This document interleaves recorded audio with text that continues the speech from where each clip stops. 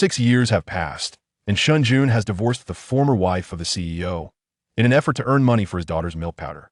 Shen Jun brought his daughter to participate in the reality show Where Are We Going, Dad? As the program premiered, Shen Jun introduced himself as a divorced parent and an unemployed wanderer, which led to mockery from numerous netizens. However, the lullabies he sang to his daughter sent shockwaves through the music industry. The bedtime stories he read became a frenzy among major publishers, achieving worldwide bestseller status. The enlightening verses he composed for his daughter were even included in primary and secondary school Chinese textbooks, garnering countless teacher recommendations.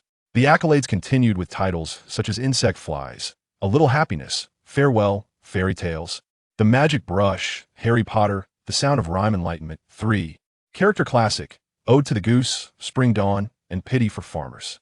Time magazine lauded Shen Jun as a global phenomenon, heralding the dawn of his era. Chapter 1. The Divorce. As the steel stamp of the Civil Affairs Bureau was affixed, a tremor coursed through Shen Jun's heart. Next, the mechanical voice of the staff left him breathless. He and Zhao Wani had finally reached this juncture. 6 years of marriage had come to an end. Shen Jun turned to Zhao Wani. Yet, Zhao Wani, with a detached expression, tucked away the divorce certificate without sparing him a glance, donned her sunglasses, and strode out. After inhaling deeply, Shen Jun rose. Zhao Wani glanced back at him, her tone indifferent. I will apply for a change in custody of Shen Anan next week. The rhythm of her high heels striking the floor echoed like a countdown. Don't think the court would grant you such. Scum? Shen Jun coldly interrupted her. After 6 years, he once more met the gaze of the woman who had once vowed eternity, where was CEO Zhao during Anan's 39-degree fever the night before last. Zhao Wani's expression did not waver as she adjusted her sunglasses. At least I can provide her with a VIP room in a private hospital, while you. Besides your cheap companionship, what can you offer her? Zhao Wani's voice cut like a knife. You can remain the useless person you are, but I absolutely will not allow you to drag our daughter down. With that final cold remark, she delivered her ultimatum and departed without a backward glance. As he watched the taillights fade, Shen Jun felt a sense of disorientation. He had been in this world for 6 years. Upon his arrival, he had become a senior student at the Shanghai Conservatory of Music. Through a school competition, he met Zhao Wani, who was also studying at the conservatory. Zhao Wani was radiant and graceful, her charm captivating even someone like Shen Jun, who had seen his fair share of beauty in his previous life, as the campus heartthrob of his cohort. Shen Jun, with his extensive experience and high emotional intelligence, found Zhao Wani equally taken with him. Thus, it was a natural progression for them to become a couple. An unplanned incident led to Zhao Wani's pregnancy, and with their affections unwavering, they married right after graduation. After giving birth, Zhao Wani joined her father's record company. Having struggled in the entertainment industry in his past life, Shen Jun was weary and disillusioned, especially considering his previous untimely demise due to overexertion. Additionally, his father-in-law had always been wary of him. With their newborn daughter requiring care, they mutually agreed that Shen Jun would stay home to nurture the child, while Zhao Wani pursued her career. Initially, his father-in-law's record company was modest in scale, but after Zhao Wani joined, guided subtly by Shen Jun, she signed several artists and acquired music copyrights. In the ensuing years, these artists skyrocketed to fame, and the music rights sold exceptionally well. The company flourished. Before long, his father-in-law retired, and Zhao Wani ascended to the CEO position. Meanwhile, Shen Jun adeptly managed the household, and their daughter Anan grew into a charming and adorable child. Shen Jun once believed this blissful life would continue indefinitely. However, it wasn't long before their relationship began to falter. As Zhao Wani's career soared, their encounters became increasingly infrequent. Zhao Wani's focus gradually shifted solely to the company. Even at home, she was either glued to her laptop or engrossed in phone calls. Their shared topics of conversation dwindled. In truth, Shen Jun could engage with Zhao Wani's discussions. Yet he did not desire their home to transform in her second office, nor did he appreciate her authoritative demeanor at home. Shen Jun urged her to consider that the company had grown sufficiently, suggesting she could ease her grip on her career. But Zhao Wani coldly rebuked him, accusing him of lacking ambition and resigning himself to mediocrity, destined to live a mundane life. That confrontation marked the most intense argument they had experienced since their acquaintance. Ultimately, it ended with Shen Jun's apology. Yet, once the mirror was cracked, it could not be restored. Their disputes became more frequent and increasingly fierce. There was even a moment when Zhao Wani harshly berated Shen Jun as worthless. In her words, had she not been blind enough to marry him, he might have been begging on the streets. At that moment, Shen Jun's heart completely shattered. In the end, their mutual disdain reached a pinnacle. Zhao Wani began counting the days she would not return home, either staying at the company or retreating to the villa she purchased for herself. They lived apart for a year, and now, here they were, on the day of their final divorce. It would be untrue to say Shen Jun wasn't affected after all. He had invested so much in this relationship. On their wedding day, he had earnestly declared, "We shall walk hand in hand for a lifetime." 6 years of sincere affection had culminated in bitter words. Shen Jun snapped back to reality after a moment, sighed deeply, and hailed a taxi from the roadside. Though divorced, life must carry on. Even though he had lost love, he still had his precious daughter, Ainen, the adorable daughter who could melt Shen Jun's heart. At the entrance of the Royal International Kindergarten, parents were already gathering to pick up their children. Shen Jun, upon alighting from the taxi, attracted the attention of numerous parents. At just 28 years old, he appeared youthful and handsome, having maintained a fit physique through regular exercise. The Royal International Kindergarten is a prestigious private institution located in the Jing'an district, attended by families of considerable wealth, and the parents picking up their children were all fashionably dressed. Yet Shen Jun stood out distinctly. Young and handsome, he drew the gaze of many mothers. Fortunately, it was already time for dismissal, and the attention directed at Shen Jun was quickly diverted to the little ones rushing out from school. Not long after, a sweet and cheerful voice rang out. "Daddy!" A figure clad in a little dress and a yellow hat came running and stumbling towards Shen Jun. A genuine smile blossomed on Shen Jun's face as he scooped up the little one, spinning her joyfully in the air. The little girl erupted in a peal of laughter. "Giggle. We're taking off." After completing a spin, Shen Jun held the little girl in his arms, gently adjusting the yellow hat that had slipped askew on her face. Beneath the yellow hat appeared a delicate little face. It was none other than his daughter, Shen Ainen. Shen Ainen was exceptionally beautiful, having perfectly inherited the stunning looks of both Shen Jun and Zhao Wani. Her large, sparkling eyes resembled two black pearls, her skin a rosy white, with a petite nose and cherry-like lips, exuding cuteness. Her bone structure was also striking, with a small face the size of a palm. Once she shed her baby fat, her beauty would undoubtedly be breathtaking. Upon seeing Ainen, all of Shen Jun's earlier troubles and disorientation vanished, and with a smile, he pressed his cheek against hers. "Let Daddy give you a kiss." Ainen immediately giggled in response. "Do not be a nuisance. The beard is prickly." After some playful banter, just as they were about to depart, someone called out to Shen Jun. "An's father, wait a moment." Chapter 2. A Timely Rescue. Shen Jun turned back and soon noticed an An's homeroom teacher, Ms. Li, approaching briskly. With a hint of confusion, he inquired, "Hello, Ms. Li? What brings you here?" Ms. Li stepped forward, standing directly opposite Shen Jun. As she lifted her gaze, she momentarily became entranced by the striking resemblance to an An's father. Quickly pinching her palm to regain focus, she earnestly stated, "Mr. Nan's father, as this semester is nearing its conclusion, and it will soon be entering primary school. The academic pressure in primary education is considerably greater, and many subjects are not covered in kindergarten. Therefore, our institution has introduced a transitional class to help children familiarize themselves with and learn the primary school curriculum in advance, facilitating their adjustment to school life. Would you consider enrolling in? With the recent policy reforms, the curriculum between kindergarten and primary school has become disconnected. Without this preparatory class, she may struggle to keep pace with the primary school syllabus." Having already researched the transitional program, Shen Jun nodded in agreement. "Yes, it is necessary. Please assist me in registering." Ms. Li nodded and elaborated.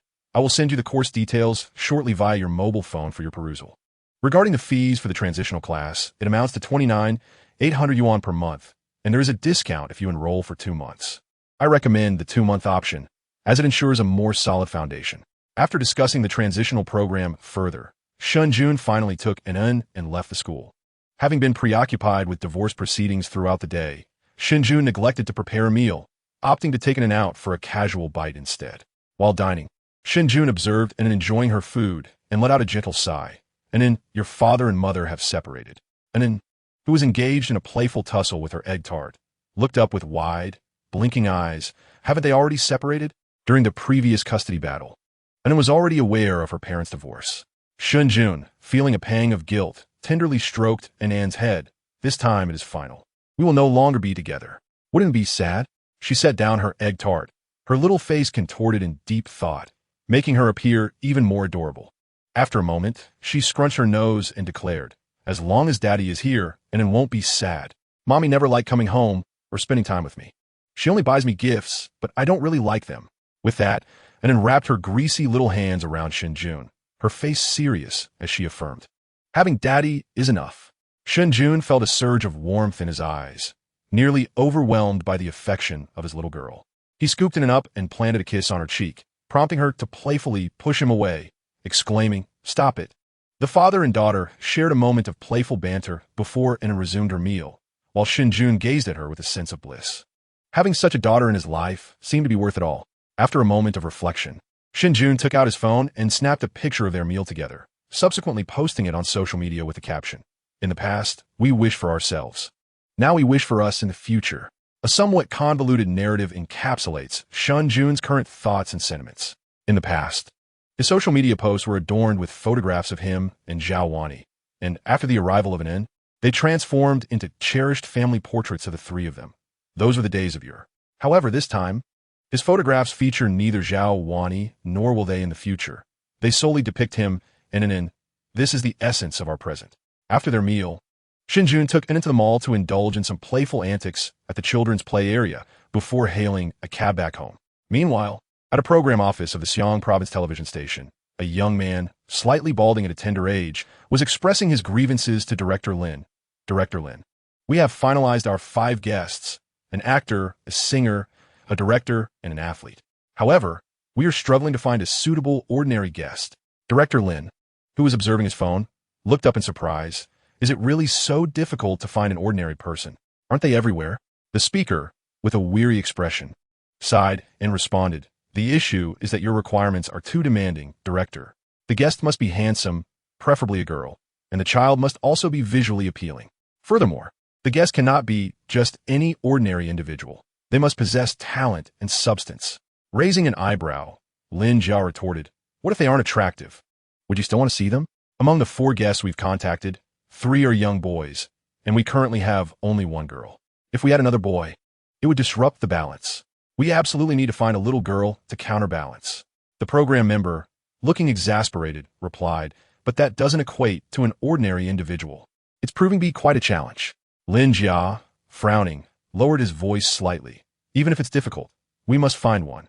This is pivotal for our program." Just then, Lin Jia happened to open his social media, and a photograph appeared on his screen, prompting him to pause mid-sentence. "No need to search further. I will contact someone." The division of assets between Shen Jun and Zhao Wani, compelled by her father's insistence, was governed by a prenuptial agreement signed prior to their marriage. Zhao's family business had no financial ties to Shen Jun ultimately. Shen Jun retained only a single property, the residence where he currently lives with an inn, a spacious flat of nearly 200 square meters, originally purchased for several million. Upon returning home, Shen Jun instructed Anna to film her daily practice videos, as she's currently learning classical dance and requires daily recordings of her foundational exercises. Meanwhile, he retrieved his phone and opened WeChat to contact Teacher Li. Earlier, Teacher Li had sent him information regarding the curriculum and faculty for the preschool transition class. After a brief review, Shen Jun inquired, "Teacher Li, is the fee for 2 months 59,000? The tuition for the prestigious Yinghuang International Kindergarten is notoriously steep, with attendees typically hailing from affluent backgrounds. Thus, this price for the preschool segment is deemed standard." Shortly thereafter, Teacher Li responded, "Yes, Sanan's father, it is indeed 59,000 for 2 months, with a discount of 600 yuan. Shen Jun did not hesitate much and swiftly transferred 59,000 after the payment was received. A message came back. "I will prepare the receipt tomorrow, and you can collect it when you come to pick up an in." Shen Jun quickly typed a reply. "Thank you, Teacher Li. I will trouble you with it again in the future." Smiley face. After resolving an Anne's transition to preschool, Shen Jun let out a soft sigh and opened the text message just received from the bank. After paying an Anne's tuition, his bank balance had dwindled to just over 20,000. There was a little more money in his WeChat and Alipay accounts, but combined, it amounted to less than 20,000. This meant that he had merely a little over 40,000 left in total. Such an amount was hardly sufficient, especially with the summer vacation approaching, during which An would start her dance training, incurring further expenses. Additionally, there were costs associated with her entry into elementary school in September. During this time, there were also living expenses for the two of them, along with various odds and ends for An. Furthermore, Shen Jun had promised An a trip to Disneyland during the holidays. Shen Jun was inexplicably reminded of Zhao Wani's cutting words. "You are utterly useless. Well, you have to take care of your daughter." He sighed again, realizing that given the current situation, he was indeed incapable of adequately caring for An. Just as he was pondering this, his phone suddenly rang. Upon seeing the caller ID, which was marked as his buddy Lin Jia, he was somewhat surprised and answered the call. As soon as he picked up, Lin Jia spoke candidly. "Brother Jun, I need your help urgently. Chapitre 3, Participation." Lin Jia was a friend Shen Jun had met shortly after his arrival in this world, studying broadcasting and television directing at Husher University. At that time, Lin Jia needed a handsome male actor for his graduation project, and through a series of recommendations, he ended up contacting Shen Jun. Since Shen Jun was introduced by a mutual friend, he did not want to refuse, and thus helped Lin Jia out. During the filming, Shen Jun casually shared a few ideas regarding the program's concept, which greatly inspired Lin Jia, leading him to achieve an outstanding graduation project. From that moment on, Lin Jia was immensely grateful and in awe of Shen Jun, and their relationship gradually deepened. Later, with his excellent graduation project and university works, Lin Jia successfully secured a position at Xiangnan television station, where he often chatted with Shen Jun. Lin Jia believed Shen Jun to be a prodigy in program creation, always bursting with brilliant ideas. When Shen Jun married young, Lin Jia expressed regret, feeling that marriage had confined Shen Jun and stifled his extraordinary talent.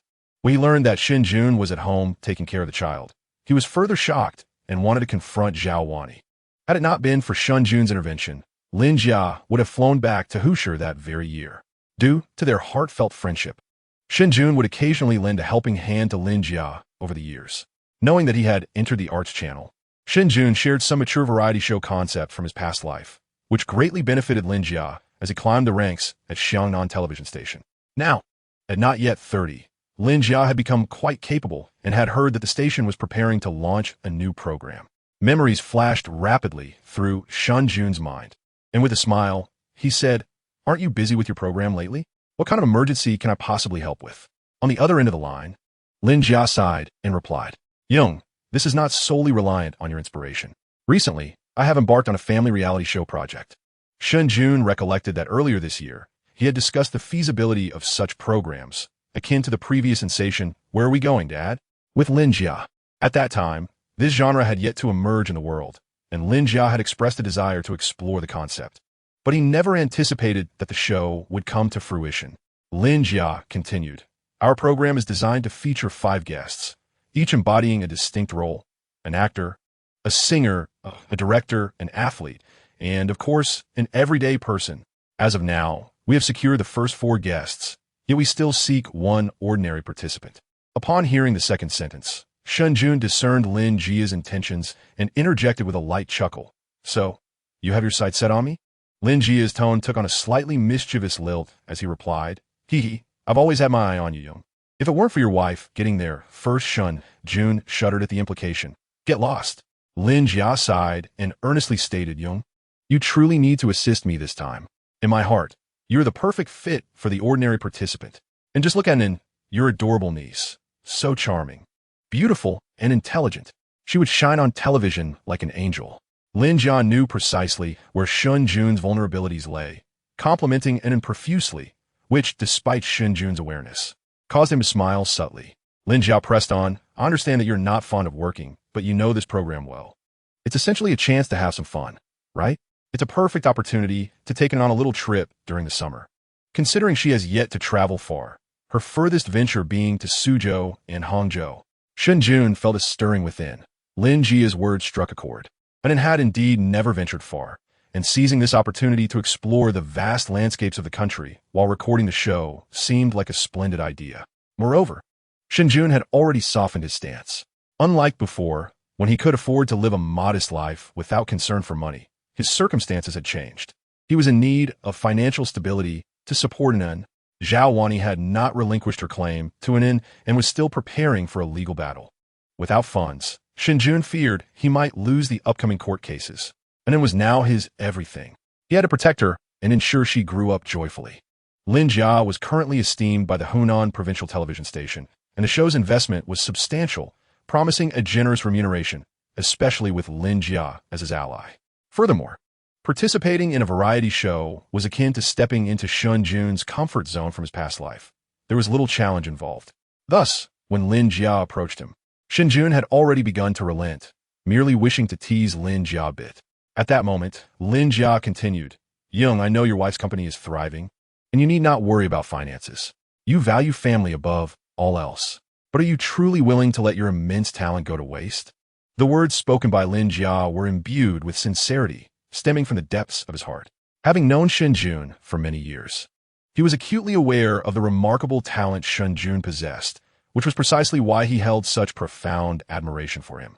Lin Jia earnestly urged, "Brother Jun, truly, grant yourself the opportunity to try." And also, before he could finish, Shen Jun interjected, "I will participate." "Also what?" Lin Jia stuttered in surprise, exclaiming. Having attempted to persuade Shen Jun for years without success, Shen Jun's sudden agreement left him momentarily flabbergasted. Shen Jun smiled gently. "I will join this program. Send me the details on my phone, and I shall review them." "Sound good." Lin Jia, somewhat stammering and filled with excitement, replied, "Brother Jun, you must keep your promise. You cannot back out." Feeling as if he were in a dream, he worried that Shen Jun might be jesting and anxiously inquired, "Rest assured, I am certain." Lin Jia erupted into joyful laughter. "Ha ha, then it's settled. Brother Jun, if you participate, this program is bound to be a sensation. I will have my assistant draft the contract for you. I will personally ensure it meets your satisfaction." Lin Jia was brimming with enthusiasm. In his heart, Shen Jun was anything but ordinary, which was why he had persistently sought to encourage him. He yearned for more people to witness Shen Jun's immense talent. And now, at last, an opportunity had arisen. The two continued to engage in casual conversation, and as their call drew to a close, Shen Jun flatly remarked, "By the way, I have divorced Zhao Wani, so there's no need to call her sister-in-law anymore." "Understood." After a brief silence, Lin Jia, far away in Xi'an province, hung up the phone, gazing at the night outside his office, and murmured softly, "No wonder. I wondered why Brother Jun suddenly relented. It turns out he has divorced. Good for him. I have long held a poor opinion of Zhao Wani. Several times when I visited Brother Jun's home, she wore a haughty and cold demeanor. I have always believed that the primary obstacle holding Brother Jun back was Zhao Wani, and now that she is no longer in the picture, Brother Jun can finally spread his wings." Meanwhile, in Shanghai, after Shen Jun ended the call, another one came through. The caller ID read, "Wanru, younger sister." Wanru, Zhao Wani's younger sister, was 5 years junior and had yet to graduate from university. Shen Jun did not answer and hung up. But the phone rang again a moment later. With a sigh, he answered. As soon as he picked up, a voice filled with urgency, akin to the soft melodies of Wunong, came through. "Brother-in-law, have you really divorced my sister?" Chapter 4, Parasite. Shen Jun's social media post was somewhat cryptic, yet those who understood would grasp its meaning instantly. While outsiders might be oblivious to his relationship with Zhao Wani, her sister, Wanru, was fully aware of the situation. Shen Jun nodded. "Yes, we have divorced." After a pause, he continued, "I have instructed your sister to move her belongings. If you need anything, you may contact her." Zhao Wanru differs markedly from her sister Zhao Wani. Ever since Zhao Wani assumed control of the family business, her relationship with Shen Jun has become increasingly distant and frosty. In contrast, Zhao Wanru has grown ever more attached to Shen Jun, frequently visiting his home under the pretense of checking on it, and sometimes staying for a couple of days. A room in Shen Jun's house is reserved specifically for her. Shen Jun harbors no particular feelings towards this sister-in-law. But now that he is divorced, the old dynamics no longer apply. A few days prior, he had asked Zhao Wani to remove all of Zhao Wanru's belongings. Upon hearing Shen Jun's words, Zhao Wanru's voice grew more urgent, tinged with an unmistakable hint of tears. "My sister is being unreasonable. You have sacrificed so much for this family. Without you, could she have achieved all of this? She has no idea how wonderful you are." By the end of her statement, the young woman's voice was breaking, and before Shen Jun could offer any words of comfort, she had already hung up the phone. Shen Jun gazed helplessly at the disconnected call, letting out a sigh. When he first met Zhao Wani, Zhao Wanru was still in high school. and she had a particular fondness for the literature of youthful heartbreak. To ingratiate himself with her, Shen Jun had put on quite a show, leaving the young girl awestruck. It was this very admiration that had expedited his marriage to Zhao Wani, with Zhao Wanru playing a significant role in endearing him to her parents. After marrying Zhao Wani, Shen Jun treated Zhao Wanru as if she were his own younger sister, caring for her deeply. The Zhao patriarch was often preoccupied with the family business, neglecting domestic affairs, while the matriarch, hailing from a rural background, possessed limited education and traditional views on upbringing. Zhao Wanru, being somewhat rebellious from a young age, frequently clashed with her family. It was primarily through Shen Jun's guidance that she gradually found her way back on track, with him assisting her in academic matters, from tutoring sessions to college applications. Thus, she came to trust and appreciate him greatly. However, following the divorce, their families had become distinct entities, and it was only natural that their previous closeness would gradually fade. Over time, she would adapt to this change. Shen Jun shook his head, dismissing such trifles from his mind, and rose to check on his beloved daughter. Anna had just finished her practice and was now cuddled up with her tablet, engrossed in an animated show. Upon entering the room, Shen Jun joined her for a while. Afterward, he completed his evening routine and prepared for bed. The soft glow of the night light illuminated the room, where little Anan lay curled up in Shen Jun's embrace. Her large, drowsy eyes were nearly closing, yet she persevered, saying, "Daddy, I want to hear a story." Shen Jun gently patted her, asking, "What would you like to hear? Shall I tell you a fairy tale?" "No, I want to continue hearing the story of Haha." Anan, still learning to read, had not yet mastered many characters and could only recall the sound of Ha. Shen Jun paused for a moment before chuckling. "You mean Harry Potter?" An attempted to pronounce it, Harry Potter. Shen Jun smiled. "You are so clever, Anan. Then I'll continue the story of Harry Potter for you." Despite his efforts, Shen Jun harbored significant doubts about Ann's comprehension of the intricate and complex narrative of Harry Potter, despite the existence of more accessible and even enchanting fairy tales. Ever since Ann first heard Shen Jun recount the tale of Harry Potter, she has been captivated by this story. Perhaps it possesses a more hypnotic quality? Shen Jun chuckled softly, his deep, resonant voice gradually filling the air. Last time, after Harry triumphed in Quidditch, he stumbled upon Professor Snape threatening him. In his rebirth, Shen Jun discovered that his memory had become remarkably acute, especially regarding elements from his previous life, such as the book Harry Potter. Although he had read it at a tender age, spanning decades in between, he could now vividly recall every word in detail, as if he possessed a photographic memory. Not only Harry Potter, but everything he had seen or heard in his past life came flooding back with astonishing clarity. Shen Jun speculated that this extraordinary memory might be a result of the overlapping memories from 2 lifetimes, which had augmented his cognitive abilities. This remarkable gift significantly aided him in parenting and educating Ann, especially as she had always needed bedtime stories to drift into slumber. Occasionally, she would request him to sing her a lullaby. Had it not been for Shen Jun's extensive repertoire from his past life, he would have long been exhausted by her demands. As Shen Jun's storytelling gently flowed through the bedroom, and Ann's large eyes finally succumbed to fatigue, and she fell into a peaceful sleep, Shen Jun tucked her in and, after turning off the lights, embraced her as he too drifted off to sleep. Meanwhile, in a standalone villa in the bustling city of Shanghai, Zhao Wanru, adorned in youthful exuberance, stormed through the door with a look of indignation. The villa was ablaze with light, adorned with golden embellishments, exuding an air of opulence.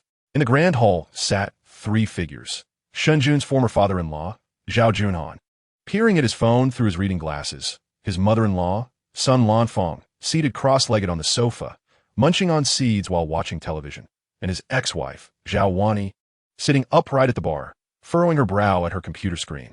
Upon the abrupt arrival of Zhao Wanru, Sun Lanfeng exclaimed in surprise, "Wanru, what brings you back?" She glanced at her phone. "ISNT today, just Wednesday?"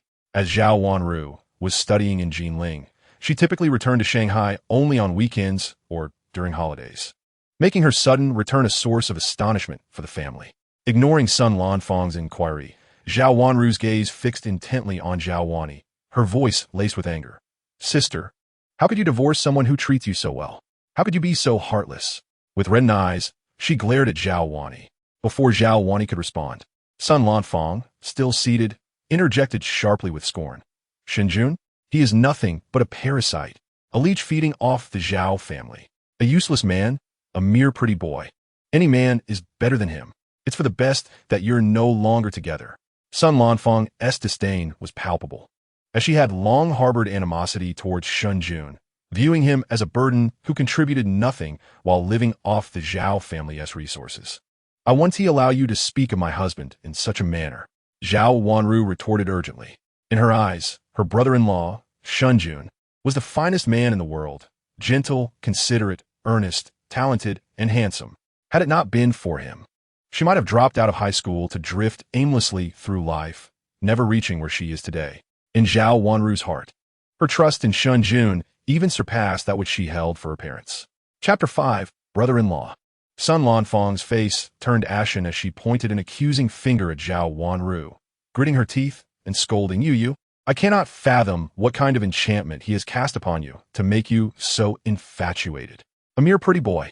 Amidst their quarrel, Zhao Wani, who had been seated at the bar, finally lifted her head, frowning as she remarked, You returned so late just to discuss this. Her tone was remarkably flat, even tinged with impatience, as though the matter of divorce was of little consequence to her. Zhao Wanru felt a pang in her heart, and, with a quivering voice, implored, Brother-in-law loves you dearly and treats you so well. You have journeyed together since university, and now have the adorable Inen. Why then must you part ways? Zhao Wani replied dismissively while tending to her computer, Because it is unsuitable. Zhao Wanru retorted, But brother-in-law. Zhao Wani abruptly interrupted her, saying, I need a man who can stand beside me, not a good-for-nothing who lacks ambition. The last two words slipped coldly from her lips. The harshness of her words caused tears to well up in Zhao Wanru's eyes. She took a deep breath, her voice trembling as she vehemently countered, Brother-in-law is not a good-for-nothing. You will regret this. Upon hearing Zhao Wanru's words, Zhao Wani let out a disdainful laugh. Indeed, I regret it. Regret having been blind at the outset. Her tone dripped with scorn, piercing Zhao Wanru's heart, making her breath increasingly labored and her chest ache. With a hoarse voice, Zhao Wanru glared at Zhao Wani, declaring, You will regret this. After shouting her final words, Zhao Wani spun on her heel and stormed out of the villa. In the silence that followed, Zhao's father finally spoke, Should we? Before he could finish, Sun Lanfang interrupted coldly, No need. She has money in her account and will find her own hotel. After speaking, her expression darkened, and she sharply scolded. Was it Shen Jun who sent her here? How absurd. I thought he had some backbone, but he leaves just like that. Bah, a pretty boy. Having vented her frustrations, Sun Lanfang felt considerably relieved and turned to Zhao Wani at the bar, saying, Wani, since you're already divorced, it's time to find someone new. This good-for-nothing has dragged you down for far too long. Wasn't Mr. Sun from Shanghai pursuing you not long ago? He is quite impressive, only 30 and already successful, having built such a substantial enterprise. Zhao Wani, her gaze fixed on the documents on her computer, replied coolly to Sun Lanfang's incessant chatter, I know what I'm doing. In the city of Shanghai, the rainy season had commenced, with fine droplets cascading down as the night cloaked the vibrant metropolis in a shroud of mystery. Due to his routine of caring for Enin, Shen Jun slept lightly at night. Suddenly, a soft knock echoed through the air. As Shen Jun drowsily opened his eyes, he initially thought he had misheard. However, mere seconds later, the knocking at the door resumed. Furrowing his brow, Shen Jun pondered the peculiar situation. His residential complex was not particularly upscale, yet the security was commendable. Without a key card, no one could enter the building or access the elevator. Who could possibly be knocking at this late hour? With a sense of curiosity, he rose and gently closed his bedroom door behind him. Slipping into his slippers, he approached the entrance and peered through the peephole, only to be greeted by a disheveled figure. Hastily, he opened the door to find Zhao Wanru, drenched and shivering, standing outside. Is it you? Shen Jun exclaimed in surprise. He had not anticipated Zhao Wanru's visit at such a late hour, nor her distressed appearance. Upon seeing her brother-in-law, the pent-up feelings of grievance and sorrow that Zhao Wanru had harbored throughout the night surged forth, her eyes reddening as tears cascaded down her cheeks. Brother-in-law.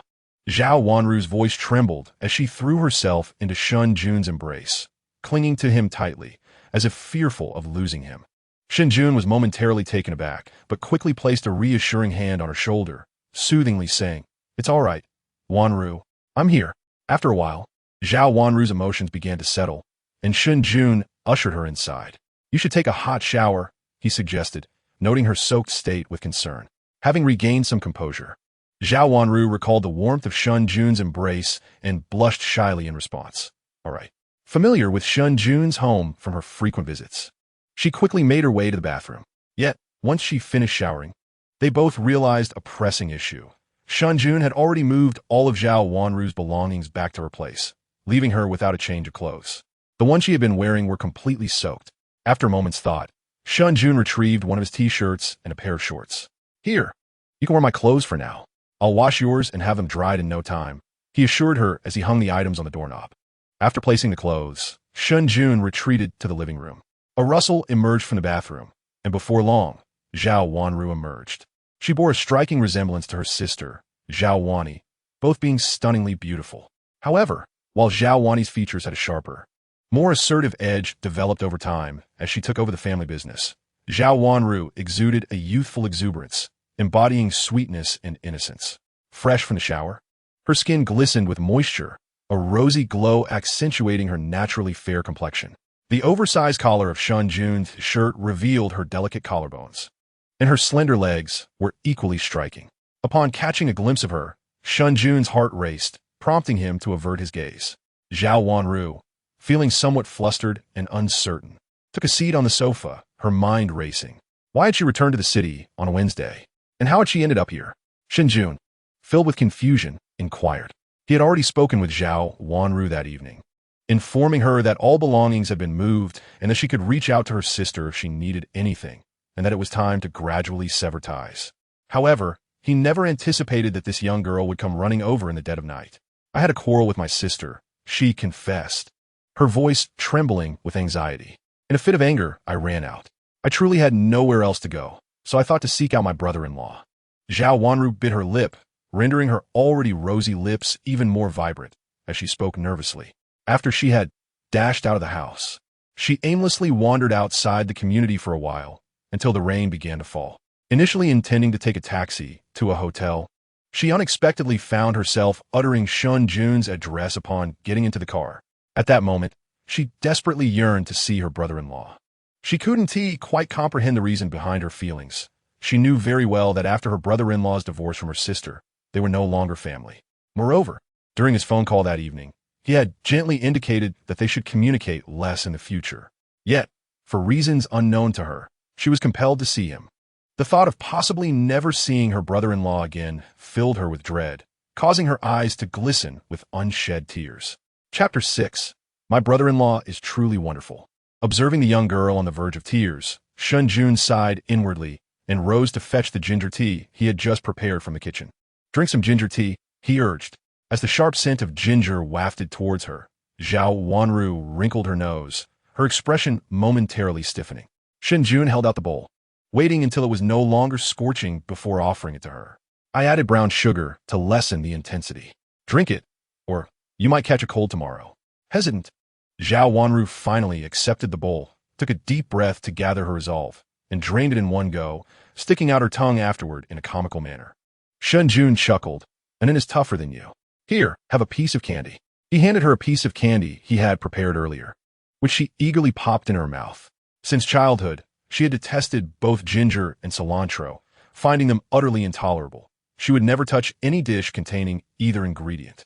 No one in her family had ever noticed this, though Sun Lanfang might have observed it and scolded her for being picky, insisting she eat what was served or go hungry. Only her brother-in-law, having known her for a short time, recognized her aversions. Consequently, he would always remember to exclude ginger and cilantro from his cooking and would even remind waitstaff when they dined out. Taking a deep breath to stifle the tears provoked by the ginger spiciness, Zhao Wanru mumbled, "My brother-in-law is truly wonderful." Shen Jun, having returned to the kitchen to put away the bowl, missed her comment. Upon his return, he said, "Send a message to your mother. Let her know you're staying over, so she won't worry." Zhao Wanru pouted. She wouldn't worry about me. Nevertheless, she took out her phone and sent a message to Sun Lanfang, merely stating that she was staying at a hotel without mentioning Shen Jun's home. There was no reply. Shen Jun sighed gently. In the future, please refrain from running away after arguments, especially not at such a late hour. It's far too dangerous. Do you understand? Zhao Wanru, sitting obediently on the sofa, gazed at Shen Jun with wide eyes, earnestly nodding in agreement. However, Shen Jun harbored profound doubts that Zhao Wanru truly absorbed his words, for he had repeated them countless times in her presence. With a resigned sigh, Shen Jun declared, "Let us stay here tonight. We shall return to school promptly tomorrow." "All right." Zhao Wanru's lips involuntarily curled into a smile. Shen Jun swiftly prepared Zhao Wanru's room, ensuring her freshly laundered clothes were dried and neatly arranged by her bedside. As the clock struck 11, Shen Jun remarked, "Get to bed early." Zhao Wanru, seated on her bed, nodded obediently. As Shen Jun stepped out of the room, he prepared to close the door when Zhao Wanru's voice suddenly called out, "Shen Jun." He paused, glancing curiously back at her. With a calm countenance, Zhao Wanru wished him good night. "Good night," Shen Jun replied, nodding as he closed the door. Instantly, silence enveloped the room. The sound of lights being turned off echoed from the living room, and Shen Jun's footsteps faded into the distance until they vanished entirely. At this moment, Zhao Wanru could no longer maintain her tranquil facade. She let out a long, relieved breath and slumped weakly against the headboard. Her hands, concealed beneath the covers, had begun to perspire, and her cheeks flushed with warmth. Covering her face with her hands, she reflected on her impulsive utterance, "Shen Jun, good night." It was the first time she had directly addressed him by name. As her cheeks reddened further, she buried her face deep within the clothes he had washed for her. The next morning, and awoke to find Zhao Wanru already up, her little face lighting up with surprise. Clad in a princess robe, she dashed toward Zhao Wanru, exclaiming, "Auntie, Anin!" The affection was mutual. Anin, who felt distant from her mother Zhao Wani, shared a close bond with her aunt Zhao Wanru. Shen Jun shook his head, observing the two bouncing with energy. "Hurry and wash your face. It's time for breakfast." With her aunt by her side, Anin no longer required Shen Jun's assistance in washing her face, promptly stepping onto a small stool to share the sink with Zhao Wanru. That morning, Shen Jun prepared ham and egg pancakes, accompanied by refreshing seaweed and diced ham. Over the years of caring for Anin, Shen Jun had nearly perfected his culinary skills. The pancakes were golden and aromatic. After taking a bite, Zhao Wanru exclaimed in exaggerated admiration, "Brother-in-law, this is absolutely delicious. How fortunate we are to have you here." Anin wholeheartedly agreed, her little face serious as she declared, "Anin is happy. Annie is happy too." After breakfast, Shen Jun and Zhao Wanru first escorted Anin to kindergarten before he took Zhao Wanru to the high-speed train station. With graduation approaching in her senior year, she needed to contemplate her future, whether to pursue further studies or enter the workforce, and, if the latter, to start considering autumn recruitment opportunities. Shen Jun rambled on about these matters. Zhao Wanru nodded earnestly, and as they approached the station, she turned to Shen Jun, her eyes filled with reluctance and longing. "Brother-in-law, what is it?" Shen Jun asked gently. Taking a deep breath, Zhao Wanru with a pitiful tone requested, "Could you give me a hug?" Shen Jun smiled. "How old are you, yet still behave like an Anin?" Every time Anin arrives at school, she must embrace Shen Jun before departing. Xin Yun, believing that Zhao Wanru is merely imitating Anin, opens her arms for a brief hug. Zhao Wanru buries her head in Shen Jun's embrace, taking a deep breath. Before Shen Jun can react, she releases her hold and dashes into the bus station, waving cheerfully at Shen Jun, saying, "Sister-in-law, goodbye." Shen Jun responds with a smile and a wave. Once Zhao Wanru disappears around the corner, Shen Jun finally turns to leave the station. Just after Shen Jun turns away, Zhao Wanru emerges from the corner, pursing her lips as she gazes at the retreating figure of Shen Jun. She nearly inquires, "Sister-in-law, may I come to see you any time like before?" However, she holds back the latter half of her question, fearing that uttering it would mean she would never have the opportunity to visit Shen Jun again. Meanwhile, Lin Jia demonstrates remarkable efficiency, finalizing the contract by the following day. Shen Jun glances at the document. The terms are exceptionally favorable, with a single appearance fee of 150,000 yuan, potentially reaching 2 million yuan for a season. This figure does not even include advertising fees. Such compensation rivals that of third-tier artists. Even through the lens of Shen Jun's previous life, this contract is quite impressive. For someone like him, without any foundational experience, obtaining such a quality contract would have been impossible without Lin Jia's assistance. Shen Jun sends Lin Jia a message. "Thanks, brother." Lin Jia quickly replies, "Looking forward to seeing you in Xi'an." Shen Jun smiles and responds, "Once Anin returns from school, I will consult her opinion. If all is well, we can sign it tonight." Norus. Later that evening, after picking up an in from school and finishing dinner, Shen Jun hands her the printed contract, and then puzzled asks, "Daddy, what is this?" "It's a contract," Shen Jun replies with a smile, explaining. "Do you remember Uncle Lin Jia?" "I do," and then nods enthusiastically. Uncle Lin Jia is very kind to her, sending birthday gifts every year and particularly fond of spicy food, which she recalls vividly. Chapter 7. Soft Advertisement for the Civil Affairs Bureau. Uncle Lin Jia is planning to shoot a program that will be broadcasted on television, where many children will participate. Now, Uncle Lin Jia is inviting both you and me to join. Would you like to participate? And in Shen Jun endeavors to describe the variety show using vocabulary that an can comprehend, although she remains somewhat perplexed. Her eyes light up at the mention of being on television in the presence of other children, and wants to be on TV. Shen Jun must clarify for an in advance. This program, aside from being entertaining, may involve some hardships, such as residing in small thatched cottages and having less than ideal meals. Moreover, and it must be obedient, listening to her father and Uncle Lin Jia. Shen Jun discusses potential challenges they may encounter during the program, adhering to his educational philosophy. Although An is still young, Shen Jun always seeks her input on any matter. After listening to Shen Jun's description, An's large eyes fell into a moment of confusion, seemingly contemplating the words Shen Jun had just spoken. Be obedient, and must participate. Ultimately, An nodded earnestly. Shen Jun smiled and gently ruffled An's hair, saying, "In that case, let us sign together."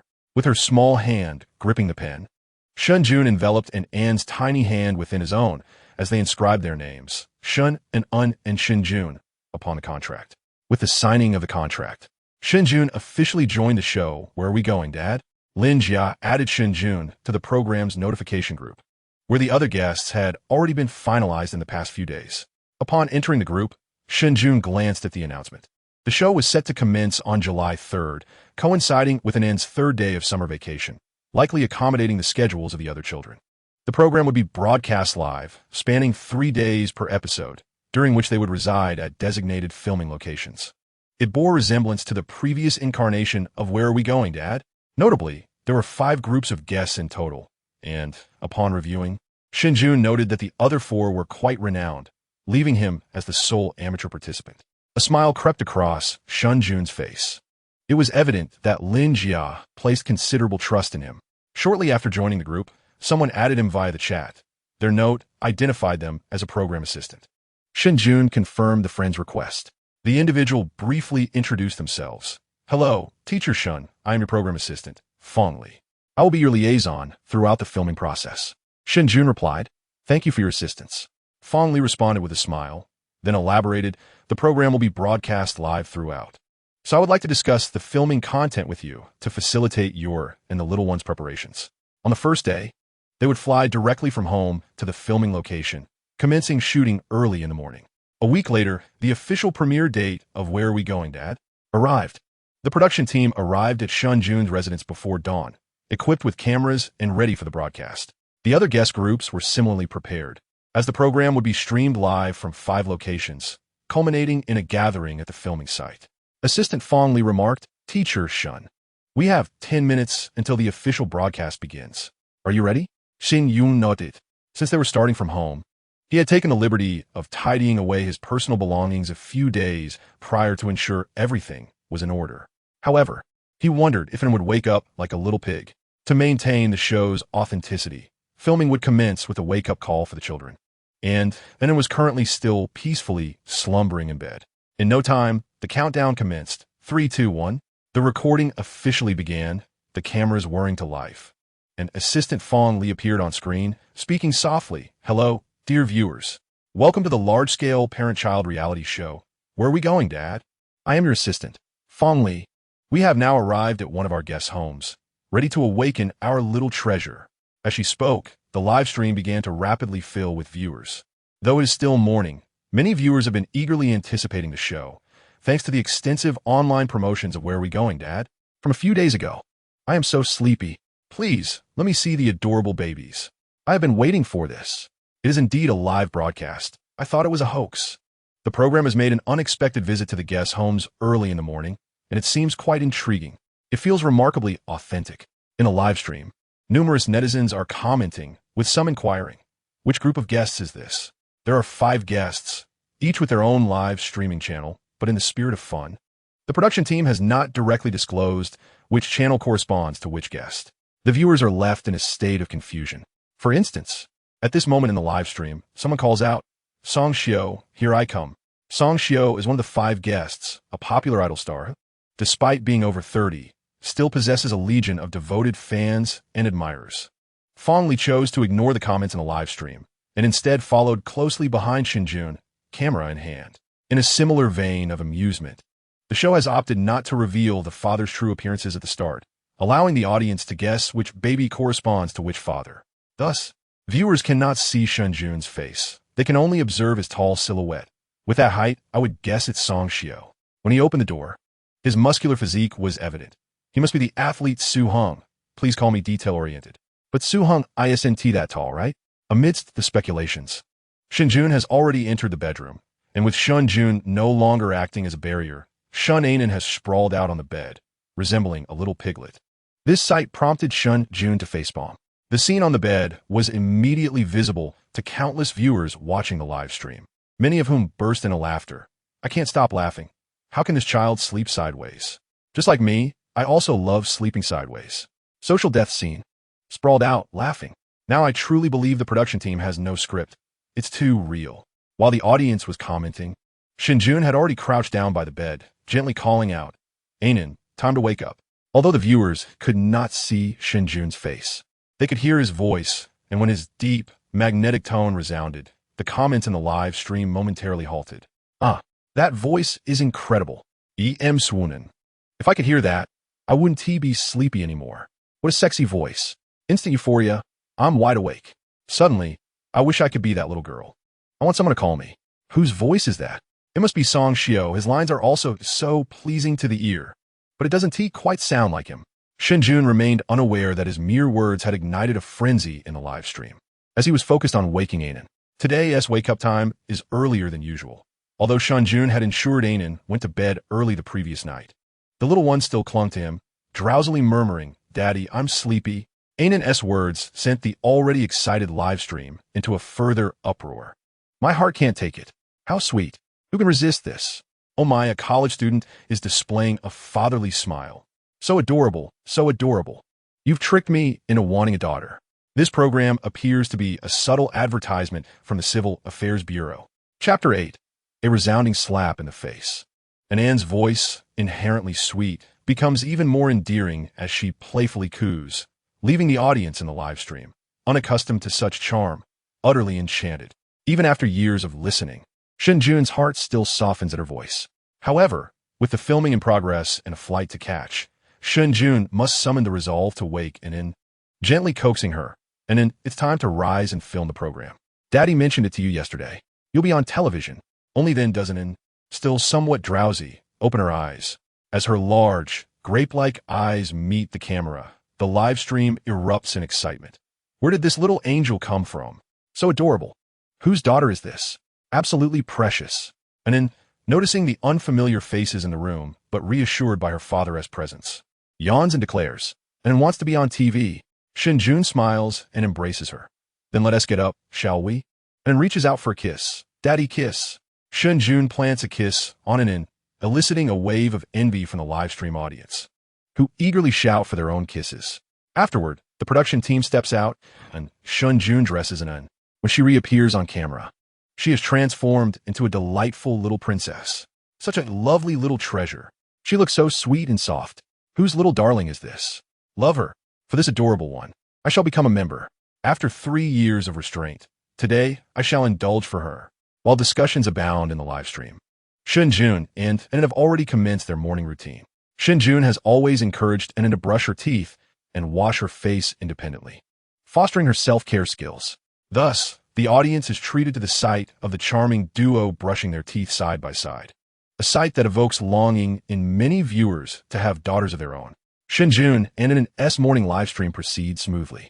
Yet, not all other live streams share this fortune. The program director, Lin Jia, finds himself overwhelmed. Director, Song Xiao's son won't stop crying, and despite his efforts. What should we do? Director, Zhang Shui's son refuses to get out of bed. What now? Director, Wang Hai's daughter is too shy and keeps hiding from the camera. What can we do? Lin Jia had anticipated various challenges during the live broadcast, recognizing that this is the first domestic reality show centered on parent-child interactions. However, he never expected such an array of issues to arise right at the start. With all three groups of children unable to film normally, the viewer count is plummeting drastically. These viewers are drawn from the promotional efforts and resources invested by the production team, and if they continue to dwindle, the losses will be substantial. Fortunately, among the 5 groups of guests, 2 are performing steadily, particularly Shen Jun and Anan, who have not disappointed Lin Jia. As he observes the rising viewer numbers, he promptly informs the technical team, redirect all traffic to livestream room number 5. Assistants in other rooms, shift the focus and capture different content for now. Under the deliberate guidance of the technical department, an increasing number of viewers flocked to the live broadcast hosted by Shen Jun and Anan. As they entered, they began to shower and with praise, in stark contrast to the other 4 children, who exhibited resistance, tantrums, and untidiness. The sweet and charming Anan appeared like a little angel. Particularly noteworthy was An's fearless demeanor in front of the camera. She frequently dashed to the lens, her large, curious eyes, reminiscent of grapes, fixated on it. The viewers behind the screen were utterly captivated. With the technical department directing traffic towards Shen Jun and Anan's broadcast, the previously dwindling viewership stabilized after the show commenced. Moreover, with the onset of the morning peak, the program's viewership began to surge rapidly. Lin Jia finally breathed a sigh of relief. Although this program was categorized under the Xiong Province television station, many within the station harbored doubts about its potential success. After all, there had never been a reality show focused on parent-child interactions in the country. This was truly uncharted territory. Additionally, the bold choice of a live format raised eyebrows. Many within the station believed the show would falter and inevitably end in failure, eagerly anticipating its downfall. Fortunately, the initial phase appeared stable. The viewership statistics continued to rise. If this trend persisted, the program might just secure its footing. However, before Lin Jia could revel in his satisfaction, a staff member monitoring the data suddenly exclaimed, "This is bad. There has been a sudden influx of negative reviews online." Lin Jia was taken aback. What is happening? He and the production team quickly opened the negative comments compiled by the technical staff and swiftly identified the cause. It turned out that all 5 groups of guests had risen and were preparing breakfast. The source of the negative reviews stemmed from this very meal. In the live footage, it was the mothers who were cooking breakfast for the children, while the fathers stood idly by or busied themselves with their own affairs. While this may have seemed normal, a popular online influencer criticized, "The show is titled Where Are the Dads? I expected to see fathers engaged in parenting activities, yet all I see are a bunch of mothers making breakfast. It's a classic case of false advertising. The show should be renamed Where Are the Moms? Moreover, why is it always the women who are cooking? I must ask, what are these fathers doing?" Such comments ignited a wave of discourse online, initially sparking debates among viewers about who should be responsible for breakfast at home. Soon, the discussion escalated into a broader feminist outcry, leading to a growing tide of negative reviews. Lin Jia took a deep breath. The show had only just begun 30 minutes ago, and already there were so many complications. He scratched his head. Get the company to manage the public sentiment immediately. We must not let the narrative spiral out of control. Inform all group assistants to remind the guests to speed up or skip this segment entirely. However, just as all the staff were mobilizing swiftly, another staff member suddenly remarked, "The public sentiment online is improving. It seems we need to intervene." Lin Jia's expression of irritation momentarily froze, and then she heard the staff member announce, "It's room 5. As she spoke, the production team switched the screen to the live feed from room 5, prompting everyone to look up. This was indeed the live stream of Shen Jun and Anan. In the room, a charming little girl, resembling a tiny princess, was obediently seated at the dining table. Her father, whose face remained unseen, emerged from the kitchen, saying, "Anan, put away your tablet. It's time to eat." The adorable girl sweetly called out, "It's time for dinner." The camera angle lifted, capturing both the little girl and the breakfast spread on the table. The table was adorned with a generous plate of plump xiao mai, a dish of tender and golden pumpkin pancakes that looked absolutely delectable, accompanied by 2 bowls of pumpkin millet porridge and a selection of simple, appetizing pickled vegetables.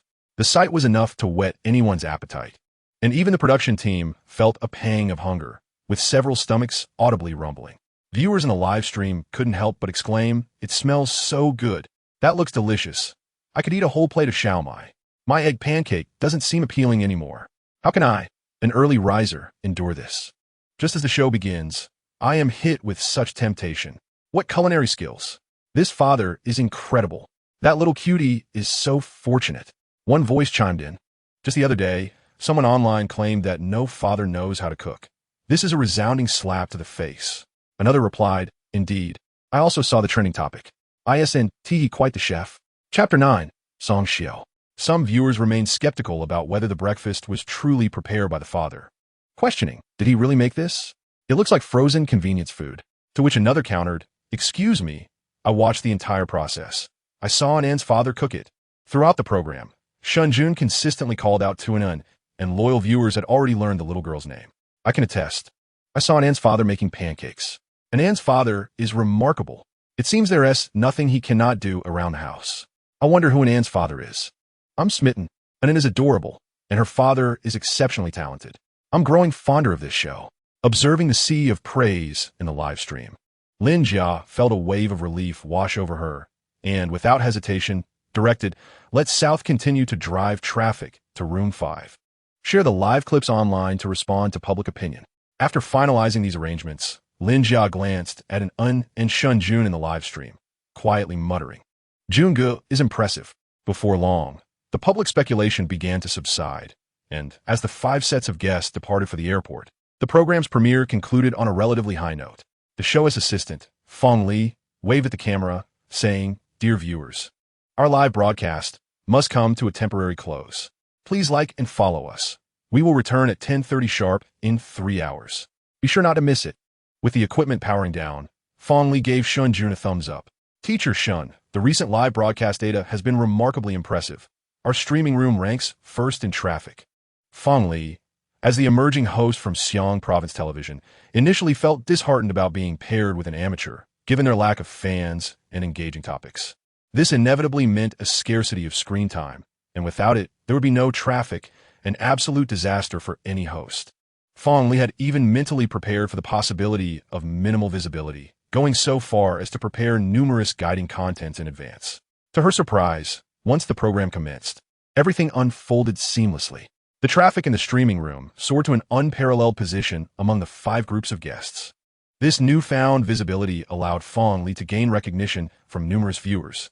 Unexpectedly, Fong Li gazed at Shen Jun with sparkling eyes. "That's wonderful," Shen Jun replied with a smile. Although familiar with the program from a previous life, he had not participated in any shows for nearly 7 or 8 years, leading to a sense of uncertainty. The data was promising, and thankfully, Lin Jia was not put at risk. After a brief chat, the production team swiftly arrived at the airport. The filming location for the first episode was an ancient town in the southern part of Xiong Province. 5 groups of guests, hailing from all corners of the country, were set to converge in this picturesque town.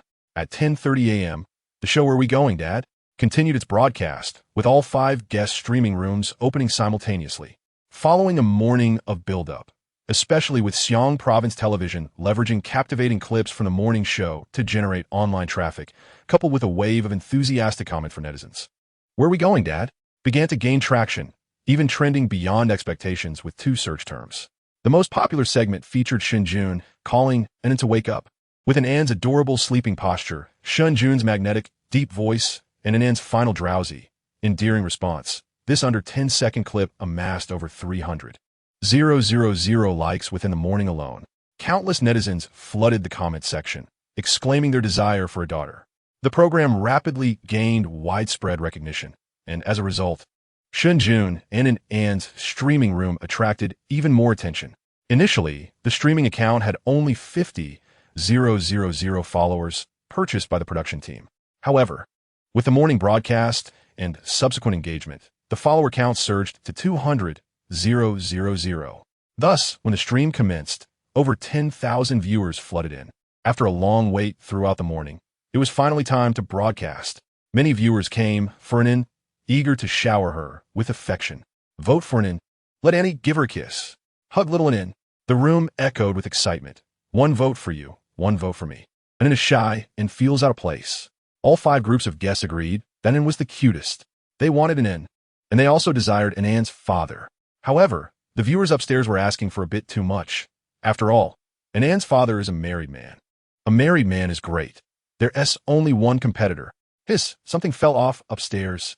Watching the viewer count rise steadily, Lin Jia's smile widened, and she nodded at Shen Jun from afar before speaking into her earpiece. We can begin now. As her words fell, Fong Li stepped into the spotlight, smiling at the audience in the streaming room. Hello, everyone. I am Assistant Fong Li. In the comments section, a chorus of voices exclaimed, the assistant is quite charming. I want the assistant. Fong Li chose to overlook the comments, continuing her cheerful introduction. We have now arrived at the filming location for this program. The ancient village of Xiaobu in Lingnan City, Hunan Province. This village dates back to the Qing dynasty, making it over a century old. 5 groups of guests will reside here for 3 days. During this time, they will encounter a myriad of challenges and trials. It remains to be seen whether the fathers and their little ones can successfully navigate these challenges. Let's wait and see. In the morning, everyone had already met the 5 little ones, and I believe many viewers are quite curious about the fathers of these children. Suddenly, voices in the comments clamored. E.M. Cutius. Who is an An's father?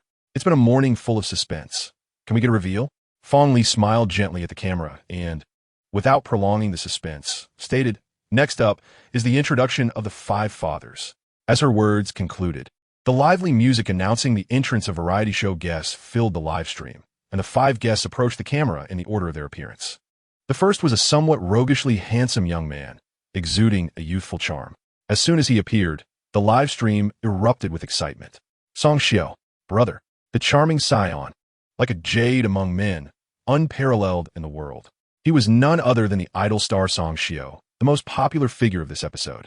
A top-tier celebrity in the country, who, despite revelations of his marriage and fatherhood a few years ago, has retained a loyal fan base. He is currently attempting a career transition. Song Xiao entered the live stream, confidently holding the hand of a little boy. He greeted the camera, saying, hello everyone, I am Song Xiao. This is my son, Song Lei, whose nickname is Shirtu. Instantly, the comment section buzzed with excitement. I'd already guessed, Shirtu resembles his brother quite a bit, especially that lovely nose. I thought this little boy was Su Heng's son. Xiao fans unite. Brother is so handsome. Song Xiao is gorgeous. I adore him. Ladies, let us push our brother onto trending.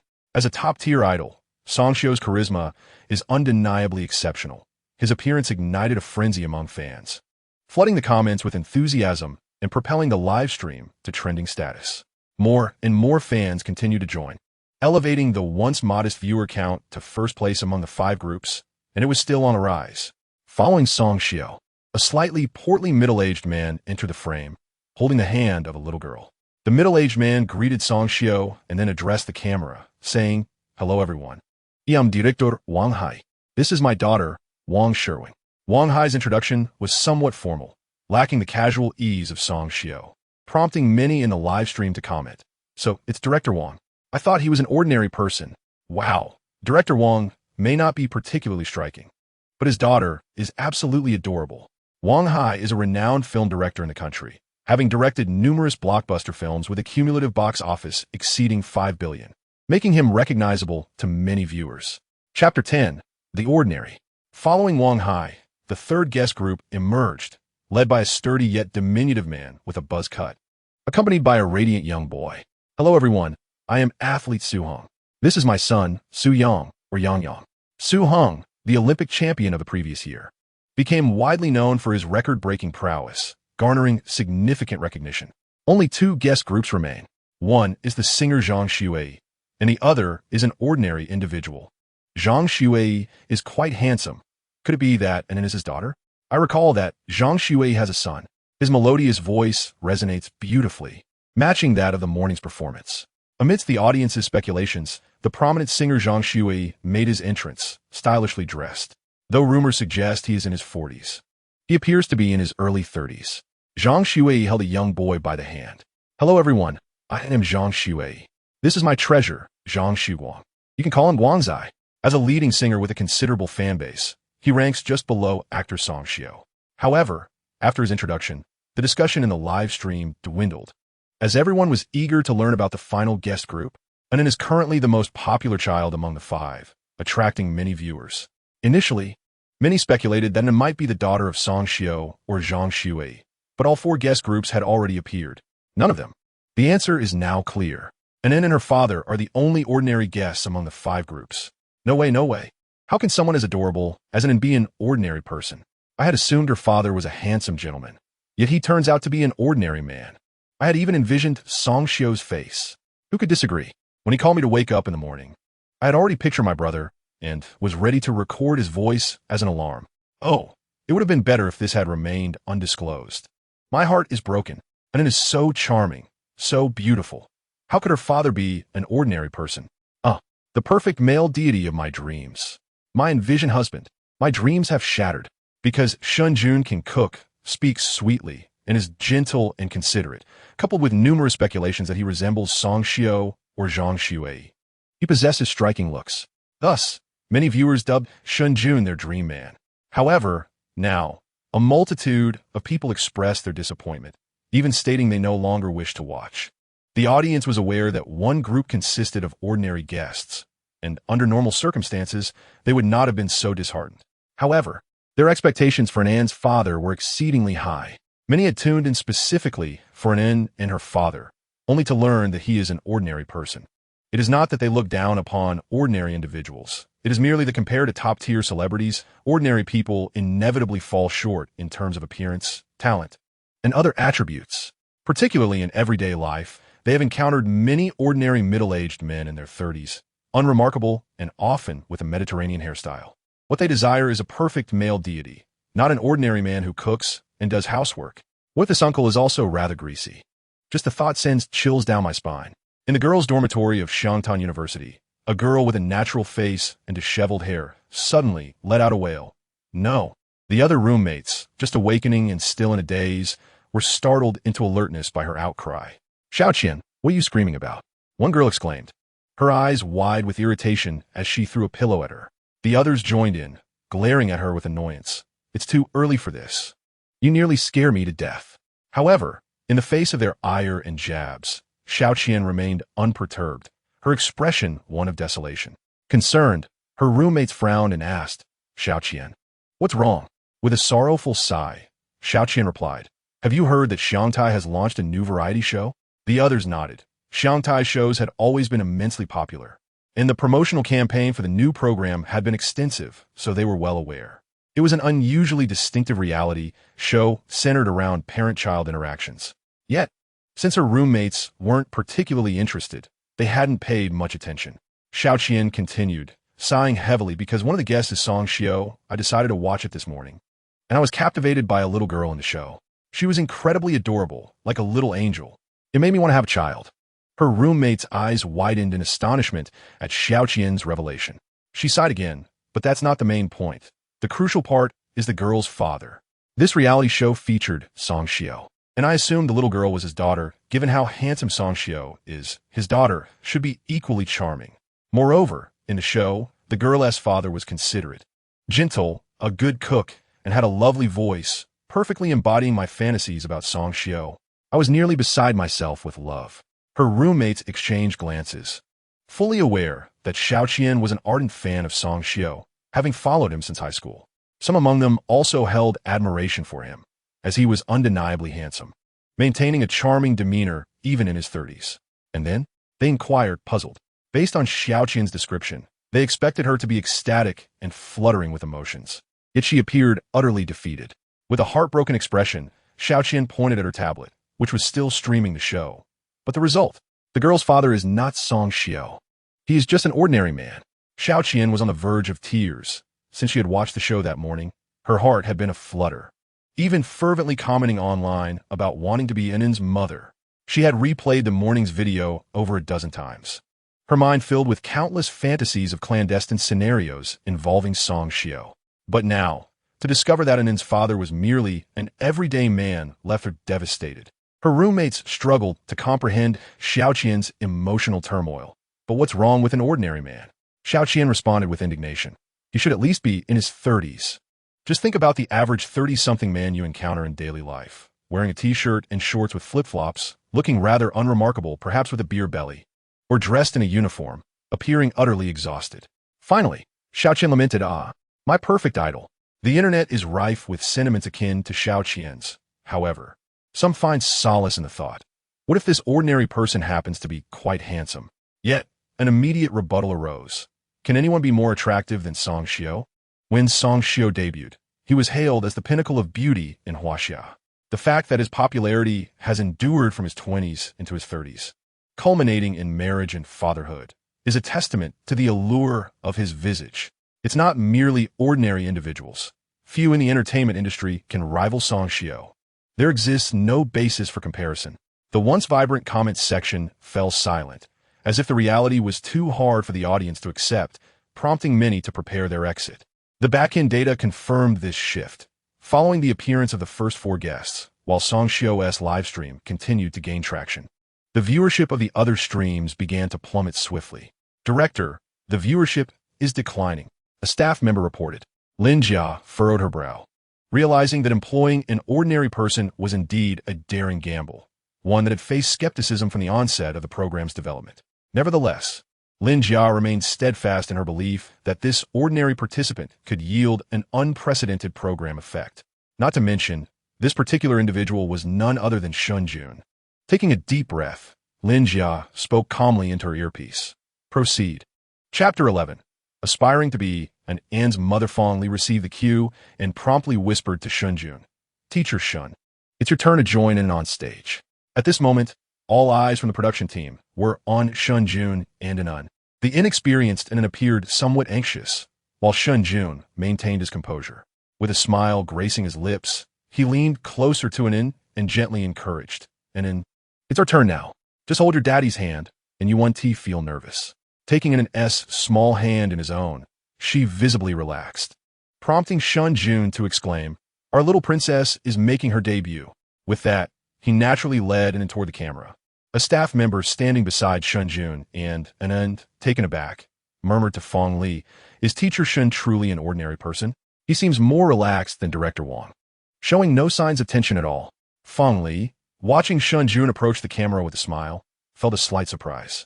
However, having reviewed Shen Jun's profile, she confirmed he was indeed an ordinary participant. It seems some individuals were simply born to thrive in front of the camera. At that moment, many viewers in the live stream expressed their disappointment, remarking that the show was lacking. Just then, a figure stepped into the frame. The collective gaze of the audience froze. Sunlight streamed in from the side, illuminating a face that captured everyone's attention. Wisps of hair delicately framed the chiseled brow of the figure, whose sharp features, a defined nose, thin lips, and distinctly sculpted facial contours were striking. The depth of his mesmerizing peach blossom eyes was utterly captivating. The photographer seemed to recognize the exceptional beauty of this face. Zooming in for close-up, as myriad viewers beheld this visage, their expressions morphed into sheer astonishment, with some even swallowing hard in disbelief. The camera soon returned to a medium shot, revealing the figure's physique and attire to the audience. Standing at over 6 feet tall, he exudes an impressive and commanding presence. Clad in nothing more than the most ordinary basic-colored shirt and shorts, he somehow embodies an extraordinary air of charm and elegance, reminiscent of a model. Indeed, he appears even more dashing than many professionals. This is the first impression shared by numerous onlookers. Moreover, his physique seems remarkably well-defined. As he moves, the contours of his muscular arms are strikingly apparent, and hints of his robust build are subtly discernible beneath his shirt. Many spectators find themselves awestruck, their eyes widening in astonishment, and their mouths watering in admiration. The audience is momentarily entranced, only to be brought back to reality when he finally speaks. Hello, everyone. I am Shen Jun. This is my daughter, Shen Anan. His voice, resonant and deep like the morning, captures the attention of all, and it takes a while before anyone in the streaming room regains their composure. Wow, wow, wow, how handsome. Is this an ordinary person? Are they all this impressive now? One exclaims, I wonder if little Anan needs a mother. Indeed, with such adorable looks, it was evident that her father could not be unattractive. I'm glad I was skeptical and waited. Another interjects. Suddenly, Song Xiao doesn't seem quite as handsome. The perfect idol has been resurrected. Forget my previous chatter. This ordinary person is truly remarkable. Not even Song Xiao can compare, There are hardly any in the entertainment industry who can rival him. They are relieved they didn't leave. I want to be Inan's mother. Someone muses. I wonder if Inan's father is married. The previously quiet streaming room erupts into excitement once more, halting the rapid decline of viewers. Meanwhile, in the girls' dormitory at Xiangshu University, Xiao Qian has just finished lamenting with a cry and is now cradling her face in sorrow, seemingly unwilling to accept reality. The other roommates exchange glances, uncertain of how to console her. Just as they ponder their next move, a deep, magnetic voice suddenly emanates from the tablet resting on the table. Hello, everyone. I am Shen Jun. The voice captivates their attention, making it impossible to ignore, and all the roommates curiously glance at the device. Their expressions freeze, eyes widening in disbelief, and they remain transfixed until one finally swallows hard. Could this possibly be the Mediterranean uncle in his 30s that Xiao Qian mentioned? They all share incredulous looks, their faces radiating a mixture of disbelief and uncontainable excitement. That's him, Xiao Qian shouts, refusing to lift her head, having replayed the morning's video more than 10 times. Inan's father's voice is etched in her memory, allowing her to recognize him without even looking. That's Inan's father. That ordinary dad. What a fraud. Voice fraud. The more she thinks about it, the angrier she becomes, until she hears her roommates suddenly declare, "How dare he upset our Xiao Qian? I'll comment and scold him. Yes, I will watch every episode and defend you. The moment he appears, I'll be there to berate him." Xiao Qian feels somewhat comforted, right? Let us give him bad reviews and make him go away. Just as she begins to speak, she suddenly finds the earlier comments from her roommates somewhat peculiar. What do they mean by defending him? And why does it sound so enjoyable? Xiao Qian furrowed her brow as she glanced at her roommates, only to find them all fixated on the tablet resting on her desk. Curious, she turned her gaze and was momentarily taken aback. Stammering, she stared in astonishment at the live broadcast where an ordinary father appeared on screen. The viewership numbers, which had been plummeting, abruptly surged with the introduction of Shen Jun, much to the shock of the production team. They had anticipated a decline in viewership and had even prepared statements to quell any potential backlash. To their surprise, nothing of the sort occurred. In fact, the numbers soared, leaving the entire crew in disbelief as they watched Shen Jun and Shen Anin facing the camera. Lin Jia, his anxiety dissipating, allowed a smile to grace his face. He had known that once Jun made his entrance, everything would stabilize. Moreover, his looks were merely the most ordinary of Jun's many remarkable attributes. This time, he was determined to showcase to the world just how impressive Jun truly was, especially for the haughty Zhao Wani to observe precisely what she had overlooked. A few days before filming commenced, under the pretext of recording, he had invited Jun and Inan to dinner in the bustling city of Shanghai. After years apart, they shared a few drinks, and in a tipsy state, Lin Jia managed to glean some information, learning that it was Zhao Wani who had initiated the divorce and surmising the reasons behind it. A cold laugh escaped him at the thought. He could not fathom how Zhao Wani could possibly overlook Jun immediately. He instructed the publicity team, amplify the promotion, cut snippets of the recent live broadcast, and push them to trending topics to draw more viewers. Meanwhile, the show continued its live broadcast. Once all 5 guests had made their appearances, they gathered with their respective treasures. The production team had thoughtfully arranged a few chairs beneath a large tree at the village entrance, adopting a tea party format for the 5 guests and their companions to settle into. As Shen Jun took his seat, the other guests nodded in acknowledgement. The atmosphere was unfamiliar, and inexplicably, Shen Jun's striking appearance instilled a sense of unease among the guests. Yet, Zhang Shui, seated next to Shen Jun, greeted him with familiarity. "Hello, I am Zhang Shui." Chapter 12. Negative Reviews. Shen Jun, a graduate of the Music Academy, was well aware that Zhao Wani's company was a record label. Even though his focus was solely on Inan, he recognized Zhang Shui, a prominent first-tier singer renowned for his exceptional vocal prowess. He had risen to fame after winning a national competition right after his debut. Back when Zhang Shui first emerged, Shen Jun's relationship with Zhao Wani had not yet deteriorated, and he had suggested that Zhao Wani sign Zhang. However, she had hesitated. Later, he learned that Zhang Shui had signed with another leading record label. As these memories flickered through his mind, Shen Jun politely smiled and replied, "Hello, I am Shen Jun." Zhang Shui, with his amiable nature, continued the conversation, waving at the adorable Inan with a smile. "Greetings, dear little angel. I am Uncle Zhang." Coincidentally, Inan is quite the extrovert, unperturbed at all. her large eyes sparkling as she cheerfully exclaimed, "Hello, Uncle Zhang." Zhang Shui placed a hand over his heart, exclaiming, "Oh my, how adorable. This is my son, Zhang Shuguang, who affectionately calls you uncle." Zhang Shuguang shares a similar temperament with Zhang Shui. Among the other children, he is notably more outgoing. Upon hearing this, he turned to Shen Jun and greeted, "Hello, uncle." During this exchange, the production team had prepared for the next segment. At that moment, a staff member, holding a microphone, addressed the 5 groups of guests, saying, "Greetings, esteemed teachers. This is the place where we will reside for the next 3 days, the ancient village of Xiaobu. Over these 3 days, the 5 teachers will live and survive alongside our little treasures. So before we begin, let us take a moment to get acquainted." This will also allow the audience to familiarize themselves with everyone. Among the athletes in the group, Su Hong scratched his head, puzzled, and inquired, "Wasn't there an introduction just now?" The staff member chuckled and replied, "That introduction does not count. Since you will be living and surviving together for the next 3 days, it is essential to gain a deeper understanding of one another. Therefore, each group must give a self-introduction lasting no less than 1 minute." Moreover, the staff member paused for effect and continued with a playful tone, "Teachers, do not think of this as a mere formality. The self-introduction will influence your choice of accommodation for the night. The group that delivers the longest and most impressive introduction will have the privilege of selecting their lodging first. The standards for our sleeping arrangements vary greatly, with both delightful surprises and frightful experiences in store."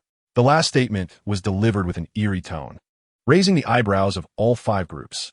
Shen Jun immediately recalled a previous life episode of Where Are We Going, Dad? He remembered that some participants had stayed in a spiderweb house. He had previously suggested to Lin Jia that they could create drama through their housing arrangements, and it seemed that this fellow had indeed taken that route. This thought deepened Shen Jun's seriousness, while he himself was indifferent. He certainly did not wish for the precious and to stay in a spiderweb house. The remaining 4 groups also adopted a serious demeanor. As the 5 groups prepared, the live broadcast segment featuring Shen Jun's entrance was still trending online, attracting an increasing number of viewers to the live stream. Initially, among the 5 groups, Song Xiu's live stream had the highest viewership, leading by a considerable margin. Song Xiu's fans dominated the rankings. Although Where Are We Going, Dad? Is a family-oriented reality show without competitive elements. For Song Xiu's fans, it was imperative that their brother's participation commanded attention. They were determined to secure a top spot for the show. Consequently, Song Xiu's live stream soared to the first position, even trending on social media. However, with Shen Jun's appearance and the dissemination of his morning video, an ever-growing number of onlookers were captivated by Shen Jun's looks and voice. Coupled with the adorable NN, the influx of curious viewers into Shen Jun and An's livestream surged. Additionally, due to Lin Jia's strategic promotion of Shen Jun's entrance segment, the traffic exploded dramatically. In an instant, the number of viewers in Shen Jun and An's live broadcast room skyrocketed to the top position, even pushing Song Xiu's group down. They were leading by a wide margin. The guests participating in the program were oblivious to these statistics, but the fans of Song Xiu, who had been closely monitoring the data, erupted with fervor. The top position must belong to their brother. Witnessing their brother being overshadowed, especially by an obscure amateur, incited a wave of fury among countless Song Xiu fans. They immediately rallied in the super topic and fan groups, raising their voices in support. In no time, even those who had not watched the program began to flood the rankings and boost their brother's live broadcast room's popularity. Additionally, many fervent fans, shouting their disdain, directly invaded Shen Jun and An's live broadcast room to post malicious comments. Anyone can join the show nowadays. The production team has no standards. How can such a person share the stage with our brother? Our brother is undoubtedly the most handsome. That face must have been altered. I refuse to believe anyone could look like that in real life. Sisters, let us flood the screen. Shen Jun and An's live broadcast room was mostly filled with casual viewers, lacking the organization and strategy of Song Xiu's fans, leading to a rapid influx of negative comments. Some fans of Song Xiu, lacking any sense of restraint, began to attack Anan. This child, so young, already has a scheming demeanor. Goo, what f-a-ade? Daddy's little girl even acts spoiled after getting out of bed. It's truly repulsive. Our brother is the real deal. The 5 groups of guests were introducing themselves, unaware of the chaos unfolding in the live room, but the production team was well aware. Observing the barrage of negative comments, the staff quickly informed Lin Jia. Director Lin, all of Song Shio's fans have stormed into the fifth live room. It's a full-blown clash. Lin Jia frowned upon hearing this. It was common for fans of guests to clash during programs, and often such conflicts ignited the show's popularity. Therefore, unless the situation escalated to severe public outcry, the production team typically refrained from intervening. However, the fifth live room belonged to Junge and Lin Jia instinctively understood the state of Song Shio's fans without needing to read the comments. Having long been entrenched in this circle, he was well acquainted with the fervor of fan communities. With a furrowed brow, he decisively stated, "Control the fifth live room, ban and restrict as necessary." The staff hesitated. Wouldn't it be inappropriate for us to intervene? In the face of such fervent fans, the production team's interference could easily provoke Song Shio's followers to shift their ire from the guests to the entire production team. Given the size of Song Shio's fanbase, it could potentially create significant repercussions for the program. Thus, the staff felt apprehensive. Lin Jia, however, remained resolute. "No worries, take action." The staff nodded and began to manage the comments in Shen Jun's live room, blacklisting or banning all accounts responsible for the malicious remarks. In an instant, Shen Jun and Anne's live broadcast room finally calmed down, with very few negative comments remaining. At this moment, it was Shen Jun and Anne's turn to introduce themselves. Chapter 13, the task commences. The first four groups of guests have completed their self-introductions, with Song Shio's group performing the best, delivering a humorous and engaging introduction in just over 2 minutes. Zhang Xui's presentation was slightly less impressive, while athlete Su Hong and director Wang Hai lagged significantly, as they are not accustomed to being in front of the camera. Shen Jun contemplated the situation. Since the variety show had just begun and the public opinion was still unclear, and given that the first four groups comprised prominent figures, he, as an ordinary person, should avoid drawing too much attention to himself to prevent any potential trouble. This wisdom stemmed from his past experiences, leading Shen Jun to resolve to occupy a middle ground, neither overshadowing others nor relinquishing his own agency in room allocation. Unbeknownst zu Shen Jun, while he was intent on staying low-key, discussions online had already begun to intensify. Rising to introduce himself with an N, Shen Jun followed the template of the previous guests, stating his age, occupation, hobbies, and skills.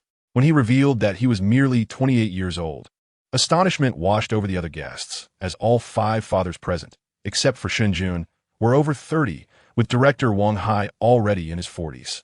By age standards, it would not have been inappropriate for Shen Jun to address Wang Hai as uncle. Zhang Xui chuckled from the audience, remarking, given Anne's age, "I thought you were in your 30s. How surprising." Shen Jun smiled and deflected, citing an early marriage. He then introduced his work situation, humorously referring to himself as an unemployed drifter, spending his days caring for children, which elicited both shock and envy from Zhang Xui, who initially mistook Shen Jun for a model.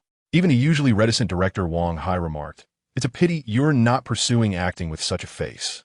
Zhang Xui, ever affable, teased, "Well, when director Wang has a project in the future, he should consider little Shen. His visage is indeed suited to benefit the public." To everyone's surprise, Wang Hai nodded earnestly in agreement, prompting laughter all around. Shen Jun subsequently shared his interests and details about Nin, estimating that his time was nearly up, and then he ceased speaking. Ultimately, he was positioned commendably in 3rd place, which pleased him. After the introductions, the staff announced, "Since everyone is now acquainted, our survival challenge in the ancient village officially commences. The program, Where Are We Going, Dad?, focuses on the trials and tribulations of fathers raising their children, ensuring that the guests would not be granted an easy experience." The staff then declared it is now noon, and lunch will require the fathers and their children to collaborate in its preparation. Upon hearing this, the fathers instinctively exchanged glances, recognizing for breakfast that none of them were particularly adept in the kitchen, with Shen Jun being the exception. The task appeared straightforward, yet proved to be quite challenging for the assembled group, leading to a chorus of wry smiles. In the morning, after observing the live stream of others, Zhang Xui dramatically embraced Shen Jun, exclaiming, "Little Shen, I've seen you make breakfast. I'll be counting on you shortly." Sitting beside Zhang was his son, Guangzai, who mimicked his father by wrapping his arms around Shen Jun's leg. The exaggerated antics of the father and son duo, accompanied by their playful sounds, elicited laughter from the crowd, enhancing the program's entertainment value and even the viewers in the live stream were in fits of laughter. "You crack me up. I've never seen Zhang Shui so brazen," one viewer remarked. "But to be fair, it seems none of the guests can cook. Only Shen Jun can. If I were there, I'd cling to him too." Amidst the laughter, the staff continued to outline the tasks. The ingredients and tools needed for lunch have been prepared, but before cooking, everyone must complete a task to obtain them. The staff began assigning tasks, which were not overly difficult, requiring only that they search for clues within the ancient village. The challenge, however, lay in the fact that the production team needed several children to be separated from their parents. "We want to observe the children's independence and see if they can complete the tasks without parental accompaniment." The 5 children were divided into 2 groups, one with 2 members and the other with 3. Initially, the children were cheerful, but upon hearing they would be separated from their fathers to search for items in an unfamiliar village, their expressions changed drastically. Before the fathers could say a word, a loud wail pierced the air. "I don't want to be apart from Daddy. Daddy, no. Wah, I'm scared." Among the participants, the eldest was Su Heng's son, Yang Yang, aged 6, while the youngest was Wang Hai's daughter, Wang Shirwan, merely 4 years old. All were of preschool age, having been pampered and seldom experiencing prolonged separation from their parents, let alone venturing into unknown territory alone. In an instant, the scene erupted into chaos as the children cried out. The fathers frantically attempted to comfort and promise their children, creating a flurry of activity. Even the typically well-behaved and displayed signs of distress, primarily out of fear, as the ancient village was entirely unfamiliar to her.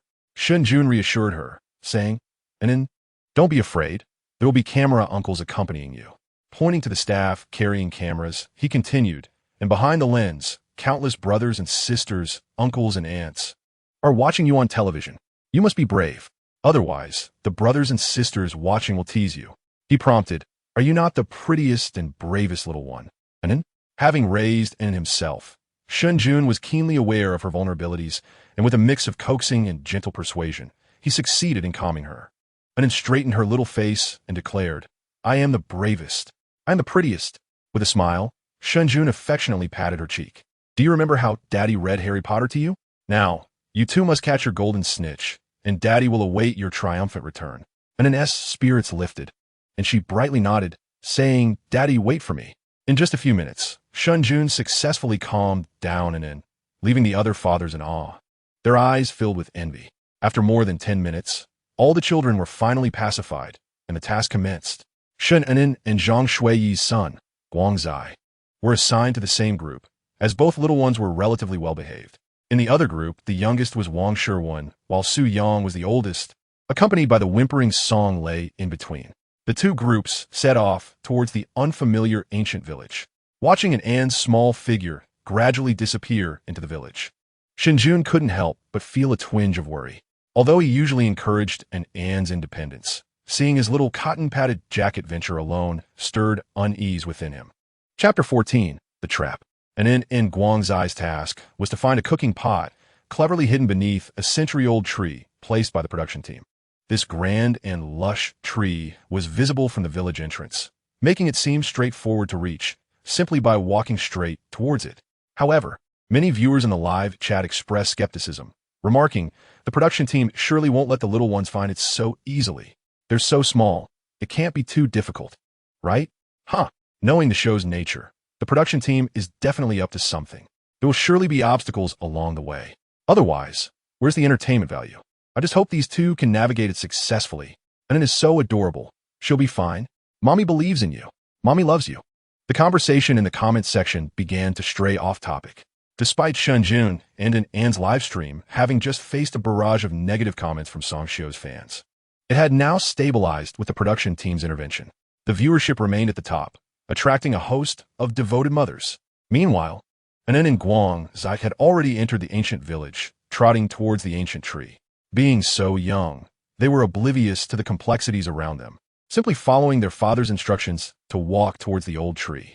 However, as the audience had predicted, the production team had indeed orchestrated some challenges. Shortly after entering the village, the 2 little ones found themselves at a standstill, bewildered by the multiple paths before them. They stood at the crossroads, unsure of which direction to take. The paths varied in size, some wide and others narrow, all seemingly leading towards the ancient tree. yet each twisted and turned intriguingly, suggesting they might lead elsewhere.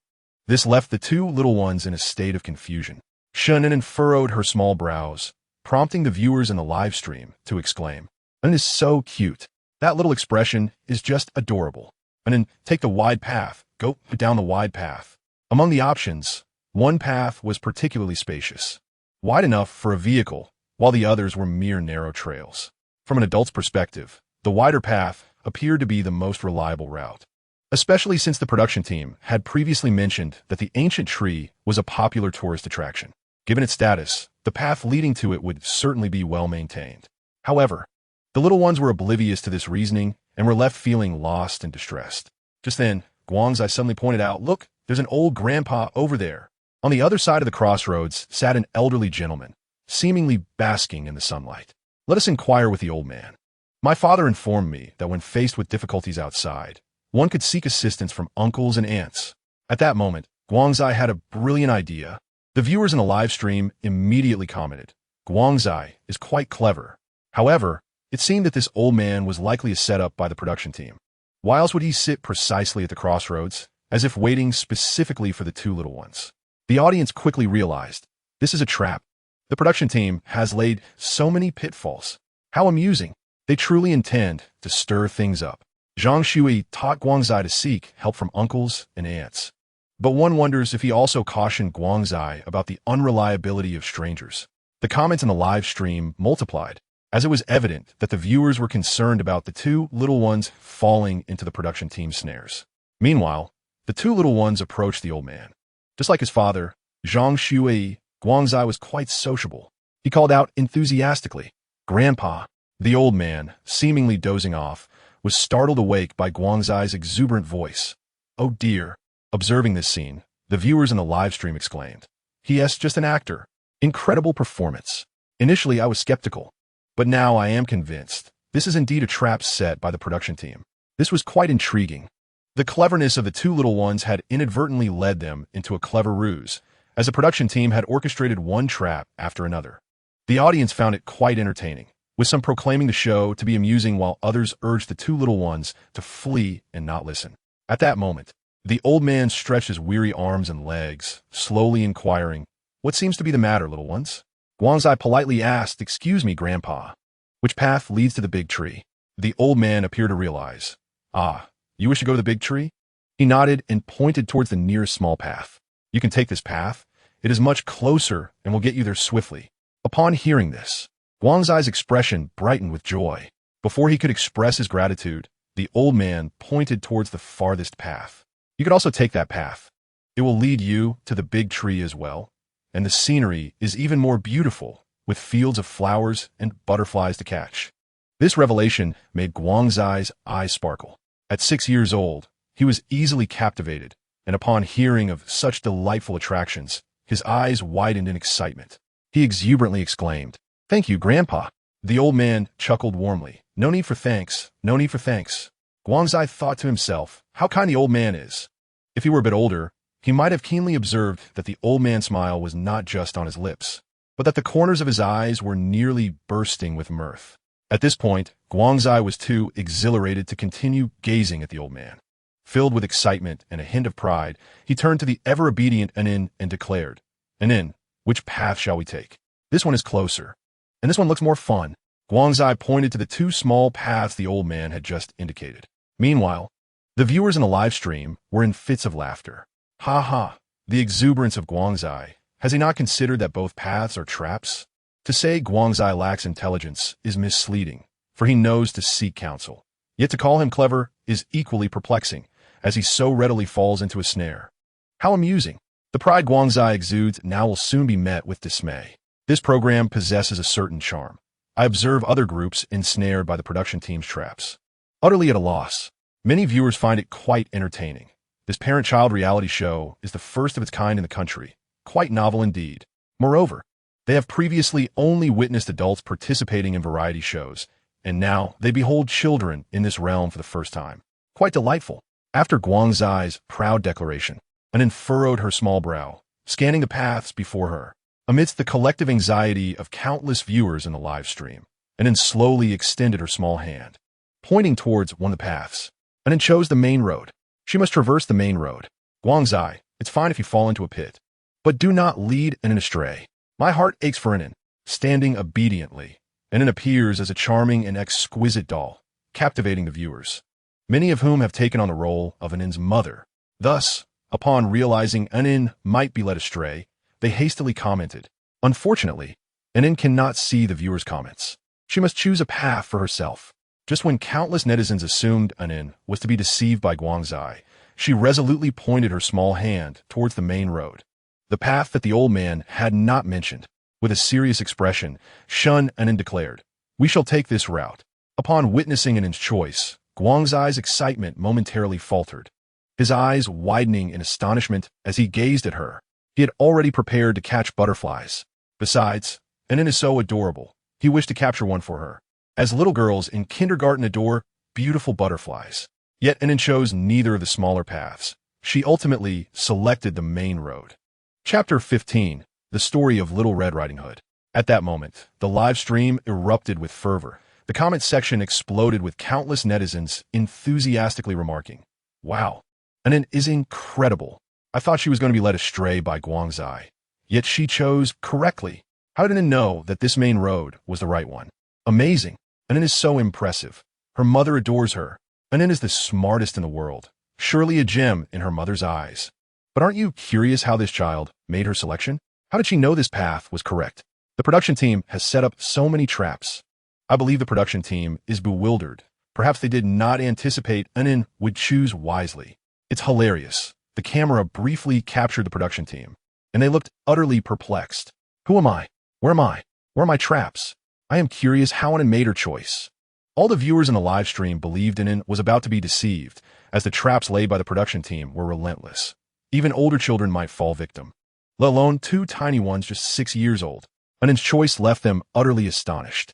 Consequently, all netizens in the live stream flooded the comment section with curiosity, eager to understand the reasoning behind Anin's decision. The protagonist, Guangzai, was utterly perplexed and urgently inquired, "Why?" Anin tilted her head, her grape-like eyes blinking, long eyelashes fluttering. And finally, in a crisp voice filled with curiosity and bewilderment, she asked, "Have you never heard the tale of Little Red Riding Hood?" Guangzai appeared utterly bewildered, responding, "What Little Red Riding Hood?" Countless viewers in the live stream echoed his confusion. "Little Red Riding Hood? What story is this? Goodness, I've never heard of it." I wear the same expression as Guangzai, laughing hysterically. Yes, a mirror of my own bewilderment. I'm intrigued by the story of Little Red Riding Hood. Couldn't an S choice be influenced by this tale? The viewers were captivated by Anne's words, and the assistant, Fong Li, who had been trailing behind the two children, noticed the rising excitement in the live stream and prompted, "Anin, dear, what is the story of Little Red Riding Hood?" Anin scrunched her little nose and replied, "It's a bedtime fairy tale." Immediately, someone in the live stream commented, "Shouldn't bedtime stories be about the scarecrow, the little carp, or the lotus fairy? What on earth is Little Red Riding Hood? Am I getting old? Or has the times changed? I've never heard of it. Such a peculiar name. Just the other day, I bought my son a fairy tale book. How come I didn't see this story in it?" As the excitement in the live stream continued to surge, Fong Li seized a moment to further guide the conversation. "And then, many of the older siblings wish to hear this story. Could you share with everyone?" And then blinked again and nodded, saying, "Sure. But Sister Li, is the path I chose the right one?" This question momentarily stunned Fong Li, as she had not anticipated and then would suddenly pose a question to her. The viewers were also taken aback for a moment before bursting into laughter. "And it is so clever. She even knows how to negotiate. How brilliant. Wow. I wish I had a treasure like Anin. She is so astute." Fong Li smiled, glancing back at the production team, who nodded in approval. Their traps were designed for the sake of entertainment, and the outcome had been splendid. There was no need to cling to the trap, especially since the little one had guessed correctly, making it unnecessary to create difficulties. Thus, Fong Li smiled and affirmed, "And it is truly clever. This is indeed the right path." And then beamed, her eyes crescent-shaped and radiant like a stunning moon, captivating the audience in the live stream momentarily. However, this enchantment quickly dissipated as the camera shifted to Guangzai's face beside Anin, revealing his eyes widened in disbelief and shock, his eyeballs nearly popping out. He had thought Anin had chosen the wrong path, only to find out she was indeed correct. Guangzai's astonished expression prompted countless viewers to burst into laughter. Many swiftly capturing screenshots. A new meme has emerged. I'm dying of laughter. Guangzai's expression is too hilarious. Standing next to Anin, he looks like a silly boy. Huh. The contrast between Anin and Guangzai's expressions significantly heightened the program's entertainment value, propelling the live broadcast's excitement to new heights. The two youngsters soon resumed their journey. As they walked along the road, Guangzai remained silent, while Anin, with her tender voice, began to narrate. Once upon a time, there was a charming little girl who was called Little Red Riding Hood because she always wore a red cape gifted by her grandmother. Immediately, someone in the live chat exclaimed, "Ah, so that's why she's called Little Red Riding Hood? I thought this was merely a tale about a hat." Anin continued her story. One day, the grandmother, who lived on the other side of the forest, fell ill, and her mother asked Little Red Riding Hood to visit her. Shen Jun had recounted the tale of Little Red Riding Hood to Anin many times during her childhood, so she remembered it vividly. Moreover, she had been startled by the big bad wolf in the story. As Anin walked, she narrated, on her way to Grandmother's house. Little Red Riding Hood encountered a fork in the road. One path was broad, the other narrow. At this point, viewers in the live chat began to realize that the plot closely resembled the traps set by the production team earlier. So this was the reason Anin chose the broad path? The comments in the chat fell silent, as if everyone was attentively listening to Anin's storytelling. Even Guangzai, who had been quiet, now looked up at Anin with curious eyes, clearly captivated by the narrative. Anin continued. Little Red Riding Hood's mother had warned her that the narrow path in the forest was perilous, and she should take the broad one. Yet, the narrow path would lead her to Grandmother's house much faster, and it appeared quite enchanting. Along the narrow path, Little Red Riding Hood was mesmerized by the beautiful flowers and butterflies. However, she was oblivious to the pair of eyes that had been following her for quite some time, a big bad wolf. The wolf had set its sights on Little Red Riding Hood. However, it deemed her too small to be worth a meal, so it devised a wicked plan. The wolf pretended to be a good Samaritan and coaxed the location of Grandmother's house from Little Red Riding Hood. At this moment, Anin playfully made a wolf sound directed at Guangzai, startling him as he was deeply engrossed in her story, causing him to retreat in surprise. The audience in the live chat erupted in laughter. Anin is so mischievous. Ha, that adorable little wolf howl. Guangzai is listening so intently. I must say, this story is quite engaging. My son is also captivated. Even I, as an adult, find it truly interesting. So what happens in the end? Chapter 16. It is said that Snow White is on the run. By the time Little Red Riding Hood arrived at her grandmother's house, the big bad wolf had already devoured her grandmother. Guangzai gasped in shock. Anin continued with her innocent tone. Moreover, the big bad wolf pretended to be grandmother and also consumed Little Red Riding Hood. Fortunately, a passerby discovered the situation of Little Red Riding Hood and her grandmother. To punish the big bad wolf, when it went to the well to quench its thirst, it fell in and drowned. Having concluded the tale, Anin adorably pronounced, and that is the story of Little Red Riding Hood. The audience in the live stream attentively absorbed the narrative, and once it finished, they eagerly began to express their thoughts in the comment section. What an intriguing little story. Though, the logic seems a bit flawed. How could scissors slice open a belly without any sensation? One commenter retorted, "Come now, it's clearly stated that it's a fairy tale. Do you not grasp the essence of animated stories?" Some found it juvenile, while university students deemed it just right. I find this story quite captivating. Despite its simplicity, it elegantly weaves in profound lessons. Indeed, it serves to educate while entertaining. Heed your mother's advice. Remain vigilant, and do not easily trust strangers. Knowledge has seeped into my mind in the most peculiar manner. The audience collectively found Anin's storytelling delightful, with many feeling they gleaned valuable insights. One user noted, "My son is the same age as Anin and usually ignores everything. Whatever I say goes in one ear and out the other. Yet after listening to Anin's story, he advised me not to trust strangers."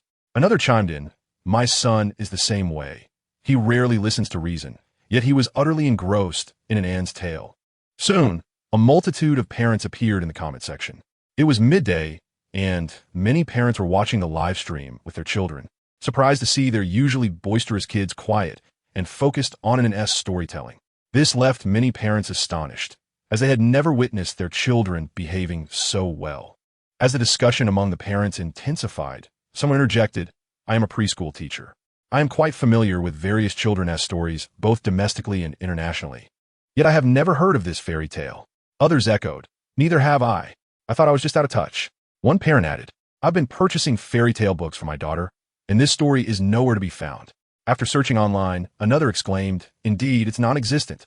Consequently, the lively debate in the live stream momentarily paused, as someone incredulously suggested, could this be a tale concocted by an S-father? Is he truly that talented? I feel this story rivals those of classic fairy tales. Absolutely. What remarkable creativity, exclaimed another. While I merely read stories, and Anne's father crafts them himself. As the live stream erupted with excitement on the ancient village road, Guangzai expressed his admiration, saying, and in your storytelling is so engaging. The surrounding staff members chimed in with smiles, praising and in Guangzai's gaze, and the collective compliments filled in with joy. Had she possessed a tale, it would surely have been perked up in delight.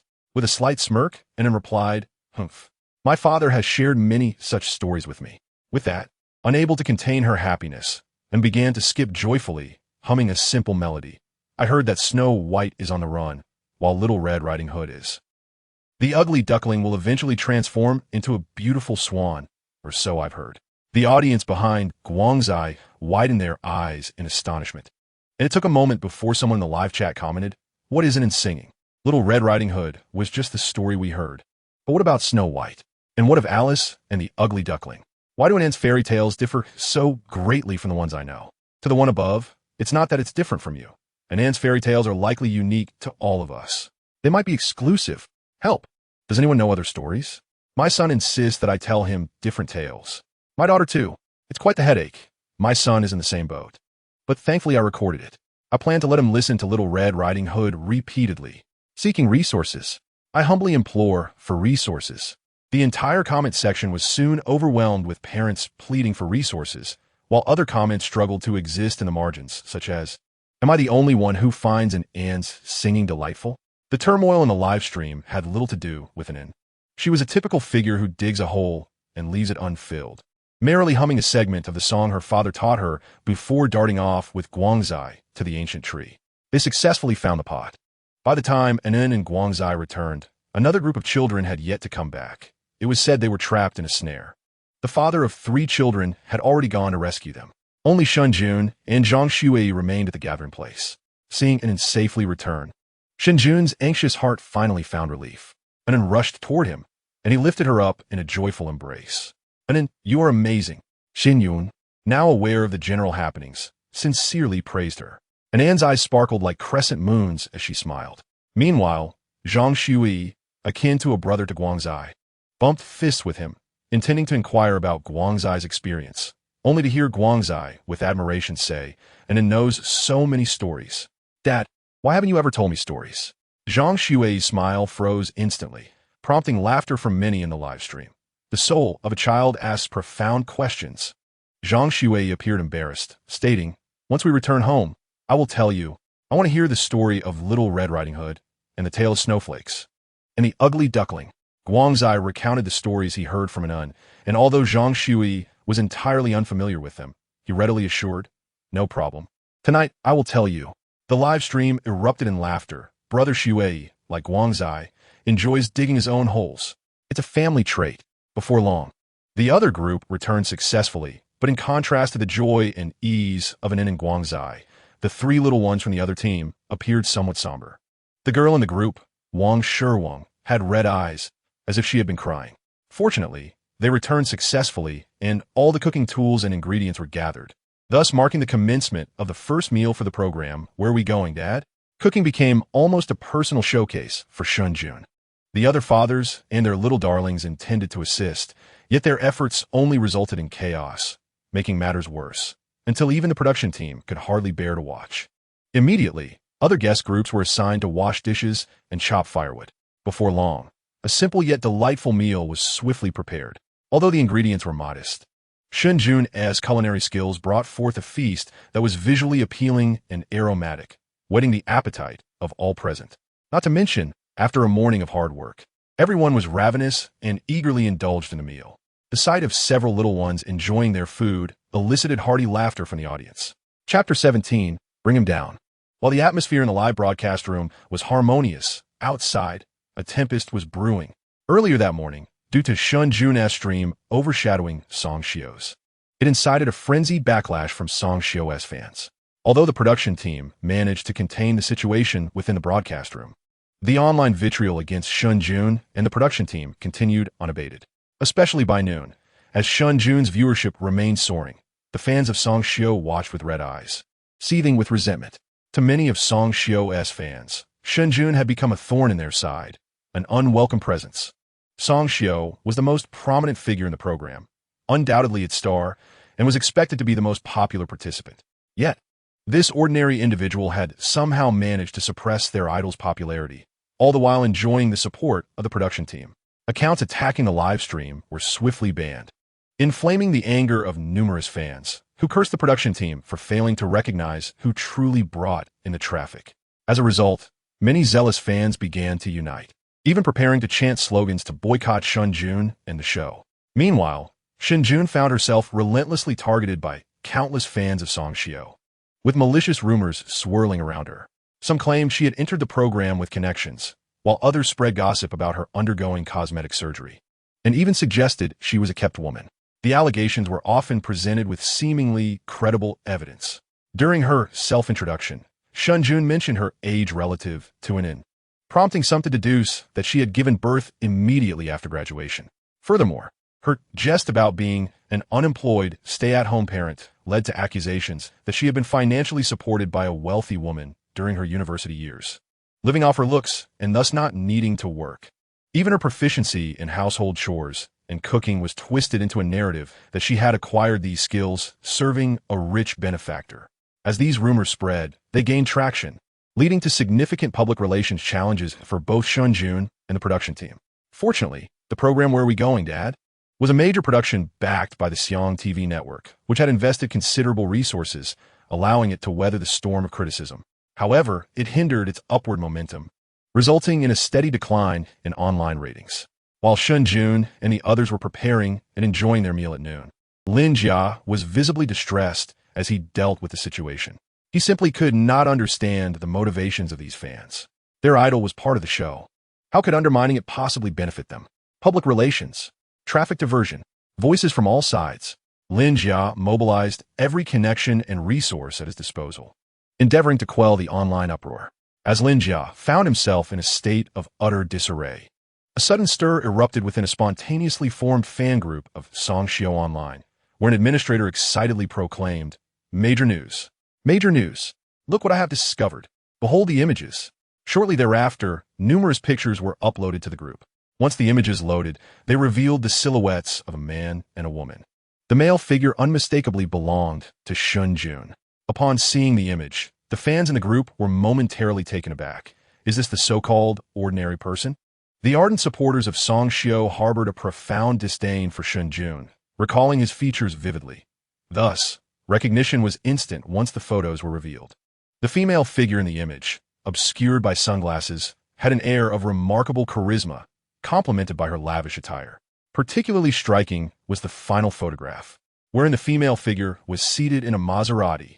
The release of these images sent shockwaves through the group, igniting a flurry of outrage and mockery among the fans of Song Shio. Indeed, this man is nothing more than a gigolo. The evidence is irrefutable.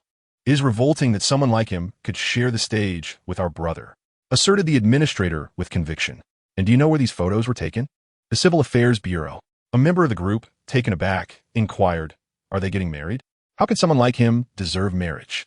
Disgusting." The administrator quickly clarified, "No, I asked the person who took the photos. They were actually there to finalize a divorce." Upon hearing this, the group erupted once more. The gigolo was dumped by the wealthy woman? How splendid. Evil begets evil. This is incredibly satisfying. He dared to suppress our brother, and now he gets what he deserves. I must publicize this information online so that everyone knows who this gigolo truly is. Yes, let's broadcast it widely, rendering this gigolo utterly destitute. He thought he could overshadow our brother. I'll ensure he has no place to exist. Let us ruin him. The fervent fans hastily saved the images and began disseminating Shen Jun's information across the internet. As an idol star, Song Shio boasted an immense fan base with formidable influence. leading to a surge of online attention, with many netizens uncovering details about the ordinary guest from Where Are We Going, Dad? The revelations of Shen Jun being a jobless drifter, living off his looks, a gigolo supported by a wealthy woman and subsequently cast aside, stunned a multitude of onlookers. Initially, Shen Jun had attracted a significant number of casual fans due to his appearance and engaging live streams, which explained the high traffic in his broadcasts. However, this latest scandal caused many casual fans to turn against him. The term Shen Jun rapidly ascended the trending searches, garnering increasing visibility from the public. Lin Jia harbored an affinity for trending topics, as their emergence signified that the show had transcended its confines, possibly achieving immense popularity.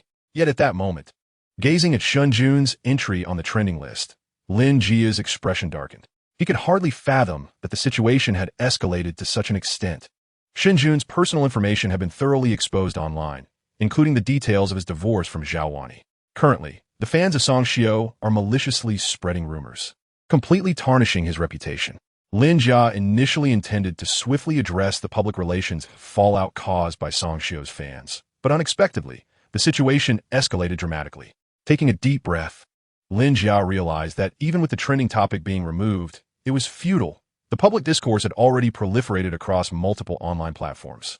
Moreover, this trend, fueled by Song Xiao's fans and various television stations, seemed to intensify, threatening to obliterate Shen Jun. If this continued, not only would Shen Jun face ruin, but their program would also be doomed. At this moment, the staff of the production team appeared anxious and troubled. Director Lin, what should we do? The program's viewership is declining. The live broadcast continued, while several guests had already finished their meals and were allocating accommodations for the night. Due to the recording requirements, Shen Jun and the others had surrendered their phones to the production team, leaving them unaware of the ongoing online turmoil. Lin Jia gritted his teeth and declared, "Utilize all available resources to mitigate the impact of the public sentiment. We will temporarily halt the broadcast this afternoon." Chapter 18. Suspension of Broadcast. This decision to suspend the broadcast nearly drained Lin Jia of all his strength. Today marked the inaugural airing of the program, a crucial moment for its debut. A suspension on the first day of airing was unprecedented. The repercussions of halting a premiere were immensely detrimental. The initial airing was the most critical phase, having consumed substantial resources for promotion and build-up. Just as they were poised for a grand reveal, they were now faced with a suspension. Not to mention, during the suspension, the fees for the guests, staff, and venue would be incurred without purpose. All the promotional resources expended would go to waste as well. Furthermore, a suspension served as a signal, a clear indication that the program was failing. Only poorly received programs are canceled. Otherwise, no network would forego potential profits. Thus, once a program is suspended, its reputation inevitably declines, triggering a cascade of adverse effects. Hence, no program would willingly choose to halt broadcasting. Everyone aims for a successful launch. However, Lin Jia found himself feeling rather helpless. He had nearly exhausted all available resources, both from the network and personal connections, yet the public sentiment had not diminished. In fact, it intensified further. The situation was at a boiling point. Rather than allowing it to spiral out of control, it seemed more prudent to temporarily suspend the broadcast to quell the public outcry and seek solutions. After all, the program would need to pause this afternoon anyway. Extending the suspension to an afternoon seemed a reasonable course of action. Moreover, Lin Jia harbored a deeper concern. If the program continued without interruption, given Shen Jun's current notoriety, the viewership would likely remain high, potentially even reaching a new peak. Were he another director, he might have shamelessly capitalized on this controversy. After all, bad publicity can still be publicity. Yet he was Lin Jia. The person thrust into the spotlight was Shen Jun, his most esteemed friend. He did not wish to exacerbate Shen Jun's predicament or render him a target for public scorn. Thus, suspending the broadcast was the most judicious approach. Upon hearing Lin Jia's words, the other members of the production team were visibly taken aback, their expressions grave and filled with concern as they urged him otherwise. The director, recognizing the significant impact of the broadcast suspension, urged careful consideration.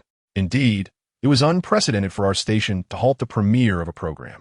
Such an action rendered all prior promotional efforts futile. The atmosphere grew heavy as the crowd exchanged glances.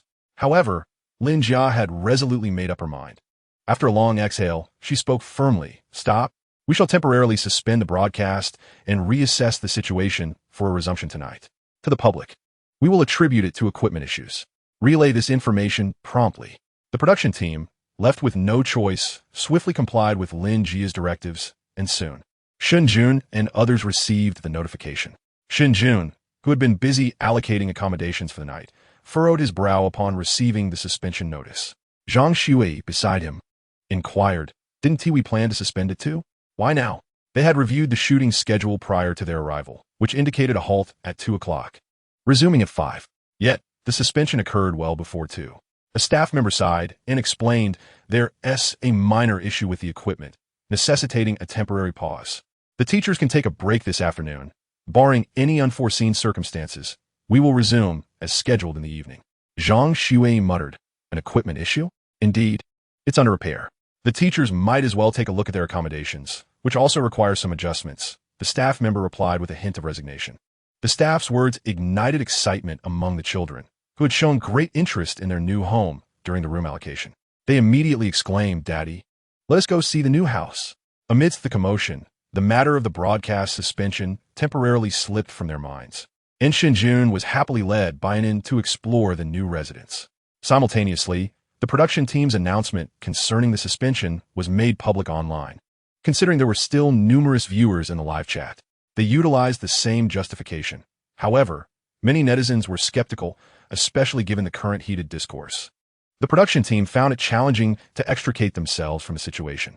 In particular, Song Xiu's fans remained relentless, accusing the team of being guilty and sensitive to criticism. This infuriated Lin Jia to no end. Ultimately, left with no alternatives, Lin Jia summoned the principal figure, Song Xiu, seeking his assistance. The public sentiment was formidable, and if this continued, the entire program would face repercussions. Lin Jia politely inquired whether Song Xiu could intervene and manage his fans. Song Xiu's status was indeed substantial, and Xiang TV was unwilling to offend a top-tier celebrity. As he grasped his phone, his manager briefed him on the situation. After hearing Lin Jia's request, Song Xiu leaned back on the sofa, half closing his eyes in contemplation. He could indeed speak out to rein in his fans or provide explanations to Shen Jun and the production team. However, he pondered, why should he take such actions? Shen Jun held no value for him. Rather, he perceived her as a threat and competition. The image of Shen Jun's breathtaking visage flashed through his mind. Even amidst a sea of attractive individuals in the industry, Song Xiu could not deny that Shen Jun's beauty was exceptional and striking. Even upon their first encounter, he felt an overwhelming sense of threat from Shen Jun. The subsequent developments were entirely predictable. Indeed, this newcomer had siphoned off a considerable portion of his audience, even overshadowing him. Moreover, there was his daughter. The little girl was undeniably charming, and he held a fondness for her. However, his participation in this program was intended for his own transformation and to pave the way for his son, Shitu's future. Yet now, his son was on the verge of becoming inconspicuous. Thus, this newcomer could not be allowed to remain. Soon, a resolute decision formed in Song Xiu's mind, and he addressed Lin Jia with a calm demeanor. "I apologize, Director Lin, but this is a spontaneous action from the fans, and I cannot impose any restrictions. Perhaps the production team or that newcomer can voice their opinions themselves." Lin Jia furrowed his brow, attempting to persuade him. "Teacher Song, please reconsider. After all, this program is also connected to you." However, he was immediately interrupted by Song Xiu. "I'm sorry, Director Lin. My son is still waiting for me. I must take my leave." With that, Song Xiu rose and exited the room, followed swiftly by his efficient manager, leaving Lin Jia alone, turning to gaze out the window at Song Xiu's receding figure. Clenching his teeth in frustration, he kicked the table leg. Indeed, the nature of the star often reflects the nature of their fans. The current frenzy among Song Xiu's fans was not without his own tacit approval. Although vexed, Lin Jia felt powerless to act, and he still had to treat Song Xiu with utmost deference. Song Xiu's stature was not something he could easily undermine, and even Xiang Tai held some reservations, leaving Lin Jia to silently endure the indignation. Just as Lin Jia fumed, his phone suddenly rang. Glancing at the screen, he noted that the caller was the director, his expression darkening further. This call could only be for one purpose, to hold him accountable, the suspension of the program. Though he feigned nonchalance, would undoubtedly prompt inquiries from the station. Furthermore, some individuals within the station were likely to become restless. With a long sigh, Lin Jia answered the call. Chapter 19. What does it have to do with me? Meanwhile, as Lin Jia sought to address the online public opinion, in a skyscraper adorned with the emblem of Baidai Records in the bustling city, a spacious and well-lit office housed Zhao Wani, clad in a sharp professional outfit. Her striking features now exuding an air of severity. Seated before her were several individuals, one of whom reported in a low voice. The information has been confirmed. On July 4th, which is tomorrow, Su Qing from Tianyu Media will also be releasing her solo album. It will be available across all platforms. Upon hearing this, the others frowned, their expressions tinged with indignation. Tianyu is clearly targeting us.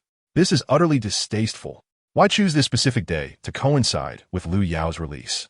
It's blatantly obvious. Is Tianyu attempting to undermine Lu Yao? That seems unlikely. Su Qing and Lu Yao are of equal standing, both being second-tier artists. I suspect Tianyu is genuinely trying to compete with us, attempting to rise by stepping on Lu Yao. The atmosphere in the office grew tense. Lu Yao was a key newcomer that Baidai Records had heavily invested in over the past 2 years. The personal album set to be released tomorrow has indeed been a significant investment, all in hopes of propelling Lu Yao into the upper echelons of stardom. However, unexpectedly, Tianyu Media emerged as a formidable rival. Tianyu Media surpasses Baidai Records in scale, boasting a national reach and encompassing various sectors including film, entertainment, and music, establishing itself as a behemoth in the media landscape. Meanwhile, Su Qing, a newcomer introduced by Tianyu Media, has ascended to the second tier of stardom within just a year of her debut. More critically, Su Qing's vocal qualities and singing style bear a resemblance to Lu Yao's, leading to frequent tensions between the two from the onset of their careers. The rivalry between their fan bases has escalated into fierce confrontations, as both camps vie for a limited market share. Ultimately, only one of them can claim the coveted position of a top-tier artist. The urgency exhibited by Lu Yao's management to elevate her status is undoubtedly fueled by the perceived threat posed by Su Qing's rise. Thus, considerable resources were allocated to this album. Everything seemed to be progressing smoothly until, on the eve of the album's release, Tianyu announced that Su Qing would also be launching her album the following day, accompanied by an overwhelming promotional campaign. It was evident to astute observers that Tianyu intended to overshadow Lu Yao, propelling Su Qing into the limelight at her expense. This left the team at Baidai in a state of disarray and indignation. How could such a colossal company act so ruthlessly? In the cutthroat world of entertainment, fairness is a rare commodity, and the blatant intimidation was intolerable. After a few moments of heated complaints, Zhao Wani, seated at the helm, finally spoke. Her voice resonant and composed. We have all listened to Lu Yao's album. What are your thoughts? The office responded in unison. It's excellent. Truly impressive. The lyrics penned by Teacher Su are remarkable. The lead single should dominate the charts. Lu Yao's album, having received substantial investment, features a lead single crafted by the renowned hitmaker, Teacher Su, ensuring its high quality. The other tracks also came with a significant financial commitment, making it the most meticulously produced album by the company to date, and the consensus among the team was that it was exceptionally enjoyable. Therefore, confidence in the album was palpable. Zhao Wani nodded, her expression resolute as she issued directives. From this moment onward, we must amplify our promotional efforts and elevate our promotional level to 3. Contact television stations to secure a few variety show appearances, ensuring Lu Yao dedicates the next month entirely to increasing her exposure. Additionally, reach out to major music platforms to negotiate resources and secure every available promotional opportunity for a comprehensive online campaign.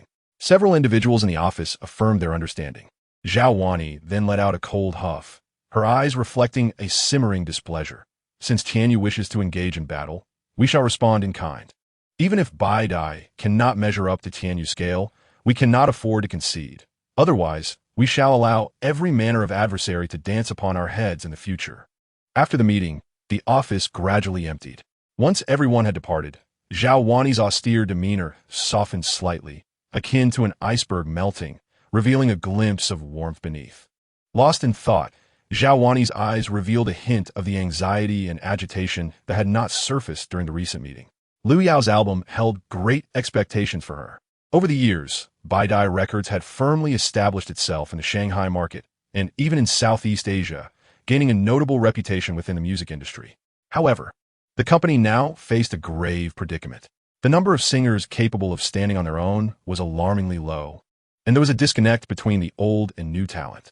Aside from a few singers she had signed during her first 2 years, the artists brought on in recent years had proven to be of little use, achieving scant success.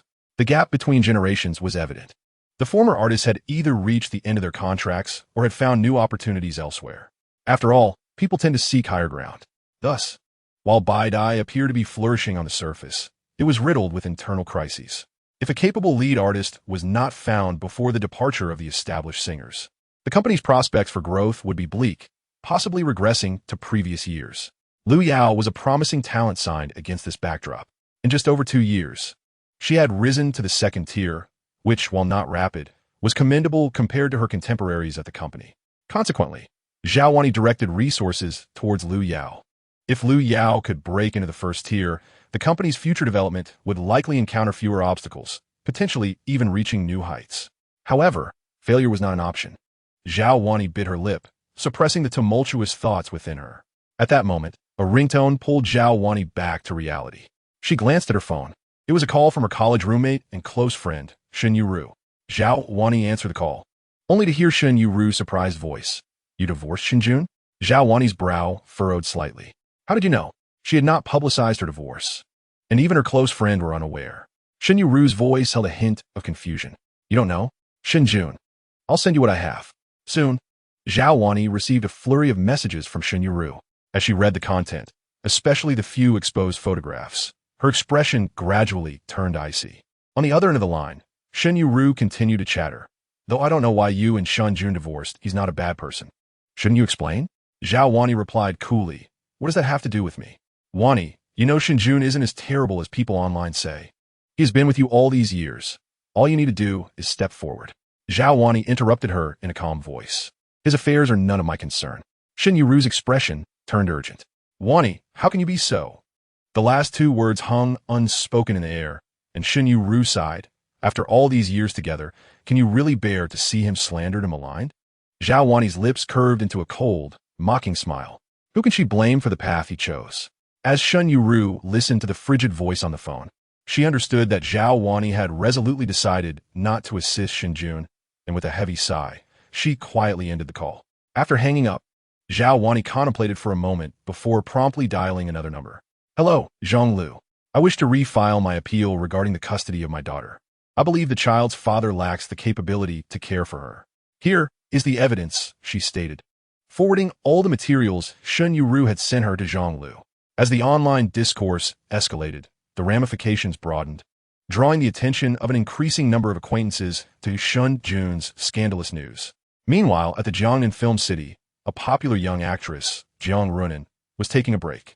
She had begun shooting for her new drama at around 4 in the morning and continued until noon, with night scenes scheduled for later. Seizing the opportunity during the afternoon lull, Jiang Runan quickly caught up on some sleep. In the van, her manager, assistant, and makeup artist were present, with the assistant and makeup artist whispering gossip. This ordinary individual is quite handsome, not like a pretty boy, remarked the assistant. The makeup artist scoffed. His information has been dug up. His name is Shen Jun, a graduate of the Shanghai Conservatory of Music. I've heard he was supported by someone right after graduation and was recently dumped.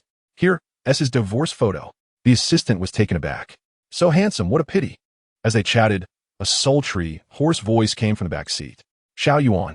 Upon hearing her name, the assistant, Xiao Yuan, turned around to see Jiang Runan, who had been napping, now awake and propping herself up. Do we disturb you, Nin Nan? Xiao Yuan asked with concern. Jiang Runan shook her head, stretched, and asked, Who were you just talking about? Xiao Yuan briefly explained. A variety show on Xiangtai has exposed an ordinary participant for being in a relationship. Jiang Runan, recalling the name she had faintly heard in her drowsiness, uncertainly inquired, What is his name? Xiao Yuan hesitated for a moment. I think it's... The makeup artist chimed in, Shen Jun. Yes, that's it. Xiao Yuan confirmed.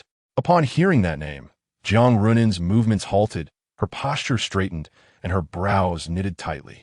Are there any photos? Let me see.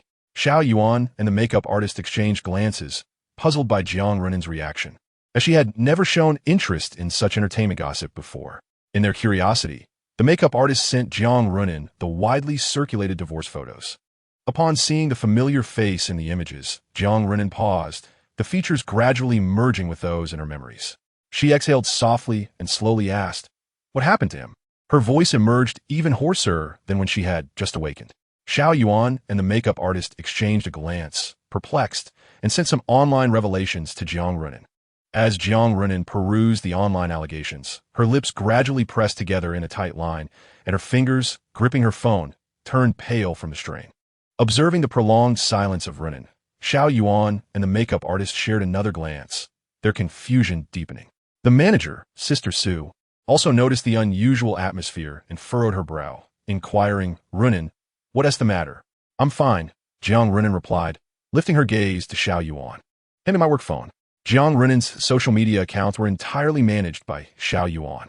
Despite her bewilderment, Xiao Yuan complied and passed the phone to Jiang Renan. Without hesitation, Jiang Renan logged into her social media and began to compose a message. Sister Su, filled with curiosity, glanced at Jiang Renan's phone, and upon seeing the text she was crafting, her pupils widened in shock, her complexion altering drastically. "Renan, what are you planning to do?" she exclaimed, reaching for Jiang Renan's phone. However, Jiang Renan was already on guard. She deftly evaded Sister Su's grasp and looked her in the eye. "Sister Su, please don't stop me." Sister Su's expression turned frantic as she regarded Jiang Renan. "Have you lost your mind? What connection do you have with this Shen Jun? Why would you speak up for him? He is at the center of controversy, and the entire internet is filled with negative reviews. Are you aware of the repercussions of your actions?" Xiao Yuan and the makeup artist, initially bewildered, were taken aback by Sister Su's words, their expressions shifting to one of shock. "Renan, everyone knows that Shen Jun is at the center of the storm, and now..." Speaking up for him, Jiang Renan bit her lip, gazing steadfastly at Sister Su. "He is my friend. He is not the person they portray online, and I cannot allow him to be slandered like this." Sister Su, concern etched on her features, urged her, "Even if he is your friend, you cannot do this. Do you realize the consequences of your statement? You have been in the industry for 5 years without a single scandal or controversy. To your fans, you are akin to a white moonlight. If you suddenly voice support for a male peer, your carefully crafted image will be severely impacted." Jiang Renan interrupted Sister Su, her voice resolute. "He is not that kind of person. I don't care if my image is tarnished. I must help him." With that, Jiang Renan grasped Sister Su's arm, her tone pleading. "Sister Su, I have never asked you for anything in these years. Please, let me be reckless just this once." Sister Su looked down, noticing the glimmer of unshed tears in Jiang Renan's eyes, evoking a pang of compassion within her. After several minutes of silent resistance, Sister Su finally sighed deeply. "Who exactly is he?" Jiang Renan's gaze faltered briefly before she replied softly, "Without him, perhaps I wouldn't be who I am today." Sister Su was momentarily taken aback, then waved her hand in acquiescence, indicating Jiang Renan should proceed as she wished. Jiang Renan expressed her gratitude, then quickly focused on editing her message. Without the slightest hesitation, she published it on her social media account. At this moment, in the ancient village of Xiaobu, within the temporary office of the production team, Lin Jia hung up the phone, his expression grim. The cancellation of the premiere had resulted in a scolding from the director of the art center. Moreover, the director revealed that due to the loss of revenue caused by the suspension, the station would reassess the rating of the program. "Where are we going, Dad?" A demotion was imminent. The public outcry remained fervent and showed no signs of abating. The program had already suffered significant blows, and a further downgrade would likely spell disaster due to the lack of resources to support it. What troubled Lin Jia even more was the group of fans, primarily supporters of Song Xiao, who had begun to chant slogans calling for a boycott of actors with blemished reputations. Their intentions were transparent: to force Shen Jun out of the program. Additionally, during the afternoon's call, the director had explicitly warned him that if the situation escalated further, the station would terminate their contract with Shen Jun. At that point, even Lin Jia would be unable to protect him, which stirred deeper feelings of anxiety and guilt within Lin Jia.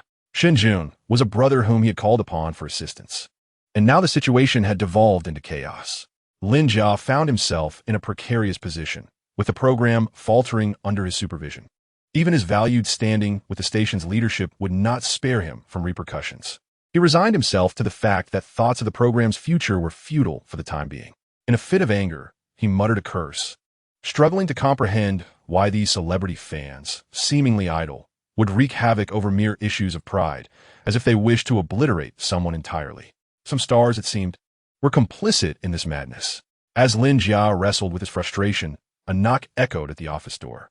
Taking a deep breath, he suppressed his agitation and composed his features. "Come in," he said. A figure entered, and to Lin Jia's surprise, it was none other than Shen Jun. Noticing Lin Jia's troubled demeanor, Shen Jun sighed inwardly and inquired, "What on earth has transpired?" He had sensed something amiss during the midday suspension, observing the disquiet among the crew, and had picked up on some peculiar glances directed at him. This heightened his awareness, and an afternoon of observation confirmed his suspicion. Something was wrong with the program, potentially implicating him. Thus, after assisting in an tidying up a room, Shen Jun sought out Lin Jia, the director, who would surely be well informed. Lin Jia was taken aback to see Shen Jun and hesitated momentarily. "It's nothing," he replied, though his expression betrayed him. Shen Jun raised an eyebrow, pulling out a chair to sit beside Lin Jia, smiling slightly. "When did you learn to keep secrets?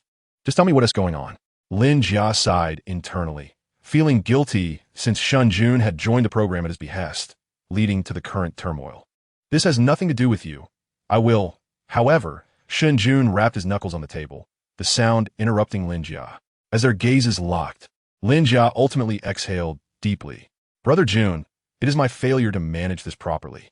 As the morning program commenced, it became evident that due to an overwhelming surge in viewership, the fans of Song Xiao had launched a smear campaign against you, leading to widespread discussions across the internet. The suspension of the broadcast was a direct consequence of this incident. Lin Jia, feeling a pang of guilt, returned the phone he had been safeguarding to Shen Jun. Upon hearing this, Shen Jun furrowed his brows and promptly searched online, quickly uncovering the deluge of public opinion that had erupted. His expression remained neutral when he stumbled upon the fabrications directed at him. However, his demeanor darkened considerably upon witnessing the slander and insults aimed at him by Song Xiao's fans. Shen Jun, suppressing his indignation, perused the discourse before setting his phone down. Lin Jia expressed remorse, stating, "Brother Jun, this is my fault for not handling the situation properly, which has inadvertently implicated both you and Shen Jun took a deep breath, fully aware of the intricate machinations within the entertainment industry. He had approached today's broadcast with a degree of caution, never anticipating that he would attract such scrutiny. While he could remain unfazed by the slander and defamation directed at him, having weathered countless storms and rumors in his past life, he could not abide by the fact that it had been dragged into this mess. And it was of utmost importance to Shen Jun. He seldom uttered a harsh word against her, yet these individuals had resorted to spreading malicious gossip. Contemplating this, his countenance turned ashen. At that moment, the office door swung open abruptly, and a staff member for the production team rushed in, exclaiming, "Director, good news. The public sentiment has begun to shift." The staff member, taken aback to find Shen Jun present, paused momentarily, while Lin Jia rose with a look of surprise. "It has reversed?" he inquired eagerly. "Yes, someone has come to our aid." Lin Jia, filled with curiosity, seized the phone from the staff member's hand and hurriedly scanned its contents. Upon grasping the information displayed on the screen, he was momentarily stunned. After a deep breath, he finished reading and turned to Shen Jun with a complex expression. "Brother Jun, you've been quite discreet. When did your relationship with Jiang Runin become so close?" Reflecting on the information he had just seen, Lin Jia was taken aback. Jiang Runin, a rising star in the entertainment industry, was often referred to as a pure goddess, adored by countless fans. Her popularity rivaled that of Song Xiao, and in fact, Jiang Runin might even surpass him, given her meteoric rise. Since her debut, she had consistently starred in blockbuster dramas year after year, leaving no one in the industry comparable to her. Lin Jia was familiar with Jiang Runin. During his graduation project, he cast both Shen Jun and her as actors. At that time, Jiang Runin was a junior at the Shanghai Film Academy. However, as her career flourished, their paths had diverged and they lost contact. Lin Jia never anticipated that Shen Jun maintained a connection with Jiang Runin, and judging by the current situation, their relationship was quite significant. After all, for a top star to publicly voice support was an extraordinary act. Lin Jia found it hard to fathom what kind of relationship could compel a leading figure to act in such a manner. In his eyes, Jiang Runin's actions seemed almost self-sabotaging. Thus, Lin Jia's gaze towards Shen Jun grew increasingly peculiar. Hearing Lin Jia's words, Shen Jun lifted his head from his state of anger, his brow furrowing in astonishment. Jiang Renan? A figure, unseen for years, materialized in Shen Jun's mind. Noticing Shen Yun's bewildered expression, Ling Jie exclaimed, Poyun. Don't pretend to be unfamiliar. She has publicly voiced her support for you. As she spoke, she handed her phone to Shen Jun. On the screen was Jiang Renan's social media profile, showcasing a post she had made just 10 minutes prior. Shen Jun is my friend. The lady in the photo is his wife. There is no truth to the rumors circulating online. We have known each other since our university days, from school uniforms to wedding attire. Shen Jun is a wonderful person who has helped me immensely. I urge everyone to view this situation with reason. Do not spread rumors. After reading this, Shen Jun's gaze fell upon the profile picture. It depicted a sweet and innocent young woman, her eyes sparkling with a smile as she gazed into the distance. The visage from his memory began to coalesce with the girl in the photo, bringing her image to life in his mind. He had not anticipated that Jiang Renan would speak on his behalf, especially considering they had not seen each other for many years. Since his marriage to Zhao Wani, their communication had dwindled to mere New Year's greetings. Chapter 22. Clearing the Path Ahead. Shen Jun let out a soft sigh. Having once traversed the entertainment industry, he was acutely aware of the significant price a top-tier celebrity would pay to make such a statement. The consequences could range from losing fans to suffering a collapse of their public persona and damage to their image. After all, no fan wishes to witness their beloved idol openly supporting someone of the opposite sex, especially to such an extent. As Shen Jun pondered this, Lin Jia suddenly cried out again, her expression one of shock as she looked at him. Even the renowned music producer, Shen Lao, has spoken out for you. She thrust her phone towards him again. Shen Jun glanced at the screen and saw a post from the verified account of Shen Yunqing, the acclaimed music producer, stating, Shen Jun is my student, and he possesses admirable character. Please refrain from spreading unfounded rumors. Although brief, the message carried immense weight, prompting many musicians within the industry to share it. Shen Yunqing, known as Shen Lao, was a contemporary female composer in China, a lifetime achievement artist recognized in both the Chinese music industry and pop music. Such a figure could cause ripples in the music scene with a single statement. And now she had publicly defended Shen Jun. Lin Jia was at a loss for words. You are Shen Lao's student? Shen Jun looked at Shen Lao's words, warmth swelling in his heart. She was my professor in university and took special care of me. Lin Jia, still reeling from the surprise, replied, Special care? This is more than that. She treats you as if you were her own student. Just as Lin Jia spoke, Shen Jun's phone chimed with an incoming call from his teacher. Before he could respond, Lin Jia urged, answer it, and promptly exited the room, closing the door behind her with thoughtful consideration. Shen Jun shook his head and answered the call.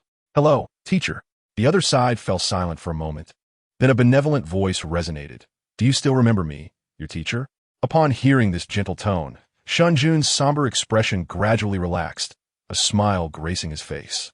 I can never forget you, he replied earnestly.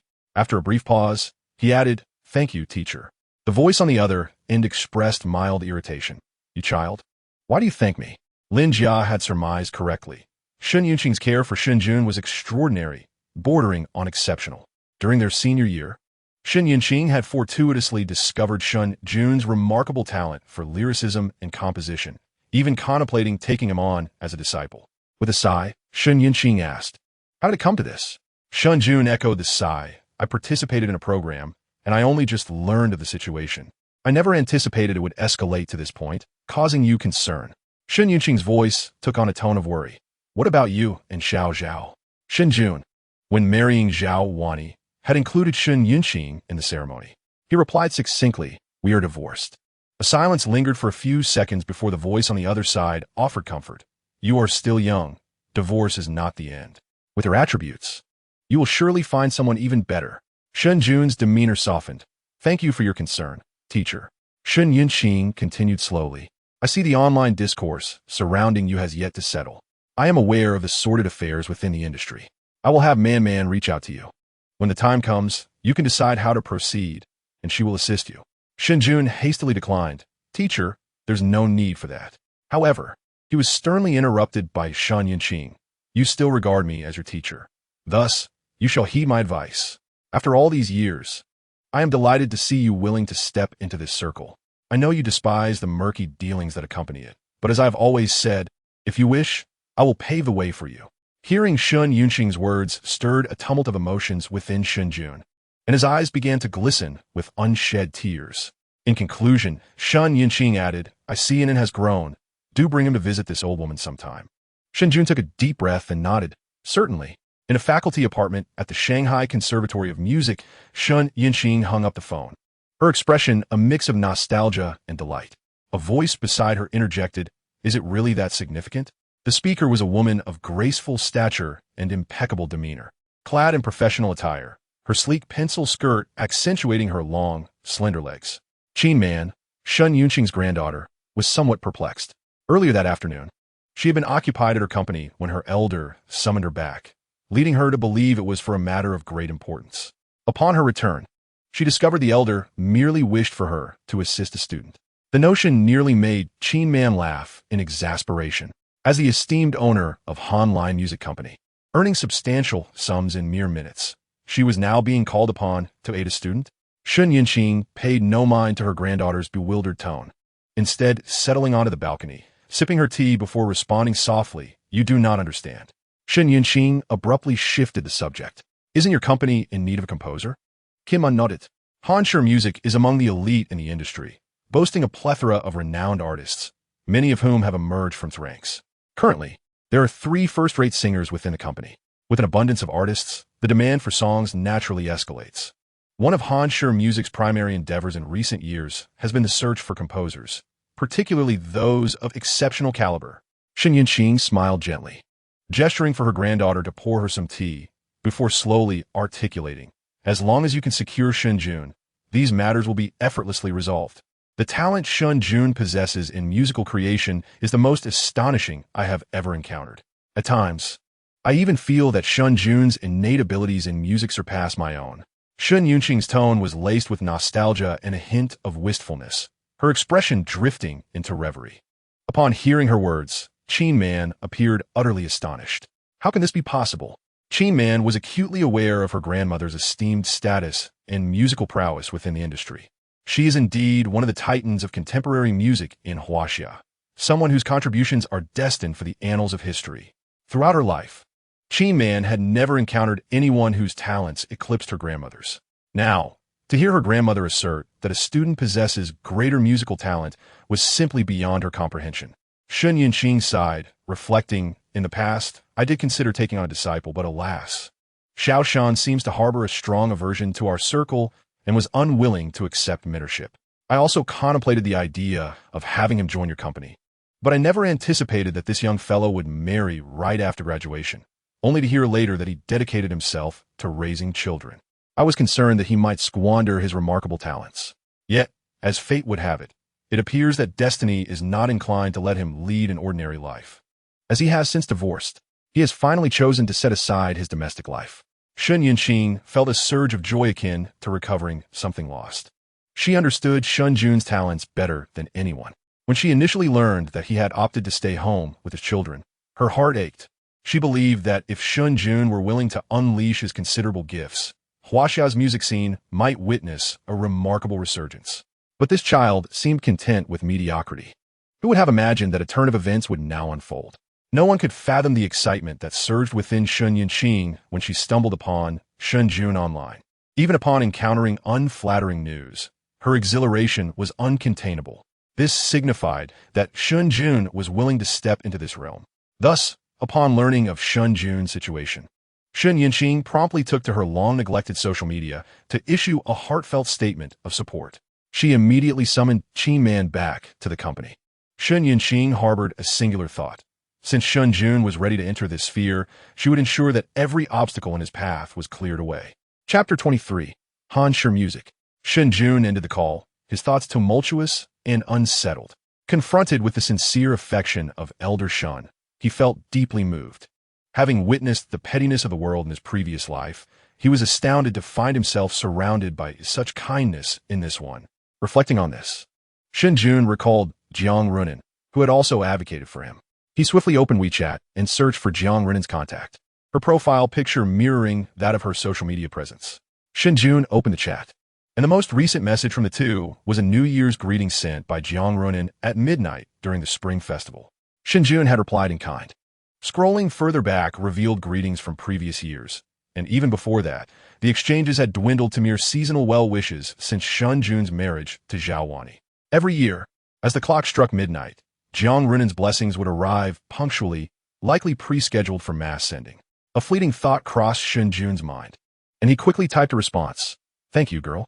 When Shen Jun first met Jiang Runan, she was merely a junior in college, brimming with innocence and youthful exuberance, while he was still entrenched in the maturity of his past life. Viewing Jiang Runan felt akin to observing a little girl. When he assisted Lin Jia with her graduation project, he had once casually referred to her as that girl. Over time, the nickname had become second nature. Receiving no response, likely because she was busy filming, Shen Jun was aware of Jiang Runan's burgeoning fame through occasional news online, understanding all too well the demands on her time, which left little room for leisure. He dismissed it from his mind. Unbeknownst to him, at Jiangnan Film City, Jiang Runan was grappling with a message on her phone, her petite face contorted in confusion. Her naturally rosy lips were now bitten and alluringly swollen. It had been 5 years since Shen Jun had last reached out to her. Their connection had grown increasingly distant since his marriage. This was the first message he had sent her in 5 years, and though it was merely a note of gratitude, it stirred excitement within Jiang Runan, particularly the familiar term of endearment, which sent her heart racing. After much deliberation in her van, Jiang Runan finally crafted and revised a response. "I'm very happy to be of help to my senior." Shen Jun ended the call, and Lin Jia rushed in, immediately delving into the gossip surrounding Shen Jun and Shen Yunqing. Shen Jun provided a brief account when the phone rang again, displaying an unfamiliar number from Husher. A realization dawned upon him, and he answered the call. A slightly hoarse, yet enchanting female voice resonated through the line, imbued with a smoky timbre. "Shen Jun?" Shen Jun nodded, acknowledging it's me. The voice on the other end responded succinctly, "I am Qin Man. This is my personal number. Feel free to call if you need assistance." Qin Man was the granddaughter of Teacher Shen, whom Shen Jun had never met but had heard about from Teacher Shen in passing. A thought flitted through his mind. "Thank you, Sister Qin Man." She responded with a measured acknowledgement before hanging up. From her tone, Shen Jun inferred that Qin Man likely held some reservations regarding Teacher Shen's arrangements, which he understood, given their lack of familial ties. Qin Man was considerate enough to have reached out personally. Contemplating this, Shen Jun turned to Lin Jia. Seated beside him, "Could you do me a favor? Please assist me in examining the recent developments concerning Hanlion Music, or perhaps their current needs." Hanlion Music Company is associated with Qin Man, and even when Shen Jun was a student, he was aware of this. Initially, Teacher Shen had hoped to guide him towards a position at Hanlion. Although Teacher Shen encouraged him to speak freely, it is important to recognize that Hanlion is not under his control. While he may express such sentiments, Shen Jun himself cannot act upon them. If he were to speak without consideration, Qin Man might help him out of respect for Teacher Shen, yet the extent of Teacher Shen's influence has its limits. Therefore, Shen Jun must possess the requisite credentials to voice his thoughts. Hanlion Music? Lin Jia was momentarily taken aback. Hanlion Music Company stands as one of the foremost music enterprises in the nation, arguably a leader in the industry. Lin Jia could hardly fathom Shen Jun's connection to Hanlion Music. However, he refrained from probing further and simply replied, "Await my news." Lin Jia works at Xiang Province Television, which, as one of the most prominent provincial satellite networks in the country, boasts an extensive network that spans the entire Chinese entertainment industry. This task is hardly daunting for him. Shen Jun gazed out the window, observing Song Xiujing standing at a distance, conversing and laughing with his agent. A glimmer of cold light flashed in Shen Jun's eyes. The uproar incited by Song Xiu's fans had escalated, and Lin Jia had previously informed him that he had approached Song Xiu, who was unwilling to seek a peaceful resolution. Moreover, this group has crossed an unforgivable line by involving an N. This is a taboo for Shen Jun, regardless of his past or present. Shen Jun has never been a person of leniency, nor is he someone to be easily manipulated. If they dare to provoke him, they must be prepared for his retribution. After an afternoon's passing, the online discourse began to shift gradually, aided by the voices of Jiang Runan and Shen Lao, leading to a reversal in public opinion. Shen Jun's reputation was slowly improving, primarily due to Shen Lao's intervention. Once he spoke out, numerous musicians and industry figures rallied to share his statements, effectively quelling the rising tide of controversy. As for Jiang Runan, her remarks nearly intensified the uproar. Following her statement, the entire internet was momentarily stunned. With her innocent and sweet appearance and a string of successful dramas to her credit, she undoubtedly ranks among the most popular rising stars in the current entertainment landscape. And what of Shen Jun? He is merely an ordinary individual, one entangled in controversy.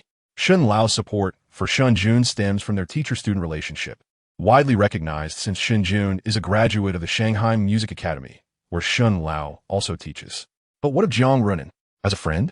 Who would believe that? Her statement clearly works against her, even suggesting a potential detriment to her career. Since her debut, Jiang Runan has maintained an impeccable reputation.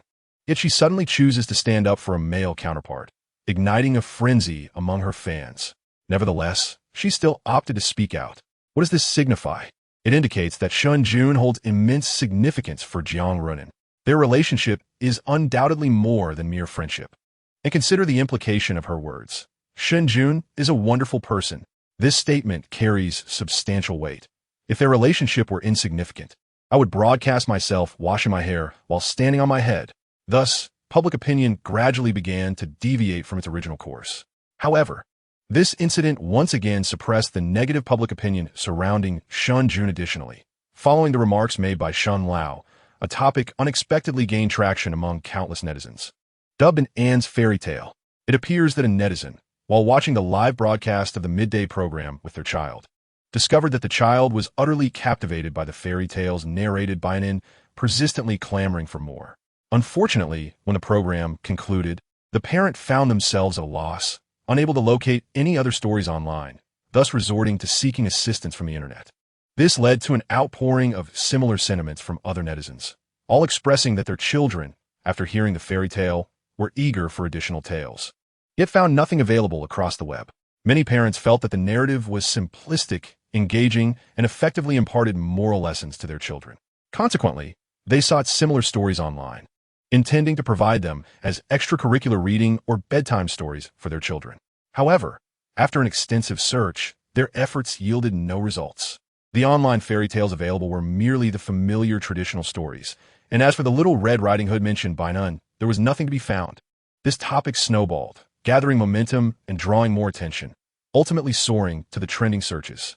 Countless netizens engaged in discussions and searches for an Anne's fairy tales, with even prominent figures from the fields of early childhood education and fairy tales expressing their admiration for the tale of Little Red Riding Hood. Thus, the entire internet became a chorus pleading for an Anne's fairy tales. With nothing available online, the masses turned their attention to the creator of these stories, an Anne's father. Consequently, Shen Jun and an Anne's live account witnessed a surge in followers, while the media account of Where Are We Going, Dad? Was inundated with enthusiastic viewers. Lin Jia had never anticipated that the situation would resolve itself in such a manner. Moreover, he was astonished to find that the attention on the program had not diminished. Rather, it seemed to have increased significantly. This revelation brought a sense of relief, dispelling the gloom that had lingered over him. After regaining his composure, he promptly declared, "Prepare for the broadcast." Shen Jun was engaged in a casual conversation with Jiang Runan when he received the news about the broadcast. He sent her a message, saying, "Getting ready to go live. Let us continue our chat later. Remember to come to Whose City when you have time. I'll treat you to a grand meal." Jiang Runan quickly replied, "Good luck, senior. It's a promise. I will definitely come," accompanied by a cartoon emoji with sparkling eyes. Shen Jun chuckled, sent a cool emoji in return, and then set off to retrieve the muddy little monkey, who was joyfully playing in the field. Meanwhile, in the makeup room of Jiangnan Film City, Jiang Runan patted her flushed cheeks, still exhilarated and thrilled. Before she could compose herself, the door of the makeup room was abruptly swung open. Her manager, Sister Sue, appeared with a look of exasperation. "My dear niece, your fans are in an uproar, and you still have the leisure to chat here." The joy on Jiang Runan's face abruptly faded, as dusk descended at 7 o'clock. The Where Are We Going, Dad? Program, which had been off air for the entire afternoon, resumed broadcasting, and the viewer count began to soar the moment it went live. There were still 5 live rooms, featuring 5 groups of guests. In the backstage data of the program, Song Xiao's live stream initially garnered the highest traffic, peaking instantaneously as the broadcast commenced, with the screen inundated by comments expressing support for him. However, it wasn't too long before Shen Jun and Anne's live stream surged ahead, swiftly surpassing Song Xiao's viewership. As news of their broadcast spread, the influx of viewers continued unabated. Shen Jun's live stream rapidly widened the gap with other streams, leading by a significant margin, almost reaching the total viewership of the last 3 groups combined. The staff of the program were left astounded. Many had anticipated that, following the recent wave of public opinion, Shen Jun would fade into obscurity. Instead, the traffic increased even more. Within Shen Jun's live stream, a portion of the audience consisted of casual fans, who were already fond of both and Shen Jun. Another segment comprised fairy tale enthusiasts, individuals drawn solely by the allure of enchanting stories. However, the largest group of viewers belonged to Jiang Runen's fervent fans. Following Jiang Runen's vocal support earlier that afternoon, her fanbase erupted, surpassing even that of Song Xiao, with a notable presence of male admirers. These male fans, upon witnessing Jiang Runen's endorsement, were filled with curiosity and animosity toward Shen Jun. Thus, upon learning that the program was about to air, a multitude rushed to witness the man who had captured their goddess's attention. This resulted in an astonishing surge in viewership, a phenomenon so remarkable that it caught the attention of the Xiang province television station. At this moment, the 5 groups of guests, having received the notification to commence broadcasting, gathered at the recording site. Shen Jun approached, carrying an in, and their eyes met Song Xiao in the distance, who was cradling a stone. A glint of cold light flickered in Shen Jun's gaze as he fixedly regarded Song Xiao. In response, Song Xiao smirked, his expression one of disdain. He lamented not having subdued this unknown individual earlier in the day. It could only be said that the unknown had experienced a stroke of luck. However, Song Xiao remained unconvinced that this individual could create any significant waves. This industry was not one where mere luck sufficed to thrive. As their gazes inadvertently passed, both turned their calm attention toward the distant camera, where Lin Jia was already beckoning several groups of guests to greet the audience. Shen Jun, holding an in, waved toward his live stream, prompting an immediate flurry of comments. And an S-dad is so handsome. I want to hear in an S-fairy tale. Who is this muddy monkey? Where is my adorable in? Following the ebb of public sentiment, the atmosphere in Shen Jun's live stream lightened considerably, filled with laughter and joy. Once the guest introductions were complete, the staff proceeded to showcase the accommodations, revealing the rather austere living conditions that awaited the groups. Upon observing the paper-thin window frames and the dilapidated rooms reminiscent of the 1970s and 80s, countless viewers expressed their astonishment. Among the accommodations, Song Xiao's room stood out as the most modern, earning him accolades from numerous fans for his impressive status. Conversely, the worst accommodations were allocated to director Wang Hai, due to his lackluster self-introduction, was left with the least desirable room. The wooden doors swayed gently. The thatched roof rustled in the wind, causing Shen Jun to frown. Wang Hai's accommodation also elicited considerable sympathy from the audience, many of whom exclaimed that the program was exceptionally authentic.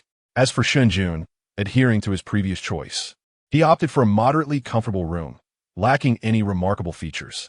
The subsequent live broadcast featured dinner, which required no preparation as the production team had arranged meals in advance: coarse grains, corn, sweet potatoes, and steamed buns.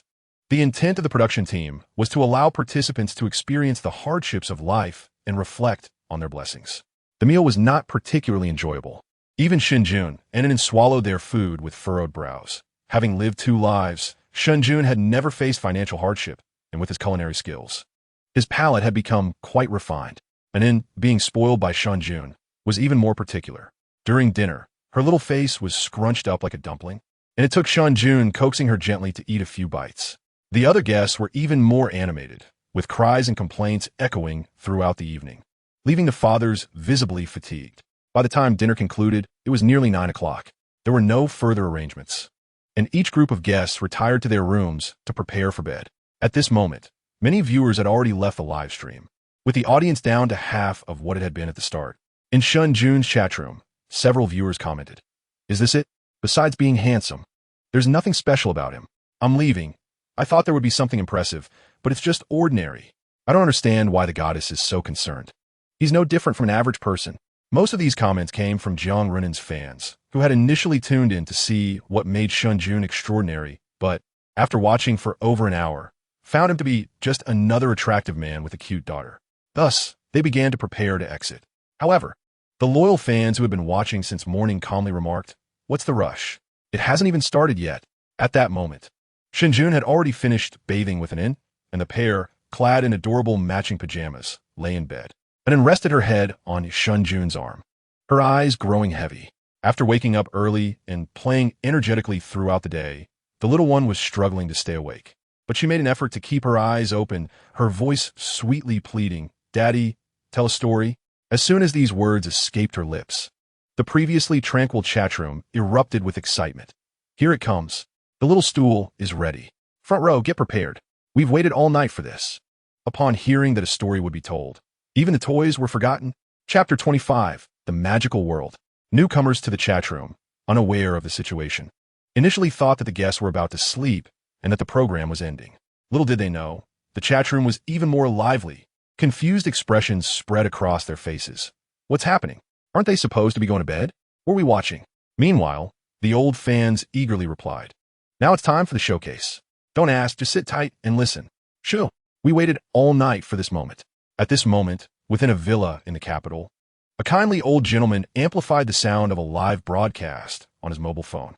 Were anyone present, they would undoubtedly recognize this benevolent figure as Sun Dawei, a master of fairy tales in China and a renowned children's author.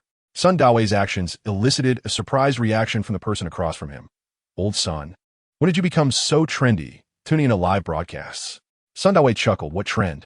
I am but half a step in the grave. This afternoon, while my grandson was scrolling through short videos, he stumbled upon a fairy tale that captivated him, prompting me to come and learn a thing or two." The other person, taken aback for a moment, then burst into laughter. "Learning? Does your grandson not realize what you do for a living? I am quite curious to see what story could inspire our fairy tale master to humbly seek knowledge." As they shared their banter, Shen Jun had already discussed the content of the bedtime story with an un, who had recently developed a fondness for Harry Potter. Therefore, tonight's bedtime narrative would indeed revolve around Harry Potter. However, before commencing, Shen Jun's expression shifted slightly, as there was still a camera set up in the room, and he was fully aware that they were currently live streaming. Thus, the story he was about to tell would also be heard by the viewers in the live chat. In the past, Shen Jun would have been indifferent to whether the audience could comprehend the tale, but now, having resolved to retaliate against Song Xiao, he found himself considering the situation more deeply. Since Song Xiao's fans believed he had usurped Song Xiao's viewership, Shen Jun decided to demonstrate to them what it truly meant to monopolize an audience. With this newfound clarity, Shen Jun began recounting the story from the beginning of Harry Potter. As for Anin, she could hardly recall the plot. She merely wished to immerse herself in the enchanting and whimsical world of magic and the extraordinary spells it contained. At this juncture, the viewership of the live broadcast began to swell once more, primarily driven by curiosity about the bedtime story Shen Jun was about to share. Thanks to word of mouth among numerous netizens, it had become widely known that Anne's father was adept at telling fairy tales, including many that others had never even heard of. As Shen Jun engaged in discussion with An, the viewers in the live chat began to murmur. "Harry Potter? Am I mistaken? What kind of story is this?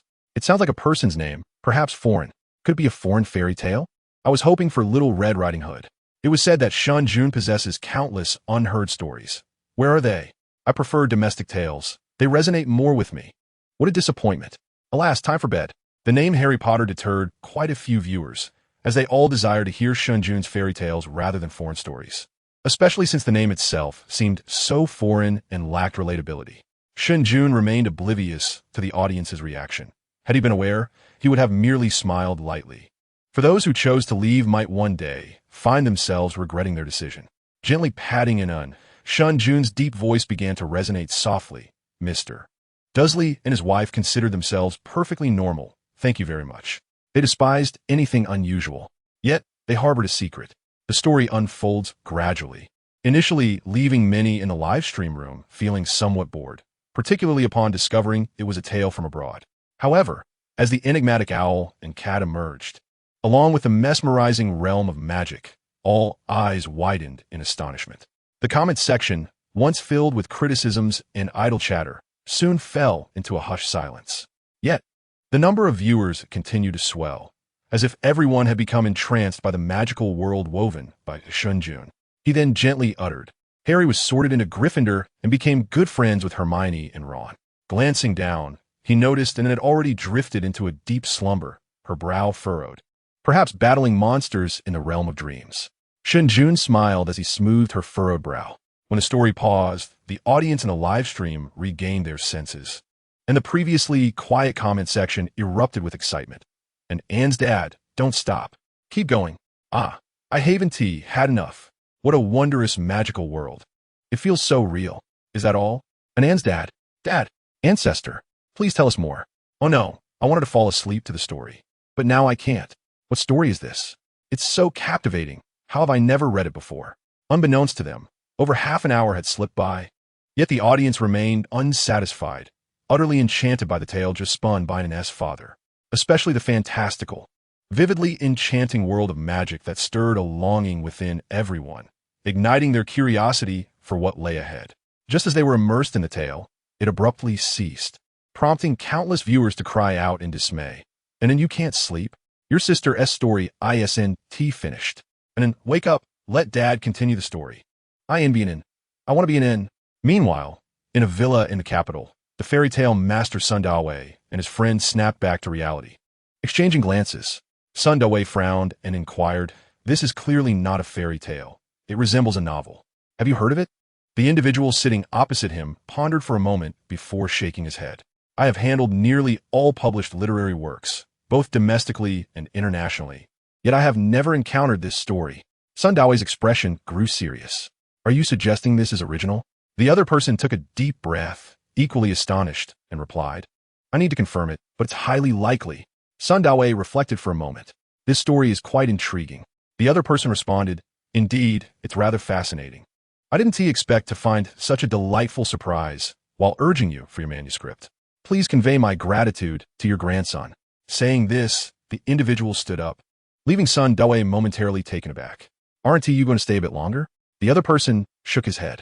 "No, I must return to verify this story. If it proves to be original, I may have to journey to Hunan province." After donning her coat, she swiftly exited Sun Dawei's residence, leaving him behind, lost in a contemplative sigh, remarking on the remarkable nature of today's youth. Chapter 26. A Startling Awakening. Within the towering edifice of Baidai Record Company, the night had deepened, yet the interior remained brilliantly illuminated. At 9 o'clock the following morning, Liu Yao's new album was set to launch online.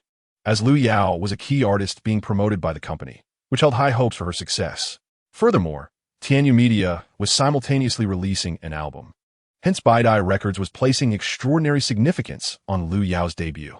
All relevant personnel were diligently checking and coordinating the details for the album's release, striving to ensure that everything was flawless, aiming for the new album to propel Liu Yao to even greater heights. At that moment, Zhao Wani, clad in a sleek black dress, wore a somewhat drawn expression, having busied herself throughout the day with the album's launch preparations. Now that all matters had been resolved, she finally exhaled in relief. Zhao Wani casually shut down her computer and glanced at the clock. It was already 10 in the evening. On her phone, a message from Mr. Sun arrived. "Wani, let me know when you're done, and I'll come pick you up for dinner." Zhao Wani pondered for a moment, her slender fingers tapping out a reply. "I'm done." A quick response followed. "Wait for me 15 minutes. I'll be there shortly." Mr. Sun Yaowen, was the proprietor of Yaowen Film and Television Media Company, valued at over 10 billion, and larger in scale than Baidai Records, specializing in film investment, production, and distribution. Remarkably, Sun Yaowen had assumed control of such an enterprise by the age of 30, embodying the essence of youthful ambition. Zhao Wani held a degree of admiration for him.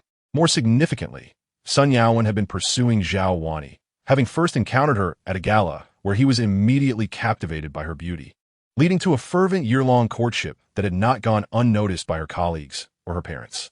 His intentions were sincere, as Zhao Lanfang remarked, praising Mr. Sun's character and capabilities. Zhao Wani found herself somewhat fond of him too, especially with his intensified pursuit following her recent divorce.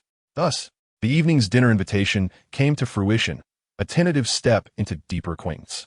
Recollecting her thoughts, Zhao Wani realized she still had over 10 minutes before Mr. Sun arrived. Contemplating, she opened a short video app. During her leisure time, she enjoyed browsing short videos, which not only provided relaxation, but also kept her attuned to current entertainment trends. However, as she opened the app, her brow furrowed in dismay upon encountering a video of Shen Jun and in sharing a tender morning moment. which had garnered over 3 million likes. Watching the intimate gestures and expressions of affection between the two, Zhao Wani felt a piercing discomfort wash over her, and her expression darkened, her gaze turning icy. She had already learned that Shen Jun had successfully extricated himself from the court of public opinion that evening. Zhao Wani initially intended to leverage the public sentiment to render Shen Jun utterly inept, thereby facilitating her acquisition of Anan's custody. However, to her astonishment, Shen Jun managed to turn the tide of public opinion. Reflecting on this, Zhao Wani recalled the news she had seen in the afternoon, where renowned music producer Shen Lao and the rising star Jiang Runan both voiced their support for Shen Jun. Zhao Wani was well aware that Shen Jun's mentor was Shen Lao, as he had attended their wedding. Yet after that, they had lost contact. Moreover, after Zhao Wani ascended to the position of president of Baidai, she had previously suggested that Shen Jun leverage their emotional connection to invite Shen Lao for a collaboration. As a preeminent composer and a titan in the music industry, every musician yearns to perform a song crafted by Shen Lao. However, Shen Lao had retired from composing 5 years prior and ceased to accept collaborations. At that time, Zhao Wani thought that since Shen Jun was Shen Lao's student, perhaps he could appeal to their emotional bond to secure just one song. This could potentially elevate their company to greater heights. Yet, Shen Jun had told her that their relationship was merely that of a typical student and teacher, and they were not particularly close, making such an invitation impossible. Recalling this incident, a surge of indignation coursed through Zhao Wani. She had actually believed him, especially considering Shen Jun's post-marriage demeanor, which hardly suggested familiarity with such a prominent figure. And now, what kind of student-teacher relationship could compel Shen Lao, who was not adept at using social media, to publicly defend Shen Jun at the very onset of this incident? It was evident to any discerning observer that this was far from a typical student-teacher dynamic. Furthermore, if Shen Jun indeed had such a connection, why had he not assisted her earlier, and why had he never mentioned it? A worthless individual truly is a worthless individual. The more Zhao Wani pondered, the more incensed she became, muttering a quiet curse under her breath. Moreover, aside from Shen Lao, the involvement of the popular Jiang Runan chilled Zhao Wani to her core. She had never suspected any connection between Shen Jun and Jiang Runan. Being part of the entertainment industry, Zhao Wani understood all too well the considerable risk Jiang Runan took by speaking out in support of Shen Jun, even at the expense of her own interests. Gazing at Jiang Runan's delicate and sweet visage online, Zhao Wani unconsciously dug her crimson nails into her palm. Just as Zhao Wani's expression grew increasingly frigid, her phone buzzed in her hand. It was Sun Yaowen calling to inform her that he had arrived downstairs. After ending the call, Zhao Wani took a deep breath to quell the tumult of emotions within her. Before descending, she applied a touch of lipstick, and as she gazed into the mirror at her radiant and vibrant face, her demeanor gradually regained its composure. No matter how Shen Jun might stir the pot, he remained a mere fool. There would forever be an insurmountable chasm between them. With a sardonic smile playing on her lips, Zhao Wani flicked her cascading waves of hair and descended the stairs with an air of grace. Waiting below was a luxurious Maybach, and Sun Yaowen, impeccably dressed in a tailored suit, leaned against the car. Upon seeing the resplendent Zhao Wani emerge, he promptly stepped forward, presenting her with a bouquet of flowers. "Wani, your hard work is commendable." The office building's lobby was bustling with employees and passers-by, and many bore expressions of envy and admiration at this scene. The inner turmoil within Zhao Wani swiftly dissipated, replaced by a radiant smile upon her face. This was the life she had longed for. With a beaming expression akin to a blooming flower, Zhao Wani graciously accepted the roses presented by Sun Yaowen. Subsequently, he attentively opened the car door, and she delicately cradled the flowers as she entered the vehicle. The opulent and resplendent Maybach glided towards the neon lights of the Shanghai metropolis. Simultaneously, as Zhao Wani settled into Sun Yaowen's Maybach, a thunderous clap of lightning resonated through the night sky over Lingnan City, startling all the guests who were recording a program in Xiaobu Ancient Village. The ensuing chaos was marked by the heart-wrenching cries of children lamenting for their mothers. Inside the room, Shen Jun let out a sigh. After much effort, he had finally lulled Anna to sleep and was preparing to conclude the live broadcast. However, before he could inform the staff, a sudden thunderclap rent the heavens, followed by a torrential downpour. Anna, startled awake, was now fully alert. Chapter 27. The Fluttering Insects. Anna had always harbored a fear of thunder. Whenever it roared, her sleep would be restless, necessitating the presence of someone by her side for comfort. Particularly after being jolted awake, if she could not find her father, her cries would be heart-wrenching. As anticipated, following the thunder, Shen Jun noticed the little one stirring in his arms. Her small face scrunched up and her legs kicked out, her big eyes snapping open. Unlike her usual adorable self, fear dominated in an gaze at that moment, causing Shen Jun's heart to tighten. He immediately embraced her, gently patting her back and soothingly murmuring, "Do not be afraid, and Daddy is here." Having been startled awake by the thunder, and Anne's initial fright lessened somewhat upon seeing Shen Jun. Yet she still trembled with fear. Curling into his embrace, she pitifully whined, "Daddy, I'm scared." At that moment, the live broadcast still had a considerable audience. Although nearing its conclusion, many viewers were captivated by Shen Jun's earlier storytelling and lingered in the chat, eager for more tales, desperately hoping to catch his attention. Then came a thunder. As the audience heard Shen Jun comforting and softly, a flurry of comments erupted in the chat. "And Anne's daddy, are you in need of an adorable daughter aged 6 years and 204 months? Your voice is so soothing, it's captivating. And then, let your sister lie down for a moment." When the viewers heard Ann's plaintive declaration of fear, their hearts collectively ached for her, particularly since the live broadcast was equipped with multiple cameras, one of which captured a close-up of Anne's frightened little face, prompting an outpouring of sympathy from the devoted mothers in the chat. "And then, don't be afraid. Mommy is here with you. Oh, you poor little thing. Don't be afraid. And then, save a spot for Mommy, so that both Daddy and I can protect you." The circumstances of the other guest groups were quite similar to Anne's. They had all prepared to conclude the live broadcast, cradling their children to sleep. Unexpectedly, a sudden clap of thunder startled all the children who had just been lulled to rest. The other groups, having less experience with their children and mostly consisting of boys, found the process of soothing them to sleep nearly exhausting for the fathers involved. Just as they managed to get the children to sleep, they were awakened once more before anyone could breathe a sigh of relief. Laughter erupted in the live broadcast room, with Zhang Shui nearly bursting from the effort of calming the mischievous Guangzai. The moment Guangzai was startled awake, an expression of utter despair flashed across Zhang Shui's face, akin to seeing a ghost, and the audience captured it all. Some viewers even combined the expressions of Zhang Shui and Guangzai into a meme dubbed "Shocked Father and Son," which sent the chat into fits of laughter and increased the viewer count once again. Seeing that all the guest groups were in disarray, struggling to calm their children, Lin Jia seized the moment and declared, "Let us continue the broadcast. We need to make up for the downtime this afternoon." The staff quickly resumed their work, redirecting traffic and pushing the program back onto the trending charts, attracting an even larger audience to the live stream. The scene revealed 5 fathers frantically attempting to soothe their children amidst the relentless thunder and torrential rain outside. The night was filled with the sounds of unknown beasts and birds shrieking, creating an eerie atmosphere. Unlike the city with its flashing neon lights, the ancient village outside was shrouded in the shadows of swaying trees, creating an unsettling ambience. The viewers in the live stream found it somewhat terrifying, not to mention the children who were all abruptly awakened, bursting into inconsolable tears. Shen Jun could even hear Guangzai's cries from nearby, and was not faring much better. Although she was generally obedient, she too could not control her fear in the face of such overwhelming terror. The ancient village offered no refuge like home, where curtains could be drawn and soundproofing could provide solace. At this moment, Anne had been crying in Shen Jun's embrace for some time. Her adorable little face was streaked with tears and snot, and she had resorted to using Shen Jun's sleepwear as a tissue. The viewers in the live stream found themselves both amused and sympathetic.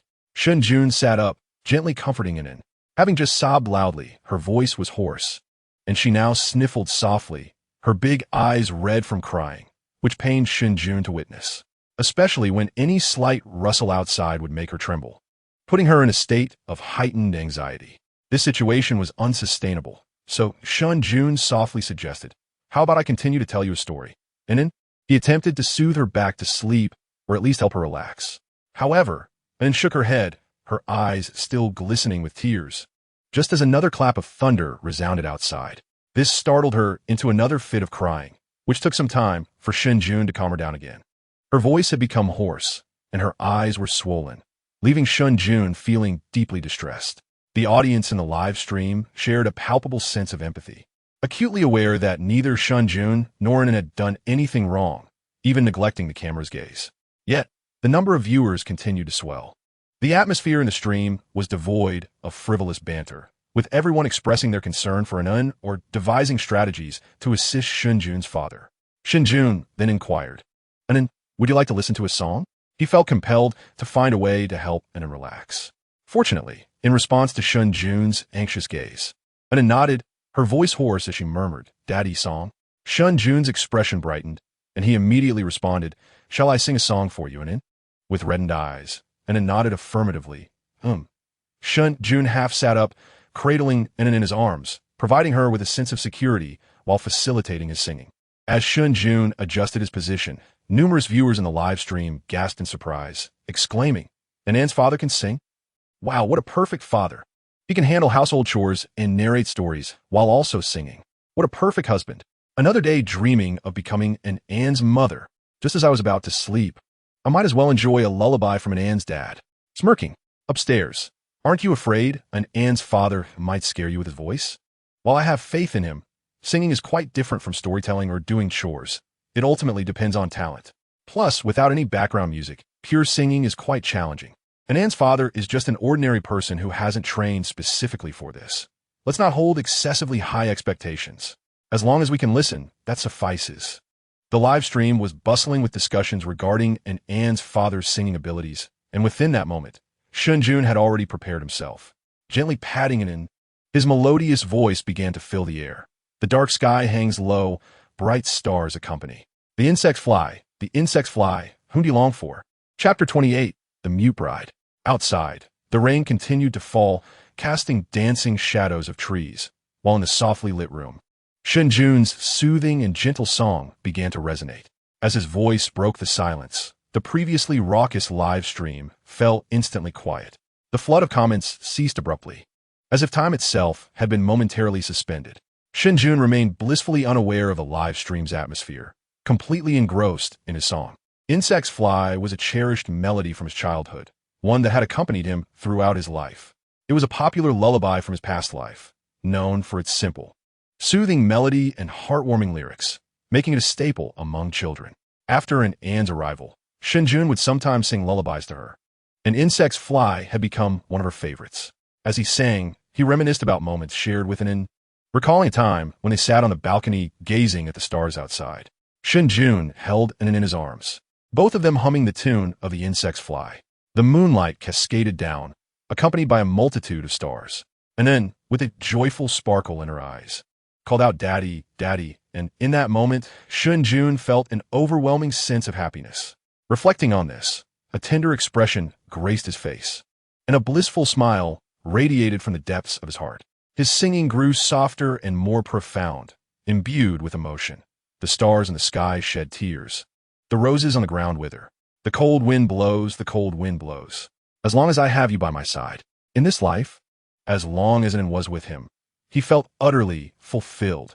Immersed in his emotions, Shen Jun remained blissfully unaware that as he sang, the live broadcast room had erupted into a frenzy. Initially, when he began to sing, there was a moment of silence in the room. However, it wasn't too long before a torrent of comments flooded in, one after another, nearly overwhelming the screen. And An's dad sings so beautifully. This song, this voice are simply incredible. I must rave about An's dad. His singing goes straight to my heart. I'm completely in love with An's dad now. So lovely. It sounds deceptively simple, yet why is the melody so moving? Instantly, memories of childhood surfaced, of bright moonlit nights, swaying rice fields, and everyone in the village gathering beneath the streetlights to chat and play cards. A sudden longing to be a child again washed over him. The song was enchanting, yet a tinge of sadness lingered. Growing up is not as delightful. For reasons unknown, thoughts of his grandfather emerged. He wondered how his grandfather fared in heaven. He thought of his grandmother, who used to sing to him with a fan to lull him to sleep. A wave of sorrow washed over him, making him want to cry. All he wished was to watch a variety show before bed. Why did it have to make him weep? Who could tell him what lullaby this was? Oh, how beautifully it resonated. He pleaded, please stop singing. The barrage of comments in the live room was so overwhelming that individual messages were indistinguishable, and just a fleeting glance sent them soaring off the screen, while the viewership continued to surge. The short video platform had catapulted to the top 10 in trending broadcasts. At that moment, within the gaming live broadcast section of a short video platform, one room was incredibly popular, ranking first in the gaming category. Inside the live room, a strikingly beautiful female host was streaming a currently trending game. The host was stunning, with an impressive figure, and her sharp gaze while gaming exuded confidence, drawing viewers to click on her stream. However, upon entering the room, they were greeted with a cacophony of exclamations. "What a lunatic! Go to hell!" The voice was wildly irate and extremely coarse, leaving all newcomers momentarily stunned and at a loss. Meanwhile, the longtime fans in the live room had begun to flood the comments. "Sister Joe, please don't speak. Damn it, I forgot to mute it. I'll pay handsomely for someone to silence Sister Joe's voice. When Sister Joe is silent, she is as beautiful as a fairy. When she opens her mouth, the heavens and earth tremble." The female host in the live room was none other than Joe Winaway, a gaming streamer who had garnered immense popularity on the short video platform, known as Sister Joe. Her beauty, alluring figure, and the stark contrast in her voice had captivated countless fans, with a fan base surpassing 10 million across the internet. She is one of the most popular streamers in the gaming realm, affectionately referred to as the Mute Bride. At this moment, accompanied by Sister Joe's piercing wail, she exclaimed, "How on earth can we win with such teammates? Tell me how." Soon after, the game concluded. Joe slammed her keyboard, her exquisite features contorted in frustration, utterly disregarding her image. "For heaven's sake, Joe, could you not be a bit gentler?" Observing Joe in silence, one could only wish for her tranquility. Getting Joe to calm down? That's like asking a sow to climb a tree. Still, that mute is toxic. As she prepared to buy medicine, she declared, "Count me in. Count me in. Mute Bride, I adore you." At this point, Joe had regained her composure, and upon glancing at the comments in the live stream, she gasped, "How dare you compare my beauty to that of Sal?" Instantly, someone in the chat commented, "We apologize. It was wrong of us to insult the sow. Our sincerest apologies. A Joe with a mouth is far less admirable than a sow that can climb trees."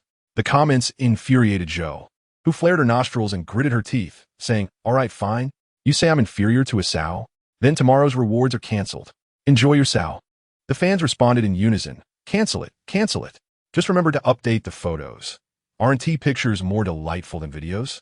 We love it even more." Joe had long grown accustomed to the banter in the live stream.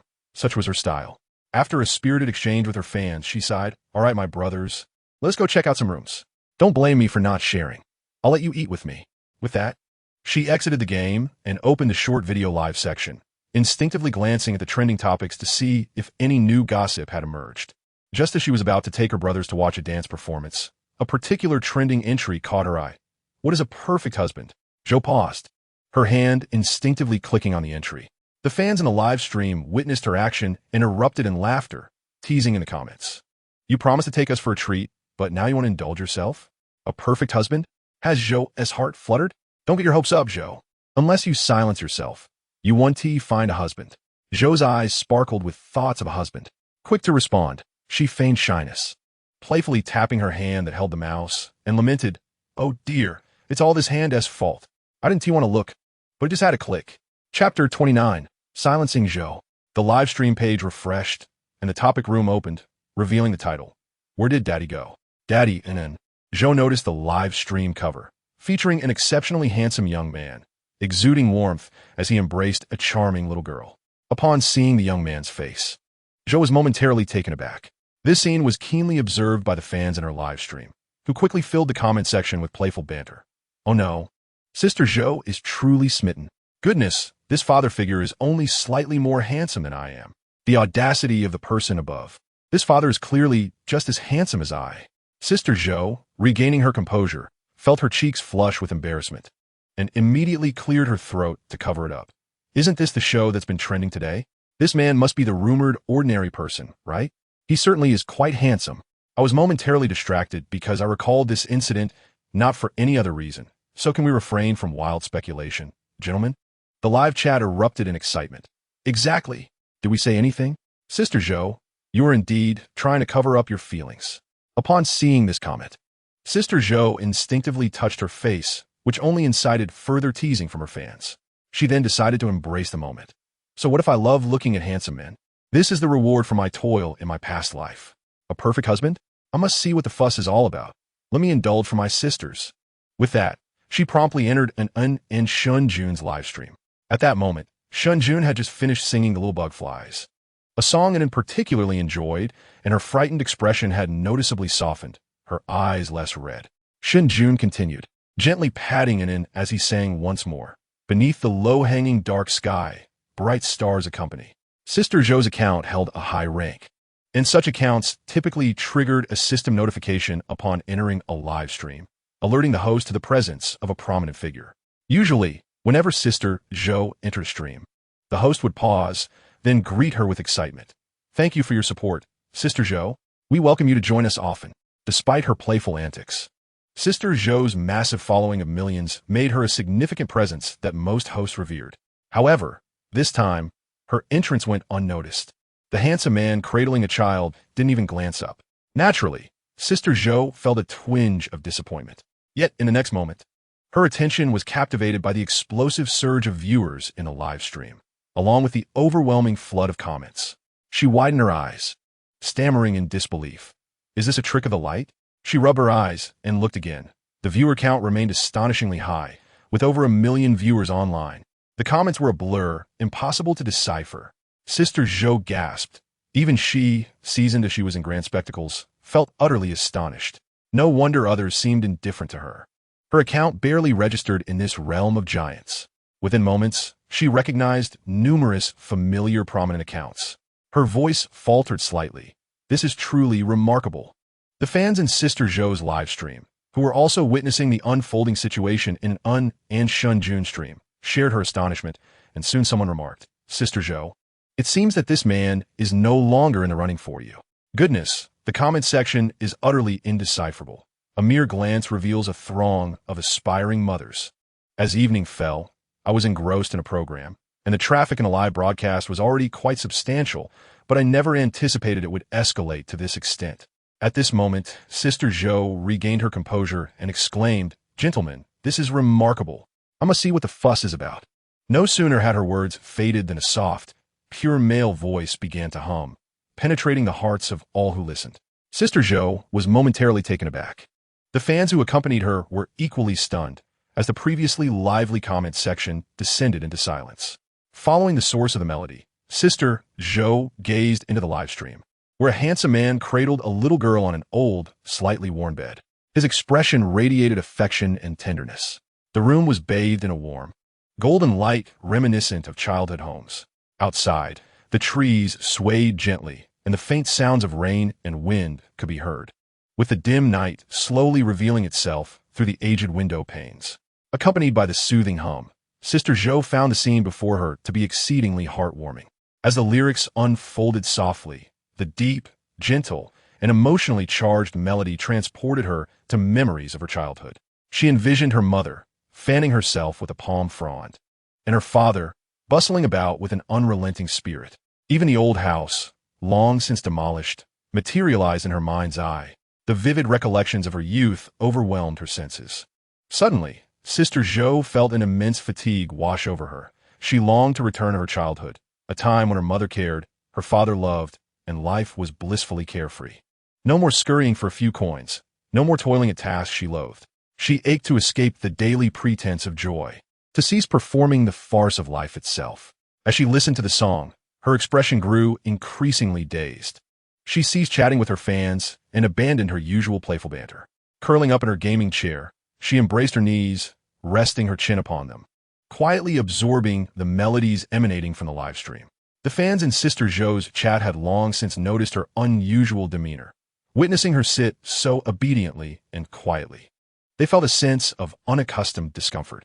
Sister Zhou had gained notoriety for her loquaciousness, her sharp wit and candidness that defied any semblance of decorum.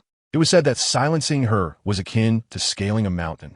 Many fans jested that the only way to ensure her silence was to render her mute, transforming her into a silent bride. Since the inception of her streaming career, no one had ever witnessed Sister Zhou in such a tranquil and compliant state. In her newfound stillness, she appeared strikingly beautiful, her features akin to a work of art, captivating many fans who found themselves smitten. Goodness gracious! How astonishing. I am inexplicably drawn to Sister Zhou. Truly, she was a silent bride. In her silence lay the most exquisite esports broadcast. It dawned on them that Sister Zhou possessed an unexpected allure. What should we do, brothers, when our hearts are stirred? Sister Zhou, speak up. Do not create such a scene with the brothers. They might genuinely be moved. It is quite frightening. Has Sister Zhou been possessed? Amidst the playful banter and teasing from numerous fans, no one noticed that Sister Zhou, who had been listening to the song, had eyes that were increasingly red-rimmed. And then, quite suddenly, a single tear fell. In chapter 30, she could no longer hold back. The tear, glistening, traced a path down Sister Zhou's lovely face, adding an unusual charm to her already exquisite features, making her appear pitifully beautiful. Goodness, Sister Zhou is crying? Am I seeing this correctly? How could she possibly be crying? What is this inexplicable feeling of longing that has arisen within me? It is overwhelming. I suddenly want to hold Sister Zhou close. Just the thought is alarming. What is the difference between that and embracing a monkey on Mount May? Today, I have finally realized Sister Zhou's beauty. Indeed, a silent bride is more enchanting. As long as Sister Zhou remains silent, she is my goddess. I am utterly captivated. Is Sister Zhou contemplating becoming a beauty streamer? This woman has successfully piqued my interest. The fans in a live stream are accustomed to jesting, so when they saw Sister Zhou in tears, they instinctively began to comment. However, before they could elaborate, Sister Zhou's eyes grew increasingly red, and her tears flowed more freely. She even began to sob. Sister Zhou, please do not frighten me. What is happening to her? Sister Zhou, do not cry. It is making my own eyes feel a bit teary. A hug for Sister Zhou. Sister Zhou, please stop crying. I only said you resembled a monkey on Mount May. Surely, I can apologize. Suddenly, I feel a twinge of compassion for Sister Zhou. What is going on? In the eyes of all her fans, Sister Zhou has always been carefree, her face perpetually adorned with a smile. Even in the face of unpleasantness, she merely expresses a few choice words. Afterwards, she cheerfully banters with her fans. Many adore Sister Zhou precisely because of this disposition, her good-natured spirit, her ability to see the bright side, and her authenticity. No one has ever witnessed Sister Zhou cry. Thus, when they suddenly saw her weeping so earnestly, the fans in the live stream were thrown into a state of disarray. They ceased their teasing and began to seek ways to comfort her. Moreover, Sister Zhou's tears prompted many longtime fans in the live stream to feel a sudden itch in their own eyes, inexplicably wanting to shed tears alongside her. At this moment, Sister Zhou recognized that her emotions had unraveled. She wished to hold them back, especially since she was still live streaming. She never allows herself to display such emotions during a broadcast. Regardless of her grievances or anger, she always processes them alone after the stream ends. However, at this moment, she simply could not contain herself. She was utterly unable to control her emotions. Her soft humming seemed like a sharp blade, slicing through years of pent-up grievances and sorrow. Sister Zhou trembled and sobbed, and finally, unable to endure any longer, she choked out to the live stream. I'm sorry, everyone. I'm feeling a bit unwell. I will end the stream for now. Sister Zhou attempted to raise a radiant smile, as she usually does, but the smile she managed was more painful than her tears, leaving her many fans feeling heartbroken for her. Is Sister Zhou all right? Sister Zhou, please cease your tears. It pains my heart to witness such sorrow. Alas, Sister Zhou has fallen silent, and I find myself grappling with an unfamiliar sense of unease. Who can truly fathom this feeling of fragmentation? Sister Zhou is nothing short of my deity. I hope she is well. Typically, I observe her dissipating my negative emotions. Yet this is the first time I have seen her so utterly devastated, and it tugs at my heartstrings. A comforting embrace. The fans in the live stream had scarcely uttered a few words before Sister Zhou swiftly closed the session. In the now serene room, her sobs grew increasingly audible. Meanwhile, in Shen Jun's live stream, many viewers found themselves in a similar predicament, expressing their discomfort. Numerous spectators were moved to tears. Who can understand? I merely wish to indulge in a variety show before sleep, yet here I am, ensconced in my blankets, weeping uncontrollably. I miss my grandfather dearly. Oh, how I grieve. My roommate inquired as to why I was crying so pitifully, and I hesitated to admit it was due to a variety show. Oh, and Anne's father. You are truly testing my limits. Enough with the singing. I can no longer hold back.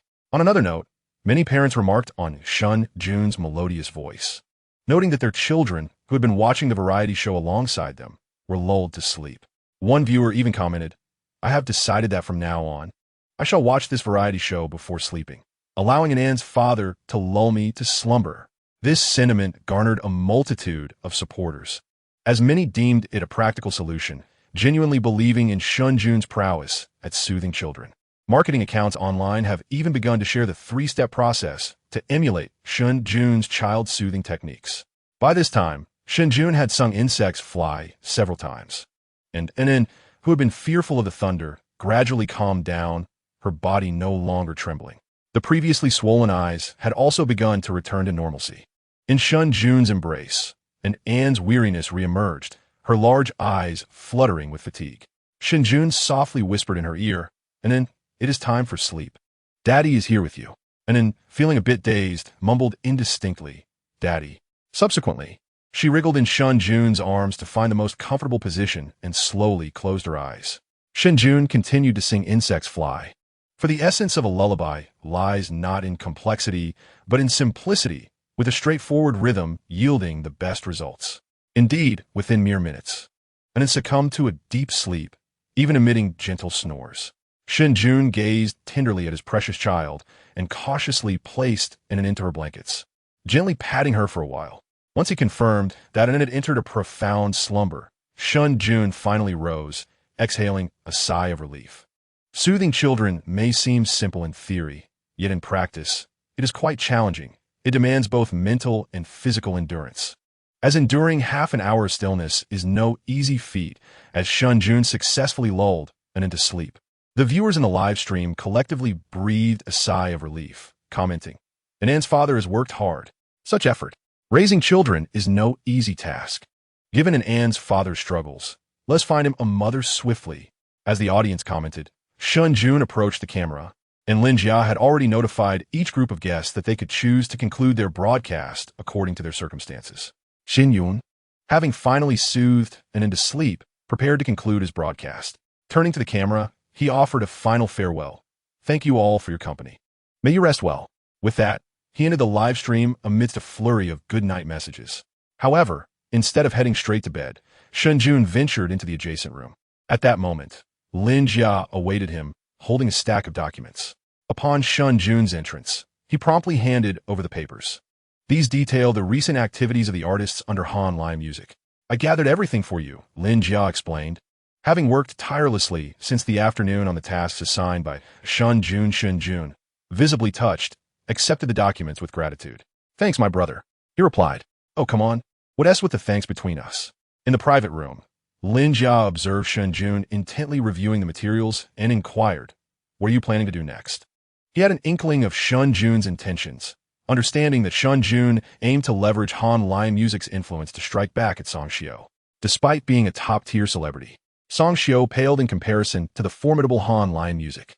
Should the company choose to support Shen Jun, eliminating negative public sentiment or dealing with Song Xiao would be relatively straightforward. Yet, the challenge lay in persuading Han Live Music to assist him, a significant hurdle indeed. Although Shen Jun had the backing of old Shen, Lin Jia recognized that such a colossal entity as Han Live Music would not escalate matters solely for Shen Jun's sake. Shen Jun lacked the clout for that. As Lin Jia gathered the information in the afternoon, he pondered how Shen Jun might convince Han Live, but he could not devise a viable strategy. By now, Shen Jun had perused the document sufficiently. Hearing Lin Jia's question, he took his time to respond, reviewing the selected materials once more before extracting a particular document. He placed it on the table, pointing to a line of text. Curious, Lin Jia picked up the document, which recorded Han Live Music's activities and projects for the month. Although not particularly critical information, Lin Jia had condensed it onto a single sheet. Upon seeing the paper, Lin Jia furrowed his brow and glanced at the line Shen Jun indicated. It read, Han Live Music artist Song Huaying participates in Peak Singer, potentially facing elimination in the 5th round. Lin Jia raised an eyebrow, asking, "Are you considering targeting Song Huaying?" Shen Jun nodded and slowly articulated. The documents indicate that Han Live Music currently boasts 3 super first-tier singers, one of whom is Song Huaying. The other 2 are Du and Shui Wenliu. Continuing, Shen Jun retrieved another document, pointing to its contents. "Here, Xue Wenlu's contract is set to expire in 4 months. He then pulled out another sheet. And look here. In May, Xue Wenlu and her husband participated together in your Xiang province TV station's May 4th gala. Lin Jia was aware of the situation. During the May 4th gala in Xiangtai, Xue Wenlu and her husband had attended the event. Lin Jia pondered, what does this signify? Shen Jun slowly remarked, according to the information, one of the founders of Hanline Music is Zhang Haowei, who hails from Dragon Television. Hanline Music initially rose to prominence thanks to a talent show hosted by Dragon Television. Thus, the connection between Hanline Music and Dragon Television is profound. Furthermore, from the data over the years, it is evident that the activities of Hanline Music's artists are primarily based at Dragon Television.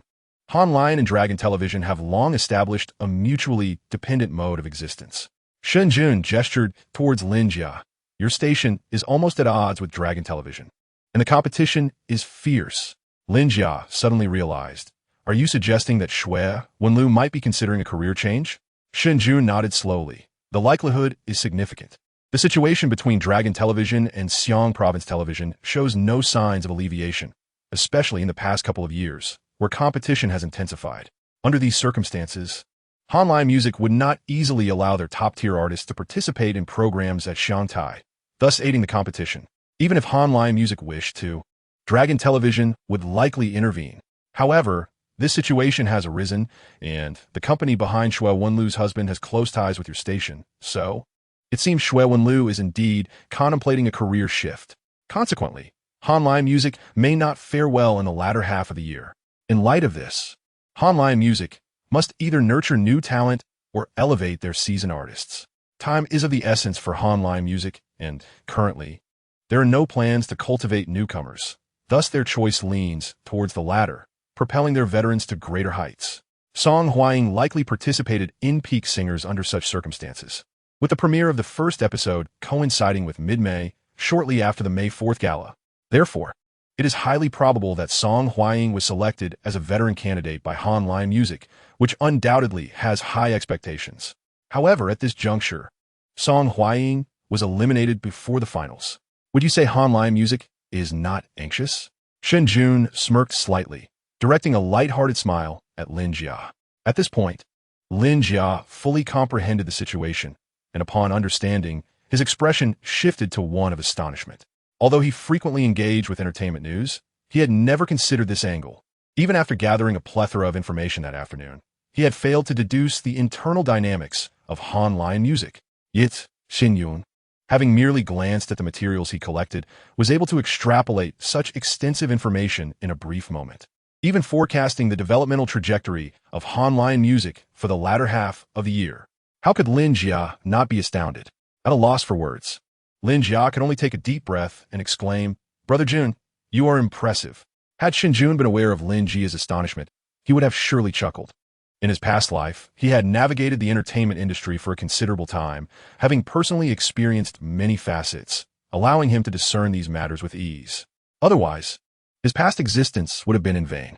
Shen Jun waved his hand and, regaining his composure, stated, Help me find a recording studio. I am preparing to record a demo. It's quite simple. Lin Jia nodded in agreement. Shen Jun let out a soft sigh, feeling somewhat embarrassed as he addressed Lin Jia. I have troubled you quite a bit during this period. Once things settle down, and then I would like to treat you to a grand meal. Lin Jia's expression shifted to one of urgency. Brother Jun, saying that makes it seem like you no longer consider me a comrade. You have helped me so much in the past. It would be remiss not to reciprocate when the opportunity arises.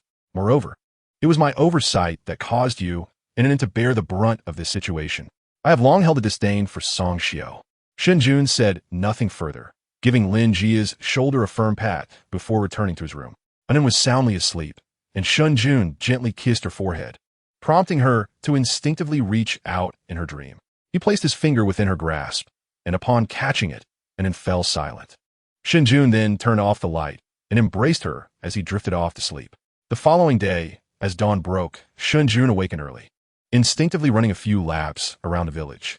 The ancient village had come to life in the early morning light. In the distance, fields were shrouded in white mist, and wisps of smoke curled up from the black-tiled roofs. After his run, Shen Jun returned to wash up, noticing that the production team was also stirring. He commenced his tasks for the day, which began with preparing breakfast. The breakfast ingredients were stored at a local villager's home, available on a first-come, first-served basis. With the knowledge that he was being closely observed, Shen Jun had no intention of being discreet, since there were those concerned about his gaining attention. He would ensure their worries materialized. Chapter 32 was complete. Shen Jun was the first to tackle the task, with the staff, still groggy, following behind as they began the live broadcast. His live stream had already amassed a significant following, and the account's popularity soared, drawing viewers in as soon as it started. Good morning. The production team is ruthless, starting to broadcast this early? It's no surprise. Isn't an father? I had a hunch last night during the task briefing that breakfast would be completed first by him, dressed casually and freshly showered, with hair still slightly damp. Shen Jun exuded a refreshing allure that captivated many viewers just waking up. He swiftly arrived at the storage point for ingredients, selecting a variety of items without hesitation. Mindful of An's dietary preferences, by the time the other guests and their children began to wake, Shen Jun had already prepared breakfast and called for An to rise and eat. Due to the thunderstorm the previous night, An had not slept well and was a bit grumpy upon waking. Just as she finished washing up and was about to eat, Zhang Shui, accompanied by his son Guangzai, knocked on the door and entered, looking somewhat flustered, holding unprocessed ingredients. I truly have no idea how to tackle this. I fear I might poison Guangzai. Little Shun, could you lend a hand? Viewers in the live stream erupted into laughter. Zhang Shui is back to cling to the leg. Fans in Zhang Shui's stream shook their heads. I told you Zhang Shui was heading in the wrong direction. His home is over there. How did he end up here? It was amusing to think that without Shen Jun, Zhang Shui might starve in the ancient village. Guangzai chimed in, sticking out his tongue. Uncle, my dad's cooking is terrible. I want to eat the food you make. Shen Jun has no issues. Zhang Shui is quite pleasant, and Guangzai possesses an amusing charm that Shen Jun finds appealing. However, it all revolves around the matter of sharing chopsticks. An, seated at the dining table, caught sight of Guangzai and playfully stuck out her little tongue, calling him silly brother. Since Guangzai is a few months older than An, Zhang Shui, while engaging in casual conversation with Shen Jun, established a sibling bond between the two little ones. Just as Zhang Shui intended to greet the adorable child, he heard An continue, referring to him as silly uncle.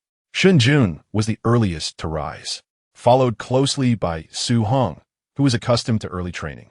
Then came director Wang Hai and Zhang Shui. Wang Hai, being older, required less sleep, while Zhang Shui was roused by the enticing aroma of Shen Jun's breakfast wafting from next door.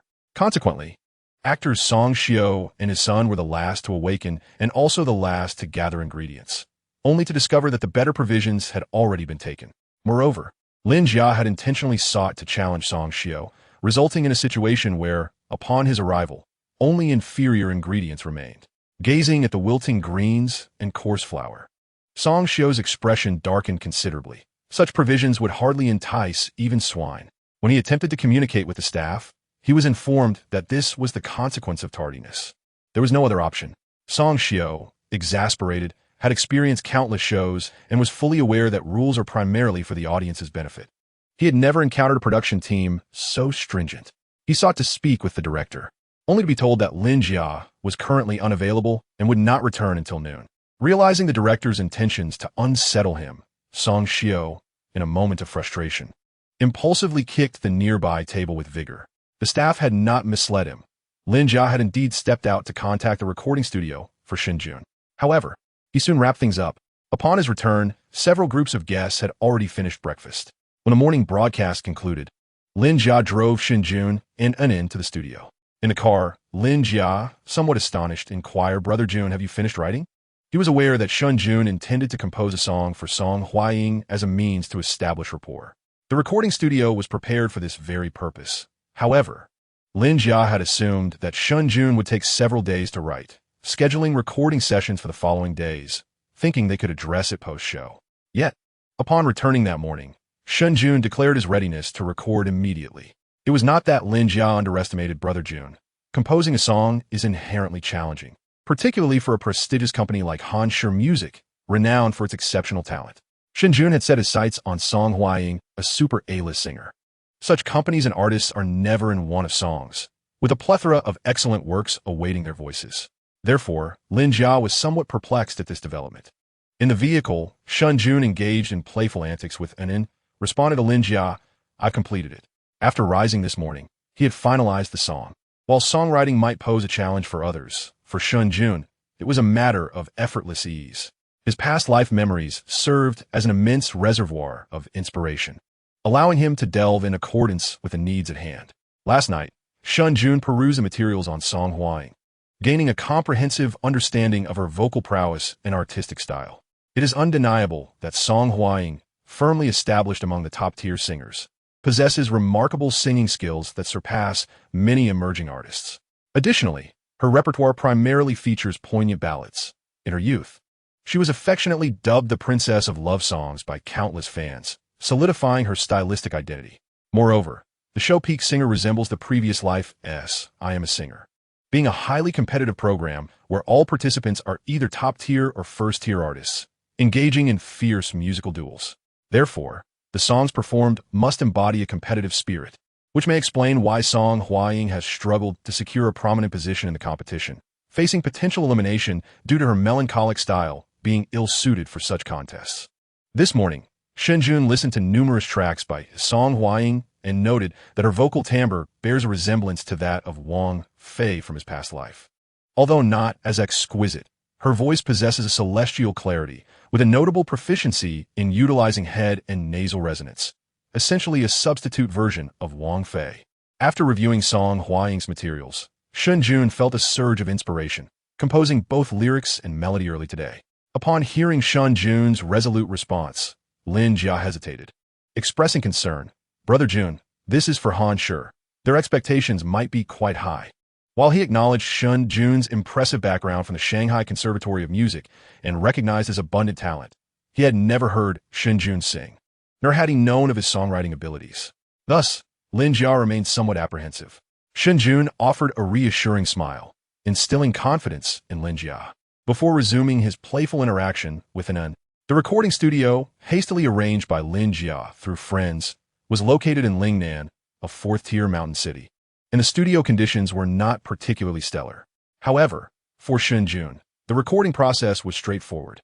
After just over 2 hours, it was completed, albeit slightly delayed due to his long absence from practice and unfamiliarity with the equipment.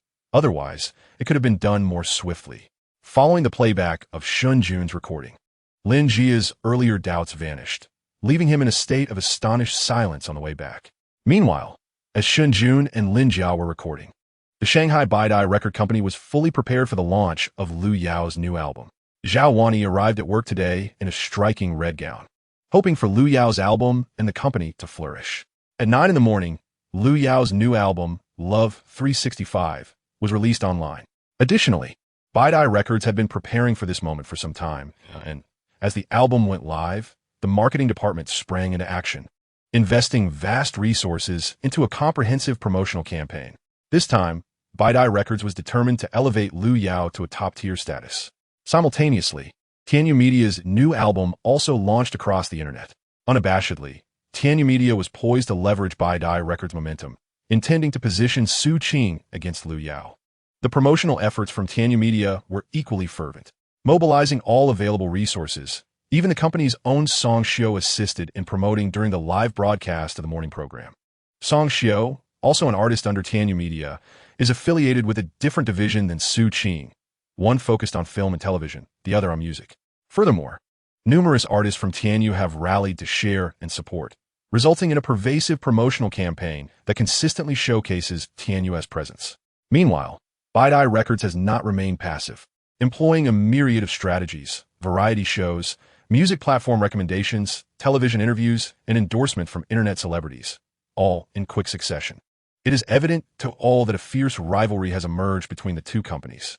Both new albums have rapidly ascended the charts on major music platforms, garnering unprecedented attention. On that day, nearly everyone's gaze was captured by the maneuvers of these two companies, leading to an increasing number of individuals focusing on these two albums. Within the industry, some began to speculate which company would ultimately emerge victorious. Yet, amidst the clamor surrounding these two titans, a video began to quietly gain traction on short video platforms. For those familiar with esports live streams, the figure in the video is unmistakably the popular streamer, Sister Zhou. The title of the video reads, a man who made Sister Zhou collapse in tears. The accompanying thumbnail features Sister Zhou with tears at the corners of her eyes. A heart-wrenching yet alluring image. Additionally, on the Huawei music platform, a rather rough and hastily produced music recording was uploaded.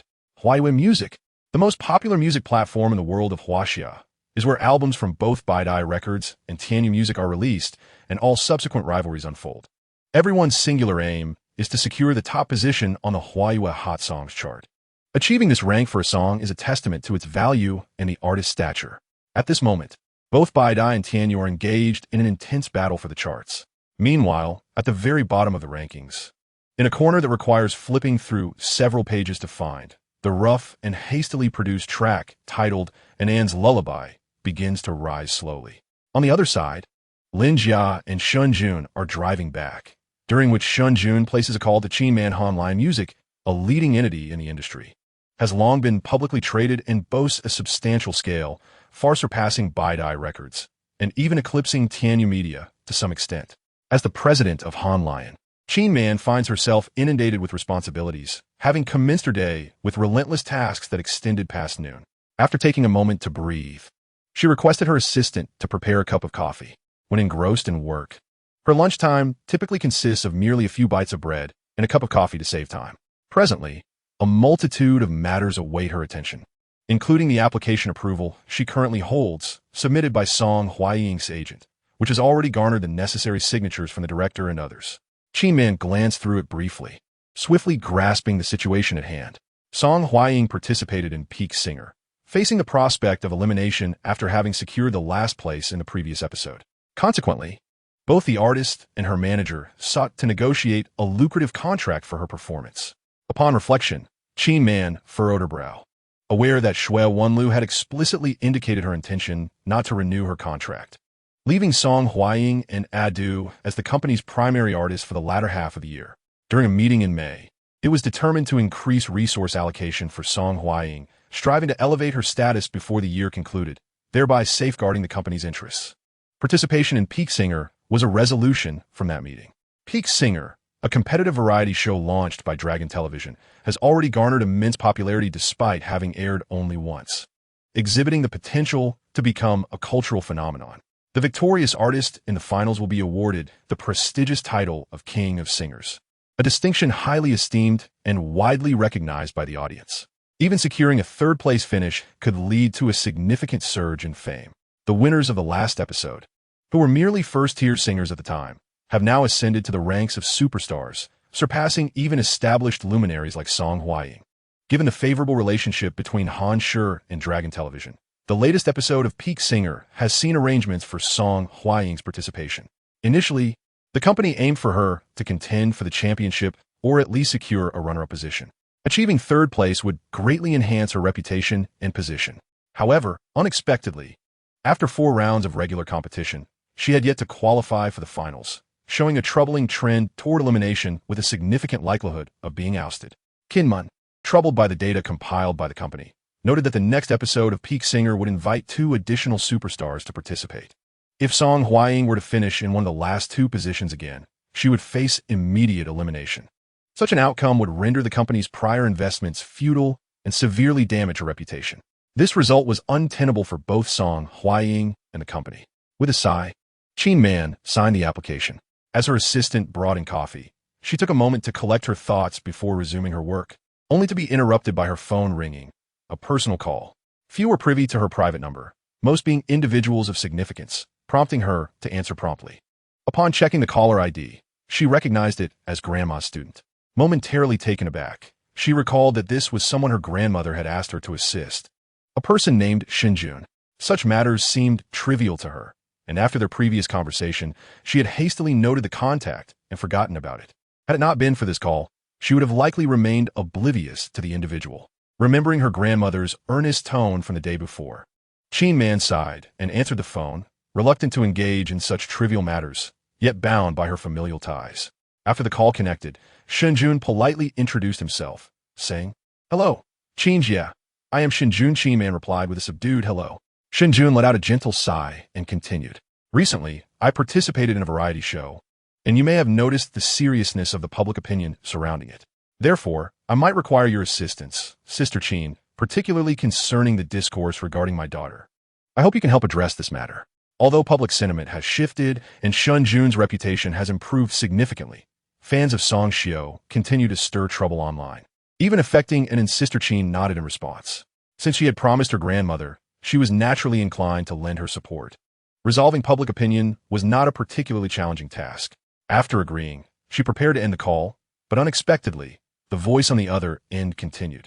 There's another matter for you to assist with, Sister Qin. Upon hearing this, Qin Man instinctively furrowed her brow, her perception of Shen Jun diminishing once again. How audacious! A flicker of annoyance crossed her eyes, yet Shen Jun persisted. I hope Sister Qin can help me persuade Song Xiao to withdraw from the program. Song Xiao, a top-tier idol star, to request his withdrawal from the show? Han Shi could potentially manage it, but it would demand a considerable price. This was incomparable to the cost of dispelling public opinion. Han Shi would never incur such an expense for someone of little significance. Simply put, Shen Jun lacked such value, even if he were the grandmother's student. Moreover, how could such an insatiable and greedy individual have caught her grandmother's attention? A cascade of thoughts raced through Qin Man's mind, and the chill in her gaze deepened further as Shen Jun continued, oblivious to the gravity of the situation. I understand this request is not easy. I heard that your company is currently in need of songs, so I have written one that might assist you. Additionally, if your company requires anything in the future, such arrogance, such ignorance, Qin Man's perception of Shen Jun plummeted to its nadir. With a dismissive breath, she interrupted him. Thank you, but that won't be necessary. With that, she hung up the phone. After terminating the call, Qin Man felt exasperated as she rubbed her forehead. There were over a dozen composers under Han Shi's company, many of whom had collaborated with top-tier composers in the industry. When had they ever needed a newcomer to write songs? Strictly speaking, Shen Jun could hardly be considered a newcomer. At best, he was merely at the level of a university student. What audacity did he possess? Qin Man shook her head and casually tossed her phone aside, resuming her work on the documents. Meanwhile, Shen Jun, taken aback by the abruptness of the call's conclusion, had anticipated a longer conversation given his connection to old Shen. He thought he had heard a faint scoff before the line went dead. Furrowing his brow, he still sent the music to Qin Man, having added her contact after their call yesterday. However, there was no response. Shen Jun's hope dwindled with each passing moment. Given the circumstances, it seemed reliance on Han Shi was futile. He would have to devise his own solutions. Upon returning to Xiaobu Ancient Village for continued filming and cooking, the producers, having learned from the previous day's experience and eager to stir up drama, mandated that each participant prepare their own meals. Moreover, the cooking would take place over a hot pot. The program's effect was immediately heightened. Aside from the serene duo of Shen Jun and Anun, the other groups were in utter chaos. While Zhang Shui and Guangzai were cooking, they nearly caused an explosion in the stove, billowing smoke everywhere. When they finally emerged from the haze, both father and son resembled painted clowns. The viewers in the live stream erupted in laughter, and the pair unwittingly became the latest meme. After lunch, the groups of guests were given a brief respite, especially since the little ones needed some rest before resuming the broadcast at 2 in the afternoon. In the afternoon, the production team assigned each group a new task: herding cattle. Lingnan City is renowned in Hunan Province for its water buffalo breeding and raising, so the team prepared 10 water buffaloes to be distributed among the groups. The guests would take the buffaloes to nearby hills for grazing. They needed to ensure the buffaloes were well fed and return them within a stipulated time frame. Failure to do so would result in a diminished dinner for the guests. These buffaloes were all domesticated, possessing gentle temperaments that posed no danger. Their robust appearance endeared them to the children, who immediately rushed over, calling out with excitement. Coming from the city, they were unfamiliar with such creatures, rendering them momentarily immobile. After some playful time, they finally began to fulfill their task. As they departed, the children happily mounted the buffaloes, with their fathers leading the way by holding the ropes, laughter echoing as they rode. The scene was truly heartwarming.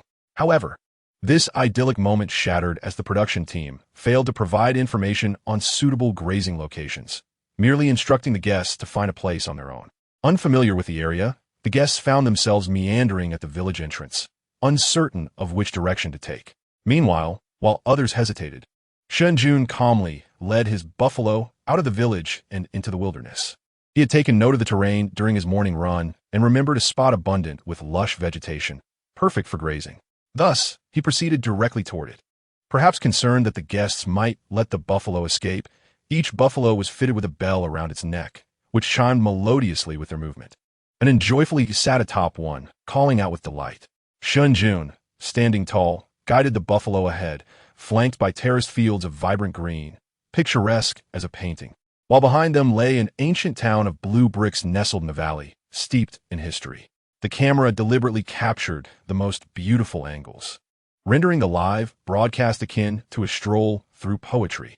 Many viewers exclaimed, "How beautiful! Such a poetic ambience. It feels as though a scene from an ancient poem has come to life." In that moment, the yearning to live in the South reached its zenith. While discussions unfolded in the live stream, Shen Jun had already discovered the ideal location, a vast hillside, rich in flora, perfectly suited for grazing. Most importantly, the view was magnificent. Standing on the slope offered a distant gaze over the undulating mountains and rice paddies of Lingnan, a truly breathtaking sight. As soon as Shen Jun arrived at the field with the 2 oxen in tow, they immediately lowered their heads to graze. The water buffalo, robust and content, found an abundance of food, and Shen Jun felt no apprehension about them wandering off. He simply secured the rope to a nearby tree. He then began to play with it.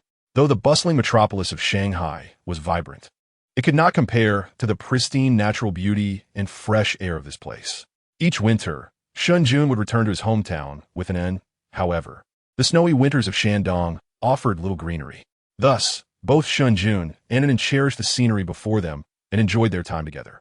While Shen Jun and Anan reveled in their play, other groups of guests were struggling to locate a suitable grazing area amidst numerous challenges. After wandering for quite some time, they found themselves devoid of grass.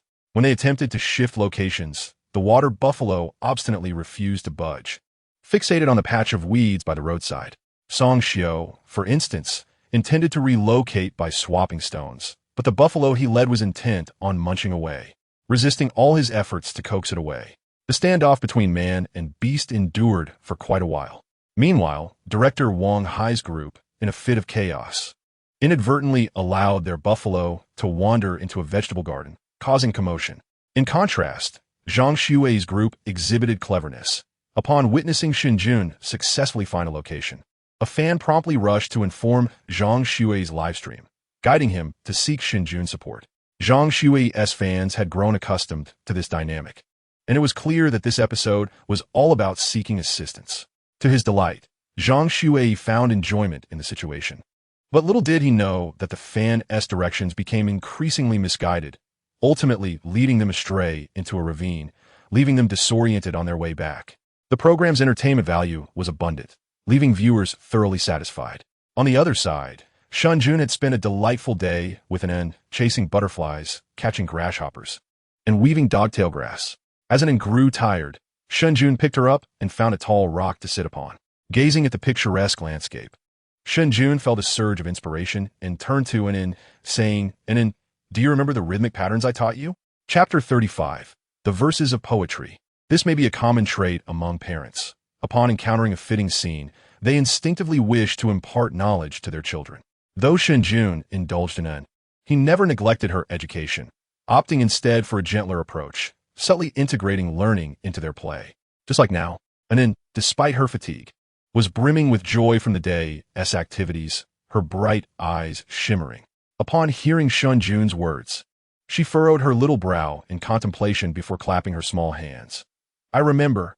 The swan corresponds to the goose, the snow to the wind, the evening glow to the clear sky." Her sweet, melodic voice resonated across the mountains and fields, a childlike utterance that momentarily captivated the livestream audience. However, in the next moment, her flow faltered, the coming of the swan. Shen Jun chuckled, affectionately ruffling Anan's hair, before guiding her gently. The coming of the swan corresponds to the departing of the swallow, the resting bird to the chirping insect.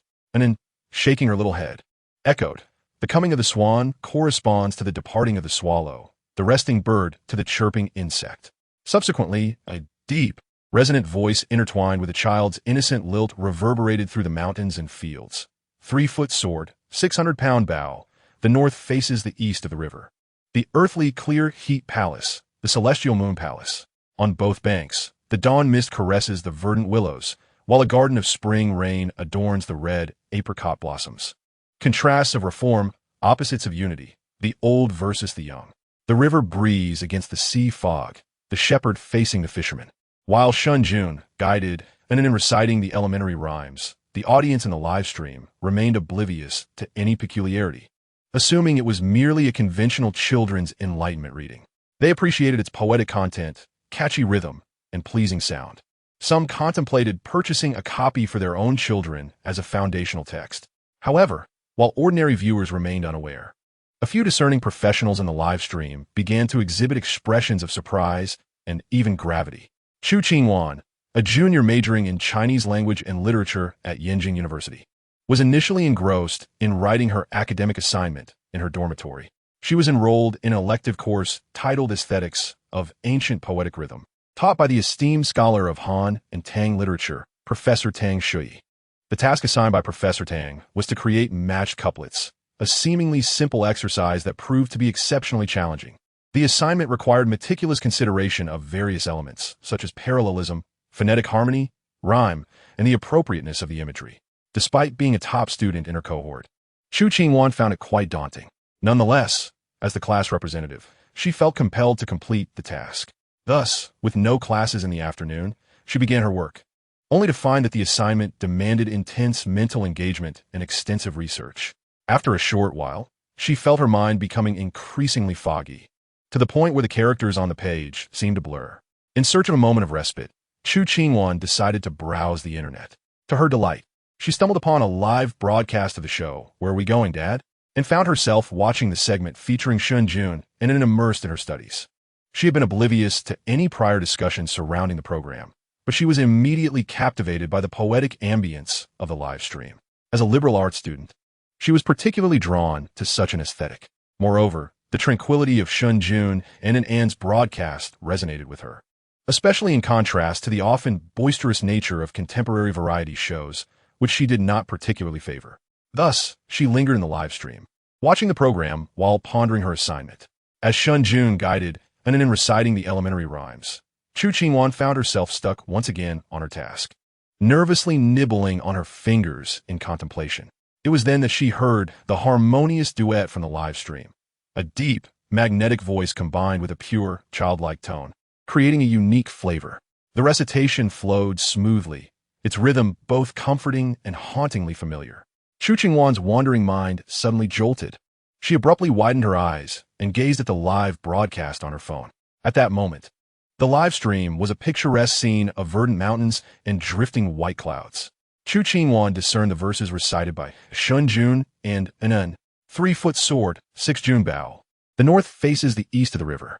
The earthly Qing Shu Hall, the heavenly Guanghan Palace. The willows green in the morning mist on both banks. The apricot blossoms red in the spring rain of the garden. As the final line was recited, Chu Qingwan found herself at a loss for words, her jaw slightly agape. Stammering, this. Is this not my homework? Chu Qingwan swallowed hard in shock and bewilderment, her expression filled with incredulity. The content recited by Shen Jun and was undeniably poetry, although it did not precisely match the assignment given by Teacher Tang. And Shen Jun and An's recitation was somewhat simplified. It was fundamentally a poetic couplet. The crux of the matter was that this assignment had proven exceedingly challenging for her. She even felt that there were elements in the live stream that the young girl reciting might be beyond her grasp. And Shen Jun and An had not yet finished. They were reciting more and more, growing increasingly impressive. As a top student majoring in Chinese language and literature, and also serving as the class representative for elective courses, Chu Qingwan took her studies and research on poetry and its forms very seriously. Teacher Tang had even suggested she consider pursuing graduate studies. Thus, Chu Qingwan had a general understanding of the state of poetry research in the country, and she had never heard of a preschool version of poetic forms. The lowest tier was at least middle school level. Moreover, those versions were on a completely different scale compared to what Shen Jun and An were currently reciting. There was an insurmountable gap. The content they were reciting sparked a thought in Chu Qingwan's mind. This rhythmic content may be somewhat advanced for primary and secondary school students, but it is just right for someone like me in university. As she listened to Shen Jun and An's recitation, she suddenly felt an enhanced grasp of rhythm. And several perplexing questions that had troubled her were suddenly illuminated with inspiration. Realizing this, Chu Qingwan gasped and could no longer remain seated. She immediately picked up her phone and dashed outside. Though she might not fully comprehend or ascertain these concepts, her teacher, the esteemed Teacher Tang, renowned in the field of ancient poetry research, would surely be well aware. Today, Uncle Tang had no classes and was chatting over tea with a friend at his office. Uncle Tang held a prominent position in the School of Arts at Yenjing University and was a luminary in the field of ancient poetry research, thus possessing a dedicated office within the department. It served as his daily workspace. The walls of the studio were adorned with flowing poetic calligraphy, and there was a bookshelf occupying almost half the wall, crammed with tomes. These books, yellowed and antiquated, even raised questions about whether they were relics. At that moment, Uncle Tang was engaged in light conversation with Lu Yaoye, the vice dean of the School of Arts at Yenjing University, who is also a notable figure in the literary realm. Chapter 36, quite right. Un so tang sai sop di. Currently, there is a vigorous promotion of traditional culture in schools across the nation, leading to a growing wealth of knowledge among students regarding traditional cultural practices. However, the question remains when the tide will turn towards poetry and lyrical compositions. Mr. Tang Shui harbors a lifelong ambition to popularize poetry and classical literature throughout the country, and even extend its reach internationally. In his view, poetry and lyrical works are treasures of traditional Chinese culture, the brilliant gem adorning the crown of the grand Chinese cultural heritage. They embody the essence and spirit of China.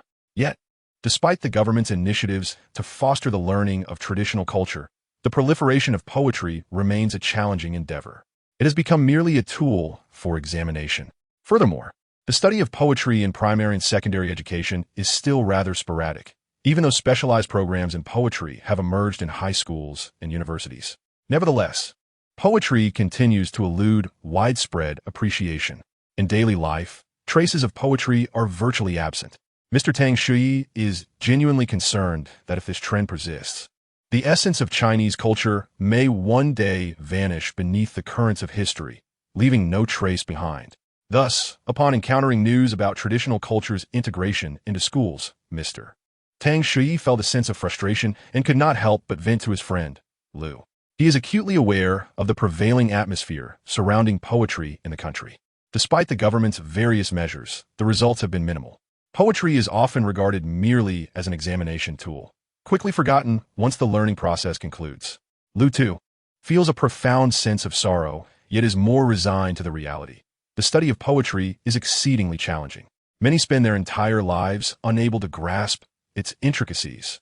The domestic educational system only truly begins to impart knowledge at the university level, while prior education is merely rote memorization. However, in those brief 4 years at university, how much can one truly learn? Perhaps if education began at an early age, the situation might differ. Lu's thoughts were abruptly halted, for they both understood that neither the educational model nor the complexity of classical poetry permits early learning. The foremost obstacle confronting everyone is the lack of suitable teaching materials.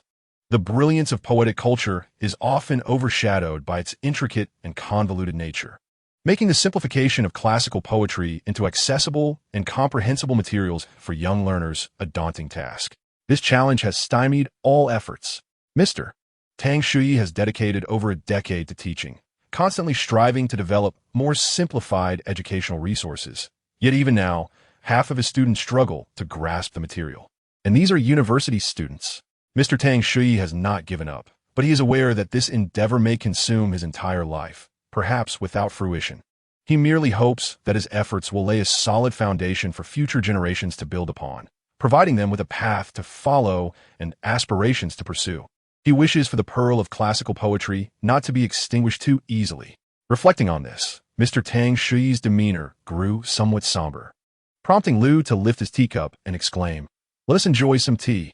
Just as Mr. Tang Shui was about to pour tea, the hurried figure of Chu Qingwan burst into the office. Due to the urgency of the matter, she entered without knocking. Both Mr. Tang Shui and Lu were startled, and upon seeing the anxious expression on the student's face, Mr. Tang furrowed his brow and asked, "What is the matter?"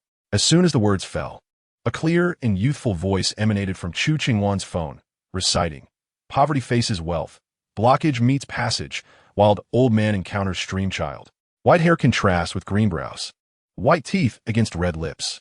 As an expert devoted to the lifelong study of ancient poetry, the rhythmic cadence and these vivid images instantly captivated Tang Shi's ears, causing him to tremble with astonishment. The child's adept pairing of words, both in imagery and rhythm, was simply remarkable.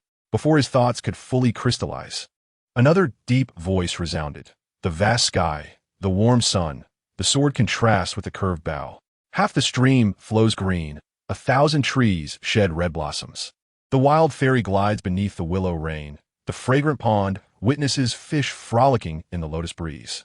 Tang Shi, undistracted by the voice, was immediately drawn to the content being recited, his expression shifting to one of shock as he murmured, half the stream pairs with 1,000 trees. Flowing water with fallen blossoms. Green with red. Wild fairy with fragrant pond. Swallows with fish. Glide with frolic. Willow with lotus. Rain with wind. His murmurs grew louder, his previously despondent eyes igniting with newfound brilliance, as if flames were roaring to life in that very moment. Eventually, his voice resonated throughout the room. Excellent. Perfectly matched. Meanwhile, the child's voice had completed another line, and from the phone, the deep voice continued to resonate slowly. The woman's brows are delicate. Beneath her forehead lies a crescent moon. The man's spirit is robust, his chest exhaling a boundless rainbow. Liu Yaoye in the office gradually became absorbed. The rhythmic enlightenment was lengthy, yet Shen Jun, armed with formidable memories from his journey through time, could vividly recall each word, having recited them to and while tending to cattle.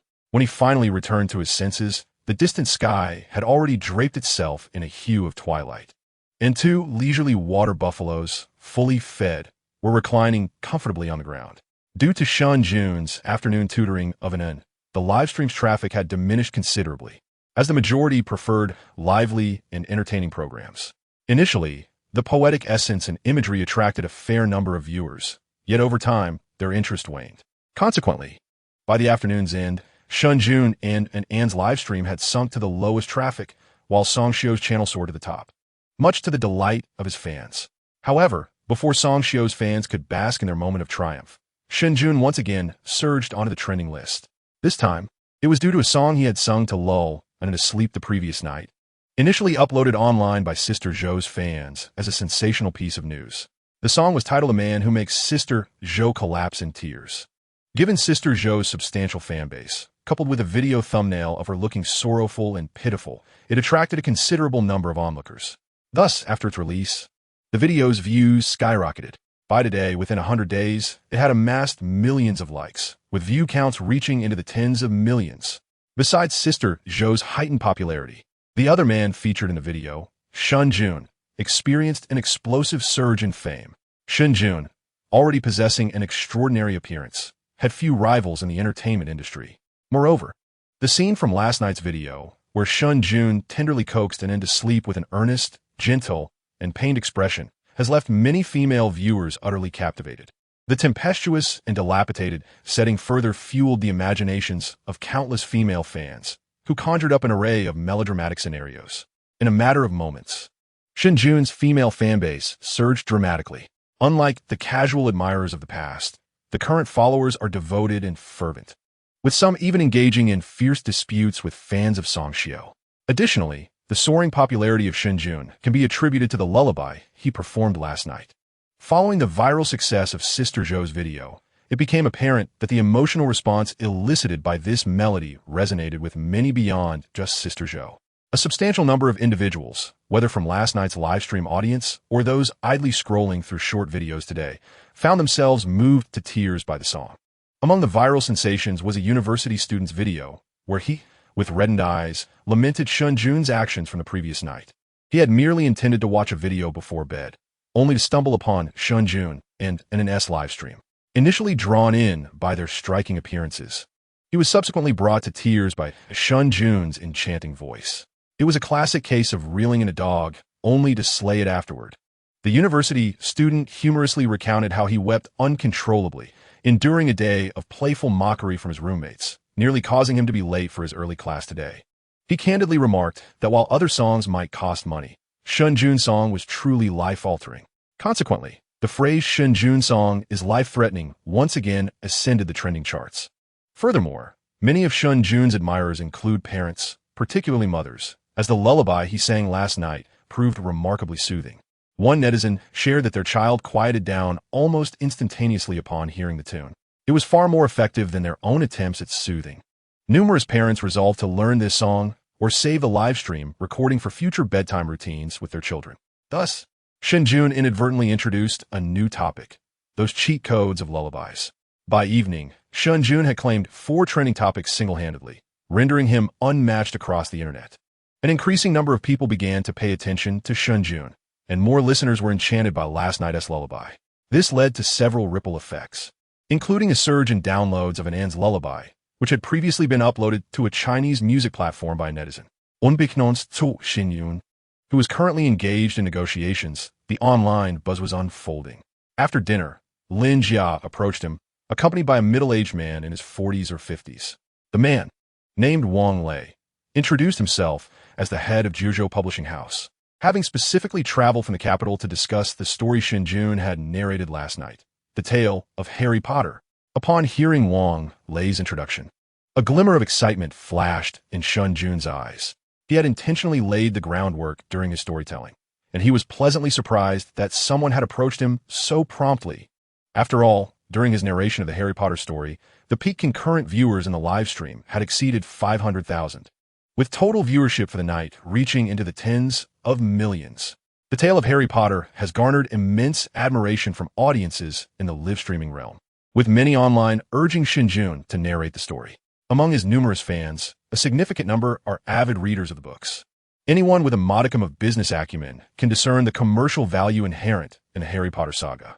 Shen Jun's decision to commence his storytelling journey with Harry Potter was a strategic maneuver to attract an audience. He must now begin to contemplate his future endeavors. Thus, he welcomed Wang Lei's arrival with open arms. However, Shen Jun maintained an impassive demeanor as he engaged in conversation with Wang Lei. As their dialogue deepened, they gained a preliminary understanding of one another, revealing Wang Lei's considerable expertise and presumably high standing within the publishing realm. Overall, Shen Jun felt a sense of satisfaction. The only aspect that caused him to frown slightly was Wang Lei's unmistakable persona as a typical businessman, whose words were laden with veiled intentions. Had Shen Jun not possessed the insights from his previous life, he might have fallen into a trap. Dealing with such individuals proved to be quite exhausting. Meanwhile, Wang Lei also frowned. Prior to their meeting, he had gathered information about Shen Jun. According to the details circulating online, this young man appeared to have seldom ventured into society, having transitioned directly from academia to marriage and parenthood. Such individuals typically lack the survival skills required in the real world, and they tend to possess a certain naivety. However, after conversing for a while, Wang Lei swiftly overturned his initial assessment. This was by no means a simple person. Shen Jun deftly sidestepped all traps laid before him, and on multiple occasions, Wang Lei nearly found himself ensnared. In his initial unguarded state, he inadvertently disclosed a wealth of information regarding the publishing house and the industry. Reflecting on this now, Wang Lei felt the urge to chastise himself. Their exchanges were evenly matched. Mr. Shen, while we recognize the potential of the book, you are aware that a significant portion of last night's fervor was attributable to the program, public sentiment, and your own reputation. There are too many external factors to accurately gauge the book's value. Furthermore, as a newcomer in the literary field, the inherent risks associated with your debut work are substantial. I too have undertaken considerable risks. The buyout price I am offering is already the highest for a newcomer, Wang Lei articulated earnestly after more than half an hour of discussion. Shen Jun remained unfazed by Wang Lei's sincerity. It was indeed true that the risks for a debut novel were considerable, and the outcome remained uncertain. Yet, Shen Jun had witnessed firsthand the phenomenal success of Harry Potter in his previous life. This book had generated billions in revenue for Rowling, securing her financial independence for a lifetime.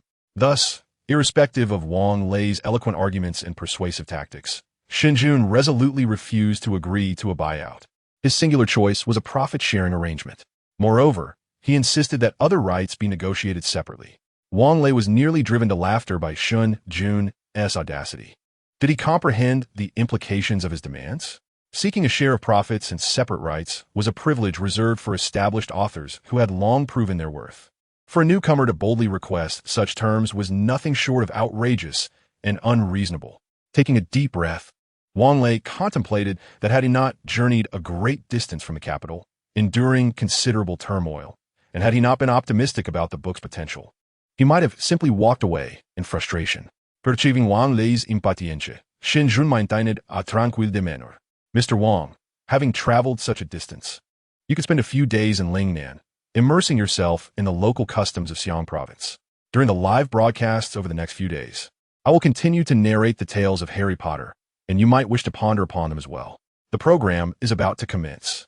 Feel free to explore on your own, Shen Jun said with a smile before excusing himself and departing the room. As he watched Shen Jun leave, Wang Lei let out a long sigh, regretting his impulsive decision to come to Xiang province last night, which had now placed him in a passive position. He cursed under his breath, realizing he had underestimated Shen Jun's acumen in business negotiations and his confidence. That evening, the program aired as scheduled, filled with laughter and merriment. Meanwhile, the atmosphere at the Baidai record company in the Shanghai market was rather subdued, as 10 hours had passed since the album's release, and the ranking results of the songs have been revealed. The Huayu Music Platform is the largest music platform in the country, both in scale and authority, making its various charts a battleground for singers. A favorable ranking indicates higher album sales. Zhao Wani had previously instructed her team to monitor the hot song and album charts on the Huayu platform, and the ranking results were now printed out. The office was enveloped in silence. The company had been operating at full capacity, and given the quality of Lu Yao's album, the ranking outcome was satisfactory. All 8 songs from the album had entered the top 100 of the Hot Song chart, with the title track climbing into the top 10, an impressive achievement.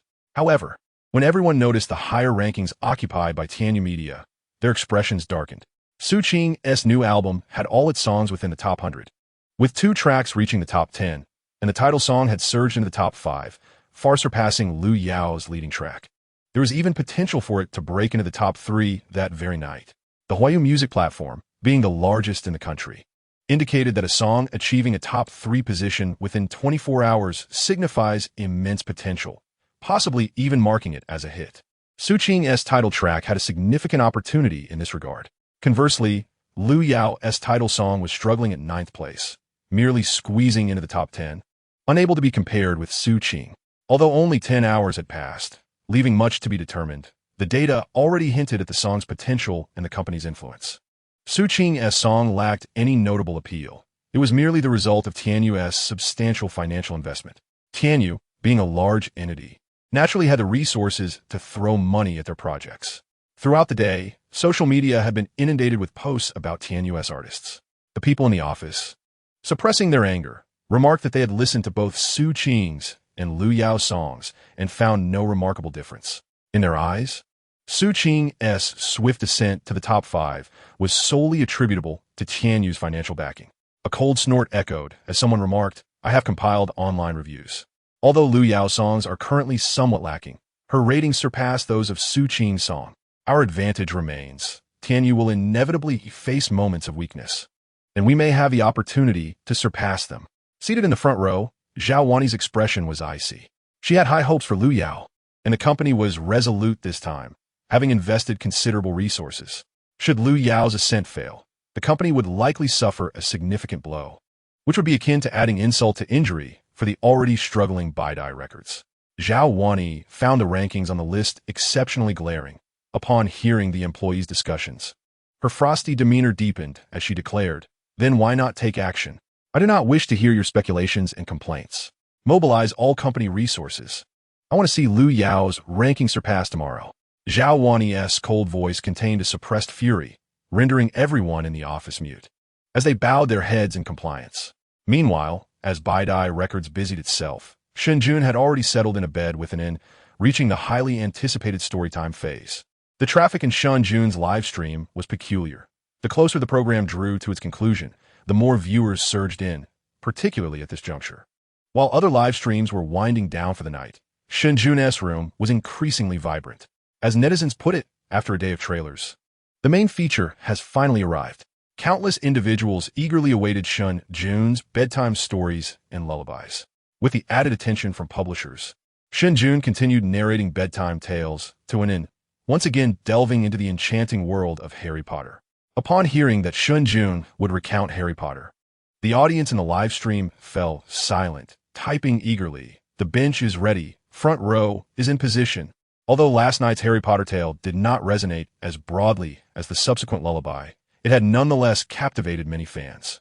Online, someone had transcribed Shen Jun's story from the previous night, and it was now circulating widely across the internet. The story began to unfold slowly.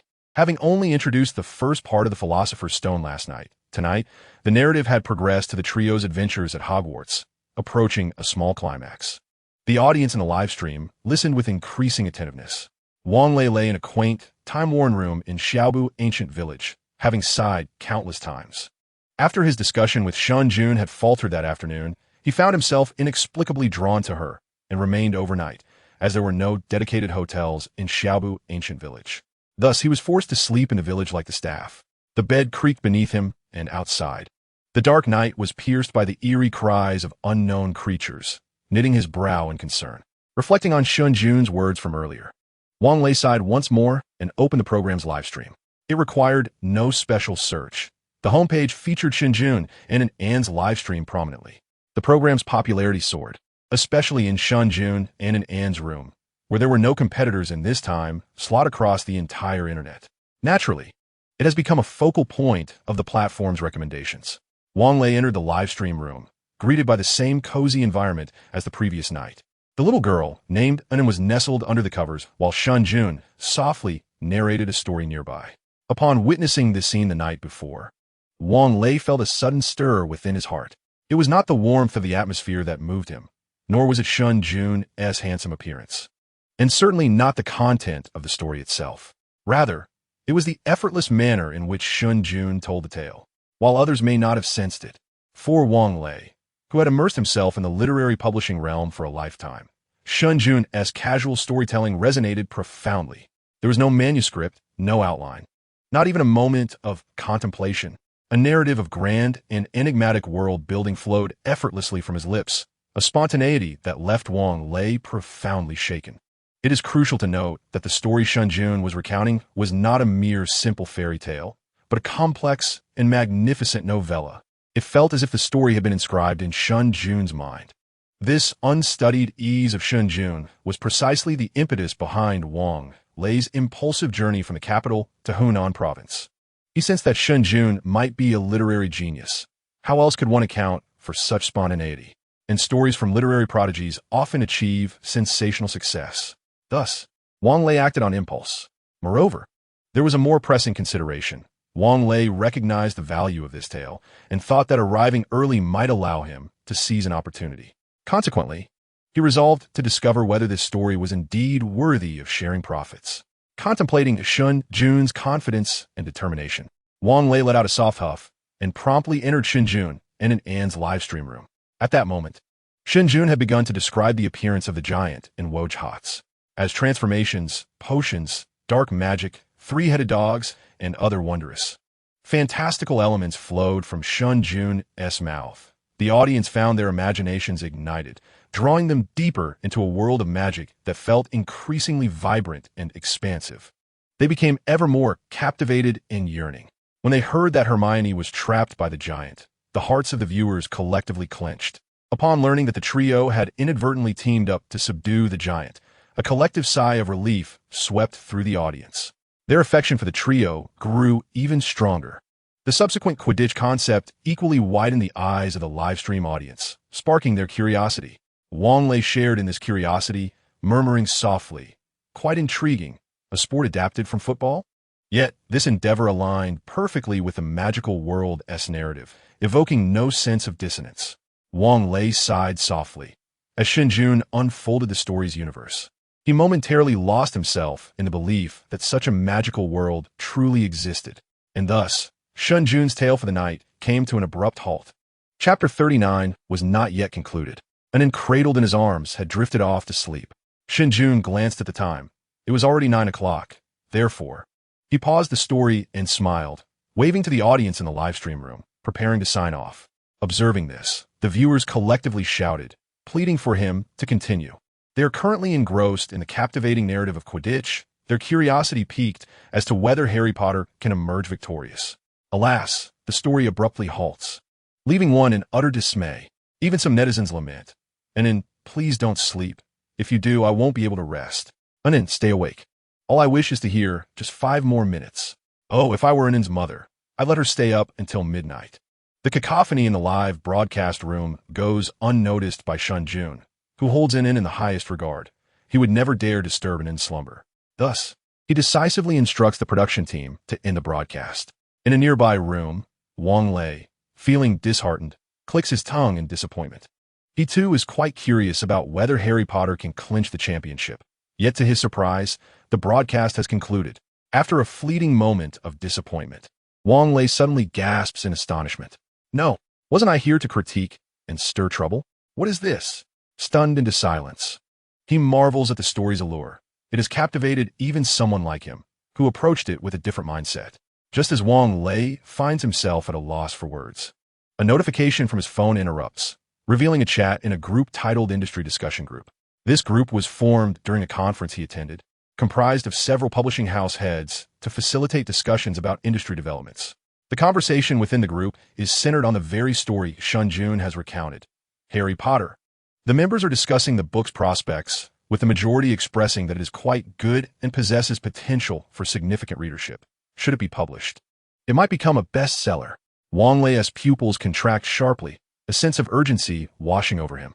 At that moment, a member of the group, identified as Wang Zhong Wang, Shi Zhong Shi, inquires, I see this belongs to the fantasy genre. Isn't that what JoJo loves most? What actions are being taken? This was precisely the name Wang Lei had chosen for himself in the group. Faced with this, Wang Lei can no longer remain silent and promptly replies, I haven't read it yet. I'm not sure. Another member chimes in, Boss Wang, this isn't your usual style. JoJo thrives on online book signings. And with this program gaining such popularity, you haven't heard about it? You're not trying to deceive us and secretly snatch it up, are you?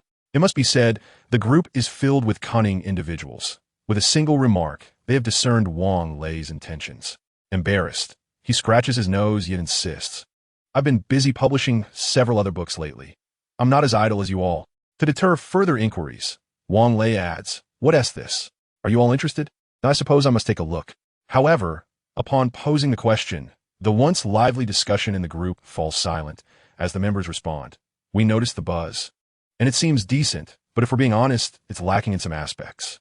Alas, our publishing house has several new releases lined up.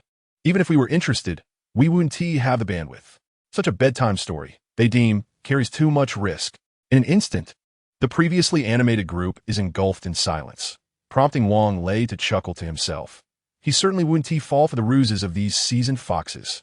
However, tonight's events have awakened him. He must hasten to retrieve the book. Long nights breed many dreams. Outside, the night is as dark as ink with wild birds chirping. Wang Lei curled up in his blanket, contemplating that he would seek out Shen Jun first thing in the morning. For he could not believe that anyone could be quicker than him. This book, they had signed for it in JoJo. As the lights of the ancient village of Xiaobu extinguished, the towering buildings of the Shanghai stock market remained brilliantly illuminated. Bidai Records. It was still that same office. The atmosphere this time was markedly improved, no longer as oppressive as before. Even the corners of Zhao Wani's mouth lifted slightly. After a night of hard work and investment, they had successfully propelled Lu Yao's lead single into the top 5 of the charts. They were but a step away from Su Qing of Tianyu. Su Qing was 4th. They were 5th, just one place apart. Moreover, the gap between the two was not insurmountable. Tianyu was already losing momentum, while their promotional efforts continued to gain strength. Sooner or later, they would bring her down. Someone in the office exclaimed with enthusiasm. Compared to the previous meeting's stiffness, the atmosphere in the office was now vibrant. Indeed, I have also contacted several other agencies. Tomorrow, these influencers will simultaneously begin promoting the song. The combined fan base of these influencers exceeds 50 million. Coupled with the high-priced homepage promotion we secured on music platforms, along with our advertising on other platforms, and starting tomorrow, the variety shows and programs we previously purchased will also kick into gear, creating a matrix of exposure that will instantly elevate our visibility. By then, not only will we surpass Tianyu, but we will eclipse all other artists and ascend to the top of the charts. Yes, we aim for the #1 spot tomorrow.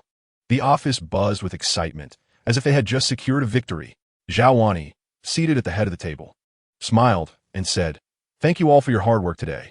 The staff replied in unison, "It was not hard at all. You have worked the hardest, boss." Zhao Wani nodded and concluded, "The publicity team must remain vigilant until the very end. Ensure there are no issues.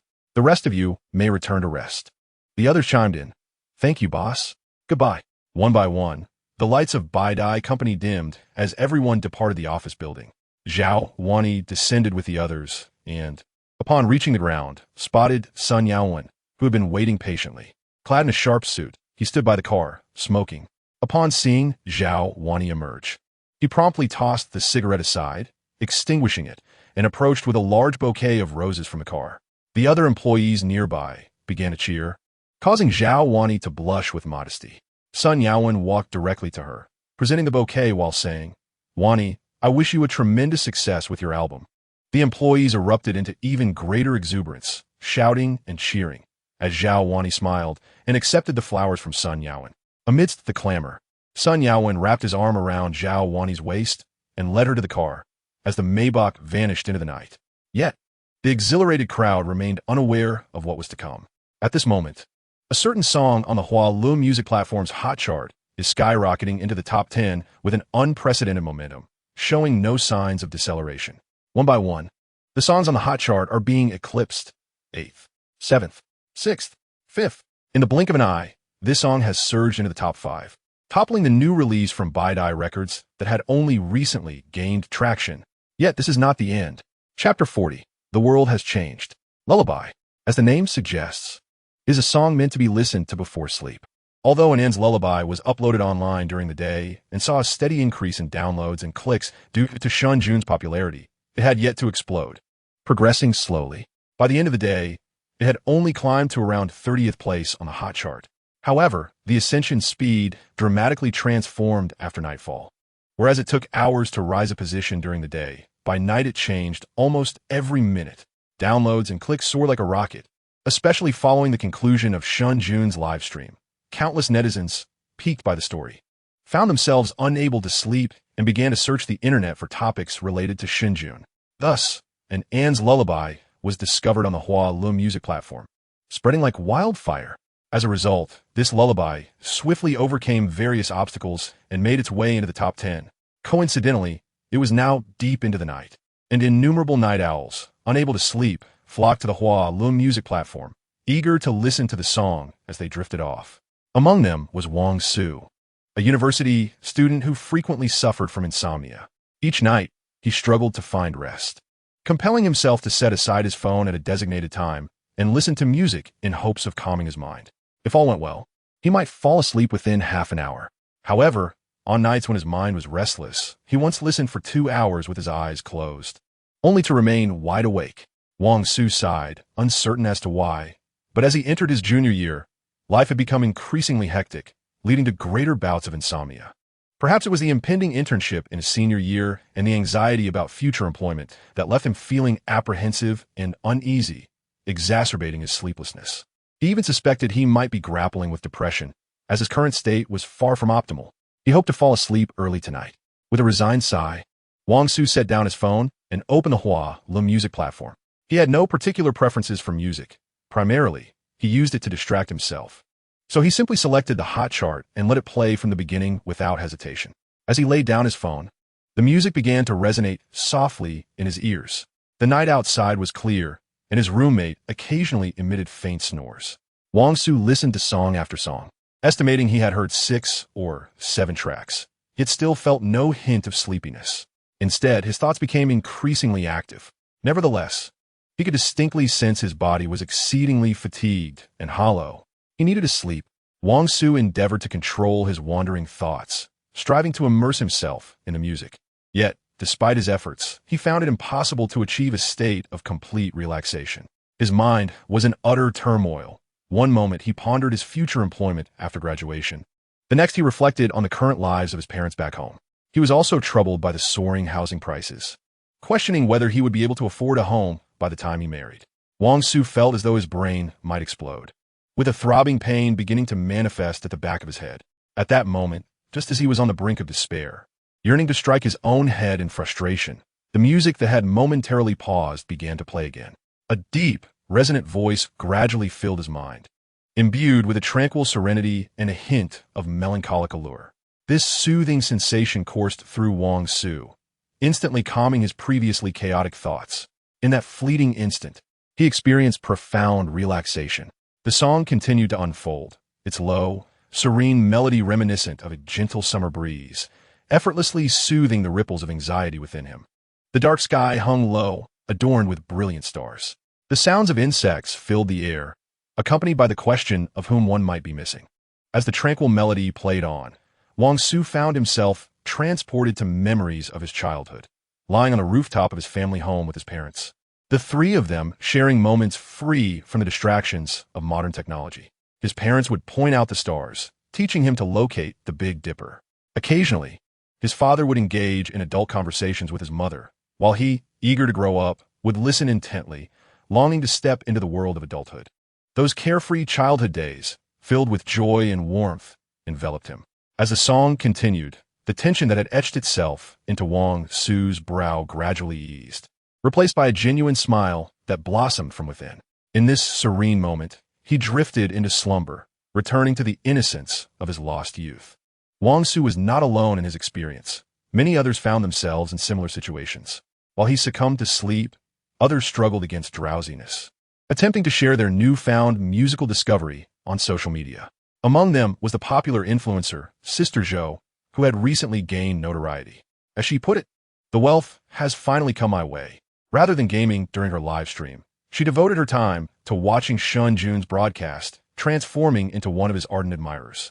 After Shen Jun's stream concluded, Sister Zhou, with nothing else to occupy her, delved into various materials featuring him, including the lullaby buying on the Hua Lu music platform. Numerous reviewers also joined in the recommendations. Thus, on this night, as most had already succumbed to slumber, Anand's lullaby surged toward the pinnacle of the Hua Lu music platform's charts, capturing the hearts of many. At this moment, neither Baidai Records nor Tianyu Media, nor any other music companies were paying attention to the situation on the charts, with the prospects looking exceptionally bright before the end of the workday. The personnel from Baidai Records and Tianyu Media went to bed dreaming of breaking into the top 3, with aspirations of ultimately claiming the #1 spot. However, upon awakening, they were astonished to find that circumstances had drastically changed. Due to the promotional assistance from Sun Yaowen, Zhao Wani had indulged in a few drinks within the previous evening and had fallen into a deep slumber. It was only the incessant ringing of her phone that roused her from sleep. Awakened, Zhao Wani's expression was icy, her face marked by annoyance. Frowning, she reached for her phone resting on the bedside table and glanced at the incoming call. It was the director from Baidai calling her personal number, clearly an urgent matter. With a furrowed brow, she swiped to answer the call. The moment she connected, the director's frantic voice came through. "Boss, we have a crisis." Zhao Wani, known for her meticulous attention to fashion, always arrived at the office looking radiant, regardless of the time. Yet today, she had barely managed to apply a touch of lipstick in the car before entering the office with a stern demeanor. The sound of her high heels echoed sharply as every employee in the office fell silent, bowing their heads in deference, unwilling to meet Zhao Wani's clearly displeased gaze. Upon re-entering the office, still the same one as the night before, she noted that the expressions of those present had reverted to their initial dismal state. Gone were the laughter and levity of the previous evening.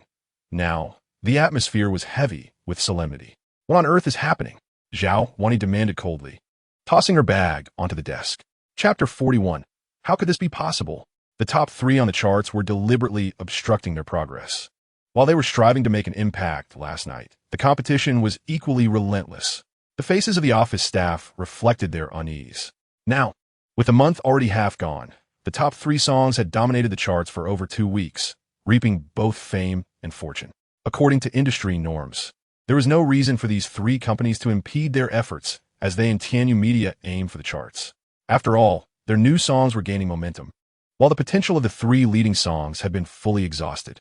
Thus, after reaching 5th place last night, the team at Baidai had believed that the top 3 were within easy reach. Yet, as the night passed, they found themselves making no progress whatsoever. The top 3 remained steadfast, offering no opportunities for advancement. Moreover, Tianyu Media had not performed as they had expected. They had presumed the company was out of steam after last night's contest, in which they had appeared to falter. To their surprise, after a night's rest, Tianyu had begun to exert pressure once again, firmly keeping Baidai's new song at bay.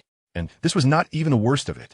The most dire situation arose when a song surged onto the charts with thunderous momentum, rocketing to the #1 position overnight, displacing all other rankings behind it. Last night, Tianyu ranked 4th, while Baidai Records secured the 5th position, comfortably nestled within the top 5, a commendable achievement. However, this morning, due to the unexpected emergence of a new #1, Baidai Records plummeted to 6th place, thus falling out of the top 5.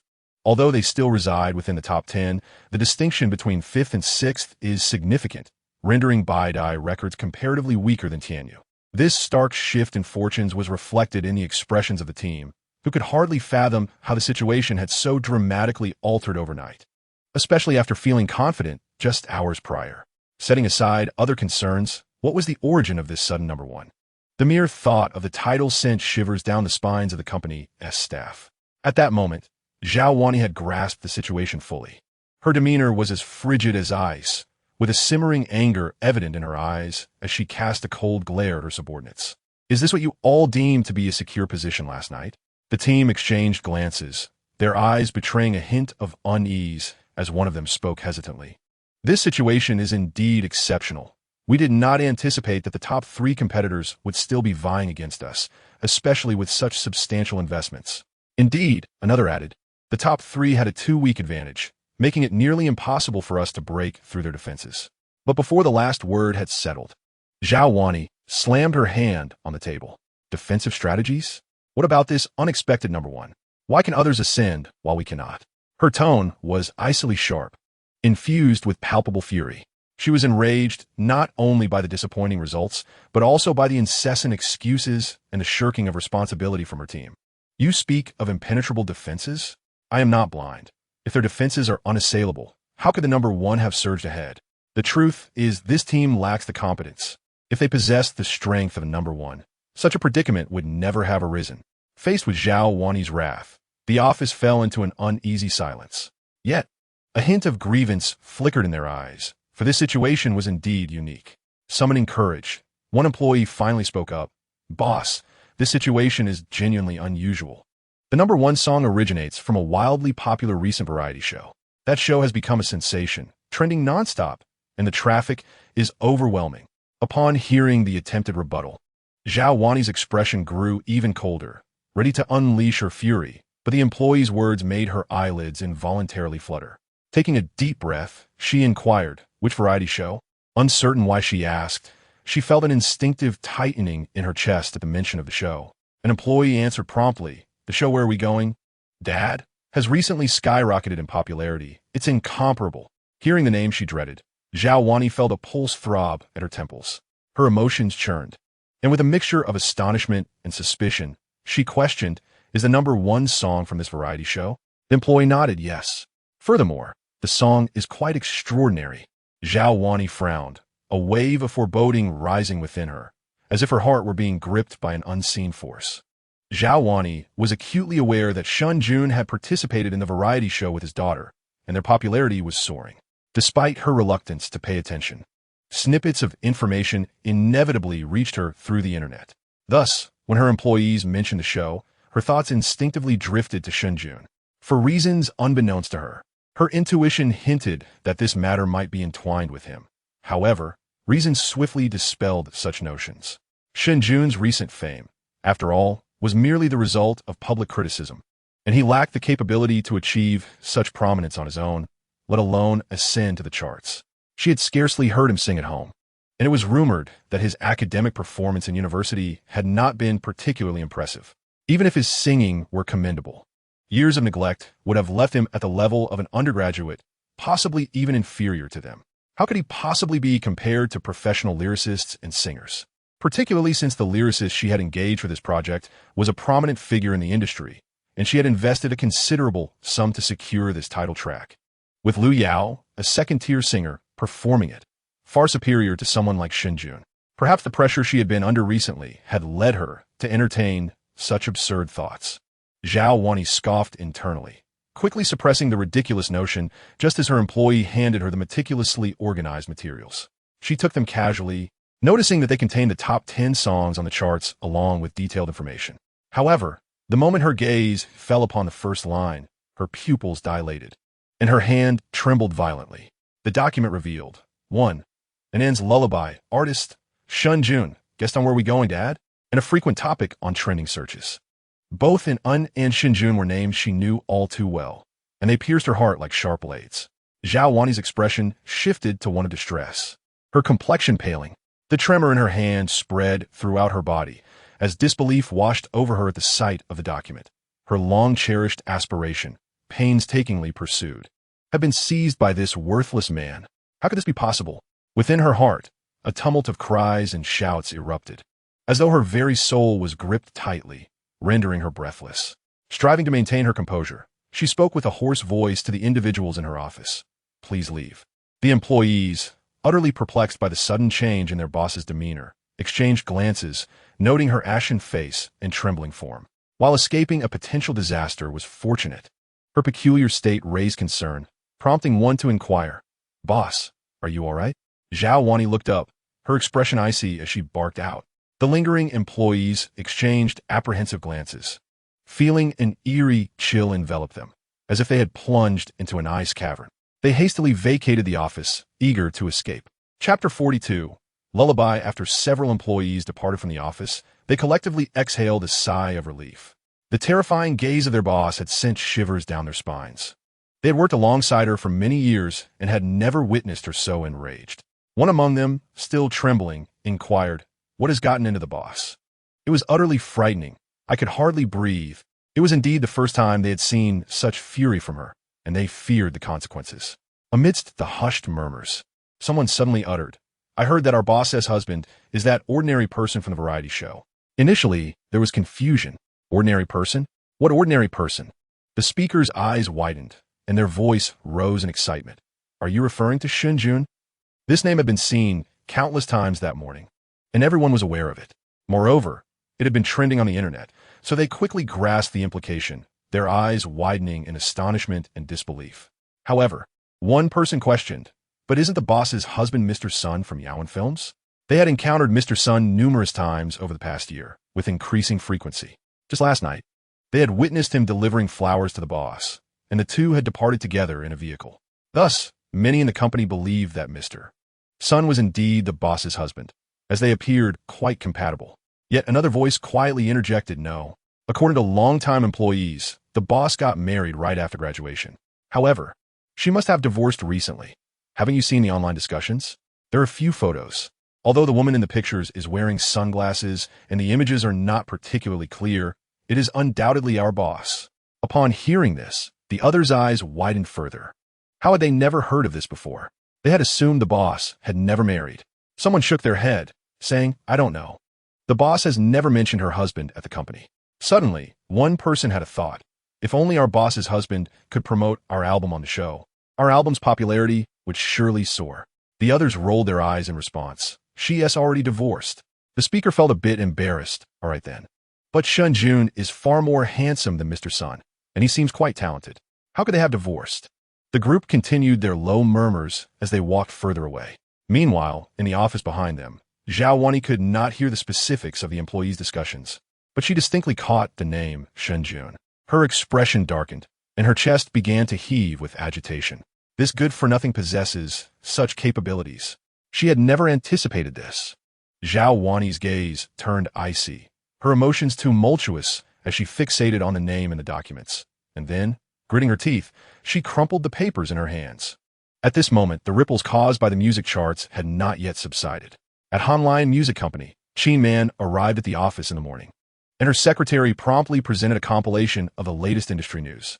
As the proprietor of Hanline Music, Qin Man must constantly monitor the dynamics within the industry to accurately gauge the market and identify the right direction. Consequently, she peruses the latest news each day. However, the information is often repetitive, leading her to swiftly skim through the content. Ultimately, her gaze fixates on the most recent edition of the Hua Lum Music Chart. These rankings serve to assist Qin Man in discerning current market trends and discovering promising artists, particularly the Hot Songs chart, which is a significant indicator of the prevailing trends in Chinese music and holds considerable authority. Quickly flipping past several other charts, she locates the Hot Songs ranking and scans it from bottom to top, noting several songs from her company. Among them are tracks released by the company's artists last month, as well as a song performed by Song Huaying on the popular show Peak Singer at the end of last month, which occupies several positions on the chart. However, their rankings are not particularly impressive, lingering between the 1, 0, 20th positions. While such standings might be acceptable for a smaller company, they are hardly commendable for a large entity like Han Lion, merely scraping by. Qin Man lets out a sigh, recognizing the company's current decline. She recalls a time when Han Lion was at its zenith, with the top 10 dominated by its songs. The glory days seem to have faded. Her thoughts drift as her gaze settles on the top 10 positions. Given the limited number of new releases this month, most of the top 10 consist of familiar tracks, with only 3 new entries. The 6th position belongs to a new song from Baidai Records. Qin Man has heard of this company, though not large. It boasts a roster of commendable artists and follows a boutique approach. In particular, several artists signed in recent years have achieved significant success. Last year, Han Lion also recruited a singer from Baidai, who has since established a firm position among the leading ranks. It is said within the industry that the owner of Baidai has a keen eye for talent, and like Qin Man, is a female executive, reputed to be quite beautiful. As thoughts related to Baidai flit through her mind, she turns her attention to the 4th position, Tianyu Media. This company is considerably larger and rivals Han Lion closely. However, Tianyu's primary focus is film. It has only recently ventured into the music arena, posing little threat to Han Lion. This prompts Qin Man to recall an earlier matter concerning her grandmother's student and the involvement of Song Xiao, an artist under Tianyu Media. With these reflections, she gazes at the song occupying the 1st position. To attain the top spot on the Hualum music platform's Hot Songs chart is a significant achievement, especially given the fierce competition between Tianyu and Baidai. In Han Lian's heyday, such a position would have seemed easily attainable. However, it has been over 6 months since they last reached the pinnacle, despite having released several songs during this period, none of which have achieved the desired success. At this moment, Qin Man had already caught sight of the song ranked 1st. Upon seeing the title, she momentarily froze, doubting her own vision. She deliberately glanced at it again to confirm that she was not mistaken. The title indeed read An An's Lullaby. A flicker of surprise crossed Qin Man's eyes. The title suggested a lullaby for children, yet how could such a song ascend to the pinnacle of the charts? The Huawei music platform boasted a highly authoritative hot song chart, with a vast user base that dominated nearly half of the music market. Each song that graced the rankings was propelled there by countless downloads and clicks from netizens or by financial backing from record companies. A lullaby? How could such a piece possibly claim the top spot? Securing a place on the chart would be a formidable challenge in itself. Chapter 43 was reasonably well written. Qin Man furrowed her brow. Having never watched the reality show Where Are We Going, Dad? She was unaware of who Hunan was. She pondered the possibility that this might be an avant-garde piece, from many experimental musicians today were known for their eccentric titles. Lost in thought, she glanced at the song's information. Artist, Shen Jun. Composer, Shen Jun. Upon seeing the name, she instinctively considered the avant-garde artists she knew, but none bore the name Shen Jun. Could this be a newcomer? Moreover, the name felt somewhat familiar. After contemplating, Qin Man confirmed that she did not recognize any singer named Shen Jun, and she suppressed her curiosity as she opened the Huawei music platform on her computer. She prepared to listen, for every song that reached the number 1 spot warranted exploration. On the Huawei music platform, the Hot Song chart was the primary leaderboard, and this song's title prominently adorned the very top, making it easily visible.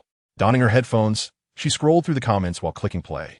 The song had garnered a plethora of comments, exceeding Qin Man's expectations, and upon opening them, she found them all to be overwhelmingly positive. However, a glance at the content revealed that all comments pertained to themes of sleep and childhood. Qin Man's brow furrowed.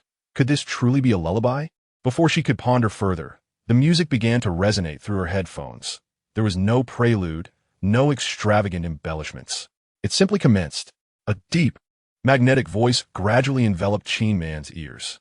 The moment she heard the voice, her expression shifted to one of astonishment. A cappella. This song was performed a cappella? How confident must the singer be to achieve chart success with such a performance? The thought of this left Qin Man astounded. Even as the mellifluous melody began to wash over her, she suddenly felt her mind quieting down due to her exceedingly busy workdays. Qin Man approached her office hours as if engaged in battle, her nerves perpetually taut. Consequently, upon returning home each day, she felt utterly exhausted, often experiencing fatigue even at the office, where she consumed coffee as if it were water. Without coffee, she found it nearly impossible to endure. Qin Man had contemplated finding ways to unwind. Her family had advised her against pushing herself too hard and encouraged her to relax appropriately. In her youth, she had already cultivated a relentless habit, one that could not easily be relinquished, especially now when the company's future remains uncertain.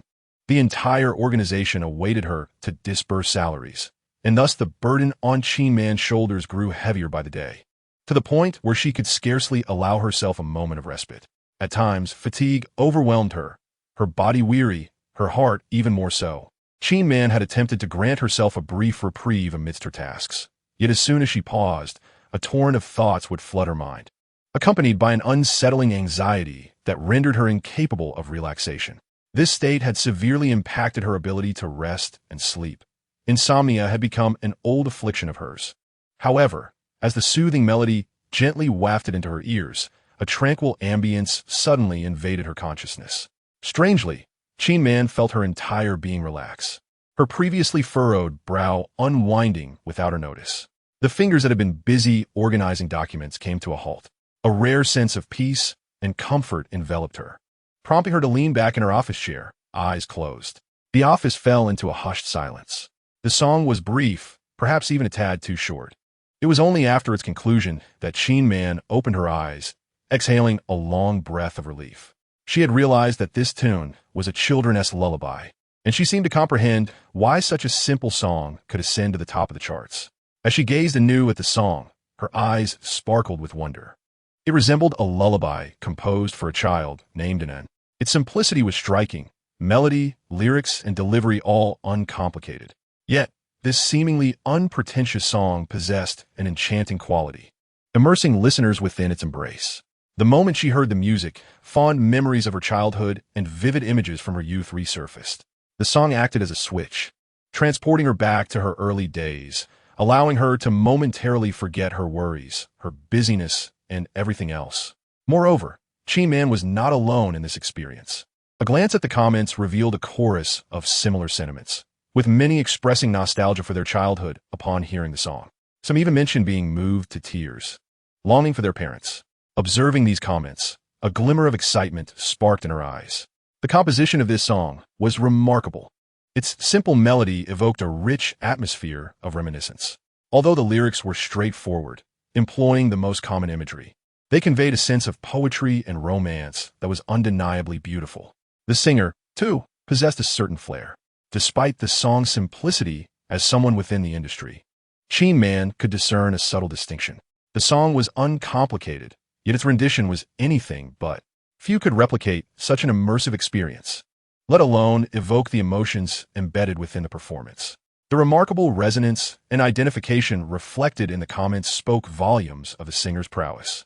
To distill complexity into simplicity, this individual was truly exceptional. Qin Man's gaze fell upon the name of Shen Jun, realizing that both the singer and the songwriter were the same person, a creative talent. A flicker of intrigue ignited within her. Han Lion was in dire need of talent, particularly of the songwriting variety. Though only a single song was available, it was sufficient to reveal the individual's remarkable gift, and the fact that she had never encountered him before indicated that he was a newcomer. Newcomers are always easier to sign. Qin Man's eyes sparkled with excitement as she reached for her phone, intending to investigate Shen Jun's background and see if she could secure a contract with him. However, just as she began to type Shen Jun's name, a sudden thought struck her, causing her fingers to pause. Her brow furrowed in contemplation. Swiftly, Qin Man exited the previous chat window and entered Shen Jun into her WeChat search bar. Upon clicking search, a contact card materialized. Shen Jun. They were already friends. Without hesitation, Qin Man opened Shen Jun's chat page, where she discovered two messages. One read, "Hello, Sister Qin, I am Shen Jun." The other stated, "Sample of new song 3. Upon seeing these messages, Qin Man's expression shifted to one of astonishment. She had sensed a familiarity with the name, Shen Jun, yet had not been able to place it, as she had saved his number under the label, grandmother's student. She had never regarded Shen Jun as significant, thinking they would have no further interactions, thus neglecting to remember his name. The recollection had only surfaced when she noticed a comment indicating that someone had come from the program. "Where are we going, Dad?" As a devoted fan, this realization struck her. Qin Man's expression became somewhat complicated. She recalled her grandmother's earlier words, suggesting that if they could secure Shen Jun, the company would never again worry about songs. At the time, she had thought it an exaggeration, and even now, she had not fully believed it. Moreover, her impression of Shen Jun had been rather poor. Yet unexpectedly, this individual could indeed write songs, and quite well at that. Qin Man pressed her lips together, her gaze fixed on the song sample file in the chat window, as a wave of curiosity surged within her. If he could craft children's songs so beautifully, how splendid would his regular songs be? With this thought, Qin Man reached out to open the file. Chapter 44, I Have Another Song. At 10 a.m. The next morning, Han Music Company convened a high-level meeting. The agenda was to discuss the program matters concerning Song Huaying. The song approval from yesterday had been granted, and astonishingly, the fee for this song was significantly higher than usual. Song Huaying must not be eliminated. At the very least, she should reach the finals and secure a commendable position. This consensus resonated among all members of Han Lion. Should Song Huaying be eliminated in the next round? Coupled with the news of Shui Wenlu's impending departure, Han Lion Music could find itself in grave trouble. Their reputation would be irrevocably tarnished. A fleeting thought of how others would refer to Han Lion in the future sent shivers down their spines. Furthermore, this would lay bare Han Lion's decline, and it was conceivable that not only their reputation, but also their stock prices would plummet. Hence, the board of directors was in a state of urgency. Moreover, this is not the most troubling issue.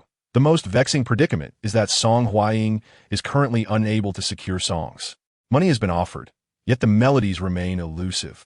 Even with generous compensation, the situation persists. The entire industry is hesitant to compose for Song Huaying. Why has she faced elimination? Prior to the competition, no one could have anticipated this, as she is a seasoned and illustrious artist, renowned for her exceptional vocal prowess and emotional depth. However, after 4 episodes, the truth has become evident. Her singing style and methodology are ill-suited for a competitive format. Yet, to alter her approach would diminish her formidable talent. Regarding song acquisition, the composers she previously collaborated with continue to produce works that do not align with the competitive nature of the event. New composers might craft songs suitable for competition, but there is no guarantee that Song Huaying can deliver a stable performance. Thus, we find ourselves in an exceedingly awkward situation. Previous compositions are unfit for competition, while new works may not be performed at her peak. Peak Singers is a groundbreaking variety show, capturing widespread attention online and within the industry. Under such circumstances, should Song Huaying falter, it would not only be a personal embarrassment, but would also tarnish the reputation of her composers. Furthermore, the likelihood of her elimination looms large. Consequently, no composer of repute is willing to wade through this murky water. Those who have attained a certain status are keen to protect their reputations. Additionally, other companies are covertly stirring the pot. Many in the music industry hope for Han Lion's downfall. Thus, various malevolent forces have emerged. Thus, we find ourselves ensnared in the current predicament.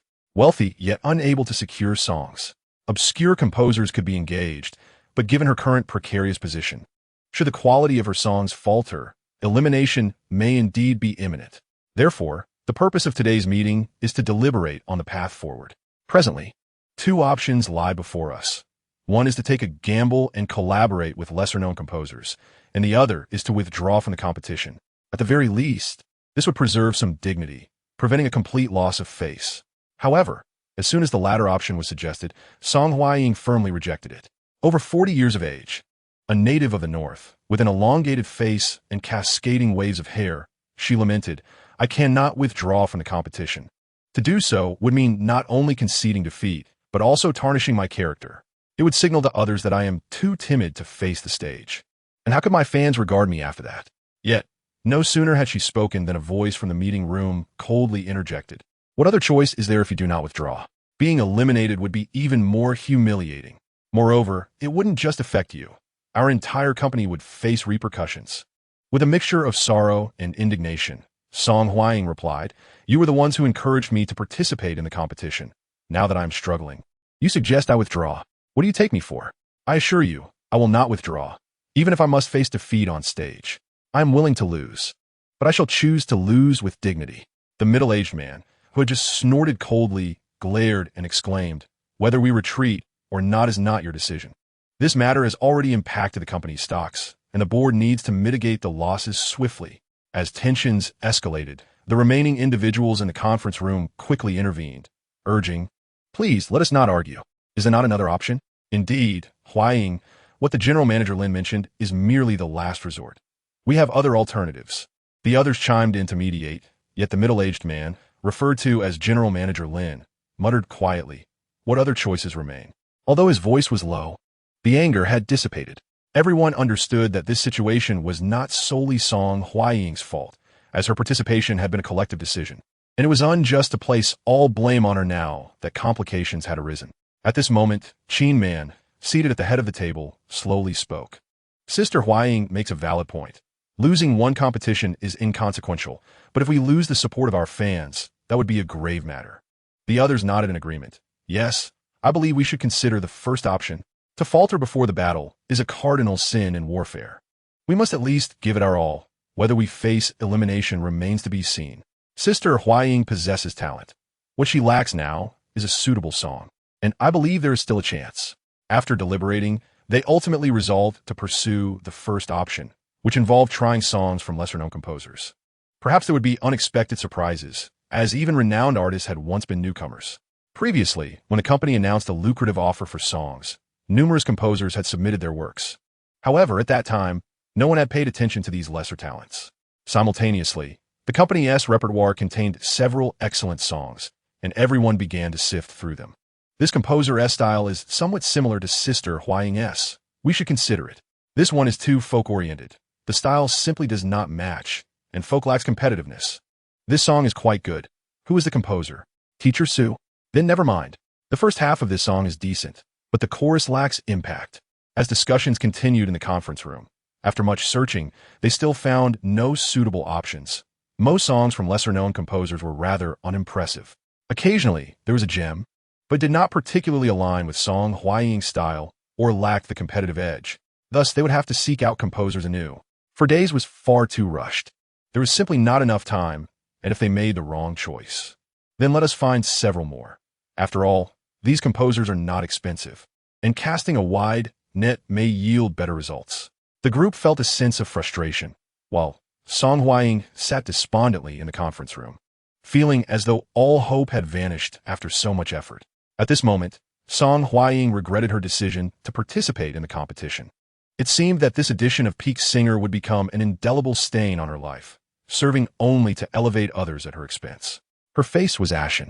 The expressions of those in the conference room reflected a collective sense of sorrow and despair, as they found themselves unable to identify a path forward.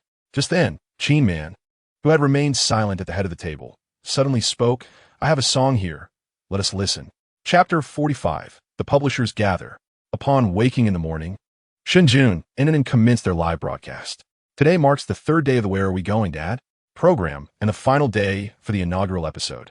As soon as they rose, the production team began their activities, gathering all 5 groups of guests for the announcement of the day's first task, teaching their children to sing. Each parent must, within the span of a single day, ensure that their child learns a song. During this time, they are prohibited from using their phones for assistance, and no background music is allowed. In the evening, all 5 children will take the stage to perform, with local villagers serving as judges. The song that receives the most votes from the villagers will emerge victorious, granting the winners the highest reward of the episode, which includes, but is not limited to, an early return to the city, a sumptuous meal, and hotel accommodations. Upon hearing about this incentive, the 5 parents and their children widened their eyes in astonishment. The past 3 days have been exceedingly challenging. Even bathing had been uncomfortable, let alone the quality of their food and sleep. They felt as though they had come to the countryside merely to experience hardship. Thus, the prospect of an early departure invigorated them, and they eagerly expressed their determination to seize the evening's reward. Zhang Shui boisterously declared, "Tonight, that reward is as good as mine." His confidence was not unfounded. Among the 5 groups, he was the only singer, and his vocal talent was indeed formidable. Guangzai, influenced by him, had also developed commendable singing skills from a young age. Therefore, both Zhang Shuai and Guangzai were brimming with confidence regarding this task, exchanging knowing glances, assured of their victory. However, Zhang Shuai remained oblivious to the laughter erupting in the live stream after his proclamation. The audience was amused, exclaiming, "Oh no, Brother Shuai has planted his flag too early. Brother Shuai, I concede that your singing is delightful, but you do have others around you who can sing as well." Unbeknownst to him, Shen Jun's lullaby had already gone viral across the internet that very morning. The lullaby had achieved first place on the Hua Lil Hot Songs chart. These 2 seemingly unrelated keywords had ignited a sensation, especially since the topic was intertwined with Shen Jun and currently. Shen Jun and were undeniably at the epicenter of public attention. Any discourse related to them promised substantial engagement, with marketing entities across various industries keen to capitalize on their prominence. Moreover, this trending topic had been birthed directly by Shen Jun and An, thus ensuring that An's lullaby garnered immense online traction and flooded social media feeds. The audience in the live stream was well aware of Shen Jun's melodious voice, particularly when it came to children's songs. Consequently, Zhang Shuai and Guangzai may have celebrated prematurely. Once the lullaby was released, who could rival them? Observing Guangzai's current smug demeanor, I couldn't help but feel a pang of sympathy for him, anticipating the sorrow he would express later in the afternoon. And then, please go easy on Guangzai. Their laughter was infectious, and I found myself compelled to watch the program tonight, eager to witness how loudly Zhang Shuai and Guangzai would lament their fate. The audience erupted in mirth, playfully teasing one another. The 5 guests of the program were utterly unaware of the situation, aside from Zhang Shuai and Guangzai, who exuded confidence. The others displayed expressions that suggested a competitive spirit. Shen Jun exchanged a glance with An, discreetly blinking. After assigning the tasks, they commenced their meal. True to form, the production team instructed the 5 fathers to drive to fetch the food, using a tractor for the task. Even Shen Jun found himself at a loss, and during the attempt, Su Hong inadvertently drove into a ditch, resulting in a rather disheveled appearance. By the time they finished breakfast, it was already past 10 o'clock, 2 hours after the live broadcast concluded. Shen Jun sighed with relief. Driving a tractor in the morning was no simple feat, leaving him in a state of disarray. After soothing An, he quickly retreated to wash up. No sooner had he emerged from the shower than Wang Lei from Juzhou Publishing approached him. Wang Lei had been waiting all morning. After watching the live broadcast the previous night, he resolved to sign Shen Jun, especially in light of the comments from several of his old friends, which added a sense of urgency to his decision. Thus, he had risen early, eager to secure the contract with Shen Jun, anxious to avoid any potential complications. However, upon waking, Shen Jun had immediately begun the live broadcast, which only concluded now. As Wang Lei observed Shen Jun stepping out of the room, he finally exhaled. Last night, I gave it some thought. Mr. Shen's terms are indeed reasonable.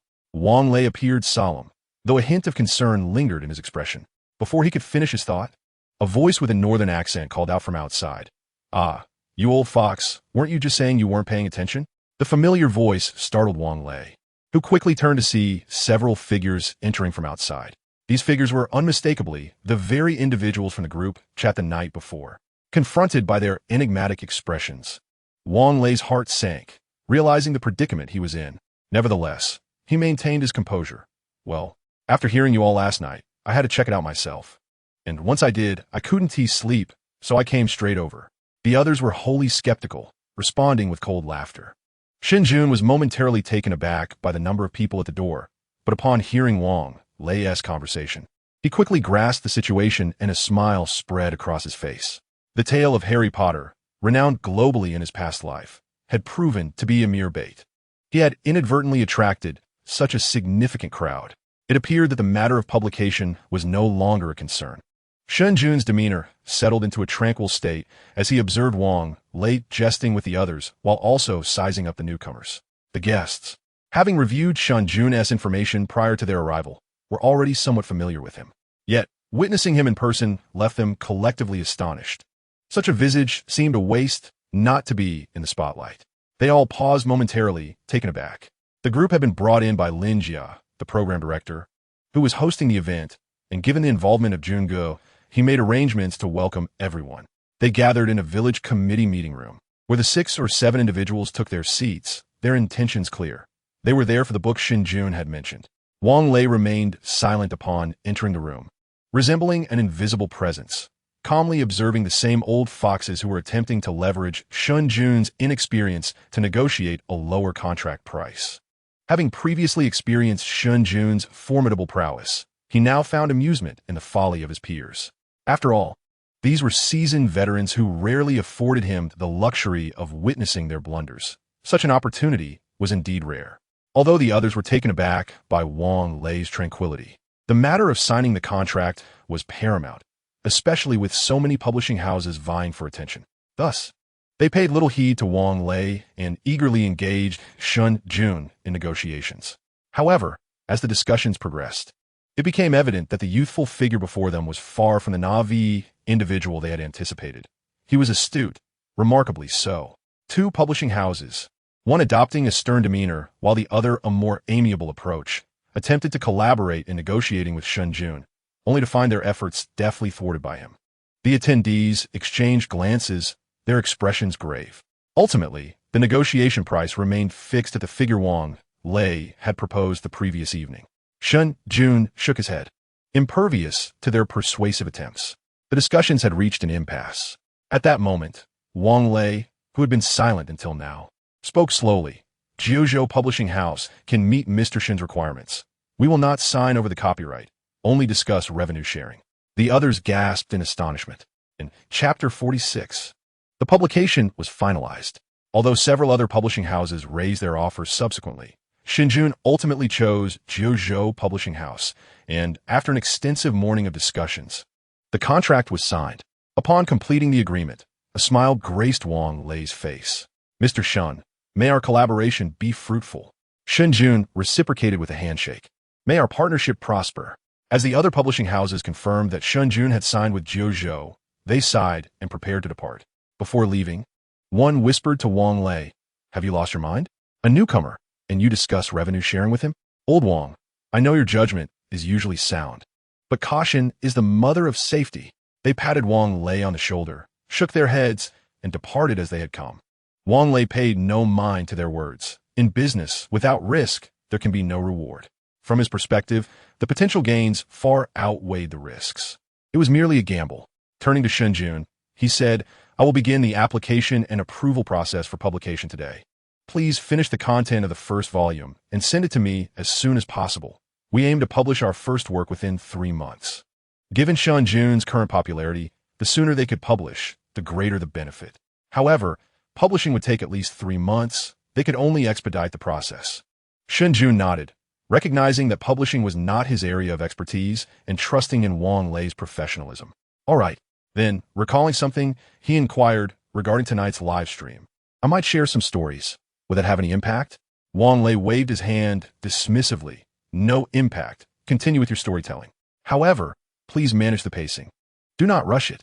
Ideally, you should conclude around the halfway mark. Additionally, at the end, you may reveal some details about the publication to create anticipation for the new book. Jiuzhou will also make an official announcement in coordination with you." After a brief discussion regarding post-event promotion, Wang Lei hurriedly returned to the capital, aware that signing the contract was merely the beginning, with numerous trivial matters still to address. Shen Jun saw him off, and upon returning, he had barely taken a seat when he received a phone call. Upon seeing the caller ID, Shen Jun felt a surge of curiosity. It was Qi Man from Hanshi. Since their last conversation had ended on a rather frosty note, he had presumed this avenue was no longer viable, even beginning to contemplate alternative strategies. The previous call had instilled in him the notion that relying on others was often less effective than self-reliance. Thus, after that conversation, Shen Jun had diligently explored other practical solutions, with the publication of Harry Potter being one of his plans. With the responsibility of raising and earning a living had become an unavoidable necessity. In any industry where profits are at stake, there exist both predators and prey. And to avoid being bullied or looked down upon, one must ascend to a position of strength and security. To achieve this elevation, Shen Jun had devised numerous plans, with the publication of Harry Potter being merely one facet of his broader vision. Unexpectedly, just as he had completed one task, Qi Man contacted him. Shen Jun felt a mix of astonishment and intrigue, yet he promptly answered the call. Upon connecting, Qin Man's voice came through, tinged with a warmth that had been absent previously. Hello, Shen Jun. Recognizing the gesture of goodwill, Shen Jun reciprocated politely. Hello, Sister Qin. Qin Man continued. The song you sent me, I had the company listen to it, and they responded positively. I apologize for the delay. The company's efficiency has been rather lacking. As a seasoned veteran in the business world, Qin Man skillfully reframed her previous disinterest, knowing she now needed Shen Jun's assistance. Shen Jun chuckled lightly. Is that so? Qin Man maintained her tone. Han Shi wants the song. How does 200,000 sound? Shen Jun was not surprised that Han Shi was interested. After all, it was a song by the renowned diva Wang Fei from his past life, meticulously selected to suit Song Huaying's vocal prowess and style. The real issue would have been if they had not been interested. However, Shen Jun's expression remained unchanged as he replied with a smile. Sister Qin. It's not about the money. Qin Man was straightforward. 400,000. Shen Jun shook his head. Sister Qin, as I mentioned before, help me secure Song Xiao, and I will write you a song. On the other end, Qin Man sighed, appearing somewhat troubled. Song Xiao is a top-tier idol with immense influence, and his domain lies in the film industry, which doesn't closely align with the music realm where Han Shi operates. Yet Shen Jun remained unfazed. There must be a way to make this work, don't you think, Sister Qin? I recall that Song Xiao's company has also ventured into the music industry in recent years, right? After a moment of silence, Qin Man sighed again. Given Song Xiao's prominence, this would be quite challenging for Han Shi, and it may provoke public discourse afterwards. He was acutely aware of Han Shi's concerns and understood that without taking decisive action, it would be challenging to persuade Han Shi to make a firm commitment. Thus, Shen Jun candidly declared, as long as Han Shi assists me, I will ensure Song Huaying reaches the finals. The fifth round of the competition would determine the semi-final spots, which meant Shen Jun also needed to prepare a song for Song Huaying. 2 songs, in fact. To be honest, Qin Man found herself somewhat intrigued. After listening to Shen Jun's 2 songs, particularly the one from that morning, she was no longer surprised by his confidence. Instead, she contemplated his words seriously. Her earlier hesitation was genuine. Influencing Song Xiao came with significant costs, given that he was a top-tier idol artist. However, if Song Huaying truly managed to enter the finals and secure a high ranking, it would be immensely beneficial for Han Shi, granting them a much-needed respite and potentially elevating their status further. With this in mind, she concluded that even the steepest price could be negotiable. After a moment of reflection, Qin Man finally pursed her lips and said, I will arrive in Xiang province this afternoon. Let us discuss this in detail. Once the call ended, a smile spread across Shen Jun's face.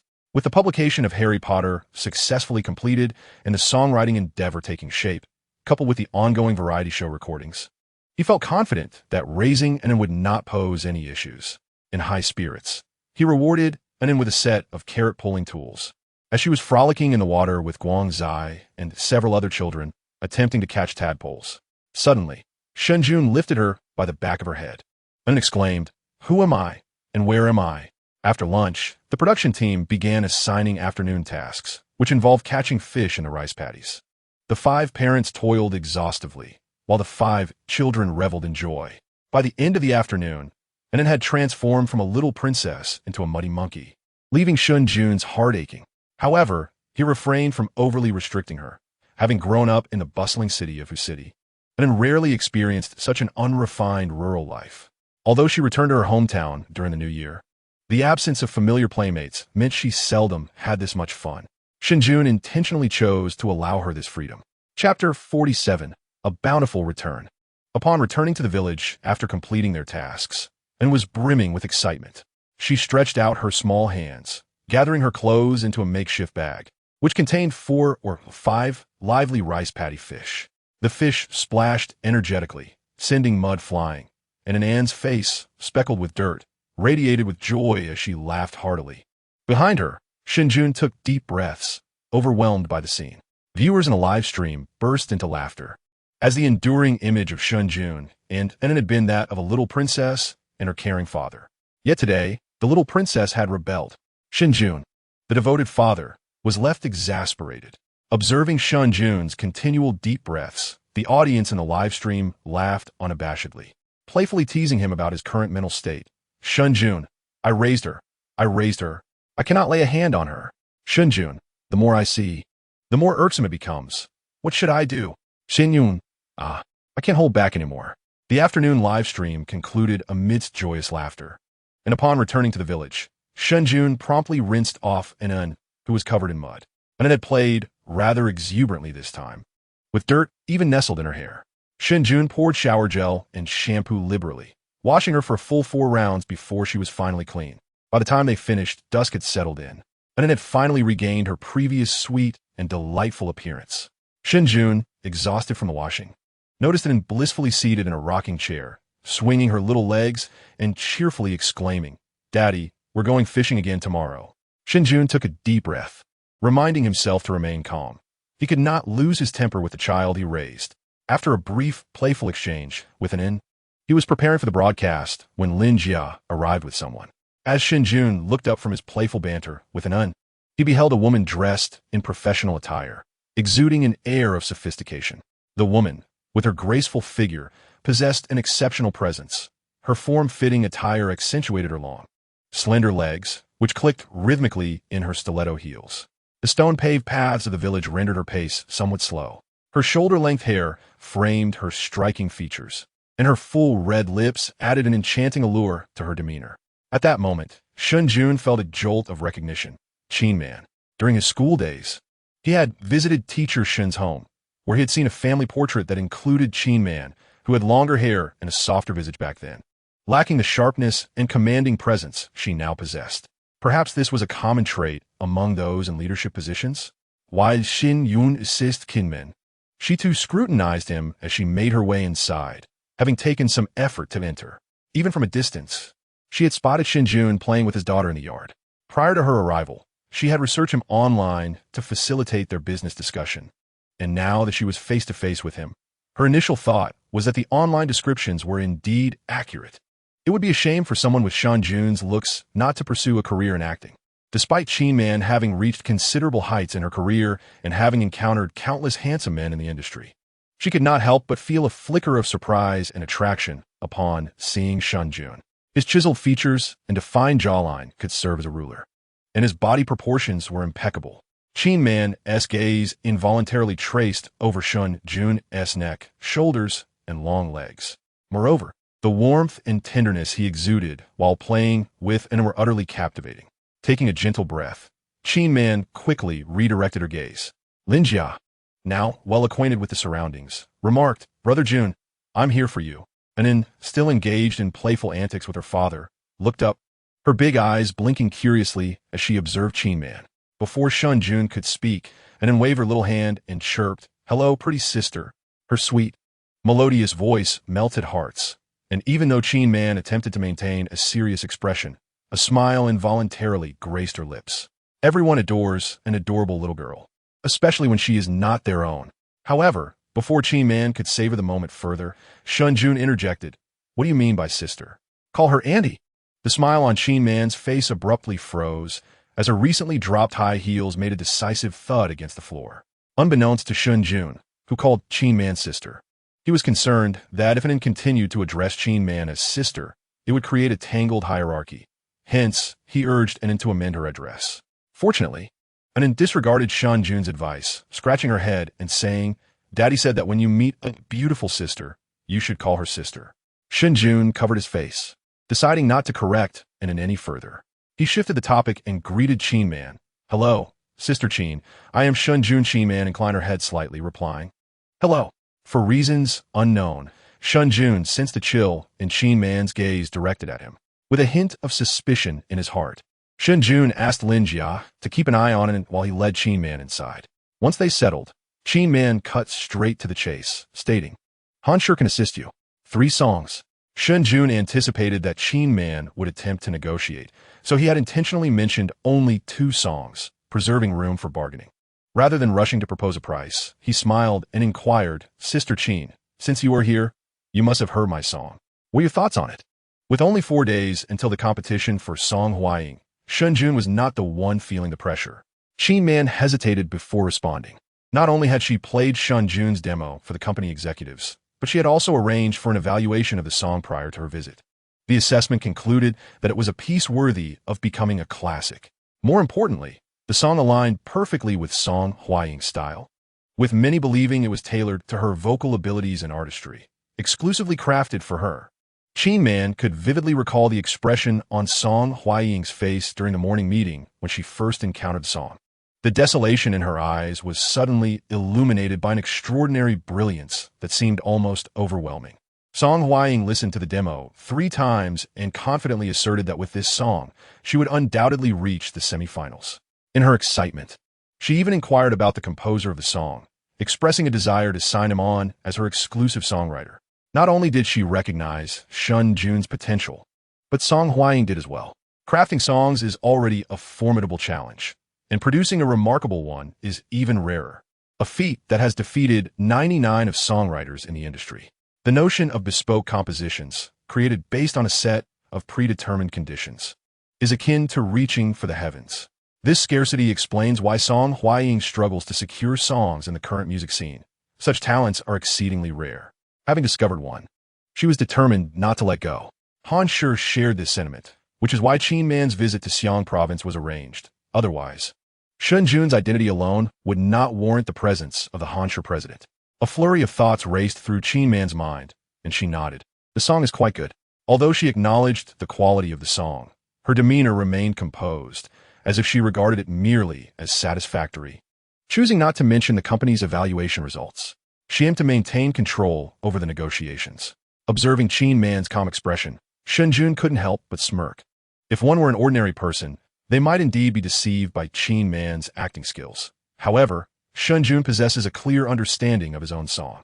Moreover, had Chin Man not held high hopes, she would not have flown directly from the Shanghai market to Xiang province, an action that has unmistakably revealed her intentions, as well as the urgency of Han Shi. Upon her arrival, Chin Man harbored intentions akin to those of Wang Lei and others. Thanks to Song Xiu's fanbase, Shen Jun's circumstances have become quite transparent. Everyone is aware of his situation over the years, and thus, there is a palpable air of condescension towards him. After all, what experience could one gain while raising children at home? To put it bluntly, Shen Jun appears rather unambitious in the eyes of others, which naturally fosters a sense of disdain. However, this condescension swiftly dissipated once Chin Man encountered Shen Jun. Observing Shen Jun's unyielding demeanor, imbued with a calmness that remained undisturbed, Chin Man's expression soured. She had been discussing song agreements with Shen Jun for over an hour, attempting to secure additional songs while minimizing costs to maximize benefits. Currently, the influence of the program, Where Are We Going, Dad?, has far surpassed expectations, ranking just below the peak singers on Oriental TV and is projected to be a blockbuster throughout the year. Song Xiu is unlikely to withdraw easily, and the company behind him, Tianyu, will not concede without a fight. Feeling somewhat powerless, Chin Man sighed. The truth remains that as Shen Jun's prominence grows, the program's popularity nearly rivals that of peak singers, making it a focal point for Xiang province television with significant influence. This is merely the first episode, and any reasonable person can see the immense potential of the show. Song Xiu will not easily relinquish his position as a regular guest. Nonetheless, in response to Chin Man's weakened stance, Shen Jun merely smiled. Sister Chin, had you approached me yesterday, matters would have been much simpler. Alas, upon hearing Shen Jun's words, Chin Man's expression froze. The implication was clear. This predicament was of her own making, and she should not expect him to bear the consequences. Chin Man cast a glance at Shen Jun, internally cursing. Unyielding and impervious. What a waste of such a radiant appearance. Finally, Chin Man took a deep breath. Relinquishing her struggle, her voice tinged with weariness and reluctance. The rights to 3 songs, along with a 1 million yuan composition fee, paid up front. Once the 3 pieces are online, you will receive 40 in royalties. This offer, laden with sincerity, prompted Shen Jun to drop any demands, his smile genuine. Sister Chin, may our collaboration be fruitful. He extended his hand, and Chin Man, resigned, shook it. They initially drafted a temporary contract, with a formal agreement to be finalized upon Chin Man's return to the company, after which she planned to head back to Shanghai, where numerous matters awaited her attention. Shen Jun exchanged pleasantries as he escorted her to the door. Before departing, Chin Man remarked, Sister Hwaying hopes you can visit in the coming days. If she can achieve results, it would benefit both of us. Of course, Shen Jun replied earnestly. Since we desire Han's sure support, I shall certainly lend my assistance. Upon receiving Shen Jun's earnest response, Qin Man's expression finally relaxed somewhat. Song Xiao would not appear in the next episode. After speaking, he stepped into the night. Once Shen Jun had settled matters with Qin Man, he collected the contract and swiftly made his way to the recording venue. The program had already commenced half an hour earlier, yet Shen Jun was unable to extricate himself, leaving it to manage on her own for a while. He worried whether it might feel lonely alone. However, upon his arrival, he found it engrossed in play with Guangzai, having completely forgotten about her father. Seeing Shen Jun approach, Zhang Shui exclaimed with excitement, "You finally made it. We agreed to have a singing competition tonight. I've been preparing with Guangzai all day and can't wait to take on the challenge." In contrast to Zhang Shui's eagerness, the expressions of the other guests varied. Su Hong was practicing with his son Yang Yang. Neither of them were professionals, and teaching a child to sing proved quite challenging.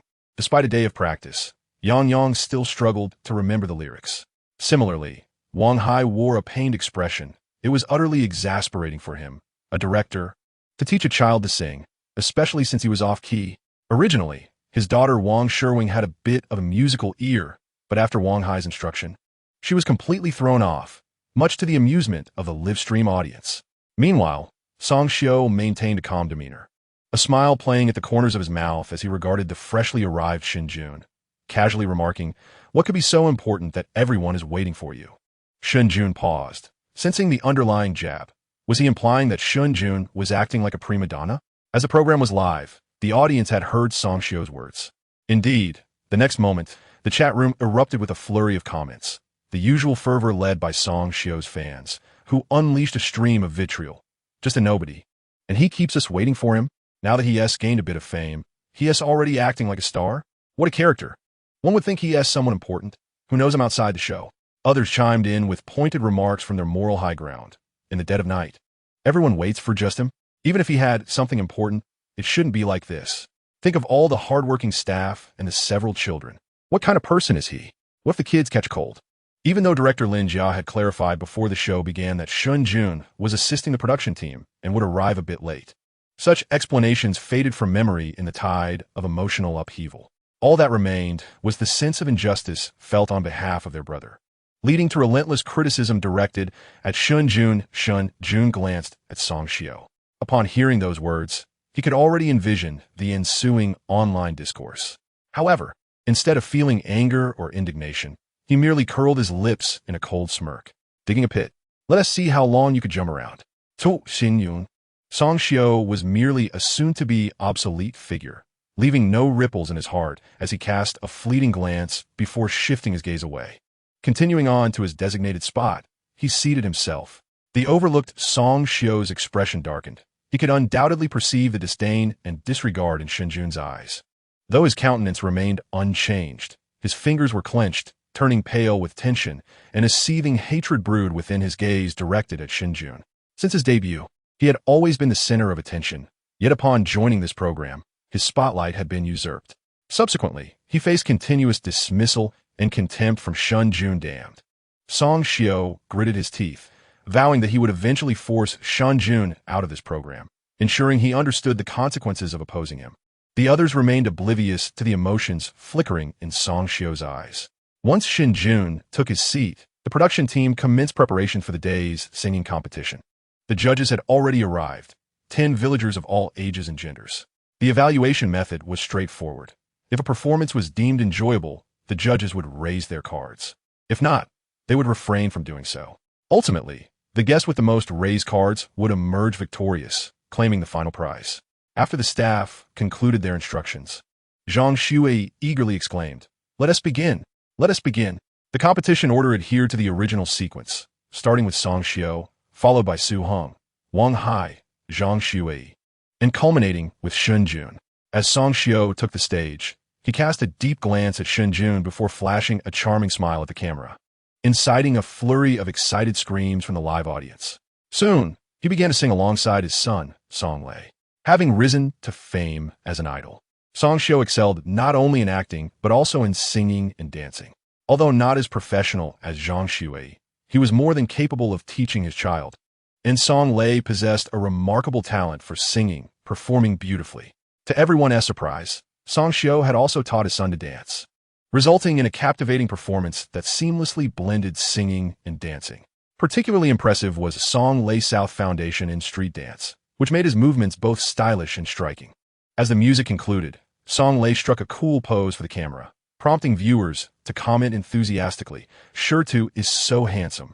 No wonder he is Song Xiao's son. With a father so charming, it's only natural that the son is just as dashing. At such a young age, he'll surely captivate many admirers in school. Love it, love it. Shirtu is so cool." During Song Lei's performance, the viewership of Song Xiao's live stream surged rapidly, even surpassing that of Shen Jun and an An's stream. In contrast, Shen Jun and an An's live stream had suffered due to Shen Jun's initial absence, leaving him to engage in frivolous antics with Guang Zai, resulting in a significant audience loss. They now teetered on the brink of third place. At that moment, the 10 judges began raising their cards, and after a brief count, the staff announced loudly, "Song Xiao and Shirtu have achieved a score of 9 points." Witnessing this score, a smile crept across Song Xiao's lips. This segment was not only prepared by Zhang Shui, he had also made his own preparations, determined to secure victory in this endeavor. While he may not possess skills in mundane tasks such as cooking, performing arts were indeed his forte, and he was resolute in seizing this opportunity to eclipse Shen Jun once more. He was determined to reclaim his rightful place. Song Xiao cast a disdainful glance at Shen Jun below the stage, a sneer escaping his lips. He was eager to witness what this mere caretaker, deemed useless, would present in competition against him this time. After the performance of Song Xiao and Song Lei, the expressions of the 4 groups of guests shifted noticeably. Su Heng and Wang Hai, already lacking in confidence, appeared even more disheartened. In contrast, Zhang Shui's initially exuberant demeanor turned somber, his expression growing grave. It was evident he had not anticipated the remarkable synergy displayed by Song Xiao and Song Lei. While their vocal skills might not rival his own, Song Xiao's innovative combination of singing and dancing compensated for their shortcomings, effectively bridging the gap. Scoring a commendable 9 points, surpassing them now seemed a formidable challenge. Shen Jun, however, merely smirked at the unfolding events. As Song Xiao descended from the stage, Su Heng took his place. In stark contrast to the dynamic performance of Song Xiao and Song Lei, Su Heng and Yang Yang struggled to remember the lyrics, stumbling through their rendition, ultimately earning a meager 2 points. Following them, Wang Hai and his daughter Wang Sherwan took to the stage. The audience watched in amusement as the pair, though utterly off-key, performed with unwavering seriousness.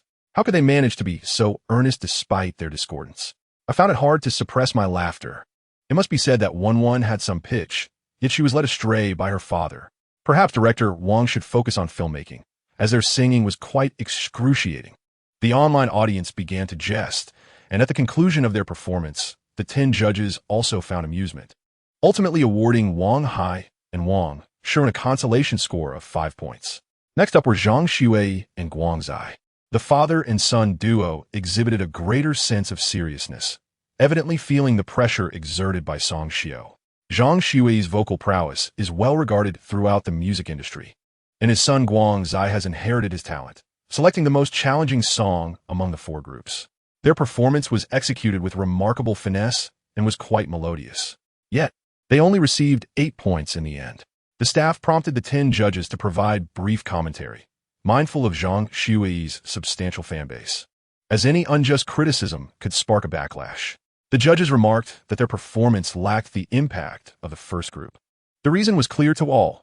Zhang Shui and Guang Zai had refrained from dancing, resulting in a loss of stage presence.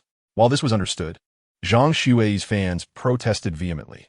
This is a singing competition, not a dance competition. Some individuals simply cannot accept defeat.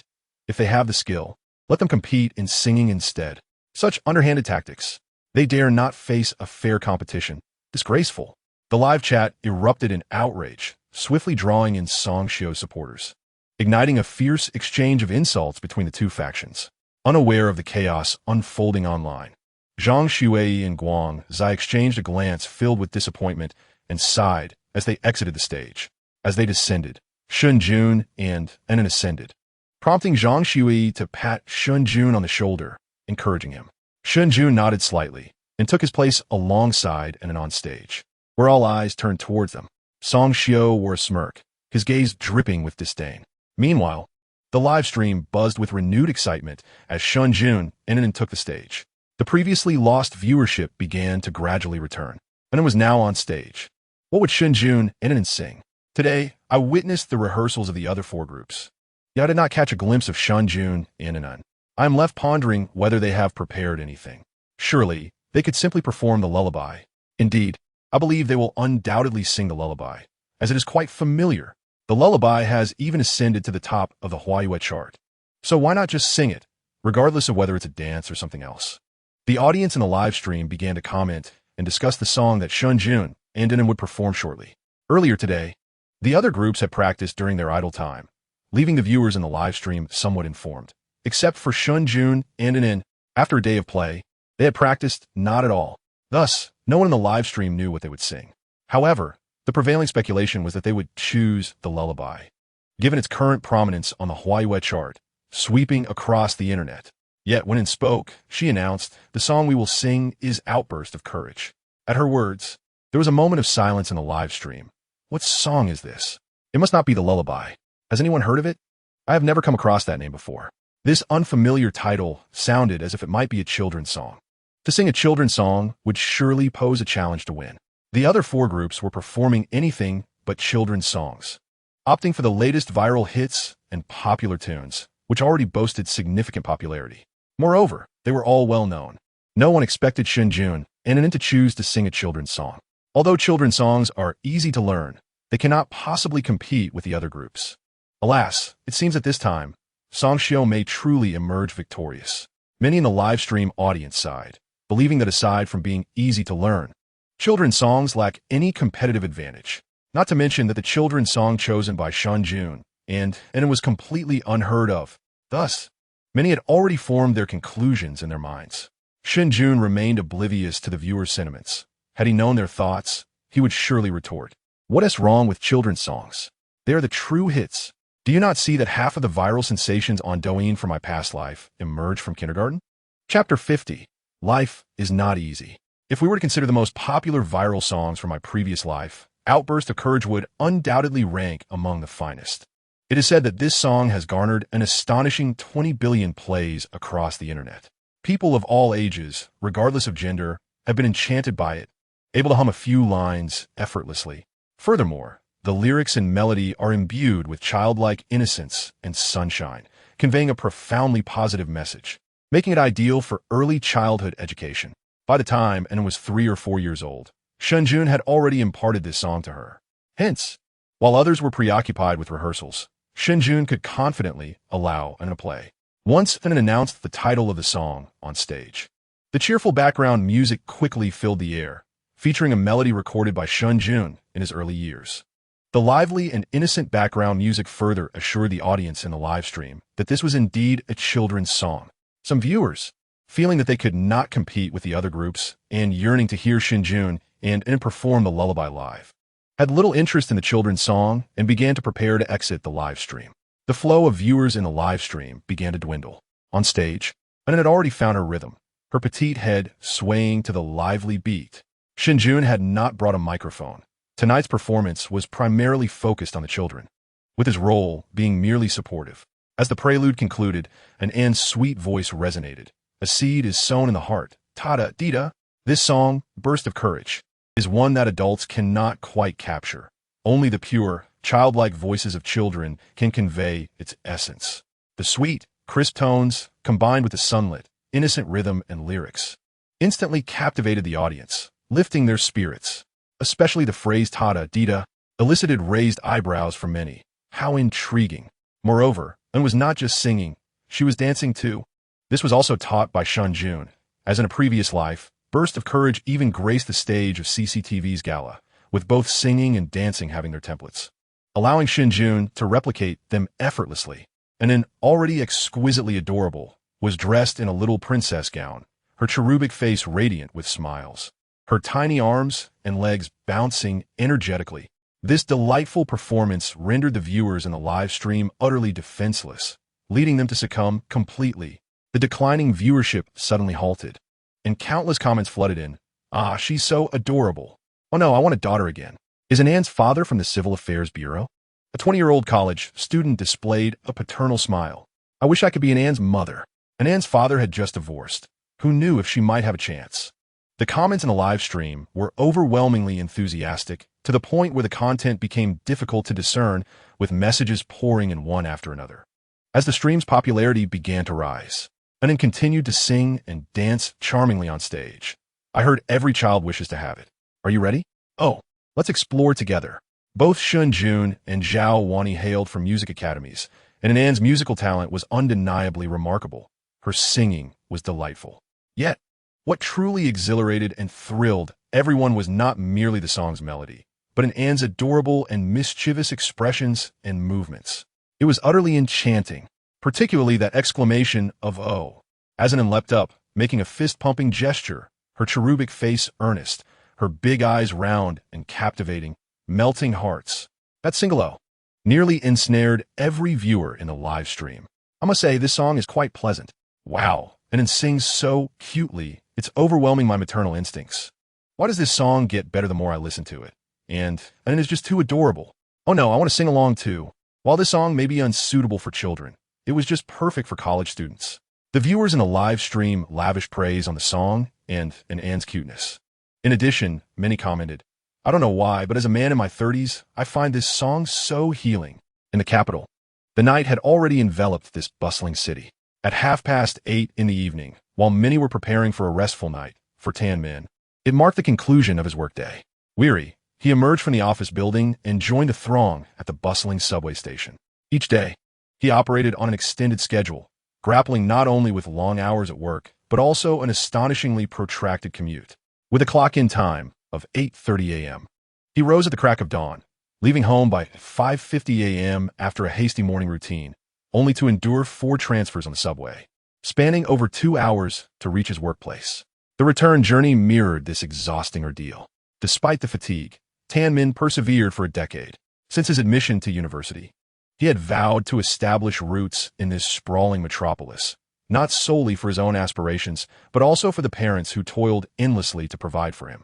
His grandest dream was to purchase a home in the capital and invite his parents to live with him. Yet, the reality of life in the city was daunting, and after 10 years of labor, he still lacked a place to call his own. As he boarded the approaching subway train, a few seats remained unoccupied. Tan Min aimed to seize one, but was thwarted as a woman swiftly occupied it. He, too, settled into a seat, contemplating the possibility of nudging her aside. However, in that fleeting moment of hesitation, she had already claimed the space entirely, causing Tan Min to stumble slightly before grasping the overhead rail to regain his balance. The woman, unfazed, retrieved her phone. Within the carriage, everyone was engrossed in their devices, their faces reflecting weariness and haste. Tan Min gazed out the window. The dark tunnel and bright advertisements flashed by, resembling a fleeting carousel, and his thoughts began to drift. Was it true that the capital offered no sanctuary? Had he erred in his initial decisions? Was he destined for mediocrity? The pent-up negativity within him erupted in that instant of having lost his seat, overwhelming him like a tidal wave. His already fatigued expression deepened, his eyes dimming, rendering him as numb and detached as the other passengers, all lost in their screens. It was not until the next station, when the movement of passengers stirred him from his reverie, that Tan Min regained his senses.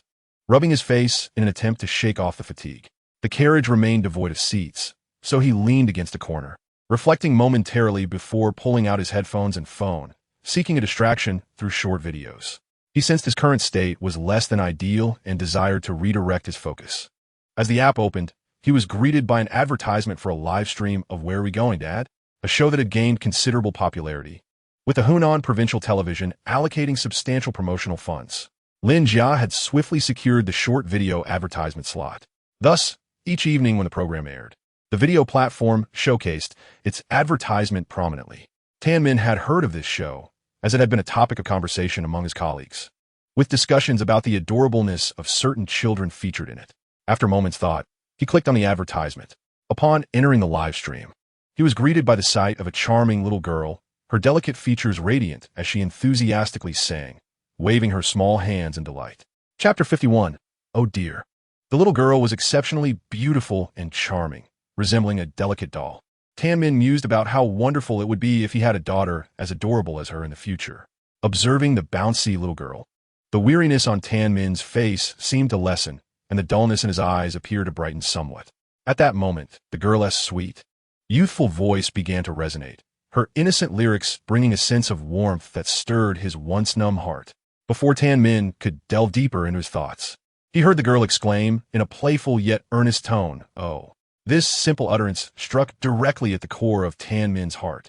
Unbeknownst to him, a genuine smile had graced his face, reaching even the corners of his eyes. The pent-up negativity that had long burdened him seemed to dissipate in an instant. Meanwhile, Zhang Yong, delivering food in Yangcheng, also found himself smiling. He was lying on his dilapidated vehicle, having worked tirelessly since morning, only managing to grab a bite of cold rice before taking a moment to breathe. Just then, he stumbled upon An. Hearing her sing "Oh," while waving her tiny fists brought an uncontrollable smile to his face, as if a monotonous day had been miraculously healed. This sensation was not confined to Tan Min and Zhang Yong. Many viewers watching the live broadcast felt a stirring in their hearts. The hustle, irritation, and discontent that plagued them seemed to vanish, replaced by genuine smiles that blossomed from within. What allowed a song to ascend to the status of an internet sensation, particularly one that resonates with both young and old, is not merely its catchy and simplistic rhythm. If Insect Flying evokes childhood memories and brings tranquility, then Courage Explosion serves as a balm for the soul. Its message of courage for children seems to reach deep into the hearts of adults, instilling in many the resolve to persevere and carry on. Of course, the essence of a viral hit lies in its ability to be profoundly catchy. As An sang a portion of the chorus, numerous viewers in the live chat quickly learned the tune and began to hum along. In many households, parents who were originally engrossed in the broadcast found their children suddenly bouncing to the rhythm of the music. During the time An sang, the viewer count in the live stream began to skyrocket. Initially, Shen Jun and An stream had seen a significant drop in traffic, lagging behind the likes of Song Xiao and even Zhang Shuwei. Both Song Xiao and Zhang Shuwei had attracted a plethora of fans and viewers with their performances, while Shen Jun and An stream had yet to begin and was continuously declining. However, this downward trajectory abruptly reversed the moment An began to sing. As her melodic voice filled the air, the viewer count for Shen Jun and An stream began to surge rapidly. By the end, the numbers were nearing a breaking point. The live video experienced buffering issues, and the server struggled to cope. Thankfully, Lin Jia maintained close ties with the short video company and promptly requested data support, which alleviated the situation. As they gazed at the record-breaking figures in the live stream, Lin Jia and the team were left utterly astounded. They had never anticipated that a simple children's song could achieve such remarkable success, overshadowing all trending topics and internet celebrities. On stage, An energetically performed, jumping and dancing until she was visibly exhausted, beads of sweat adorning her forehead, yet her small face radiated excitement, clearly reveling in the performance. As she concluded her song, an incessant wave of applause erupted from the audience. The 10 judges, not waiting for the staff to prompt them, raised their scorecards in unison, perfect 10s across the board. An's joy was palpable. "Daddy, we won." At her tender age, she had already grasped the concept of victory and defeat, and she rushed toward Shen Jun, who scooped her up and twirled her around. "An, you are amazing," he exclaimed, planting a kiss on her cheek, unable to contain his affection for her cuteness. "Daddy, silly." An playfully pushed Shen Jun's stubbled face away. Meanwhile, the livestream viewership had surged past 500,000, setting a new record for short video broadcasts. With over 500,000 viewers captivated by the father-daughter interaction, An's dad, "Your daughter called you silly." Haha, I'm dying from laughter at her disdainful little expression. "If An doesn't want it, give it to me. Annie likes men with beards." I can hear the clamor upstairs from all the way in Northeast. "Oh, An likes it, and so does her dad. Who should we choose?" "Take An's dad. They're both yours." An's charm was undeniable, especially after her recent performance, which had garnered a plethora of fans, both young women and older admirers. These fans even began discussing strategies online for winning over An's father. The staff wasted no time in announcing the winning team. Shen Jun and claimed the day's grand prize, which made Zhang Shuwei and Guang Zai enviously green. As for the competition's outcome, in Zhang Shuwei's words, "As long as Song Xiao doesn't win, that's all that matters. He was just getting too smug." Although Zhang Shuwei attempted to avoid mentioning this during the live broadcast, Song Xiao, not far away, caught wind of it and darkened with resentment, casting a glare of animosity towards Zhang Shui and Shen Jun. Noticing Song Xiu's ire, Shen Jun merely scoffed, turning his back to him with an in his arms, too apathetic to even spare a glance.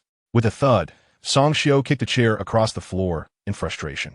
After the competition, the other 4 teams returned to their respective rooms, while Shen Jun and then tidied up their belongings and set off for the city. Before leaving, Zhang Shui clung to the car door, visibly reluctant. Shen Jun realized that Zhang Shui was quite the drama queen and teased him with a smile. "What a pity you're not acting." Zhang Shui chuckled, waving goodbye to the adorable and gesturing to Shen Jun to keep in touch. "Let us stay connected." Since the program began, Zhang Shui had found Shen Jun quite impressive, handsome without the pretentiousness often found in the entertainment industry, and genuinely caring towards his daughter. Guangzai had also benefited from Shen Jun's attentiveness, leading them to exchange contact information. Goodbye, brother Guangzai." In the farewell sounds of the 2 little ones, the car sped swiftly towards the city. Upon arrival, the living conditions were indeed as favorable as the production team had assured. Shen Jun finally breathed a sigh of relief. Although he could endure hardships, it did not imply that he relished them.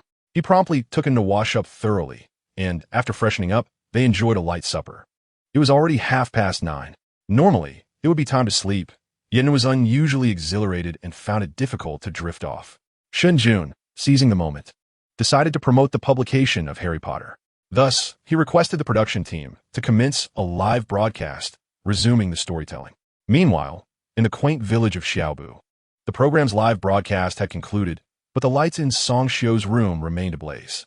The sound of crashing and banging echoed incessantly.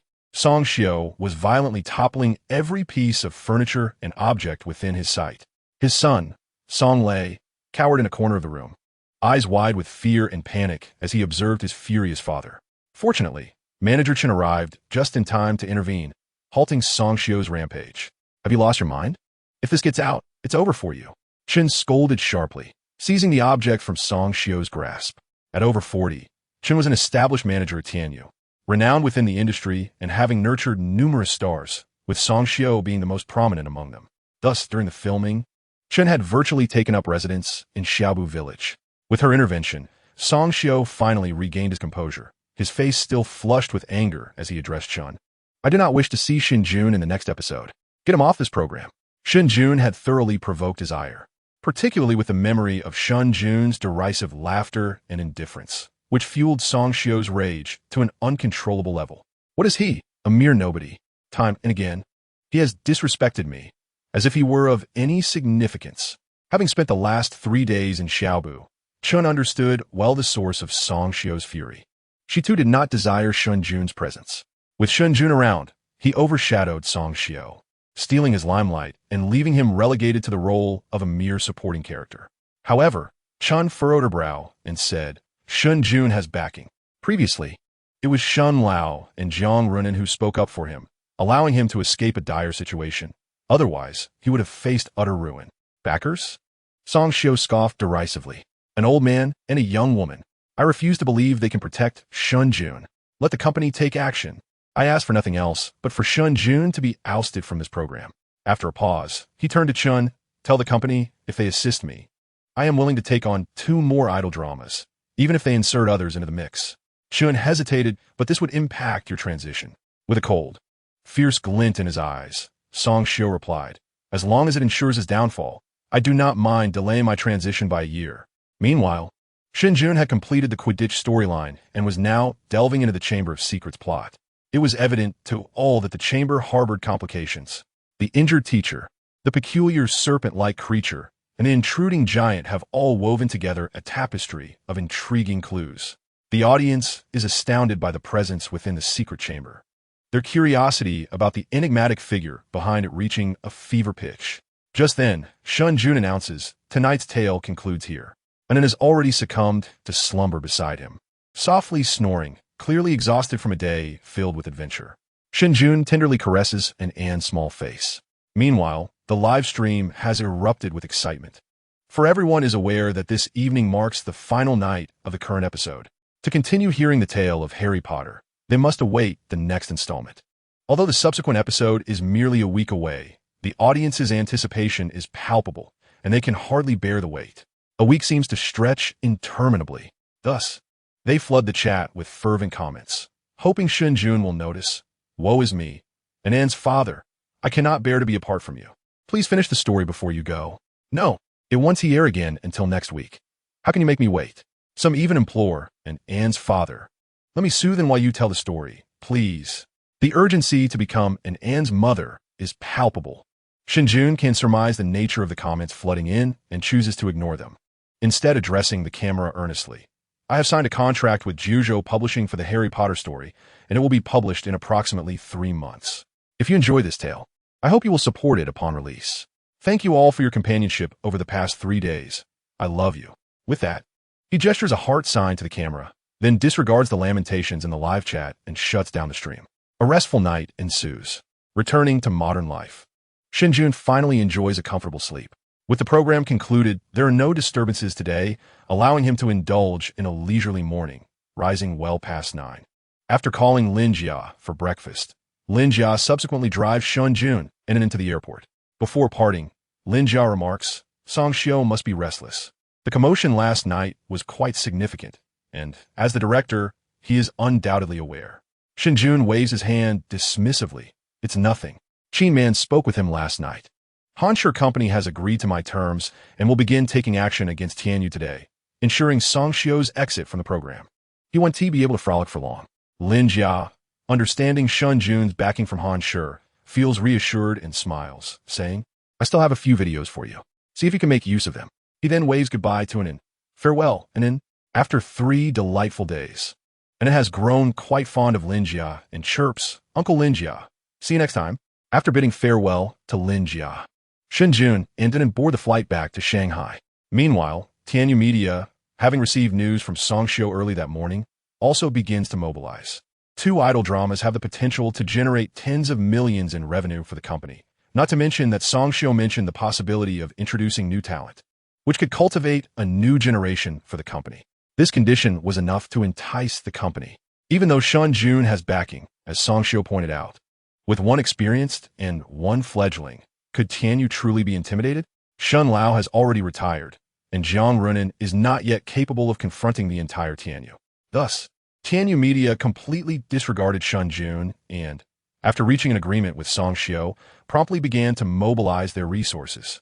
However, Tianyu Media was entirely unaware that as they commenced their operations, Han Lai Music Company, situated in the Shanghai market, had convened a simple high-level meeting. Subsequently, all departments within Han Lion began to engage in a flurry of activity. When Shen Jun disembarked from the plane, it was already past 2 in the afternoon.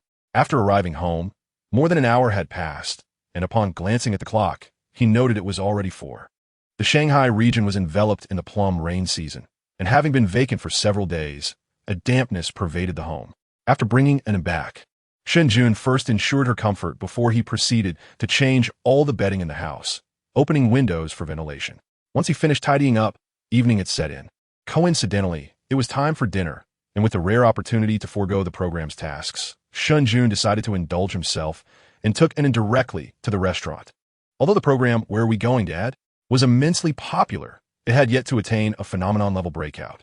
Despite appearing quite popular, Shen Jun and Anin were, in reality, merely newcomers who had debuted for 3 days, thus they had not reached the level of being recognized when stepping outside. Shen Jun felt a sense of relief. The two enjoyed a joyful dinner together. However, unbeknownst to Shen Jun, as he dined, specifically since his afternoon on the plane, the entire internet had erupted with fervor. Chapter 53, Cashing In. The first episode of Where Are We Going, Dad? Had concluded, yet as a blockbuster program, its impact continued unabated. Many were still keenly following and searching for content related to the show. For instance, Shen Jun's Lullaby, for Anin, and the record-breaking song she performed on the final night, along with a considerable interest in Shen Jun's bedtime stories from Harry Potter. Although the program had ended, the tale of Harry Potter was just beginning, especially as Shen Jun had reached a pivotal moment in the first book last night, abruptly cutting off, leaving many feeling quite frustrated. Thus, from last night until now, this topic has not diminished, but rather intensified. Numerous individuals were urging for updates or venting their frustrations on the program's official account, as Shen Jun did not possess his own social media account. leaving fans to express their sentiments there. Moreover, many were discussing Shen Jun's comments regarding publication, while some viewers supported the idea of publishing the story. Acknowledging its quality warranted such an action, others were more resistant. After all, Shen Jun's tale had ended abruptly, although this was due to the conclusion of the program. Many held Shen Jun accountable, believing he had chosen not to finish the story for the sake of publication. Many viewers have fallen victim to a bout of red-eye syndrome, as they never anticipated that a bedtime story could actually be published. Initially, this discussion was merely a conversation among the audience, lacking any significant impact. However, in the afternoon, an individual abruptly posted on social media, "Is money being made in the literary world now?" A seemingly cryptic statement. Yet the topic beneath it was unmistakably related to the publication of Harry Potter. The implication was clear. The speaker, Lin Wenshun, is a renowned contemporary author, hailing from a background of serious literature, and has garnered numerous domestic and international literary accolades, frequently appearing on bestseller lists. In short, he is quite famous. Moreover, his temperament is rather fiery. As his fans would say, he confronts heaven, earth, and even his admirers. Lin Wenshun is exceptionally talented, and many fans enjoy witnessing his confrontational style, amassing a considerable online following of over 3 million. Thus, after Lin Wenshun's remark, what was once a confined topic among the program's audience rapidly transcended into the public sphere. Numerous fans and onlookers followed the trail of Lin Wenshun's comments, only to discover that individuals from the entertainment industry were venturing into publishing. The crowd erupted with excitement. What do people envision when they think of the entertainment industry? Glamorous entertainers. As for literary prowess, is that something one typically associates with those from showbiz? Especially upon seeing Shen Jun's appearance, onlookers were astounded, as he seemed far from cultured. Coupled with Lin Wenshun's pointed comments, the audience became agitated, firmly believing that Shen Jun was merely seeking financial gain within the literary realm. As for the content of the book, there are live-stream recordings online and even text versions compiled by netizens, yet the onlookers couldn't be bothered to glance at them. Does it matter? Not at all. Marketing accounts crave a sensational discourse. Cultured individuals seek a topic for judgment, and emotionally driven spectators require an outlet for their frustrations. Shen Jun was the perfect target. Consequently, the topic of entertainers profiting in the literary world swiftly ascended to trending status. In Jinling, within a tea house, several individuals are seated face-to-face, enjoying tea. Had Shen Jun been present, he would have recognized that among them were the publishers who had traveled to Hunan province the day before to seek his autograph. Only one unfamiliar face was present, that of the well-known author Lin Wenshun, who had sparked considerable public interest online. Lin Wenshun, in his 40s, sports a pair of small mustaches, and exudes none of the scholarly demeanor typically associated with literati. Rather, his gaze reflects shrewdness and calculation.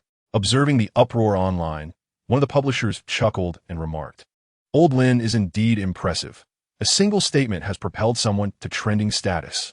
Another publisher scoffed, triumphantly declaring, "Now, I am eager to see how that old fox Wang Lei will navigate this." Someone else shook their head and responded, "This is still insufficient. Zhuzhou Publishing House has ample resources. Retracting a trending topic is trivial for them. Let us continue to amplify this situation to the heavens." The others eagerly chimed in, "I have already reached out to other writers. Once old Lin makes his voice heard, they will gradually follow suit, continuing to elevate the fervor surrounding this matter. I have also made arrangements and begun to rally support." After exchanging glances, everyone wore a sinister smile. Lin Wenshun, who had remained silent until now, spoke languidly. "Let's not forget my affair with Chung Nuo. Rest assured, this year, the literary award will undoubtedly bear the name of Lin Wenshun."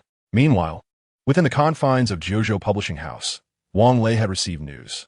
Ever since his return from Xiaobu Ancient Village, he had been preoccupied with publishing matters. However, in the afternoon, the operations team rushed in, exclaiming, "Editor-in-Chief, we have a crisis." Following Shen Jun's live program promoting the publication last night, Zhuzhou Publishing swiftly released a collaborative publication announcement. Originally intended for early promotion, the announcement unexpectedly exploded in controversy that afternoon, drawing vehement criticism from the public. Accusations flew, condemning the publisher for lacking principles, releasing any work indiscriminately, and labeling it a garbage publisher. Alarmed, the operations team hastily sought out the higher-ups. Given that Wang Lei was responsible for the publication of Harry Potter, they approached him directly, and he learned the specifics from them. Upon discovering that the topic had been instigated by Lin Wenshin, Wang Lei furrowed his brow, sensing something amiss. He was well aware of Lin Wenshin's persona, cultivated in front of fans and readers as a rebellious, literary figure.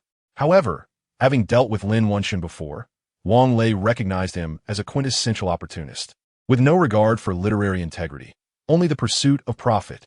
Every action he undertook was undoubtedly driven by potential gain.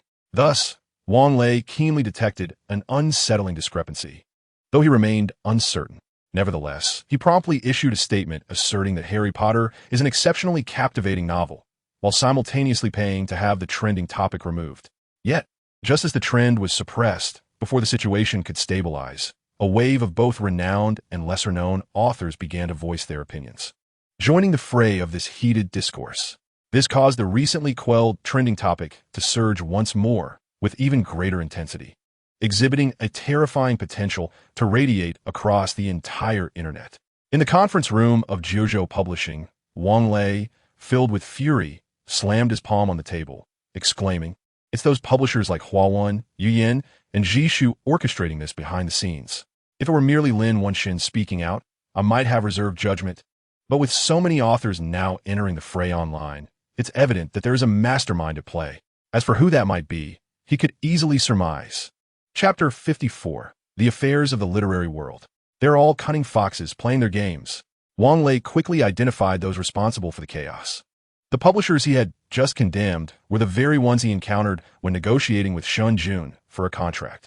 Although he maintained connections with these publishers and outwardly presented a facade of camaraderie, even being in the same group chat, commercial relationships hold no genuine friendships. Not to mention JoJo Publishing had encroached upon their territory. The JoJo Publishing House has emerged as a remarkable newcomer in recent years, swiftly rising to prominence by leveraging the advantages of the internet, thereby directly seizing a significant share of the market traditionally held by established publishers. Initially, during its nascent phase, JoJo posed minimal threat to its competitors. However, as the publishing house continues to flourish, it exhibits signs of monopolistic tendencies. This has prompted other publishing houses to take action. The signing of Shen Jun was merely a catalyst. Even in his absence, tensions between the parties would inevitably escalate. Shen Jun merely expedited this unfolding drama. The unprecedented success of the program, Where Are We Going, Dad?, has illuminated the immense potential of Harry Potter to every publisher. It is noteworthy that during Shen Jun's live broadcast last night, the peak number of concurrent viewers shattered records for short video streams, exceeding an astonishing 50,000. The cumulative viewership over 3 days has reached astronomical figures. Thus, Harry Potter is already a sensation even before its publication. Publishers with a keen commercial instinct have surely heard of the story and recognize its exceptional quality. It is no surprise that multiple publishing houses personally traveled to Xiang Province to negotiate a contract with Shen Jun. Such treatment is rarely afforded to ordinary authors. With its high quality and soaring popularity, Harry Potter is poised to dominate this year's literary bestseller lists and potentially those of the coming years. Naturally, other publishers are feeling the pressure. JoJo Publishing was already on a trajectory toward dominance, and should it successfully publish Harry Potter, it could reach an unassailable position in the industry. This urgency has led to the coordinated efforts of several publishing houses aimed at curbing JoJo's ascent. As for Shen Jun, one might say he has drawn the short straw, becoming the focal point of contention. In the JoJo conference room, the senior executives gathered after successfully signing Harry Potter, which was promptly categorized as a top-tier development priority. Just as the external world recognizes the potential of Harry Potter, so too does the company. Initially, the executives hoped to quietly amass wealth, only to find themselves unexpectedly targeted in a united assault.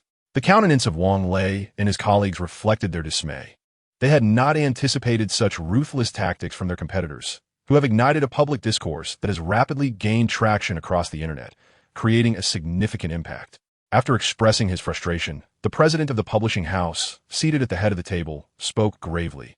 "Our immediate priority is to quell this public outcry. We must issue a statement at once and reach out to major platforms to have the trending topics retracted. However, given the magnitude of the situation, conventional methods proved inadequate. Others began to propose alternative strategies, since they can mobilize their voices, can we not do the same? Let us contact some established authors within our network, particularly those with esteemed reputations in the industry, to lend their support and speak in favor of Harry Potter. This is currently the most effective approach. The sharpness of online discourse today lies in the fact that many do not recognize Shen Jun's identity as a writer, believing he is merely seeking financial gain from the literary world. Thus, if Shen Jun's identity as a writer or his talents could be firmly established, the public sentiment would certainly improve. However, as soon as the suggestion was made, Wang Lei sighed. It is quite challenging. Let's not forget, Shen Jun hails from the entertainment industry. Upon hearing Wang Lei's words, the others furrowed their brows. Shen Jun's identity is indeed exceedingly complex. While ordinary individuals may not face such scrutiny, the entertainment industry and the literary world, despite their apparent disconnection, are fraught with deep-seated conflicts. Many in the literary realm look down upon those from the entertainment sector, with numerous writers having openly criticized it. The disdain for the entertainment world is a prevailing sentiment among literary circles. Therefore, finding someone to advocate for Shen Jun is a formidable task, particularly with the culturally elite who are so protective of their reputations. It is akin to reaching for the heavens. The president of the publishing house spoke gravely. If they are unwilling to assist, it is merely a sign that the incentives we provide are insufficient. I nodded, assuring that the company would maximize resource allocation, urging everyone to promptly reach out to any writers they knew for support. We must invest significantly to ensure this matter is resolved. As he spoke, the president paused, casting a serious glance around the room. I hope everyone takes this to heart. This is not solely a matter for the writer. It concerns all of us at Jiuzhou. Should this publication end in failure, our reputation over the past few years would suffer a tremendous blow, making future endeavors exceedingly difficult. They will not grant us another opportunity. The gravity of the president's words resonated with the others, who wore expressions of concern as they dispersed to begin their efforts. However, just as Jiuzhou initiated its outreach to find writers to validate both Harry Potter and Shen Jun, the online discourse erupted once again. Numerous damaging revelations about Shen Jun surfaced, including his poor Chinese language score during the college entrance examination. Only 84 points, prompting a cacophony of criticism about how anyone could publish a book nowadays if they could barely pass their language exams. Once more, people began to question Harry Potter and Shen Jun, reviving earlier discussions about his purported financial motives. Even the writers who had come forth to support him found themselves affected by the backlash. Moreover, this was merely the beginning. The negative revelations, which began with the publication of Harry Potter, extended to accusations of Shen Jun's unprofessional conduct while filming, including instances of disrespect towards the seniors.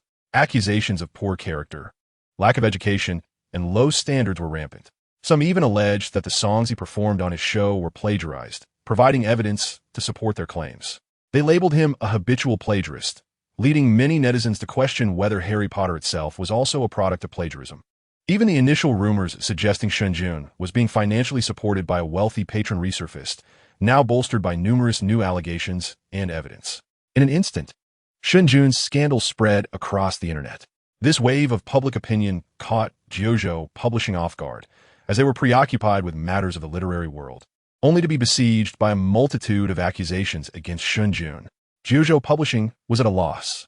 Moreover, the onslaught of these revelations was evidently orchestrated by someone behind the scenes. After considerable investigation, Jiuzhou Publishing discovered that the instigator was none other than Tianyu Media from the entertainment industry. This revelation left Jiuzhou Publishing bewildered.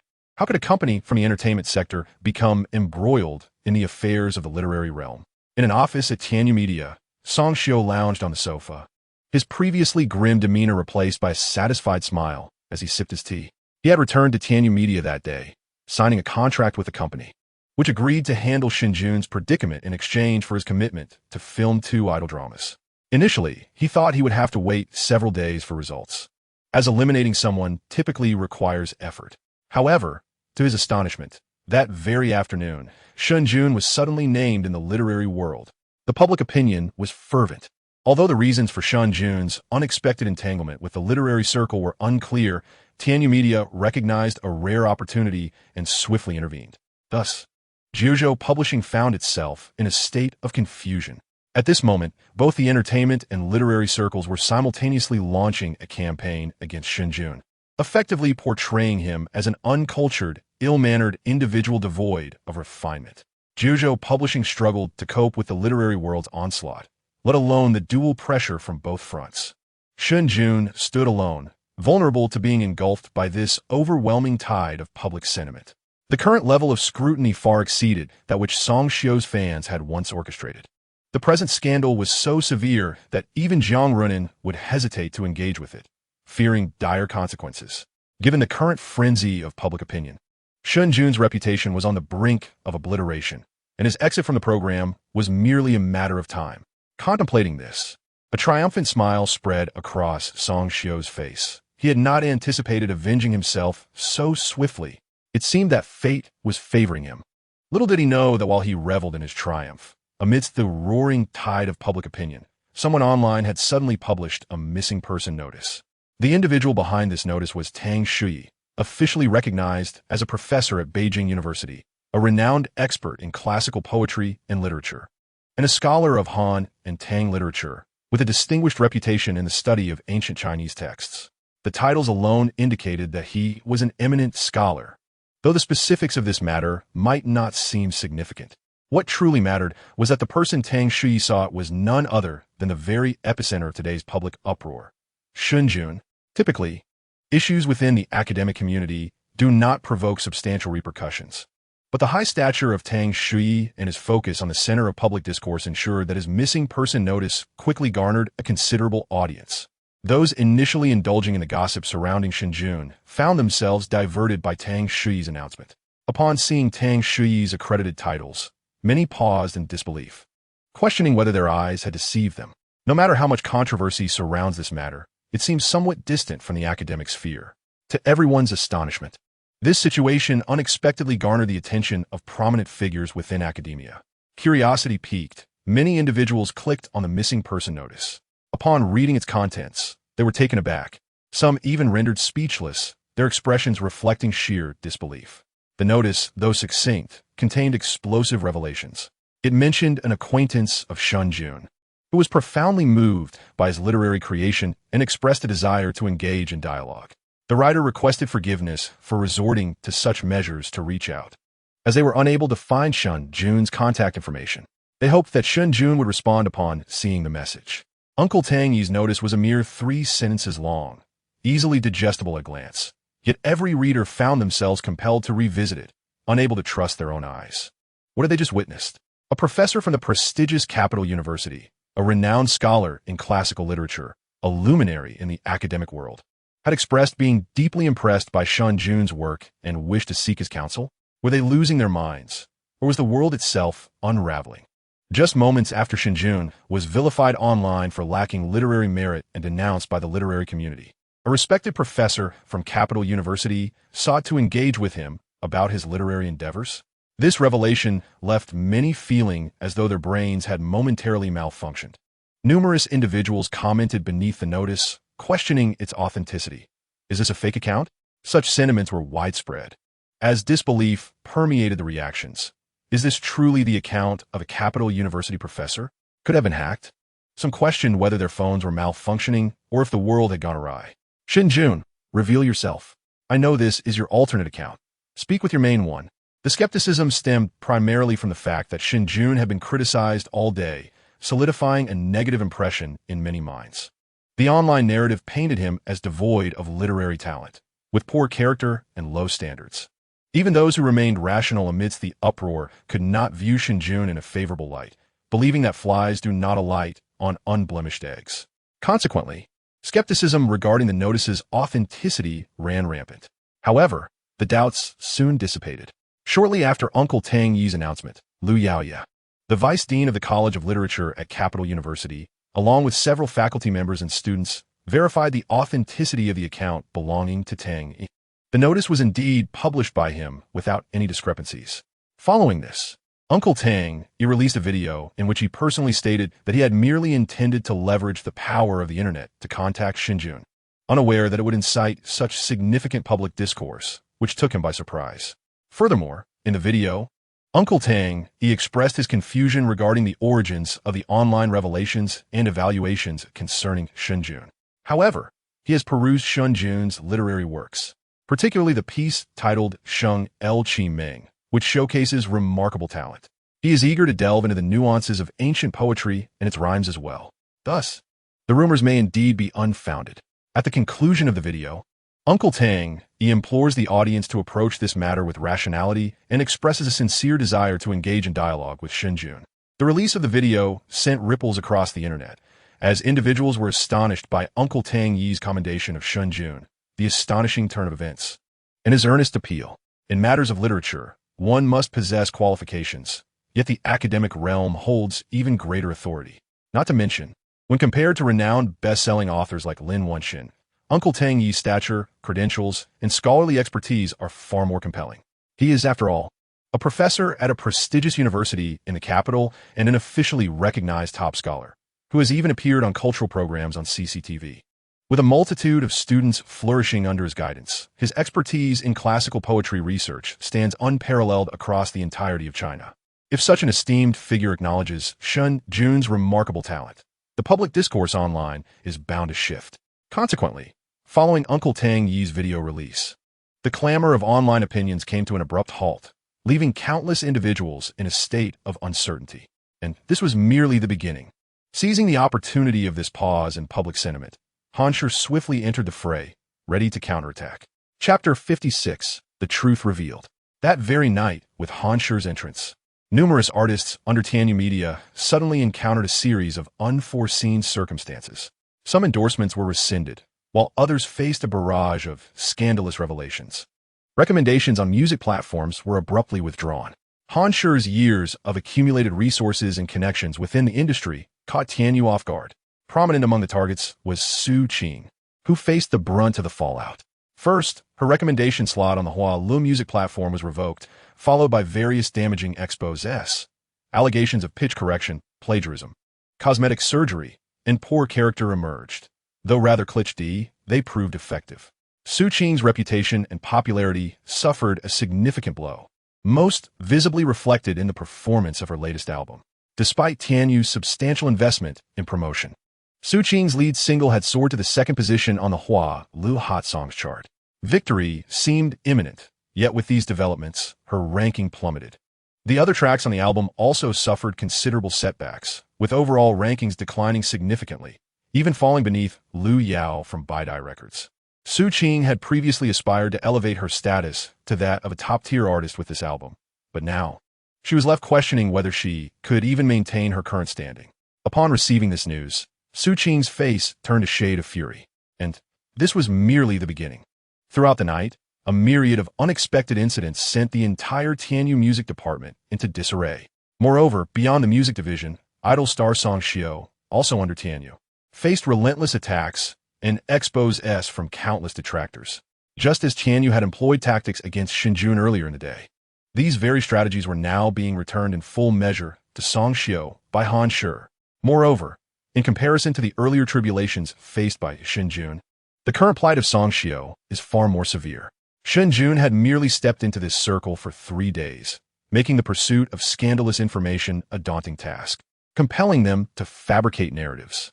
However, Song Xiao's situation is markedly different. Having navigated this realm for over a decade, he possesses a plethora of documented sordid details. Today, Han Shi has spent the entire day in stealth, mobilizing resources to gather these incriminating materials.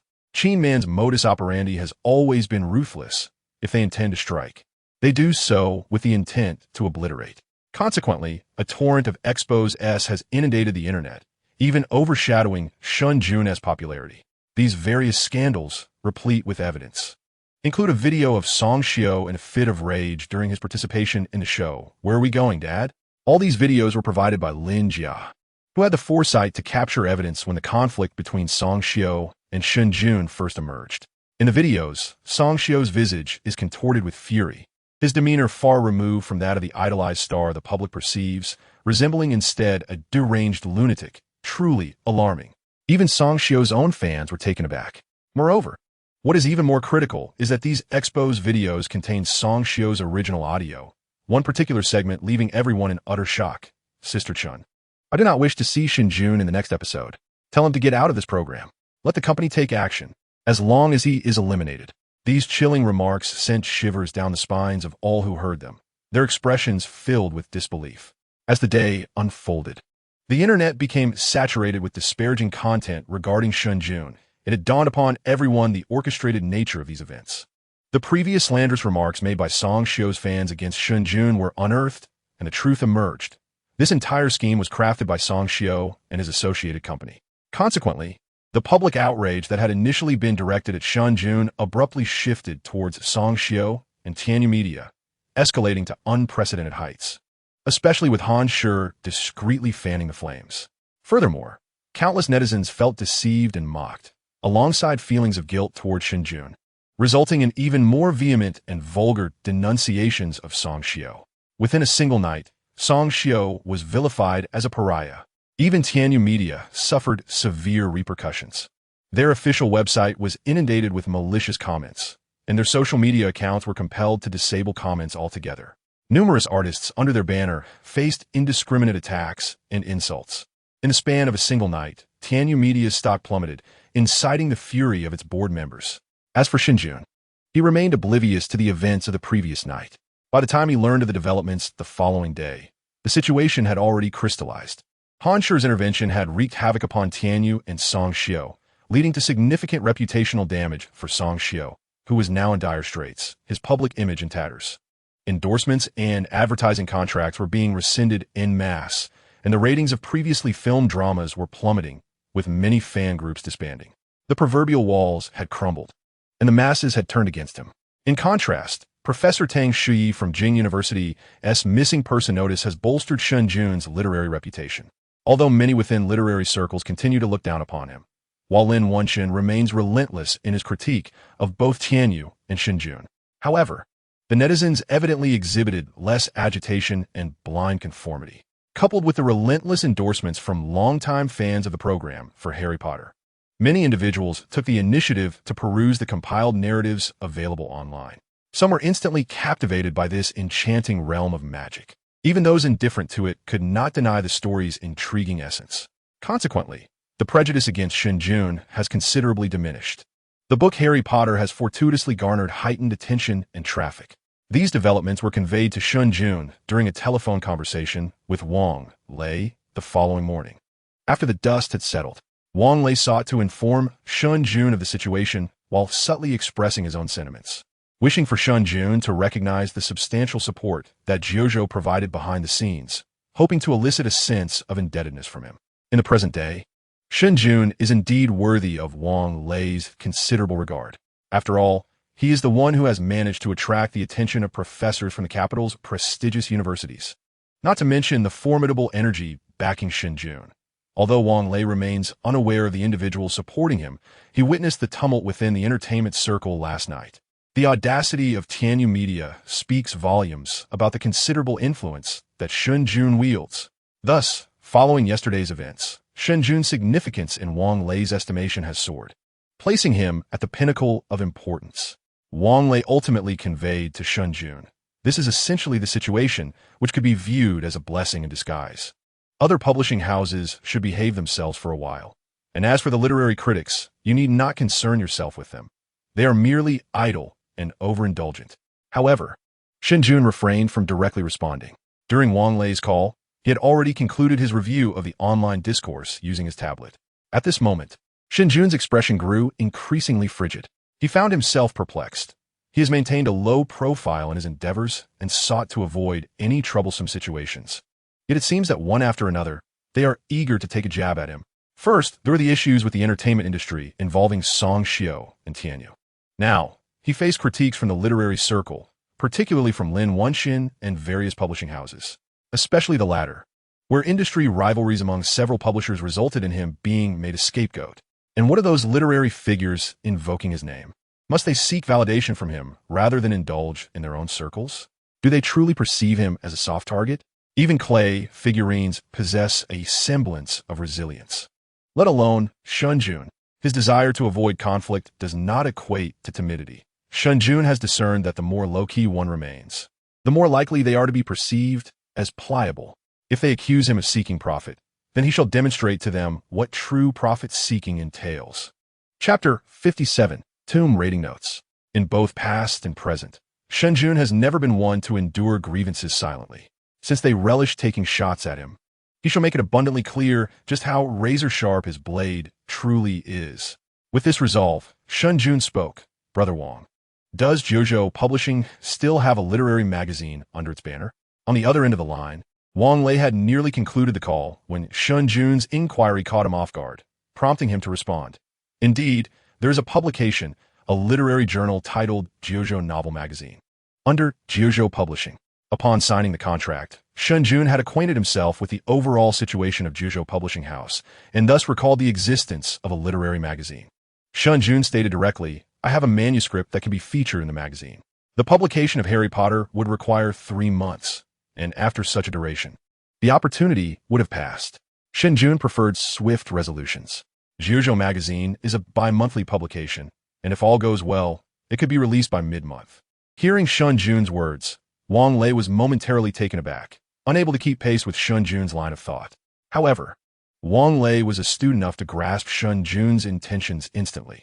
Yet he hesitated to give an immediate affirmation and said, the magazine section is not under my purview. I need to discuss it with the company. He had not seen the new work Shen Jun mentioned and was uncertain about its quality. Hence he did not dare to agree lightly. Moreover, Wang Lei was concerned that this new creation might be a product of Shen Jun's impulsiveness, especially after the recent incident. The emergence of a new work seemed dubious at best. Although Shen Jun's current popularity was sufficient to ensure sales, JoJo needed not only profit but also a good reputation. Once the reputation faltered, it would be truly detrimental. Shen Jun was well aware of Wang Lei's apprehensions. If he were in Wang Lei's position, he too would hesitate to give a quick nod. With calm composure, Shen Jun said, I will send you the first 20,000 words in the next couple of days for your review. If it meets your standards, I hope to have it published in the latest issue of the magazine. If not, then so be it. With Shen Jun articulating his intent thus, Wang Lei felt reassured and nodded in agreement. No problem. After concluding the call with Wang Lei, Shen Jun contemplated and registered a social media account, promptly obtaining a verification badge. He then sought out the account of Tang Shui from Beijing University. To be honest, Tang Shui's significant effort to contact him took Shen Jun by surprise. He had not anticipated that Shengul Qimeng would capture the attention of prominent figures in the academic realm. It had merely been an afterthought while educating in. He deemed it appropriate, and thus utilized it without overthinking. However, this incident served as a considerable inspiration for Shen Jun. The scholarly knowledge he had previously overlooked could, when articulated appropriately, provide him with substantial support. As evidenced by this instance, one remark from Tang Shui equated to hours of effort for JoJo Publishing House, showcasing the prowess of a top-tier academic. Cultivating relationships with such individuals could only benefit him. Additionally, Shen Jun wished to express his gratitude to Tang Shui, as the latter had rendered him significant assistance. Therefore, Shen Jun sent a private message to Tang Shui, leaving his contact information. He received no immediate reply. Shen Jun then logged out of his account, and was still indulging in slumber, having risen early for 3 consecutive days, and having had quite the adventurous time. Shen Jun felt a twinge of sympathy, and thus allowed her to enjoy a leisurely morning. He retrieved the clothes that had been hung out to dry the previous day, and then entered his study. The study contained a computer, which had been purchased by Zhao Wani during the renovation, but had remained largely unused until now. It was the perfect opportunity to utilize it for writing his manuscript. Having just promised Wang Lei the work, he realized he had yet to pen a single word and needed to hasten the process. As he opened his computer, Shen Jun familiarized himself with the interface before promptly diving into his document to commence writing. He had previously mentioned that since his rebirth, his memory had become exceptionally acute, allowing him to recall any content he had encountered in his past life with flawless precision. Tus fa Shen Yun. The act of writing merely entailed selecting a suitable topic and immersing himself in the creative process. In terms of selection, his mind brimmed with a plethora of serious literary works and classic novels that could attest to his literary prowess or talent. Yet, Shen Jun chose a different path. Was it not his intention to amass wealth? Did he not aim to overshadow JoJo Publishing House? Therefore, he resolved to choose works that had the potential to become sensational hits, those that could yield substantial profits, propel JoJo Publishing into the limelight, and swiftly capture market share. He did not seek lofty literary merit. Rather, he aimed to captivate every reader's attention, compelling them to read on with insatiable desire, and to craft a work that would ignite a fervor across the internet upon its release. Moreover, Shen Jun intended to publish in a magazine, ideally selecting a novel format suitable for serialization, particularly a medium to long-length narrative. In his previous life, numerous works fit this description. After a moment of contemplation, he ultimately decided upon a piece he was quite familiar with, The Grave Robbers Chronicles. This work had exploded in popularity upon its debut in his past life, swiftly ascending to the pinnacle of numerous literary bestseller lists before its completion, ushering the realm of Chinese suspense fiction into a new era. Furthermore, this novel had been featured in the People's Daily, selected as material for college entrance exam essays, and graced the stage of CCTV. It was even enshrined in the National Library, adorned with numerous accolades. The unprecedented fervor surrounding this book could only be described as unparalleled. Some even claimed it transcended the realm of mere fiction, becoming a hallmark of its time. The subsequent adaptations derived from the novel, including anime, films, and games, also enjoyed tremendous success. In his previous life, Shen Jun had been involved in this phenomenon. The film adaptation of The Grave Robbers Chronicles was a highly anticipated project for major production companies, achieving remarkable popularity. It is safe to say that no other adaptation in the country had engendered such an overwhelming impact. In terms of profitability, this novel undoubtedly ranks among the very best. Its myriad of suspenseful twists, coupled with the intriguingly mysterious grave-robbing elements, left a profound impression, capturing the audience's imagination and leaving them yearning for more. This novel was undoubtedly an exceptionally suitable choice, and Shen Jun was confident that it would impress the editorial team at Jiuzhou. Thus, without further hesitation, he swiftly resolved his decision and began to immerse himself in the writing process. Meanwhile, Wang Lei, after concluding his phone call, did not dwell on the matter nor engage in any extensive discussions with the company regarding it. After all, no matter how one looked at it, the situation seemed rather dubious. Whether this book would even materialize remained uncertain. After all, Shen Jun had yet to complete the manuscript for Harry Potter. Where would he find the energy to write a second book? Even if he possessed the energy, Wang Lei held little faith in the endeavor. A good piece of literature could not simply be conjured at will. Even established authors would hesitate to claim such confidence. Moreover, Shen Jun was merely a novice writer. When the time comes, Shen Jun will send it over for a glance, and then he must find a tactful way to decline Shen Jun's offer, ensuring not to extinguish his passion for writing, nor to jeopardize their future collaboration. Wang Lei pondered this for a moment before returning to his tasks. Chapter 58, The Teacher. With nothing pressing on his agenda, Shen Jun devoted a peaceful morning to his writing.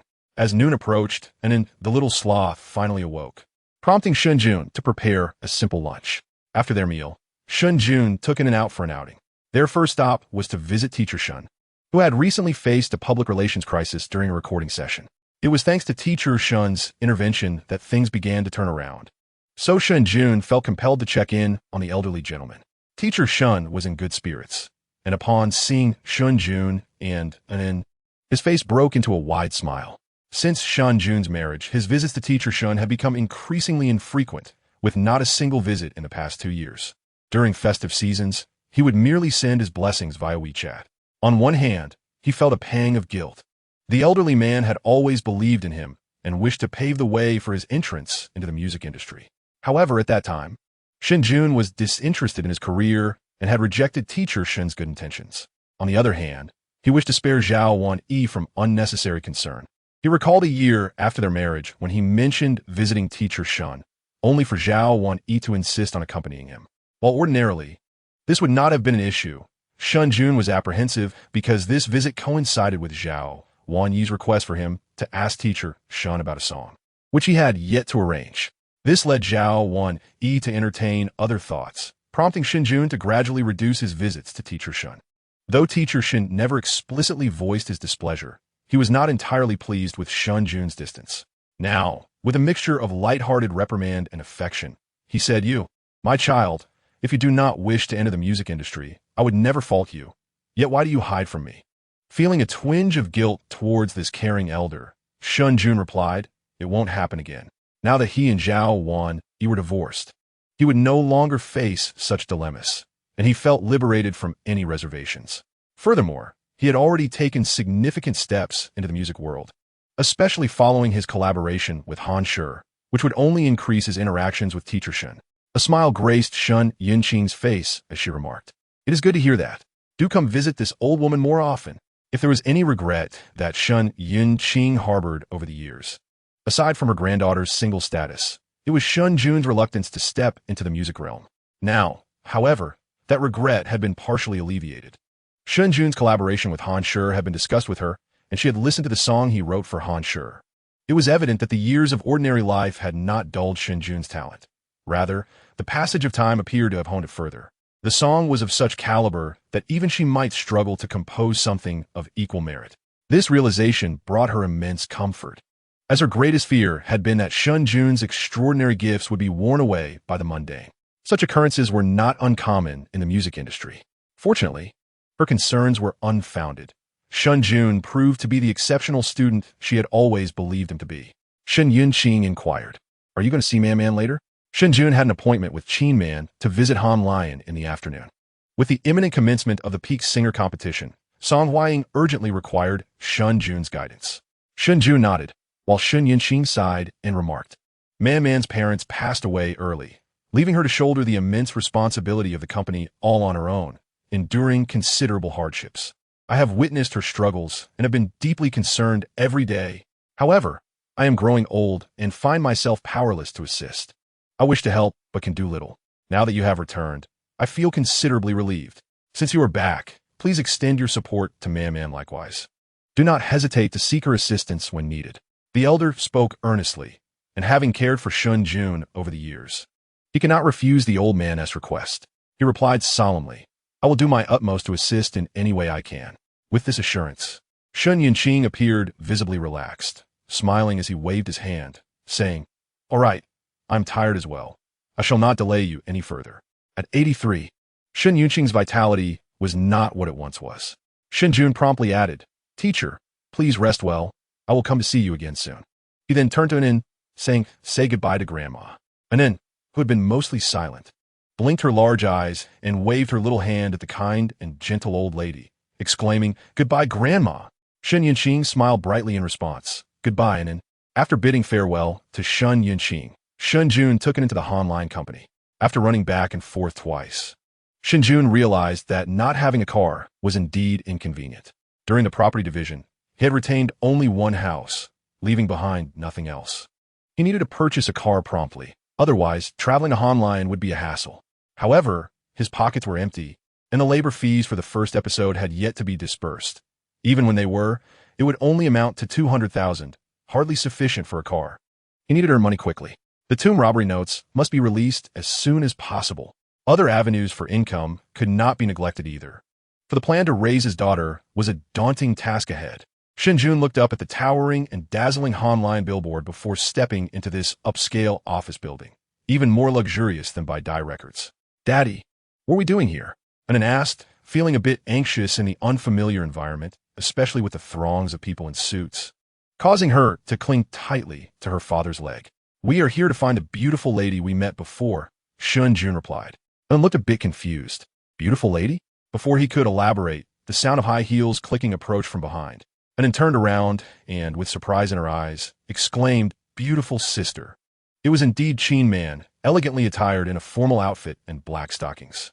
Shen Jun had sent a message to her just before arriving, and she had been waiting downstairs after arriving at the company. In the office, Qin Man exuded a commanding presence, causing those passing by to bow their heads and greet her, President Qin. She nodded in acknowledgement and then walked towards Shen Jun. Upon hearing Anan's call, Qin Man's previously stern expression softened into a radiant smile, akin to a blooming rose, instantly transforming her demeanor. My dear Anin, she approached, and Anin, in excitement, ran over with small steps as Qin Man took her tiny hand. Shen Jun spoke. Sister Qin, I apologize for keeping you waiting. Qin Man smiled lightly and casually replied, I just arrived as well. Let us go. I will take you upstairs. As she spoke, she took Anan's hand and walked towards the elevator, with Shen Jun following closely behind. Once the three entered the elevator, the previously quiet lobby erupted into a cacophony of discussions. Who is that man? Their relationship with President Qin seems rather special. As the powerful figure of Han Lion Company, Qin Man, with her exquisite physique and striking beauty, naturally attracted considerable attention. Not to mention Shen Jun's astonishing handsomeness. Thus, the earlier scenes sparked a flurry of gossip and speculation, unaware of the chatter behind them. The trio remained silent until Qin Man spoke again. The matter with Tianyu has been resolved. Song Xiao will withdraw from the program before the next episode. Shen Jun, having already learned this from Wang Lei, expressed his gratitude. Thank you, Sister Qin. Qin Man nodded. No need for thanks. I will rely on you for the singer's matters. Sister Hua Ying is currently in the recording studio rehearsing. I will take you directly there. Chapter 59. The hasty years at that moment in the Han Lion recording studio. Song Hua Ying was frowning as she listened to the recording. After the song concluded, she let out a long sigh. It still feels slightly off, feeling somewhat defeated. Song Hua Ying had been practicing day and night since receiving the song. It was indeed a perfect fit for her. At times, she felt as though the song was written specifically for her. So harmonious, so comfortable. Yet, despite this compatibility, she could not shake the feeling that her rendition lacked something essential. This sensation was particularly acute as she listened to the track. Logically, a demo is merely a simple showcase by the creator and cannot be compared to the final version of the performance.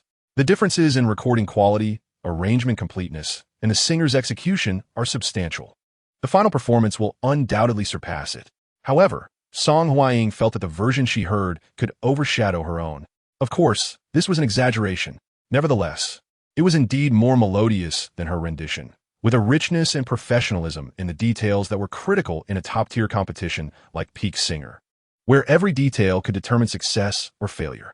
Song Hua Ying was acutely aware of these details, yet no matter how much she practiced, she struggled to grasp the essence. This only led to her growing frustration with each rehearsal. The recording teacher in the studio remarked, Sister Hua Ying, you sang beautifully. I believe this song is better than your previous works. Indeed, Hua Ying, don't push yourself too hard. You sang wonderfully. And making it to the semifinals should be no problem, her manager added reassuringly. While it was indeed good, it could still be better. Gritting her teeth, Song Hua Ying thought that if she had not encountered a higher standard, she might have settled for less. But having glimpsed a higher vista, how could she possibly be content? Moreover, her goal had never been merely to reach the semifinals. She had only one objective from the beginning, to vie for the title of champion in the finals. Now that this opportunity presented itself, she was determined to seize it with all her might. After taking a moment to sip some water, Song Hua Ying inhaled deeply, preparing to return to the studio for further practice. Just as he stood up, the door of the recording studio swung open, and Qin Man entered, accompanied by the inquisitive Inen. Although Zhao Wani's company was also in the music industry, she preferred not to bring it into the office, finding it cumbersome, which meant Inen rarely encountered such scenes. Her eyes now filled with curiosity. Upon seeing Qin Man, the people in the studio quickly greeted her, their gazes soon fixating on the little girl holding Qin Man's hand. Song Hua Ying exchanged a glance with his manager. After years of collaboration, they could understand each other's thoughts without uttering a word. The manager inquired, "Is this President Qin's daughter?" To which Song Hua Ying responded, "Isn't President Qin still unmarried?" At that moment, Shen Jun, who was following closely behind Qin Man and Anan, stepped into the recording studio. His tall stature of over 6 feet was immediately noticeable, causing everyone to pause in astonishment. The reason for their surprise was the strikingly handsome young man who had just entered. His sharp eyebrows, captivating eyes, and chiseled features left a stunning impression. One might mistake him for a celebrity. After the initial shock, Song Hua Ying's expression brightened with excitement as he tentatively asked, "And who might this be?" Qin Man introduced him. "This is Shen Jun, the composer of your song." Realizing he had indeed recognized the person, Song Hua Ying's enthusiasm surged, and he stepped forward, grasping Shen Jun's arm, exclaiming, "Teacher Shen Jun, you have finally arrived. I have several questions I wish to discuss with you." As he spoke, he eagerly attempted to begin practicing, but Shen Jun did not respond immediately. Instead, he glanced at Qin Man, who assured him with a reassuring look, "I will keep an eye on it." While most would be overwhelmed with excitement at being in the presence of a top-tier artist, Shen Jun remained remarkably composed. Having encountered numerous luminaries in his past life, he regarded even the most celebrated artists as secondary to an end. After receiving Qin Man's encouragement, Shen Jun nodded and suggested, "Please sing it through once." Engrossed in his practice, Song Hwaying paid little attention to these nuances. However, the others in the studio were keenly aware. The manager slightly furrowed his brow. As Song Hwaying entered the studio, a poignant melody soon echoed through his headphones. In those hurried years, how many times did we say goodbye before delaying it again? Indeed, the first song Shen Jun had written for Song Hwaying was none other than the widely acclaimed In Those Hasty Years, a piece that had once garnered numerous awards, shattered various records upon its release, and remained a timeless classic for over a decade, continuing to resonate across the internet and re-emerge in popularity each year.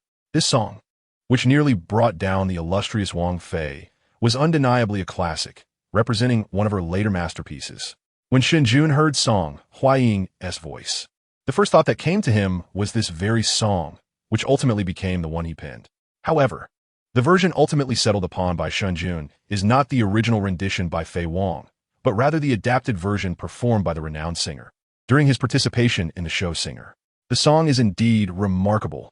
Nevertheless, Shen Jun must consider a very pragmatic issue: the nature of competitive performance. Song Hwaying bears a resemblance to Fei Wang, yet she is not Fei Wang. It is implausible for her to triumph solely based on a pleasing voice.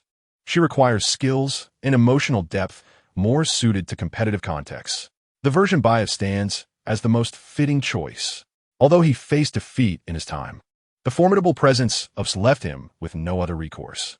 Furthermore, a setback does not imply that this adaptation lacks merit. On the contrary, this reinterpretation is truly exceptional. Despite its defeat, his rendition of dominated various music platforms for months, achieving unprecedented acclaim. It soared to the pinnacle of the hot song charts, an unassailable position. From its release, the song's popularity never waned. Up until Shen Jun's Time Travel's version remained one of the viral hits on Douyin, frequently reigniting fervor. Some even assert that his rendition surpasses the original. In the rankings of song popularity from the first 8 seasons of past singers, S holds a commendable 4th place, trailing only behind. Its popularity has reached astounding levels, with Douyin view counts soaring into the hundreds of millions. The Memoir of a Deceased Wife is a piece that nearly everyone has encountered. Such statistics clearly illustrate the song's extraordinary impact. It is undoubtedly a classic. Many professional musicians have previously commented on, asserting that his technique and emotional expression have reached the pinnacle of the industry, though his timbre lacks the distinctiveness of Fei Wang, which ultimately led to his narrow defeat. Now, with Song Hwaying, an ultra-top-tier singer, possessing both vocal prowess and emotional depth, as well as a hint of Fei Wang's tonal qualities, one can only speculate what kind of impact and reverberation this rendition will have on the contemporary music scene. Chapter 60. Teacher Shen. In the past, numerous music bloggers and critics have meticulously analyzed Fei Wang's vocal abilities and techniques, a study that Shen Jun has undertaken as well. Coupled with Shen Jun's own expertise, having reached heights far beyond those of Song Hwaying in his previous life, he is now a graduate of a prestigious music academy, excelling in both theoretical knowledge and practical skills. Guiding Song Hwaying should be a breeze. After listening to her sing through once, Shen Jun immediately identified over 10 issues. Concerns regarding the insufficient opening and closing of the oral cavity, the need to enhance nasal resonance, and a lack of smooth transitions in head voice were among them. Additionally, he noted which lyrics exhibited poor vocal fold closure, resulting in a slightly muddied sound, and instances where breath control faltered during head voice transitions. Song Hwaying felt utterly overwhelmed. As if she had been criticized into oblivion, she sensed that her performance lacked a certain flavor, yet she never anticipated it to be so inadequate. To have over 10 issues highlighted in a single song is nothing short of disastrous. The confidence and excitement she once held swiftly dissipated. The remaining individuals in the recording studio wore expressions of astonishment.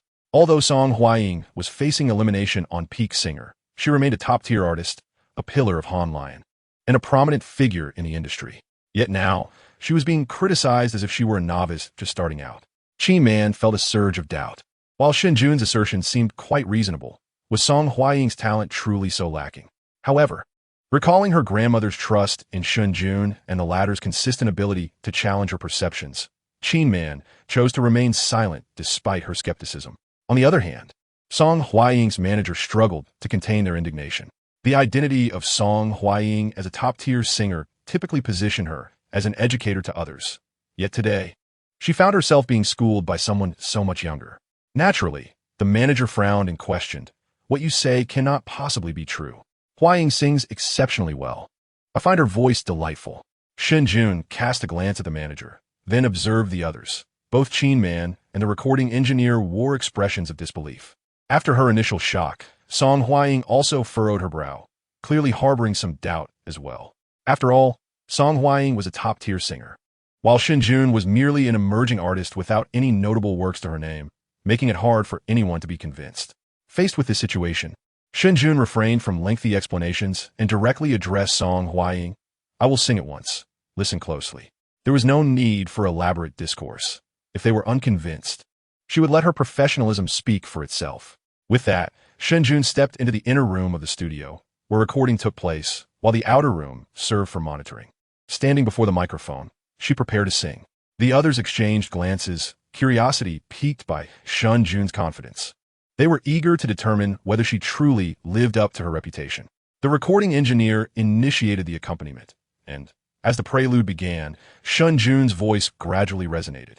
Due to the inherent limitations of male vocal resonance, which cannot reach the heights of female ranges, male head and nasal resonance is typically weaker.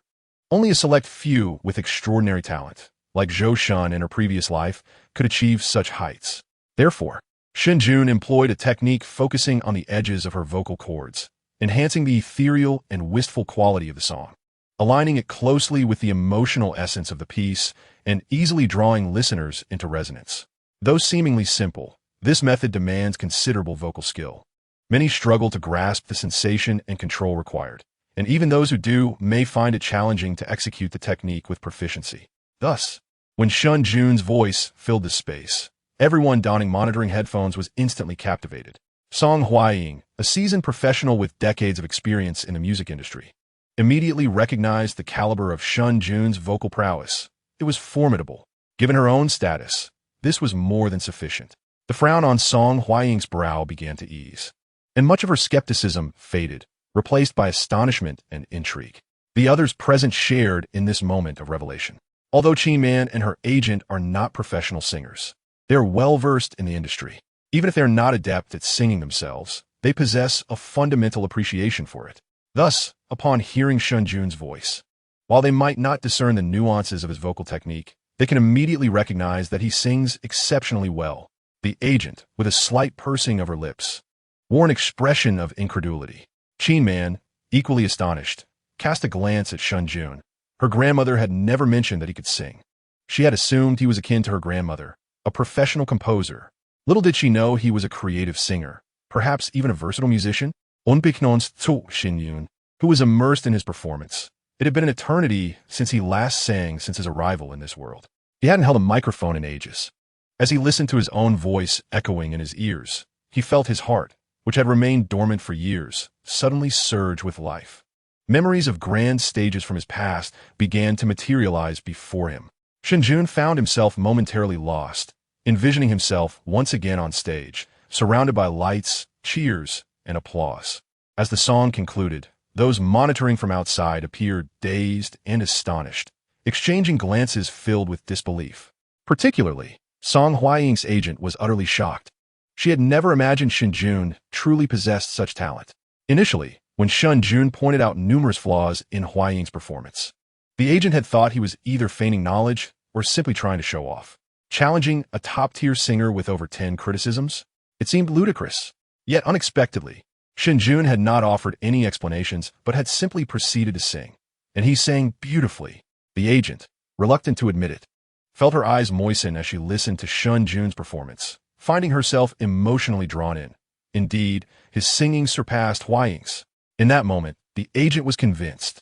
The recording engineer, unaware of Shen Jun's background, had only heard Qin Man's brief introduction. Now, he looked at her with surprise and asked, "Miss Qin, is this a new artist signed by the company?" Having never encountered Shen Jun before and witnessing his remarkable talent, the engineer assumed he was a newly signed singer, believing that if the company had such a talented artist on board, it might just reclaim its former glory. The engineer's words stirred something within Qin Man, prompting her to glance thoughtfully at Shen Jun, who had just set down the microphone. Inside, Shen Jun exhaled a deep breath, his vocal cords recovering from strain. Although his technique was still proficient, years of absence from professional practice had left his voice somewhat strained. Fortunately, the song was not overly challenging. Had he been required to hit high notes, he would have faltered. After regaining his composure, Shen Jun stepped out from the inner room. As soon as he emerged, the excited little girl and then rushed towards him, wrapping her arms around his leg and exclaiming, "Daddy, you were amazing." The adults were eavesdropping, and naturally, Anin could not remain seated. She too donned a listening device. Thus, just moments ago, she had absorbed every word, her sparkling eyes filled with admiration. No father could withstand such a gaze from his daughter, and Shen Jun found it impossible to suppress the smile that crept upon his lips. Song Huaying and her manager approached cautiously, their expressions a blend of awkwardness and exhilaration. "Teacher Shun," they exclaimed. In Chapter 61, The Killer Move, the sentiment was palpable. If you can do it, then go ahead. Though this approach was straightforward and somewhat crude, it proved effective everywhere. After Shen Jun finished singing, the attitudes of everyone in the recording studio underwent a complete transformation. Prior to his performance, Shen Jun was merely referred to as Shun Jun or Xiao Shun. Post-performance, he had ascended to the esteemed title of Teacher Shun, with Song Huaying and her manager addressing him reverently, nearly elevating him to a pedestal. Shen Jun seamlessly began to mentor Song Huaying, while Anin was whisked away to the office by Qin Man, who had brought along a small kitten.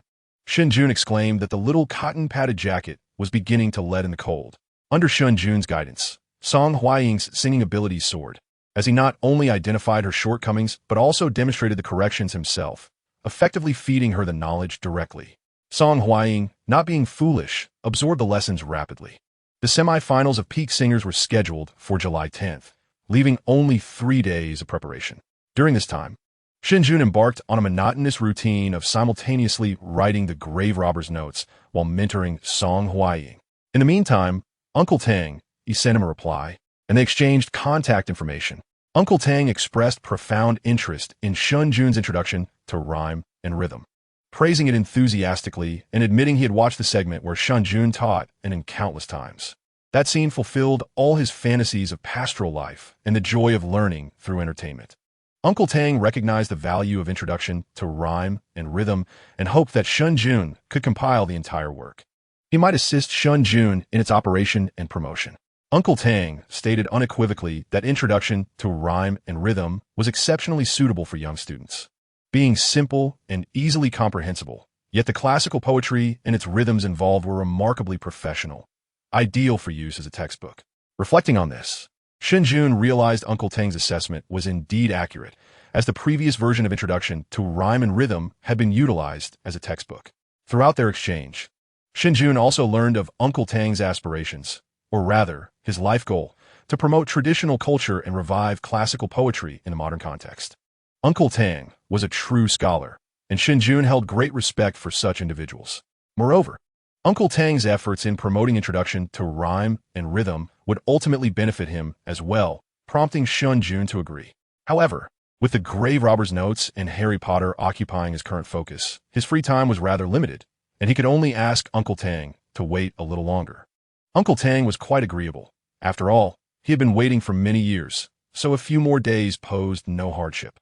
By July 9th, the kindergarten transition class commenced, and after a few days of being a mischievous little tyrant at Han Shi, Shen was escorted to school by Shen Jun. After a prolonged absence from school, or perhaps from parting with Shen Jun, Shen found herself weeping profusely at the school gate, clinging to Shen Jun's leg with unwavering tenacity. It was both amusing and heart-wrenching for Shen Jun to witness.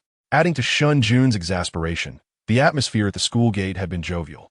But with Shen's piercing wail, chaos ensued. An entire school erupted into tears. One child sobbed, and soon another followed, leading to a collective outpouring of anguish. The kindergarten teachers looked on in dismay, casting resentful glances at Shen Jun were it not for his striking looks. He might have faced countless threats from the teachers. Embarrassed, Shen Jun hastily entrusted Anin to teacher Li and, with determination, made a swift exit from the kindergarten. Upon returning home, Shen Jun promptly sent the 30,000 words of Tomb Raider notes he had penned over the past 2 days to Wang Lei, before heading to Han Shi Music to continue mentoring Song Huaying in her vocal practice. After more than 2 days of guidance, Song Huaying had nearly mastered the song. her grasp of the techniques and emotional nuances having become significantly more refined. She was a far cry from her state just 2 days prior. According to the recording teacher, her performance was now on par with Shen Jun's. The confidence that had once been shaken was gradually being restored in Song Hwaying, her eyes sparkling with renewed determination as she awaited the premiere of Peak Singer to redeem herself. The broadcast was set for tomorrow evening. As the premiere of Peak Singer approached, the promotional efforts and marketing blitz had taken the internet by storm, overshadowing even the previous scandals involving Song Xiao and Tianyu. Peak Singer, the only phenomenon-level variety show of the year, had become the flagship program of Dragon TV, which was pouring every resource into its promotion. The network aspired to shatter domestic variety show records and establish an unprecedented legacy, solidifying its position atop the provincial television hierarchy. In recent years, Hunan TV and Dragon TV had been locked in a fierce rivalry for supremacy. This year, as Hunan TV waned, Dragon TV had ascended to prominence thanks to Peak Singer. With half the year gone, it seemed Hunan TV would make little impact. However, to everyone's surprise, this month saw the emergence of Where We Going, Dad? A parent-child reality show that shattered records upon its debut, rapidly gaining traction and threatening to rival Peak Singer in popularity. Notably, Where We Going, Dad? Had only aired 1 episode, whereas Peak Singer had already aired 4. If current trends continued, it wouldn't be long before Where We Going, Dad? Matched the fervor surrounding Peak Singer. Dragon TV found itself in a state of urgency, particularly since the number of episodes for Where We Going, Dad? Remained uncertain, while Peak Singer had only 3 episodes left. Thus, Dragon TV was compelled to secure its position at the pinnacle of the ratings before the conclusion of the program, ensuring that Hunan TV remained firmly beneath its heel. Moreover, it is imperative to reach a height that the Xiong province satellite television cannot possibly match. Therefore, Oriental Television has truly spared no expense, mobilizing every available resource for promotion and publicity. This has led to the 5th episode of Peak Singers becoming a sensational topic even before its broadcast, igniting fervent discussions across the internet about the participating artists. Notably, the contestants of the 5th episode and the songs they will perform have become the focal point of online discourse. Among them, Song Hwaying has garnered the most attention. As a top-tier singer facing elimination, her situation is inherently filled with intrigue, having sparked considerable debate even at the conclusion of the previous episode. With the impending airing of the 5th episode, discussions surrounding her have surged to trending status. Everyone is acutely aware that Song Hwaying, along with her backing from Han Shi Company, will not relinquish their position easily. They're determined not to allow her to falter. In this episode, Song Hwaying will undoubtedly exert her utmost effort, even going so far as to stake everything.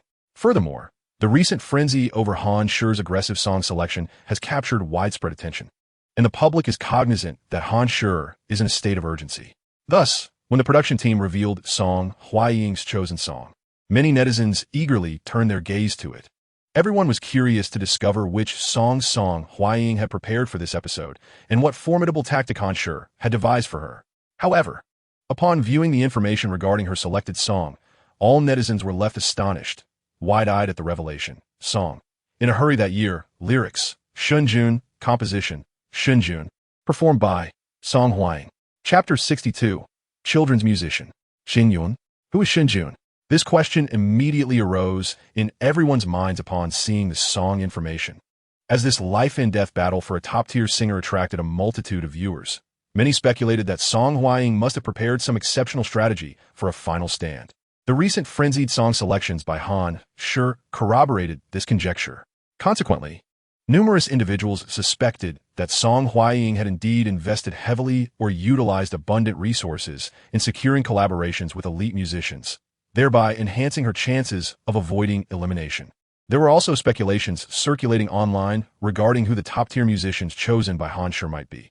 Some posited it could be her longtime collaborator, composer Chi Shu, while others suggested that Han Shi had sought out another renowned composer, the so-called hit song maker, Teacher Su. Additionally, some speculated that Han Shi may have engaged Teacher Shen Yinqing. It is well known in the industry that Han Shi's president, Qin Man, has a close relationship with Shen Yinqing, a fact not shrouded in secrecy. During Han Shi's inception, Shen penned numerous songs for the company. Over time, as Han Shi rose to prominence and Shen retired, he gradually faded from public view. This current crisis faced by Han Shi has prompted many to recall this elder, and this speculation has garnered significant agreement. After all, the competitive pressure in peak singers is exceedingly high. The 7 resident guests are all industry luminaries, with the least among them being a popular first-tier singer. Moreover, the 2 guest singers in this episode are both extraordinary talents, possessing stage experience and vocal prowess that rival that of Song Hwaying. The likelihood of Song Hwaying's elimination looms large. Furthermore, the first 4 episodes have demonstrated that while Song Hwaying is not lacking in excellent songs, a mere collection of good tunes cannot salvage her fate.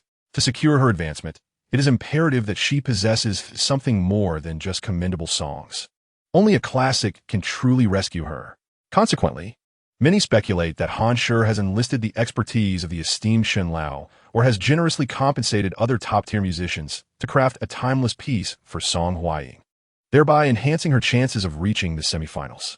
Otherwise, her elimination seems almost inevitable. However, what took everyone by surprise was that the song Song Hwaying ultimately prepared was authored by none of the anticipated musicians, but rather by a name that was entirely unfamiliar to them. Wait, this name seemed vaguely recognizable. A keen-eyed netizen suddenly recalled that although Shen Jun had never been heard of in the music industry, they had encountered this name elsewhere. Specifically, on the reality show Where Are We Going, Dad? Many began to connect the dots, as the recent surge in popularity of Where Are We Going, Dad? Suggested it could rival Peak Singer. The standout guest from this reality show was indeed Shen Jun, thanks to the fervor of Song Xiu's fans, Tianyu Company. In the literary circles generating buzz, Shen Jun's name had become a sensation across the internet in recent days. Even those who had never watched the show were familiar with the name. Thus, it was natural for many to associate the lyricist and composer of Song Hwaying song with Shen Jun from Where Are We Going, Dad? However, upon further reflection, many hesitated. Despite the shared name, one was merely a guest from a reality show, reportedly an amateur, while the other was a lyricist and composer of extraordinary caliber. Surely, they could not be the same individual? Consequently, numerous voices echoed sentiments of disbelief. It cannot possibly be the same person. Where Are We Going, Dad? Is a reality show, not a music competition. How could they be one and the same? I heard Shen Jun debuted as an amateur. How could he possibly be associated with Han Shi? This is Song Hwaying's last hope, and I hear Han Shi has invested a substantial amount of money. Why would they seek out an amateur for a song? The very thought seemed absurd. The skepticism was not directed at Shen Jun. Rather, the 2 programs appear to have no commonality whatsoever. One focused on children's activities, while the other was a professional contest. How could they possibly intersect? It was unfathomable. As numerous netizens expressed, this episode was pivotal for Song Hwaying's survival. Should she falter, her elimination would have significant repercussions for her and even for the entire Han Shi organization, with Han Shi lacking neither in financial resources nor connections. How could they enlist an outsider for a song? Absurd. Yet, amidst the fervent discussions online, someone remarked, upon further contemplation, it is not entirely impossible. The information regarding Shen Jun from Where Are We Going, Dad? Is quite clear. He graduated from the prestigious Shanghai Conservatory of Music, which is among the top music academies in the country. Thus, Shen Jun is not merely an amateur, but rather a consummate professional. Furthermore, a crucial point to note is that Shen Jun's university mentor is none other than the esteemed Shen Lao and Shen Yanqing.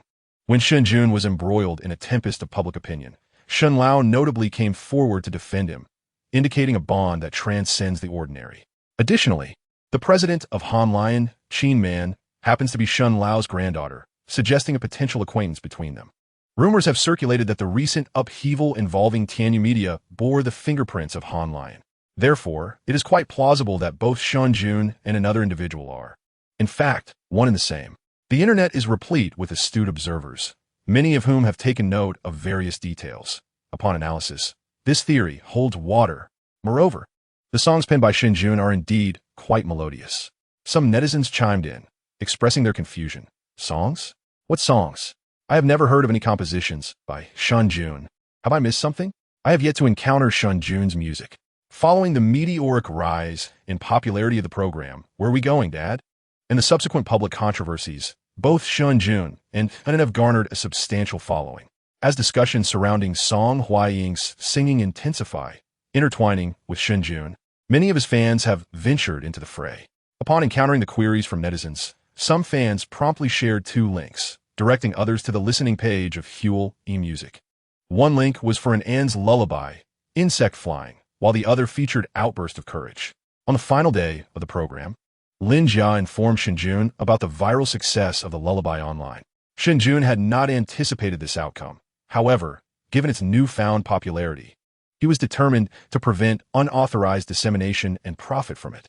Consequently, he entrusted Han Lion to liaise with the uploader and Huel eMusic, securing the copyright of the two songs under his name and re-uploading a pristine version.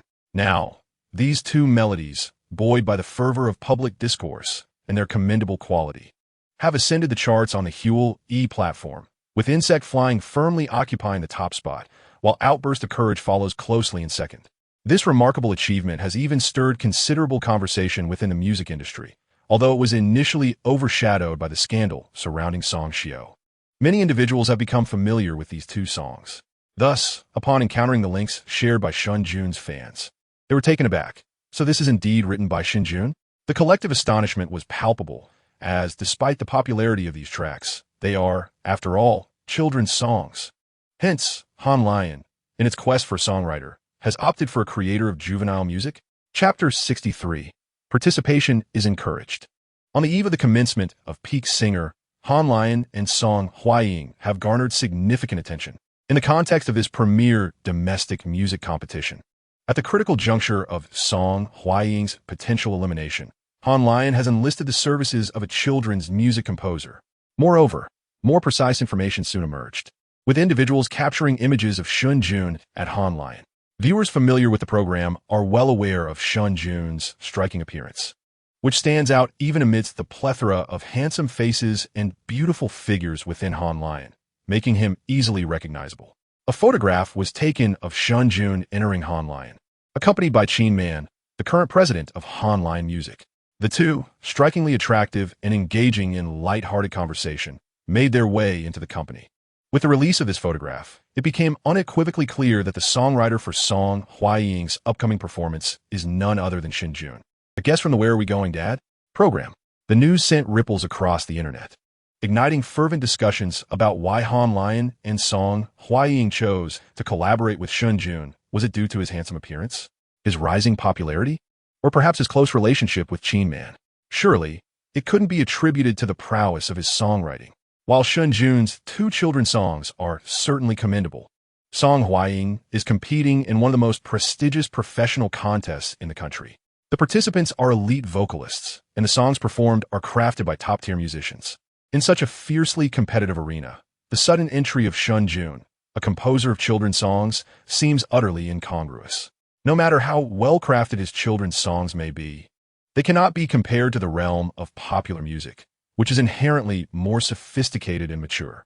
A glance at Shen Jun's compositions reveals melodies that are exceedingly simple, devoid of any technical complexity, easily hummable by anyone. As for the lyrics, they are of elementary school caliber.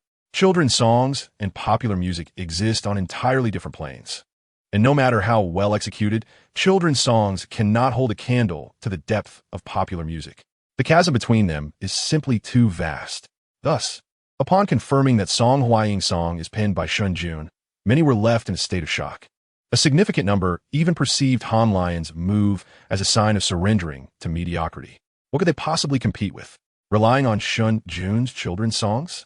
A minority online speculated that perhaps if Shen Jun excelled in writing children's songs, he might also have some skill in popular music. However, this notion was swiftly dismissed.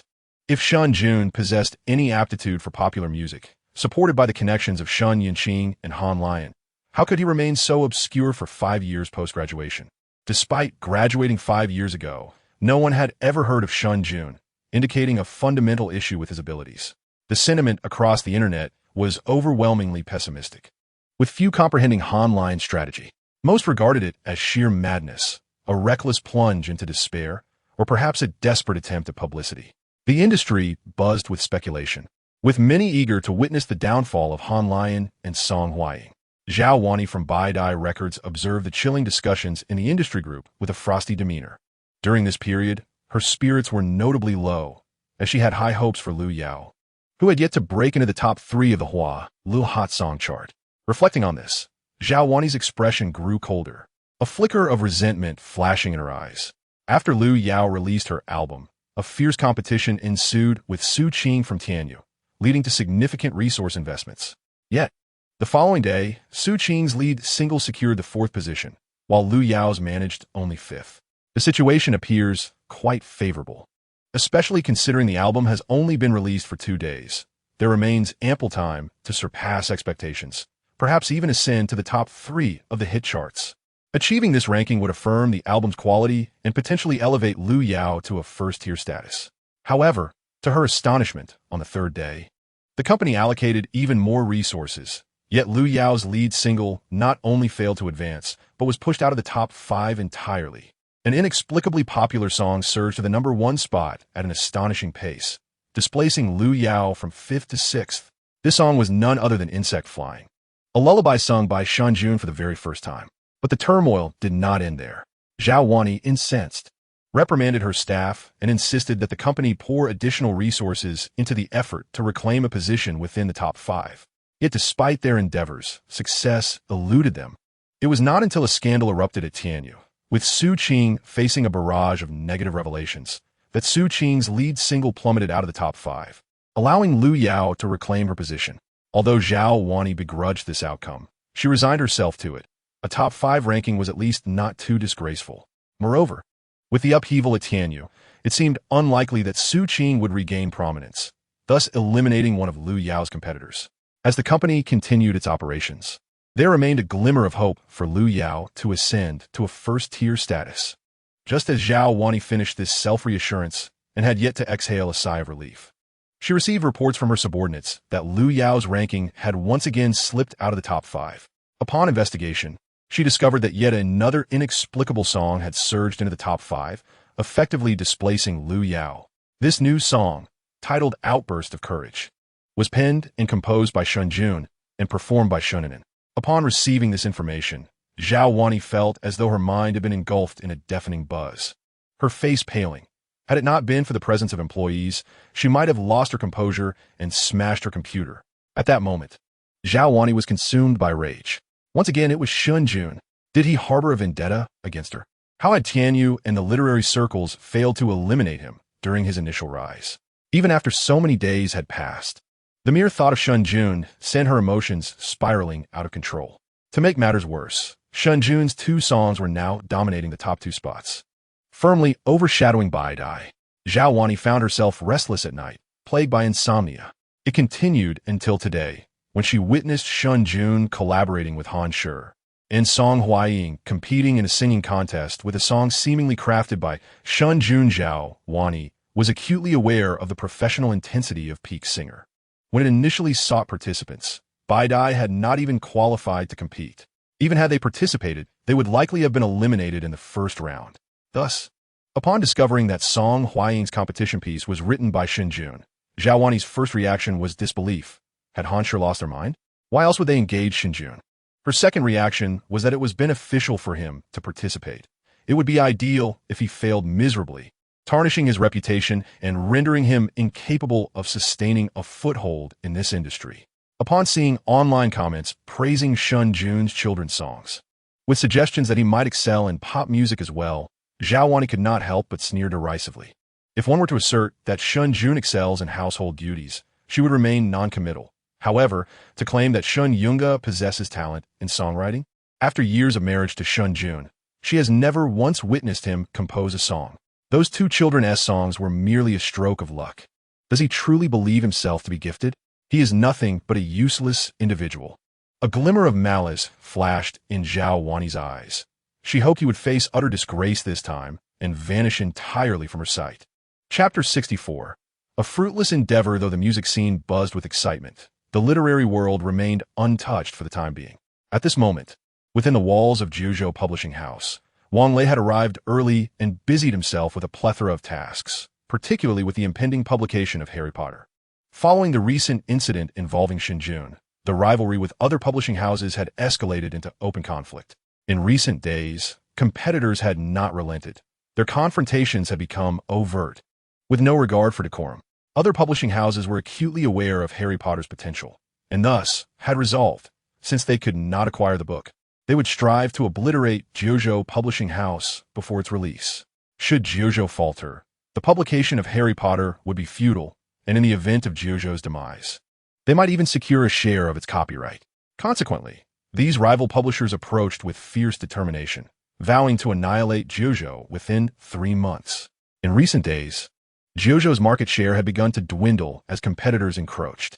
Even sales channels and distributors were being lured away with exorbitant offers, with long-standing partners like the online retailer Zhuiyue showing signs of halting orders. Rumor had it that rival houses were already courting Zhuiyue, one of the largest online merchants today and a crucial supplier for Jiuzhou. Should they be swayed, it would be akin to severing Jiuzhou's right arm and left leg. Moreover, physical bookstores were being enticed in greater numbers. A significant number of authors were also being lured away with hefty sums. If this trend continued, it was likely that in 3 months, Jiuzhou might indeed be suppressed, if not outright extinguished, by the combined efforts of its adversaries. The atmosphere within Jiuzhou Publishing House was markedly busier and more subdued than usual, reminiscent of a storm brewing on the horizon.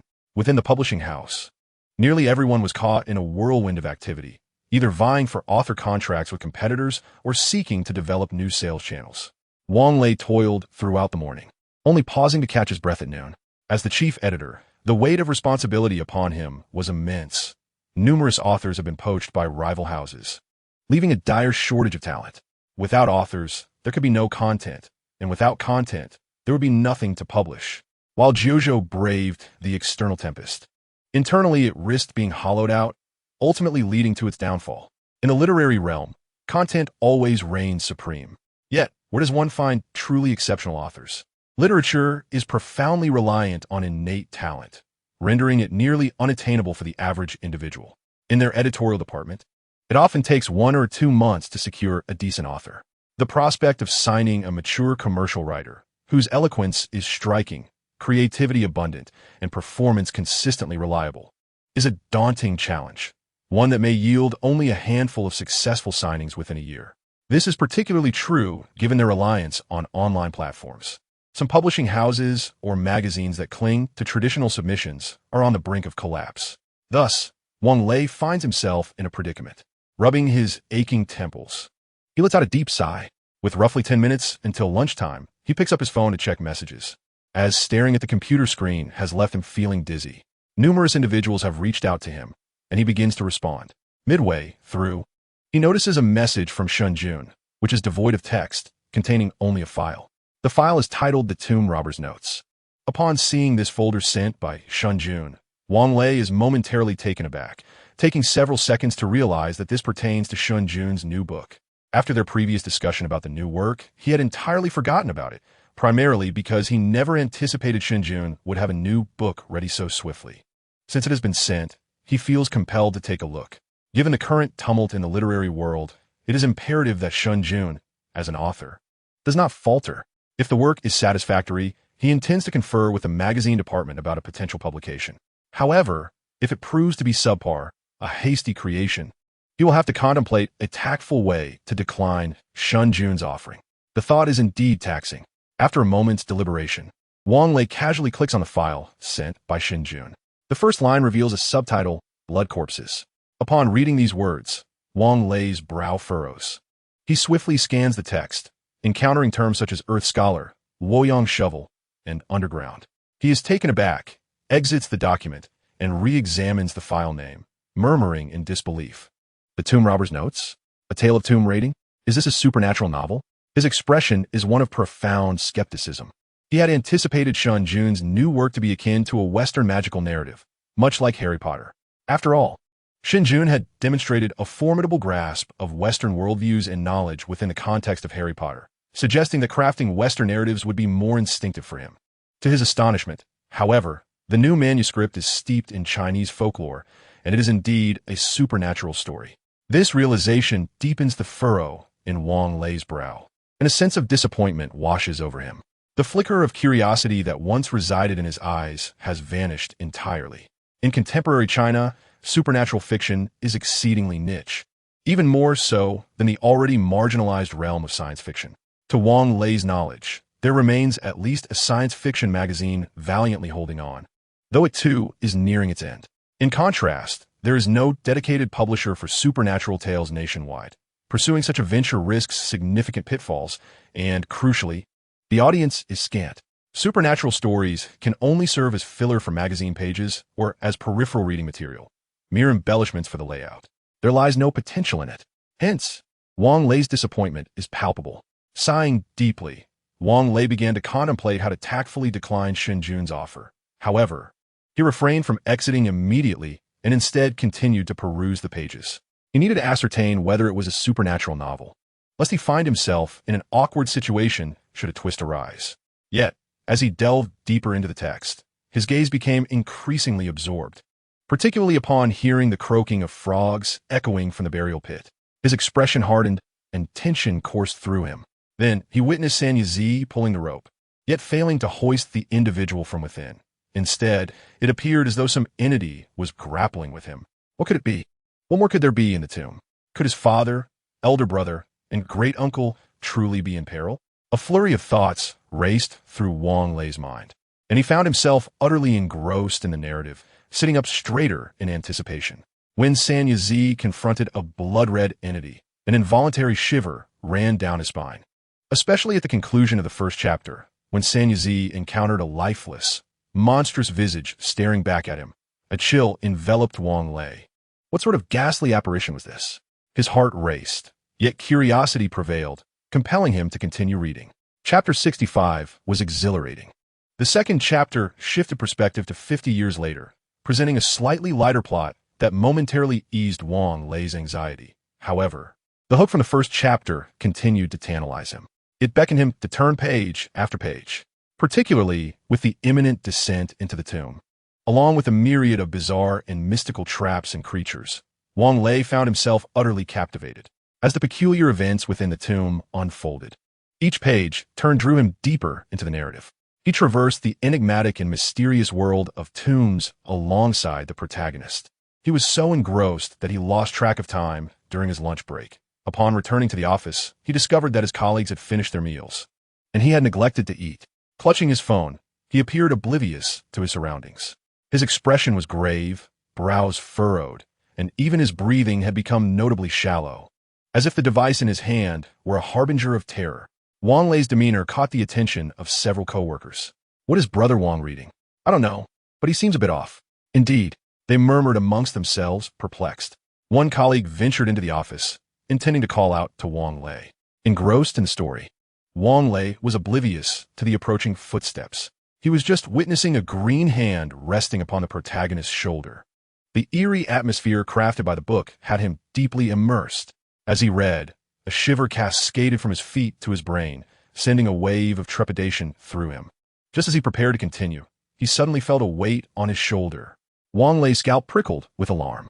His pupils dilated as he, like the protagonist in the tale, turned to confront the source, only to find a hand resting on his shoulder. Good grief! A sudden, piercing scream escaped Wang Lei, who sprang from his office chair as if propelled by an unseen force, despite being in his 40s. His abrupt movement startled his colleagues, causing the hand resting on his shoulder to tremble. What the heck? The cacophony of screams resonated throughout the Jiuzhou publishing house, startling many colleagues who had just returned from lunch, prompting them to rush to Wang Lei's office. At that moment, he leaned against a corner, clutching his chest, while another colleague mirrored his state, standing in a corner, also grasping their chest. Outside the office, a crowd of curious heads peered in, eager to discover the cause of the commotion. Wang Lei, initially pale with fright, transitioned through a whirlwind of confusion before finally comprehending the situation. The colleague in the opposite corner, still shaken, remarked, "Brother Wang, what is going on? You gave me quite a scare." Wang Lei, momentarily at a loss for words, retorted, "How could you enter without making sound? You nearly gave me a heart attack." The startled colleague protested loudly, "I knocked before entering. You were so engrossed that you completely missed it. What were you watching?"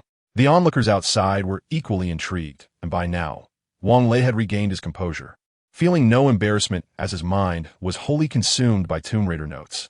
Recalling the thrilling plot he had just witnessed, excitement washed over him. He felt compelled to retract his previous statements. This was not an impulsive decision, but rather a masterpiece that rivaled Harry Potter. In fact, he found Tomb Raider notes steeped in Chinese cultural elements, even more captivating, with a narrative that was genuinely chilling. As for the notion that supernatural tales lack market appeal, after experiencing this narrative, Wang Lei could only conclude that some boundaries are meant to be transcended, drawing from his extensive years in the industry. He was certain that Tomb Raider Notes would become an extraordinary sensation. It had been years since he had been so engrossed in a story. This tale was exceptional and deserved publication. JoJo magazine could certainly soar to new heights with it. With these thoughts swirling in his mind, Wang Lei called out to the crowd, "I have matters to attend to," and, fueled by exhilaration, dashed out of the office toward the magazine department S floor. The onlookers, observing his fervent demeanor and actions, were filled with urgency and curiosity, left wondering what revelations Brother Wang had encountered. At that moment, it was the lunch break. Juzhou Publishing House enjoyed a 1.5-hour respite, and other departments had already returned to prepare for a short rest. Liu Changhua, the chief editor of the JoJo magazine department, was acutely aware of the precarious situation. The publishing house was under siege from several rival firms, and the magazine department was struggling. Moreover, with the magazine being a bi-monthly publication, the deadline for the upcoming issue loomed, yet many authors have been lured away. This predicament left Liu Changhua in a state of frustration, tirelessly contacting authors and even guiding them through revisions, often working late into the night. In just a few short days, he had visibly worn himself thin.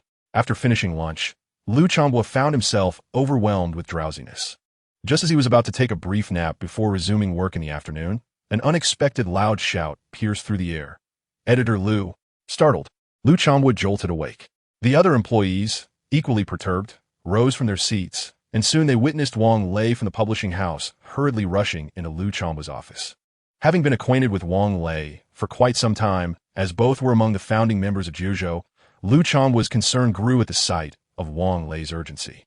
"What is the matter, old Wang?" he inquired with a hint of worry. Without the luxury of printing the document, Wang Lei promptly transferred the file that Shen Jun had sent him to Liu Changhua, his excitement palpable. "You must see this exceptional manuscript." Upon hearing Wang Lei's enthusiastic remarks, Liu Changhua's fatigue dissipated. In dire need of submissions, he thought to himself that if a remarkable piece truly existed, who could afford to sleep? He promptly opened the document Wang Lei had sent. However, upon glancing at the title and initial content, a frown mirrored Wang Lei's upon his face.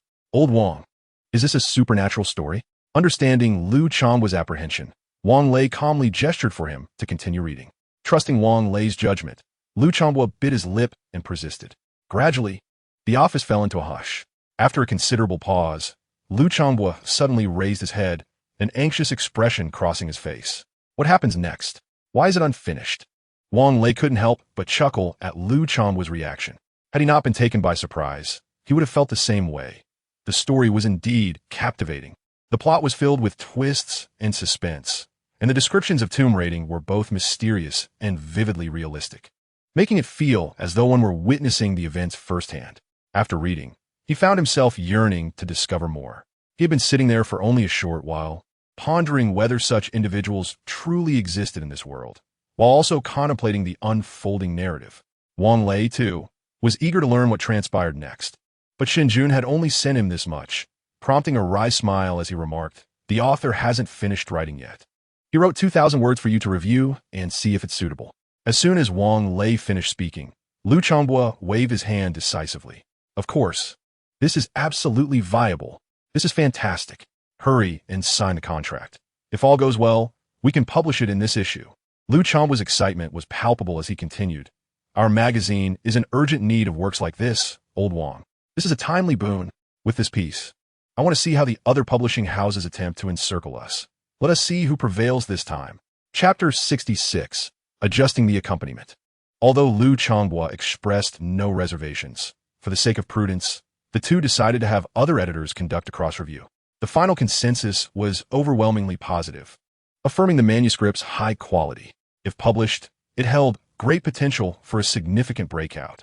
This news was not only timely but also crucial for JoJo, which was currently facing fierce competition and a dwindling market share. The external world was keenly observing JoJo's response. At this moment, if a highly successful story could be launched, it would undoubtedly serve as a potent tonic for everyone. Consequently, this matter even attracted the attention of the leadership at JoJo. who all marveled at Shen Jun's tomb rating notes.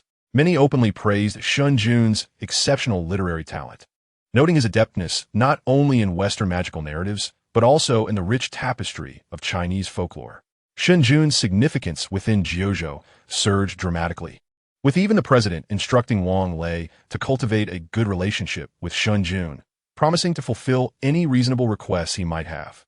The contract for tomb rating notes was consequently elevated to the highest tier in the industry. When Shen Jun received the news of the contract from Wang Lei, he felt little surprise. After all, this was tomb rating notes, a project that no discerning editor would overlook. As for the remuneration for the contract, Shen Jun had no particular demands, save for one stipulation. The copyright must not be transferred. He was acutely aware of the lucrative potential that tomb rating notes held for the future, whether in book publication or in adaptations for film and television, all of which were destined for great success. Particularly with respect to the audiovisual rights, Shen Jun felt it imperative to retain control over them. This was a veritable goldmine, second only to Harry Potter. In due course, Shen Jun envisioned himself with Harry Potter in one hand and tomb rating notes in the other, ensuring a life of comfort and indulgence without the need for toil. He could even set aside a generous dowry for an end.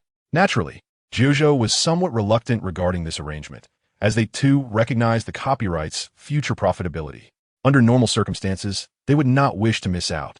However, given the current abnormal situation, surrounded by challenges, a fallout with Shen Jun would be an unwise loss for Jiuzhou. Thus, they had no choice but to acquiesce to Shen Jun's demands. They did, however, establish a clause in the agreement stipulating that should Shen Jun wish to publish a book in the future, Jiuzhou Publishing would be given priority consideration. Shen Jun had no objections to this. The two parties swiftly signed the electronic contract, after which Jiuzhou busied themselves with the magazine's publication. This particular issue was set to be released on July 16th, just a few days away. The following day, July 10th, marked Anan's second day of preschool transition. After a day of adjustment, the little imp had finally acclimatized to the rhythm of school, managing to refrain from shedding tears on her second day. Before leaving, Shen Jun expressed his lingering concerns. After school, please don't wander off. Wait at school, as Aunt Qin Man will come to take you to Grandma Shen's house. That evening marked the airing of the 5th episode of Peak Singer. Although Song Huaying had thoroughly mastered her song, she still felt uncertain. During the afternoon rehearsal, Shen Jun would accompany her to Dongfang Television. Initially, he contemplated whether to ask for a leave of absence for an in, bringing her along to the television station. However, upon learning that Grandpa Shen was missing an in, Aunt Qin Man offered to pick her up after school and take her to Grandpa Shen's house. After careful consideration, Shen Jun realized that if they went to the television station, the chaotic backstage environment would likely hinder his ability to care for an in, and taking leave so soon after the start of school seemed inappropriate. Ultimately, he had no choice but to entrust it into Aunt Qin Man. In recent days, Shen Anan has completely grown accustomed to Qin Man, with whom she delights in spending her time. Qin Man's office is particularly spacious and filled with an abundance of entertaining items, resembling a grand treasure trove awaiting Shen Anan's exploration. Thus, upon hearing Shen Jun's words, her eyes sparkled with excitement. "Got it, Daddy," she exclaimed before bounding joyfully into the kindergarten, shedding the tearful visage she had displayed the day prior. Behind her, Shen Jun let out a sigh, reflecting on his prior concern that Anan might be a tad spoiled.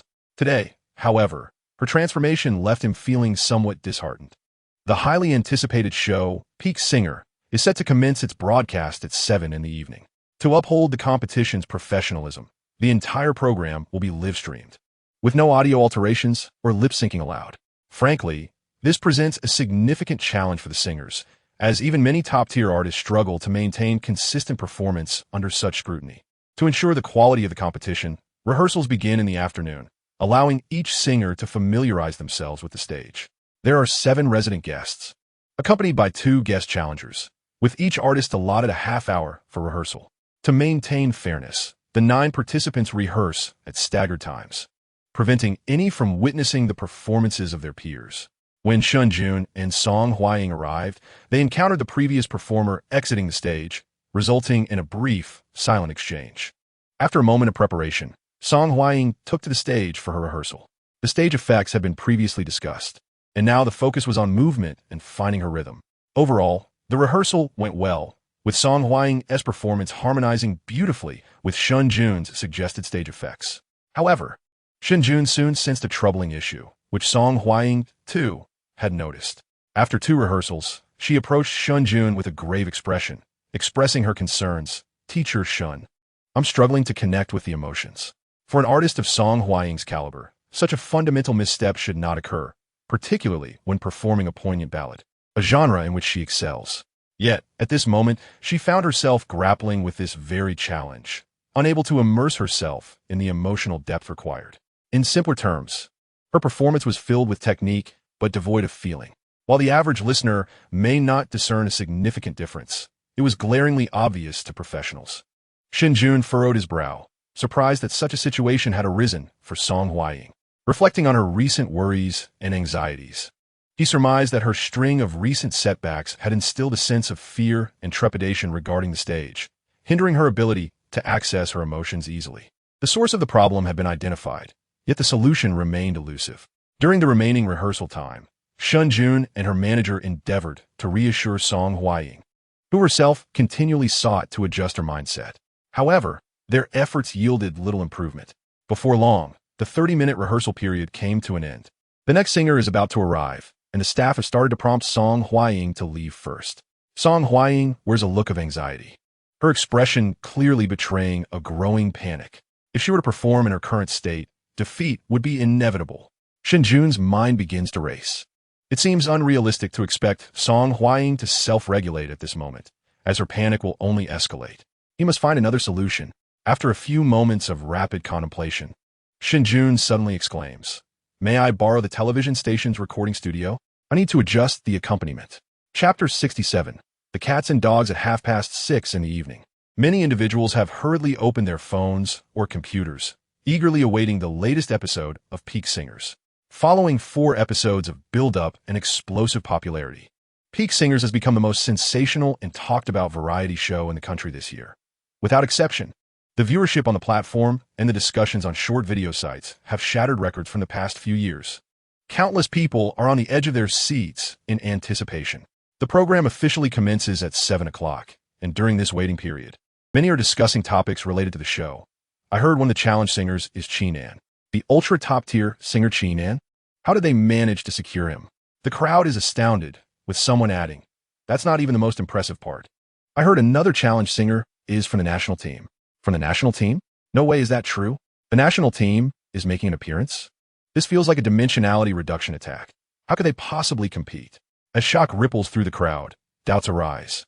Yet someone analyzes, most of the ultra top-tier singers with the capability and availability have already participated. With the regular singers being so formidable, they may have no choice but to seek out the national team. If ordinary singers were to come, they would likely be crushed by the regulars. Only the national team could contend with them. That makes sense. I've heard that first-tier singers are hesitant to participate. At this point, many netizens become excited. If it truly is the national team, this episode will be a spectacular showdown. One can only wonder who will claim the top spot. The more intense the competition among singers, the more thrilling the program becomes. Who enjoys watching mere amateurs squabble? They crave the spectacle of masters clashing. While I cannot predict who will win, I am certain of who will be eliminated. Someone jestingly remarks. The comments below resonate. All right, I know without you saying. Are they talking about Song Hwaying upstairs? Why is everyone saying she is going to be eliminated? Song Hwaying is surely facing elimination, while her singing skills are decent. Her style is ill-suited for the stage of a singer. I truly do not understand what her company was thinking when selecting this program for her. And now, they have humorously paired her with a children's music artist. It's a joke. The first to be eliminated will undoubtedly be Song Hwaying. This topic sparked a shared sentiment among many, with even Song Hwaying's fans commenting, "I have always supported Sistering, but this time I just hope she doesn't lose too badly." Sigh. I wonder what Online company is thinking. Can't they afford to invest? Since the announcement of the song information, the notion of Song Hwaying's elimination has been almost universally acknowledged across the internet, with no one expressing optimism for her prospects. Not only ordinary netizens, but even some industry insiders harbor skepticism towards Song Hwaying. Numerous music bloggers have predicted that she is certain to be among the 2 eliminated singers, declaring it an inevitability.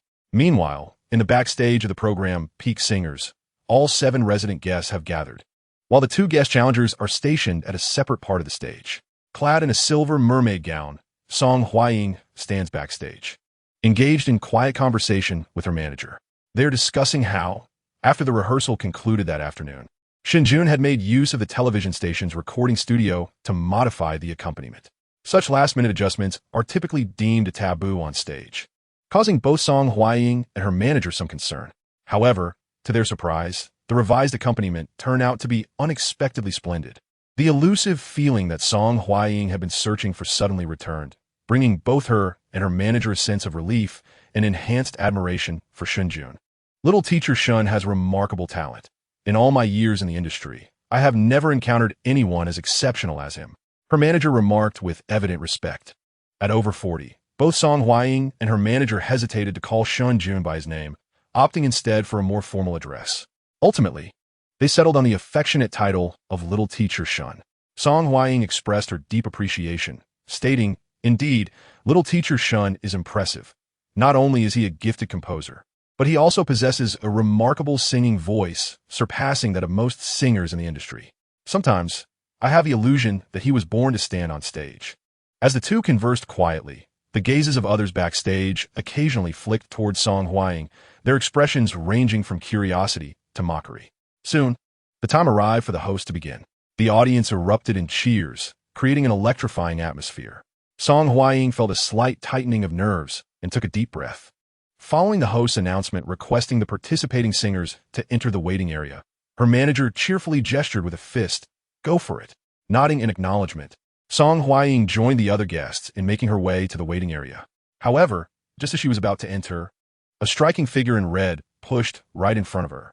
"Please let me stand behind you," came a somewhat delicate yet haughty voice. Upon seeing the vivid red figure before her, Song Huaying's expression darkened immediately. It was Zhao Liqian, the leading lady of the Prelude Record Company. Slightly younger than Song Huaying and nearing 40, Zhao Liqian was dressed flamboyantly, her makeup bold, making her appear to be in her 30s. Both Prelude Records and Hanline Music are top-tier companies within the industry, and the rivalry between them has led to considerable friction. The dynamic between Song Huaying and Zhao Liqian is a typical example of this contention. Zhao Liqian debuted a few years after Song Huaying, during a time when melancholic ballads were in vogue. Hence, her songs predominantly centered around that theme. This situation is rather unremarkable. However, during the promotional phase, there is an undeniable tendency to draw comparisons with Song Huaying. In simpler terms, it is an attempt to leverage Song Huaying's popularity. At that time, Song Huaying was on the cusp of ascending to the ranks of first-tier singers, while Zhao Liqian was merely a newcomer. Naturally, Han Shi and Song Huaying found Zhao Liqian's persistent behavior quite irksome. Song Huaying, a forthright girl from the north, did not hesitate to respond candidly during a media interview when questioned about this matter, bluntly referring to certain individuals as insignificant. Naturally, Zhao Liqian, described in such a manner, could not tolerate the insult. Furthermore, Zhao Liqian's personality was not one to shy away from confrontation. She promptly took to the internet to voice her grievances, inciting her fans and netizens to attack Song Huaying. However, at that time, Song Huaying had a substantial fan base that Zhao Liqian could not hope to rival. And with the intervention of both parties' management, the matter was ultimately left unresolved. Nonetheless, the underlying tensions persisted, leading to occasional skirmishes between the two. The most intense clash occurred when Zhao Liqian released a new album, only for Song Huaying to follow suit the very next day with her own album, openly suppressing Zhao Liqian and firmly placing her beneath the spotlight. Yet, Zhao Liqian demonstrated commendable professional skills and, with her adeptness at garnering sympathy and attracting fans, coupled with her management's vigorous support, she managed to withstand the pressure exerted by Song Huaying. Over the years, the rivalry and friction have predominantly resulted in Zhao Liqian's defeats. This situation continued until both participated in Peak Singer, particularly during the most recent episode where Song Huaying ranked second to last, while Zhao Liqian achieved the fourth position. After years of being overshadowed, Zhao Liqian finally had the opportunity to assert herself, especially upon learning that Song Huaying was likely to be eliminated, which greatly delighted her. After enduring years of suppression and being labeled as merely a sob story, she was determined to showcase to everyone who was truly inferior. Zhao Liqian, already known for her dramatic flair, had initially capitalized on Song Huaying's fame to launch her career. With her newfound confidence, she became even more audacious. Thus, when it came time to take the stage, she brazenly seized Song Huaying's spot and entered the waiting area ahead of her. For ordinary individuals, the order of entry might seem trivial, but within the entertainment industry, it carries significant weight. Simply put, the earlier one enters, the greater their status. Consequently, Zhao Liqian's actions were a blatant declaration to the public that she now surpassed Song Huaying. Song Huaying was acutely aware of Zhao Liqian's intentions. She had observed Zhao Liqian flaunting herself multiple times recently, her face beaming with self-satisfaction. In the blink of an eye, before Song Huaying could react, Zhao Liqian had already swept into the waiting area, her dress in tow. The backstage staff pretended not to notice, while the other guests watched the unfolding drama with keen interest. Such is the reality of the entertainment world. Taking a deep breath, Song Huaying knew she had to endure this slight in silence.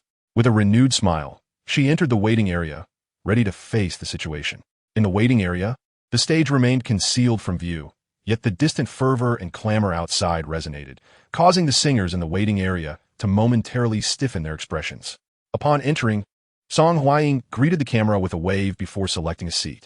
Zhao Liqian had already settled in, and upon seeing Song Huaying approach, she raised her eyebrows with a smile. Song Huaying cast a cold glance at Zhao Liqian, choosing to sit in the most secluded corner.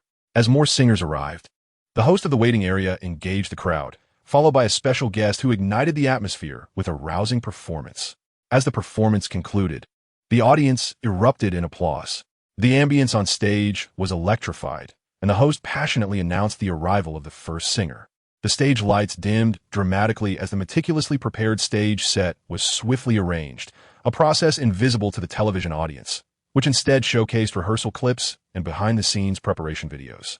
The production team had arranged for cameras to follow the singers a day in advance, capturing moments of their preparation and practice, resulting in a simple yet engaging behind-the-scenes featurette that allowed viewers to gain a more authentic glimpse into the lives of the stars. This realism fostered a sense of empathy among the audience, many of whom found themselves mirroring the singer's anxiety or anticipation. The behind-the-scenes footage soon came to an end, and the performers on stage were ready as the dazzling lights illuminated the entire setting, creating a breathtaking spectacle. Gradually, the first singer, an illustrious veteran in the industry, began to sing. Older than Song Huaying, he was a respected figure among the group, consistently securing a place in the top 3 across 4 episodes. As his performance concluded, thunderous applause erupted, echoing throughout the venue, which took some time to subside. In the waiting area, several singers, guided by the host, exchanged casual praises, exclaiming, "Li Ge is incredible. His vocal prowess remains unmatched. I could never manage such stamina, especially his sense of relaxation. It's unparalleled." This episode promises to be another triumph. The host then directed the audience to vote before swiftly inviting the next singer onto the stage. Many appreciated the briskness of the performances, devoid of excessive awkward banter from the host or guests, allowing for a seamless transition to the next act, thereby heightening the audience's engagement and excitement. The next performer was Zhao Liqian, adorned in a striking red dress that accentuated her fair legs and ample décolletage, exuding an alluring sensuality. Zhao Liqian often incorporated dance into her performances, enhancing her allure, and her current style embraced a captivating charm that had led many marketing accounts to refer to her as the enchanting diva. With commendable vocal skills and a powerful stage presence, she captivated the audience, particularly appealing to male viewers who were enamored by her mesmerizing performance. As the performance concluded, the male audience members were all aflame with excitement, their hands red from enthusiastic applause. A few spectators even shouted hoarsely, "Qian, I love you." The director intentionally focused the camera on these fervent fans, eliciting laughter from the surrounding audience. At that moment, the video comments on the platform buzzed with a flurry of ecstatic remarks, with many exclaiming their admiration and echoing the fervent declaration, "Qian, I love you." Zhao Liqian, stepping off the stage, seemed to hear the cries from the audience, turning with a radiant smile and blowing a kiss in their direction, which ignited another wave of jubilation. After Zhao Liqian's exit, the waiting singers in the backstage area began to praise her effusively, remarking, "Qian is both beautiful and talented. Her performance was exceptional. Her charisma is unparalleled." They expressed their belief that Zhao Liqian's position in the competition was secure. Since participating in Peak Singers, Zhao Liqian's popularity had surged, and no artist wished to cross her. With a beaming smile, Zhao Liqian greeted everyone, humbly acknowledging their compliments before returning to her seat, where she exchanged a triumphant glance with Song Huaying, raising an eyebrow in a teasing manner. Song Huaying, however, merely scoffed inwardly, choosing to ignore her and turn away. She resolved to observe how long Zhao Liqian could maintain her momentum. As each singer took to the stage, Song Huaying found herself drawn at the last position, 7th overall. This placement had its advantages and disadvantages, while being 7th generally placed one near the latter half of the performance.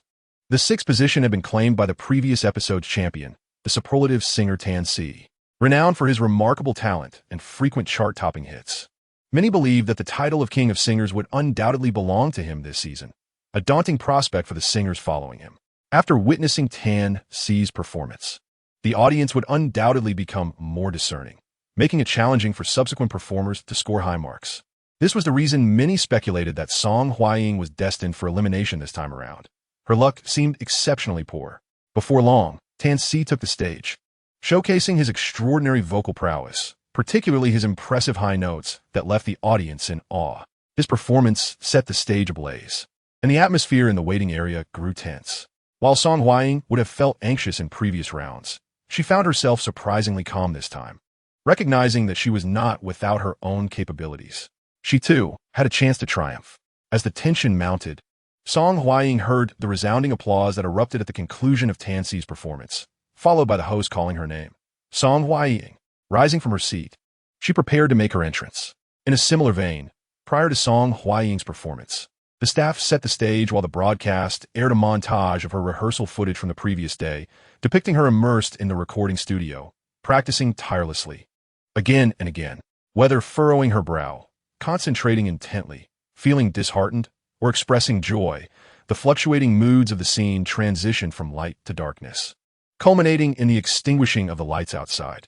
Yet, Song Huaying remained in the recording studio, diligently practicing her songs. From the outset of her career, she has been renowned for her earnestness. Observing the now 40-something Song Huaying relentlessly honing her craft, many viewers felt a profound sense of shock and empathy. Song Huaying is undoubtedly one of the most dedicated singers I have ever encountered. After over 20 years in the industry, her commitment is unparalleled.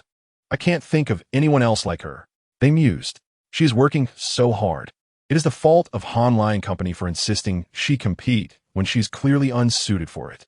A sudden hope arose among viewers that Song Huaying would not be eliminated, deeming such an outcome unjust for her tireless efforts.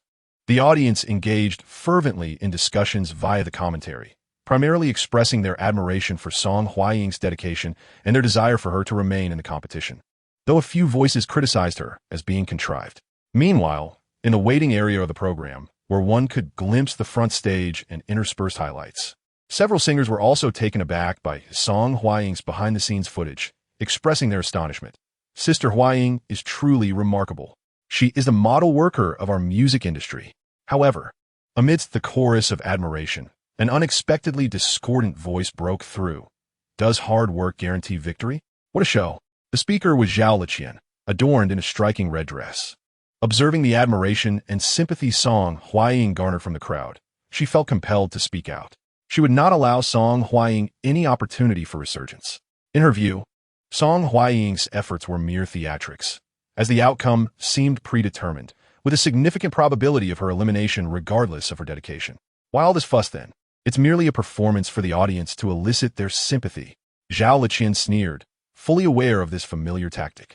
Upon hearing her words, the other singers in the waiting area exchanged silent glances, aware of the underlying tension between Zhao Liqian and Song Huaying. This conflict was theirs alone, and others preferred not to get involved. Furthermore, with Song Huaying on the verge of elimination, Zhao Liqian was poised to ascend in her career through this competition. No one wished to incur the wrath of the rising Zhao Liqian on behalf of Song Huaying. Thus, the waiting area fell into a heavy silence. In a separate waiting area, two newly arrived challenge singers engaged in casual conversation with the interactive host, also discussing Song Huaying. Qi Nan, who was of a similar age to Song Huaying but had achieved fame earlier, had been in the industry for over 20 years. claiming nearly every prestigious award in the domestic and Asian music competitions. His prowess was undeniable, and his standing in the music realm was exceptionally high. Many singers referred to him with the honorific brother, attesting to his esteemed position. Qi Nan, known for his directness, often made astonishing remarks, unencumbered by the reservations that might restrain others in the industry. In essence, he spoke freely, voicing thoughts that others might hesitate to express. For instance, at this moment, Qi Nan gazed at the behind-the-scenes footage of Song Huaying and remarked, "When it comes to dedication, no one in the music industry can rival Huaying." However, it is regrettable to hear that her company has found her a composer who specializes in children's songs. Is this not a jest? Upon hearing Qi Nan's words, the interactive host in the room hesitated to respond, understanding their position as mere budding stars supported by Oriental TV, lacking the stature of Qi Nan. Some statements, if spoken, could lead to severe repercussions. After Qi Nan finished speaking without receiving a reply from the interactive host, she turned her gaze to the figure seated directly opposite her, Lin Ruiden, a singer whose standing in the music realm is on par with Qi Nan. While her fame may not match Qi Nan's, her professional caliber is beyond reproach. Lin Ruiden's expertise is akin to that of a national team player. The recent online discussions about the national team's descent and standards have revolved around Lin Ruiden, whose exceptional skill is scarcely rivaled across the nation.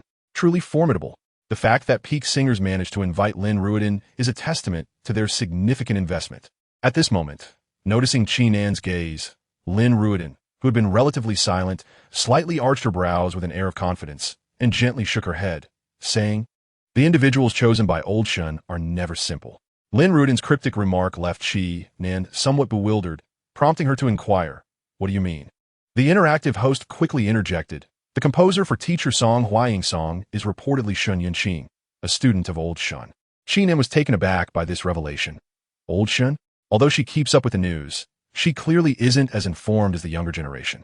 She had heard about the children's song composer, but was unaware that this individual was a student of Old Shen. The interactive host nodded affirmatively. Indeed, there was a previous incident where Old Shen publicly commented on this. Curiosity flickered across Qi Nan's face. Now, this is intriguing. With that, she focused intently on the stage. At the same time, Qi Nan, who was also captivated by the stage, had brought it into her grandmother's house that evening. After the three of them finished dinner, Qi Nan opened her computer to watch the live broadcast of Peak Singers. As each singer concluded their performance, Qi Nan's expression grew increasingly grave. The first 6 performers had delivered remarkably, rivaling those from previous episodes. Particularly, Tan Si's performance was exceptionally stable, and the song he chose was quite energetic, igniting the entire venue. This was splendid for the show. However, it posed a considerable challenge for Song Huaying, who was about to take the stage. As the audience remained in a state of fervor, Qi Nan was filled with concern. The atmosphere was decidedly unfavorable for Song Huaying. Time Flies is a poignant ballad that requires the audience's undivided attention, yet the current environment was anything but conducive. Moreover, Qi Nan pressed her lips together. Although the company judges and even her grandmother unanimously praised Shen Jun's song, this marks the first time Shen Jun's work would grace the stage. While Qi Nan has faith in Shen Jun, she still felt a twinge of uncertainty in her heart. Certainly, this is also because Qi Nan has witnessed Song Huaying suffer 4 consecutive defeats. Now, not only does she lack confidence in Shen Jun, but she also feels uncertain about Song Huaying. Sensing Qi Nan's unease, Shen Yunqing, who was engaged in a game of Go with an N, looked up and said, Man, do not worry. Trust." Shen Jun, hearing her father's name, Anan, who was nibbling on her fingers while contemplating the pieces, raised her little face and chirped, "Sister Man, Daddy is really amazing." Chapter 70, as the prelude resonated in the darkness, Song Huaying took a deep breath, gripping the microphone as she stepped onto the stage. Even shrouded in darkness, she could distinctly perceive the scrutinizing gazes from below the stage, even those from the waiting area. Watching through the screen, these stares pierced her heart like sharp daggers, wrenching her previously calm emotions once more. However, before this wave of sentiment could swell further, a sudden sound of rain echoed across the silent stage, growing increasingly intense, accompanied by the sounds of wind and whistles, together with an incredibly vivid downpour in this instant. The audience below felt as if they were transported to a desolate, rainy street, an inexplicable sense of desolation and solitude flooding their hearts. It was not only the spectators below the stage. At that moment, thanks to the cutting-edge audiovisual equipment of the Oriental satellite TV stage, all the viewers online felt as though they were enveloped in the rainy night. Many were astonished in the comments, exclaiming, "I thought it was raining here. What is happening? This sound is somewhat unsettling." Before they could finish, amidst the cold sound of rain, a resounding female announcer's voice suddenly broke through. "Central Meteorological Station reports, starting tomorrow." A new wave of strong cold air in a moment of confusion. Everyone thought there had been a mix-up, wondering how the news broadcast had suddenly appeared. As all were bewildered by the strange combination of the rain and the news broadcast, a deep and melancholic cello resonated slowly amidst the curtain of rain. The moment the cello sounded, everyone felt a sharp pang in their hearts. Pain, excruciating pain, amidst the somber cello and the eloquent announcer's voice. Everyone suddenly felt as if a piece of their heart had been abruptly wrenched away. Particularly the incessant sound of rain, at that moment, seemed to envelop everyone completely. Instantly, the audience and viewers, who had previously been restless and exhilarated, still immersed in the echoes of the last performance and revelry, fell silent. The fiery excitement in their hearts was extinguished by the sound of rain, and they felt as though a heavy stone had been placed upon their chests, making it increasingly difficult to breathe. A suffocating sensation loomed over them. Comments in the video chat sporadically appeared, all expressing shock. Shock at the eerie yet perfectly fitting accompaniment. Shock at the inexplicable emotional resonance and atmosphere. Although no one understood this unexpected maneuver, a sense of astonishment rose within everyone who witnessed the stage effect. This stage and its music were indeed remarkable. At this moment, in the waiting area behind the stage, the singers who had been chatting idly also fell silent amidst the rain and weather report broadcasts. Previously, there was a semblance of casualness, even a hint of disdain. But now the atmosphere has transformed into one of profound gravity. Even Tan Si, who had just returned to his seat, furrowed his brow, casting a gaze of incredulity at the stage displayed on the screen, his eyes reflecting an added weight of seriousness. Zhao Liqian, adorned in a crimson gown, now wore a slightly altered expression. Meanwhile, in another waiting area, the contestant Qi Nin inhaled sharply, sitting upright with astonishment. This prelude? This prelude from Weather Forecast is indeed the masterpiece crafted by Shen Jun this afternoon. This prelude had achieved immense popularity on short video platforms in the past, racking up billions of views. Anyone who had ever heard it was instantly captivated. In a previous life, if one were to rank the pinnacle of song preludes, the years we spent in a hurry from the Weather Forecast would undoubtedly secure a position in the top 3. As the prelude resonated, it was suffused with regret. Shen Jun had not intended to employ this version of the internet remix. His initial thought was to honor the original artist. However, during the rehearsal that afternoon, it proved challenging for Song Huaying to tap into the emotional essence. Reluctantly, Shen Jun resorted to this trump card. The effect was unmistakable. Not only did the audience below become immersed in the emotion, but Song Huaying on stage was also swiftly drawn into a realm of regret and sorrow. The tumultuous emotions were instantaneously subdued. Song Huaying's expression gradually harmonized with the sentiments.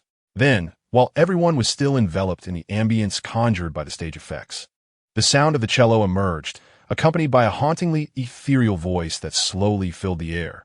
In the years that hurried by, how many times did we say farewell before prolonging our parting? The ethereal and sorrowful voice seemed to penetrate layers of rain, reaching deep into the hearts of each listener. The sound of rain and the build-up from the weather forecast surged to a climax at that moment. The suppressed and suffocating emotions within were instantly tugged to the surface by the melody. Many found their breath momentarily caught in their throats, some even shivering involuntarily. On stage, as the song began, a dim and oppressive darkness gradually illuminated with a cool, subdued light. The light shimmered like a street lamp, casting a glow upon Song Huaying's figure. Her presence appeared dreamlike. This spectacle caused the audience below to widen their eyes in astonishment. With her head slightly bowed, Song Huaying seemed to drown in an indescribable sorrow and poignant reminiscence, her ethereal and mournful voice continuing. Alas, who among us has not loved? Is it not a grand eloquence of the 7 emotions? At this moment, not only were the audience on stage caught off guard, But even the many singers in the waiting area were momentarily lost in reverie. Initially, when that eerie prelude began to play, a number of them were already struck with shock and seriousness. The moment they heard that light, sorrowful voice, they were utterly captivated, surrounded by professionals. Their ears were naturally attuned. Although the song maintained a style of melancholic balladry, and Song Hwaying's vocal technique had not undergone significant alteration, it was undeniably far more enchanting than before. This voice, these lyrics, this accompaniment, all resonated with the phrase, perfectly fitting. If it could be said that Song Hwaying's previous style suited sorrowful ballads, now it could be asserted that she was born to sing them. This voice seemed to exist solely for the genre of heart-wrenching songs. Pleasing, comfortable, exquisite. In the waiting area, numerous singers exhibited expressions of astonishment. Some were unable to conceal their shock, exclaiming in disbelief. Soon, small groups began to murmur softly. This song is remarkably crafted. Has Sister Hwaying altered her singing style? It sounds quite different. The compatibility of the song with Sister Hwaying's voice is astonishing. The moment she began to sing, I was covered in goosebumps. Dressed in a flowing red gown, Zhao Liqian refrained from whispering with anyone. Her eyes slightly reddened as she gazed at the breathtaking performance of Song Hwaying on the screen. The hand resting on the arm of her chair clenched tightly, turning pale with tension. Not only were the singers and audience in the waiting area astounded, but countless netizens, regaining their composure, flooded the comment section with frenzied remarks. Her opening is stunning. She is captivating me. Oh my, it's so beautiful. Sister Hwaying is truly the queen of heartfelt ballads. I feel so overwhelmed. The moment the singer opened her mouth, I nearly lost my composure. I was brought to tears. Having just experienced a heartbreak, I intended to watch a variety show to divert my attention, only to be utterly devastated by Sister Hwaying's voice. Goodness, this song is heart-wrenching. Amidst the collective astonishment and despair, Song Hwaying on stage had just sung the final line of the verse. The chorus was about to commence. At this moment, Song Hwaying had fully immersed herself in her emotional state, the culmination of over 20 years of professional training and a relentless dedication to her craft, combined with the frustration of consecutive losses in previous performances, erupted within her. Her current state was nothing short of explosive. Although Song Hwaying held immense trust in Shen Jun and cherished the song The Year We Were Young, she found herself plagued by self-doubt. Akin to her feelings during the afternoon rehearsal, the series of setbacks had shaken her confidence, and despite her outwardly cheerful demeanor, she was deeply saddened internally, especially upon encountering the harsh criticisms circulating online. Each piercing comment felt like a dagger to her heart, leaving her feeling utterly raw. Moreover, witnessing Zhao Liqian, whom she once regarded as a mere clown, reveling in her success before her, was a painful reminder of her own struggles. The suppressed feelings of resentment, regret, and anger within her remained unacknowledged by anyone. Given the current circumstances, this stage represented her final opportunity on Peak Singer. It was now or never, her solitary chance to prove herself to the world. Thus, she resolved to seize this moment. Teacher Xiao Shun had provided her with the means to grasp this opportunity. She could not afford to disappoint him, nor allow those who had wronged her to gloat. Nor could she let herself down. On stage, Song Hwaying's gaze grew increasingly resolute, her suppressed feelings of resentment and regret subtly intertwining with the emotions conveyed in her song. Making her sentiments palpable, under the stage lights, she gradually lifted her head, the last line of the verse approaching its conclusion, her ethereal voice lingering, echoing as if to express her lingering regrets. It is the time granted by the merciful years to reconsider. At that very moment, all accompanying instruments came to an abrupt halt. A fleeting second of silence enveloped the stage, capturing the hearts and minds of all present. Suddenly, a resonant note from the piano reverberated through the air. Boom! The accompaniment resumed, and the ethereal yet regretful voice of Song Hwaying emerged, rising with the chorus, crescendoing magnificently. If we cannot part with tearful eyes, can we still blush with joy? Just like the beautiful rumors etched in time that we cherish together. The chorus represents the pinnacle of a song, and in the case of Fleeting Years, it has moved countless souls. As the melody swelled and emotions surged, the audience seemed to be transported into a realm steeped in regret and sorrow, unable to extricate themselves. The overwhelming tide of remorse and dissatisfaction engulfed them like a colossal wave, constricting their chests and reddening their eyes. At this moment, The program director shifted the camera to the audience below the stage, revealing numerous spectators with teary eyes or sorrowful expressions, some even succumbing to tears. This profoundly poignant scene did not incite frenzied discussions among netizens, as they were utterly engrossed in the performance, their own emotions too overwhelming to consider anything else. Li Ying, a fourth-year student at Yandong University, found herself grappling with anxiety and distress as graduation approached.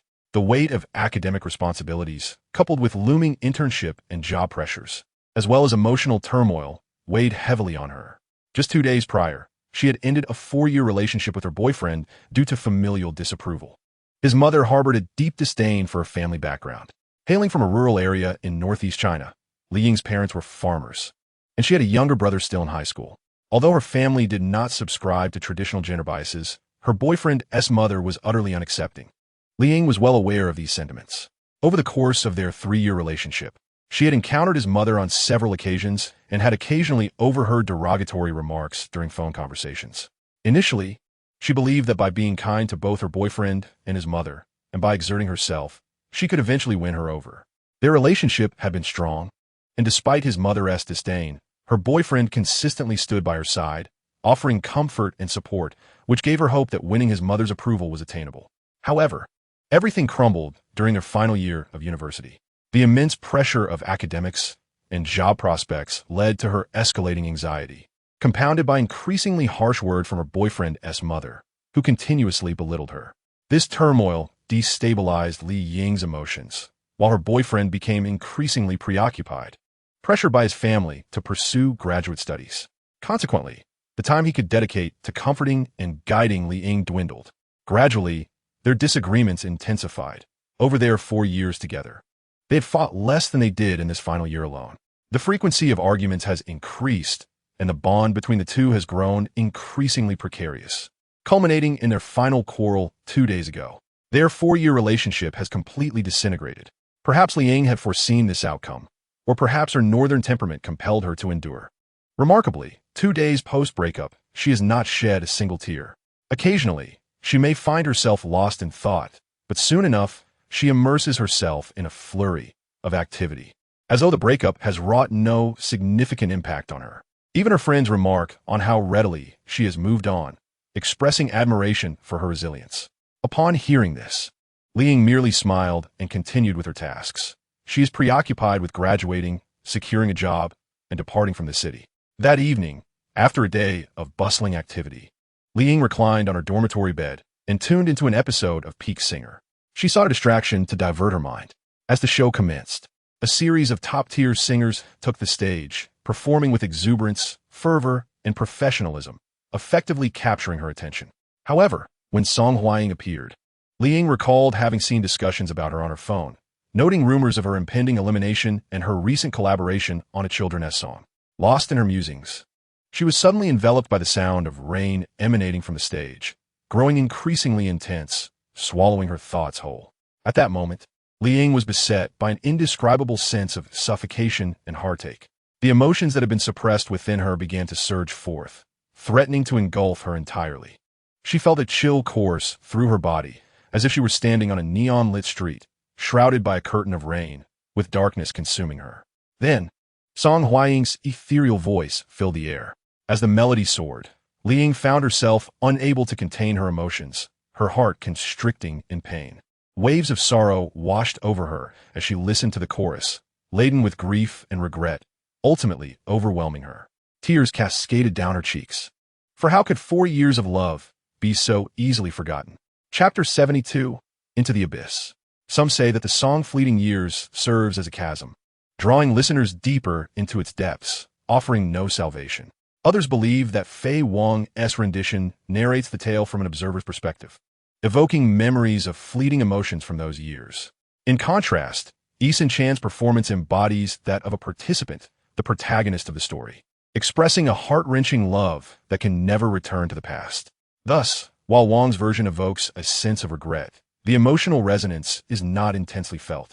Conversely, Chan's rendition elicits feelings of bitterness and pain, immersing the listener in profound heartache. Song Huaying's performance mirrors that of Eason Chan, and at this moment, she is wholly absorbed in the music, her vocal prowess and emotional depth erupting in a powerful display. It is a poignant reminder of the bittersweet mysteries that time bestows upon us. In the final moment of the performance, the last word uttered by Song Hwaying soared to unprecedented heights, accompanied by an overwhelming surge of emotion that felt almost tangible. In that instant, it seemed as though everyone present could sense the intensity of Song Hwaying's feelings, as if their hearts were collectively gripped with an unyielding force. If we cannot meet again with flushed faces, can we still cherish the beautiful rumors of yesteryear? The transition between false and genuine notes occurred instantaneously, with the rhythm of the music becoming increasingly intense and accelerated. The melody reached its zenith, laying the groundwork for the impending climax. Then, with a seamless shift from falsetto to true voice, her powerful emotions erupted forth, echoing, "If the past is still worth longing for." A modulation ensued, propelling the performance forward with renewed vigor. Who would resign themselves to this? The falsetto ascended once more, and the rhythmic intensity heightened again. If we cannot meet again with tearful eyes, her emotions surged again, the true voice pushing to its peak, the climax arriving in an electrifying instant. If the past is still worth cherishing, let's not too swiftly dispel our grievances. Who would be content to remain unbound and disengaged? Amidst the fervent rhythm, Song Hwaying's voice radiated an overwhelming surge of emotion, engulfing the hearts and minds of all present like a relentless tide. In that moment, a profound sense of suffocation washed over the audience, with several individuals instinctively widening their mouths and eyes, momentarily lost in a daze. The explosive climax plunged the entire stage into an indescribable silence, with only the gradually descending accompaniment lingering in the air, alongside Song Hwaying's voice, reminiscent of memories and sighs. We must remain indebted to one another. We must maintain our connection despite the severance. The final two lines of her song descended from high to low, reaching the depths of her chest, almost breathless. At this moment, as her voice resonated, everyone fell into an abyss of endless depth, powerless to struggle against the tide of unwillingness and pain that rendered them entranced. Until the music ceased entirely, the stage remained shrouded in silence, the audience in a daze, struggling to regain their composure. Many bore expressions of profound sorrow, their eyes reddened, glistening with tears. After several breaths, the stage lights gradually illuminated once more. With a soft exhale, Song Hwaying, immersed in emotion, regained her awareness. This sigh seemed to act as a switch, awakening the audience, and in an instant applause erupted from the crowd. Everyone regarded Song Hwaying with fervent excitement, the applause swelling from gentle to thunderous, cascading like a wave. This ovation surpassed even that of the previous performance, resonating with fervor and intensity throughout the audience and the entire studio, even in the waiting area behind the stage. Apart from a few, all the other singers joined in the applause, and before long, everyone was standing. Among them, one or two emotionally sensitive singers had reddened eyes, glistening with tears, clearly having shed heartfelt tears. Incredible. Sister Hwaying is truly formidable. The singers in the waiting area exchanged a glance, their expressions betraying their astonishment.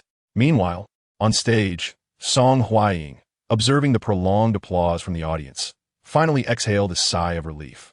A gentle smile began to grace her lips. This was the sole occasion during the 5th episode of Peak Singer when she allowed herself to smile. She regained the elegance befitting a top-tier singer, gracefully extending her arms as she stepped closer to the audience, followed by a poised bow. The applause below intensified, accompanied by fervent cheers. Hwaying, I love you. Oh, that was beautiful. Sister, you sang so well. The audience erupted in enthusiastic shouts, some even trembling with emotion. As the camera panned across the crowd, it revealed that half of the 10 attendees had teary eyes, a truly astonishing sight. Seated in the audience was Shen Jun, who, after the afternoon rehearsal, had spent time adjusting the accompaniment and guiding Song Hwaying. Concerned about her fluctuating performance, he had taken a seat in the front row to observe her during the show. Thankfully, she managed to maintain her composure and even exceeded expectations. Shen Jun, from his vantage point, could fully appreciate the song's impact. Throughout the performance, he witnessed tears streaming down the faces of those around him, including a burly man who was openly weeping. It was evident that Song Hwaying had struck a chord deep within the hearts of the audience. Her voice combined the ethereal quality of Wang Fei with the technical prowess of Gu Zhiji, though she possessed her own unique strengths and weaknesses. It would be unjust to compare who sang better, as each artist bore a distinct style.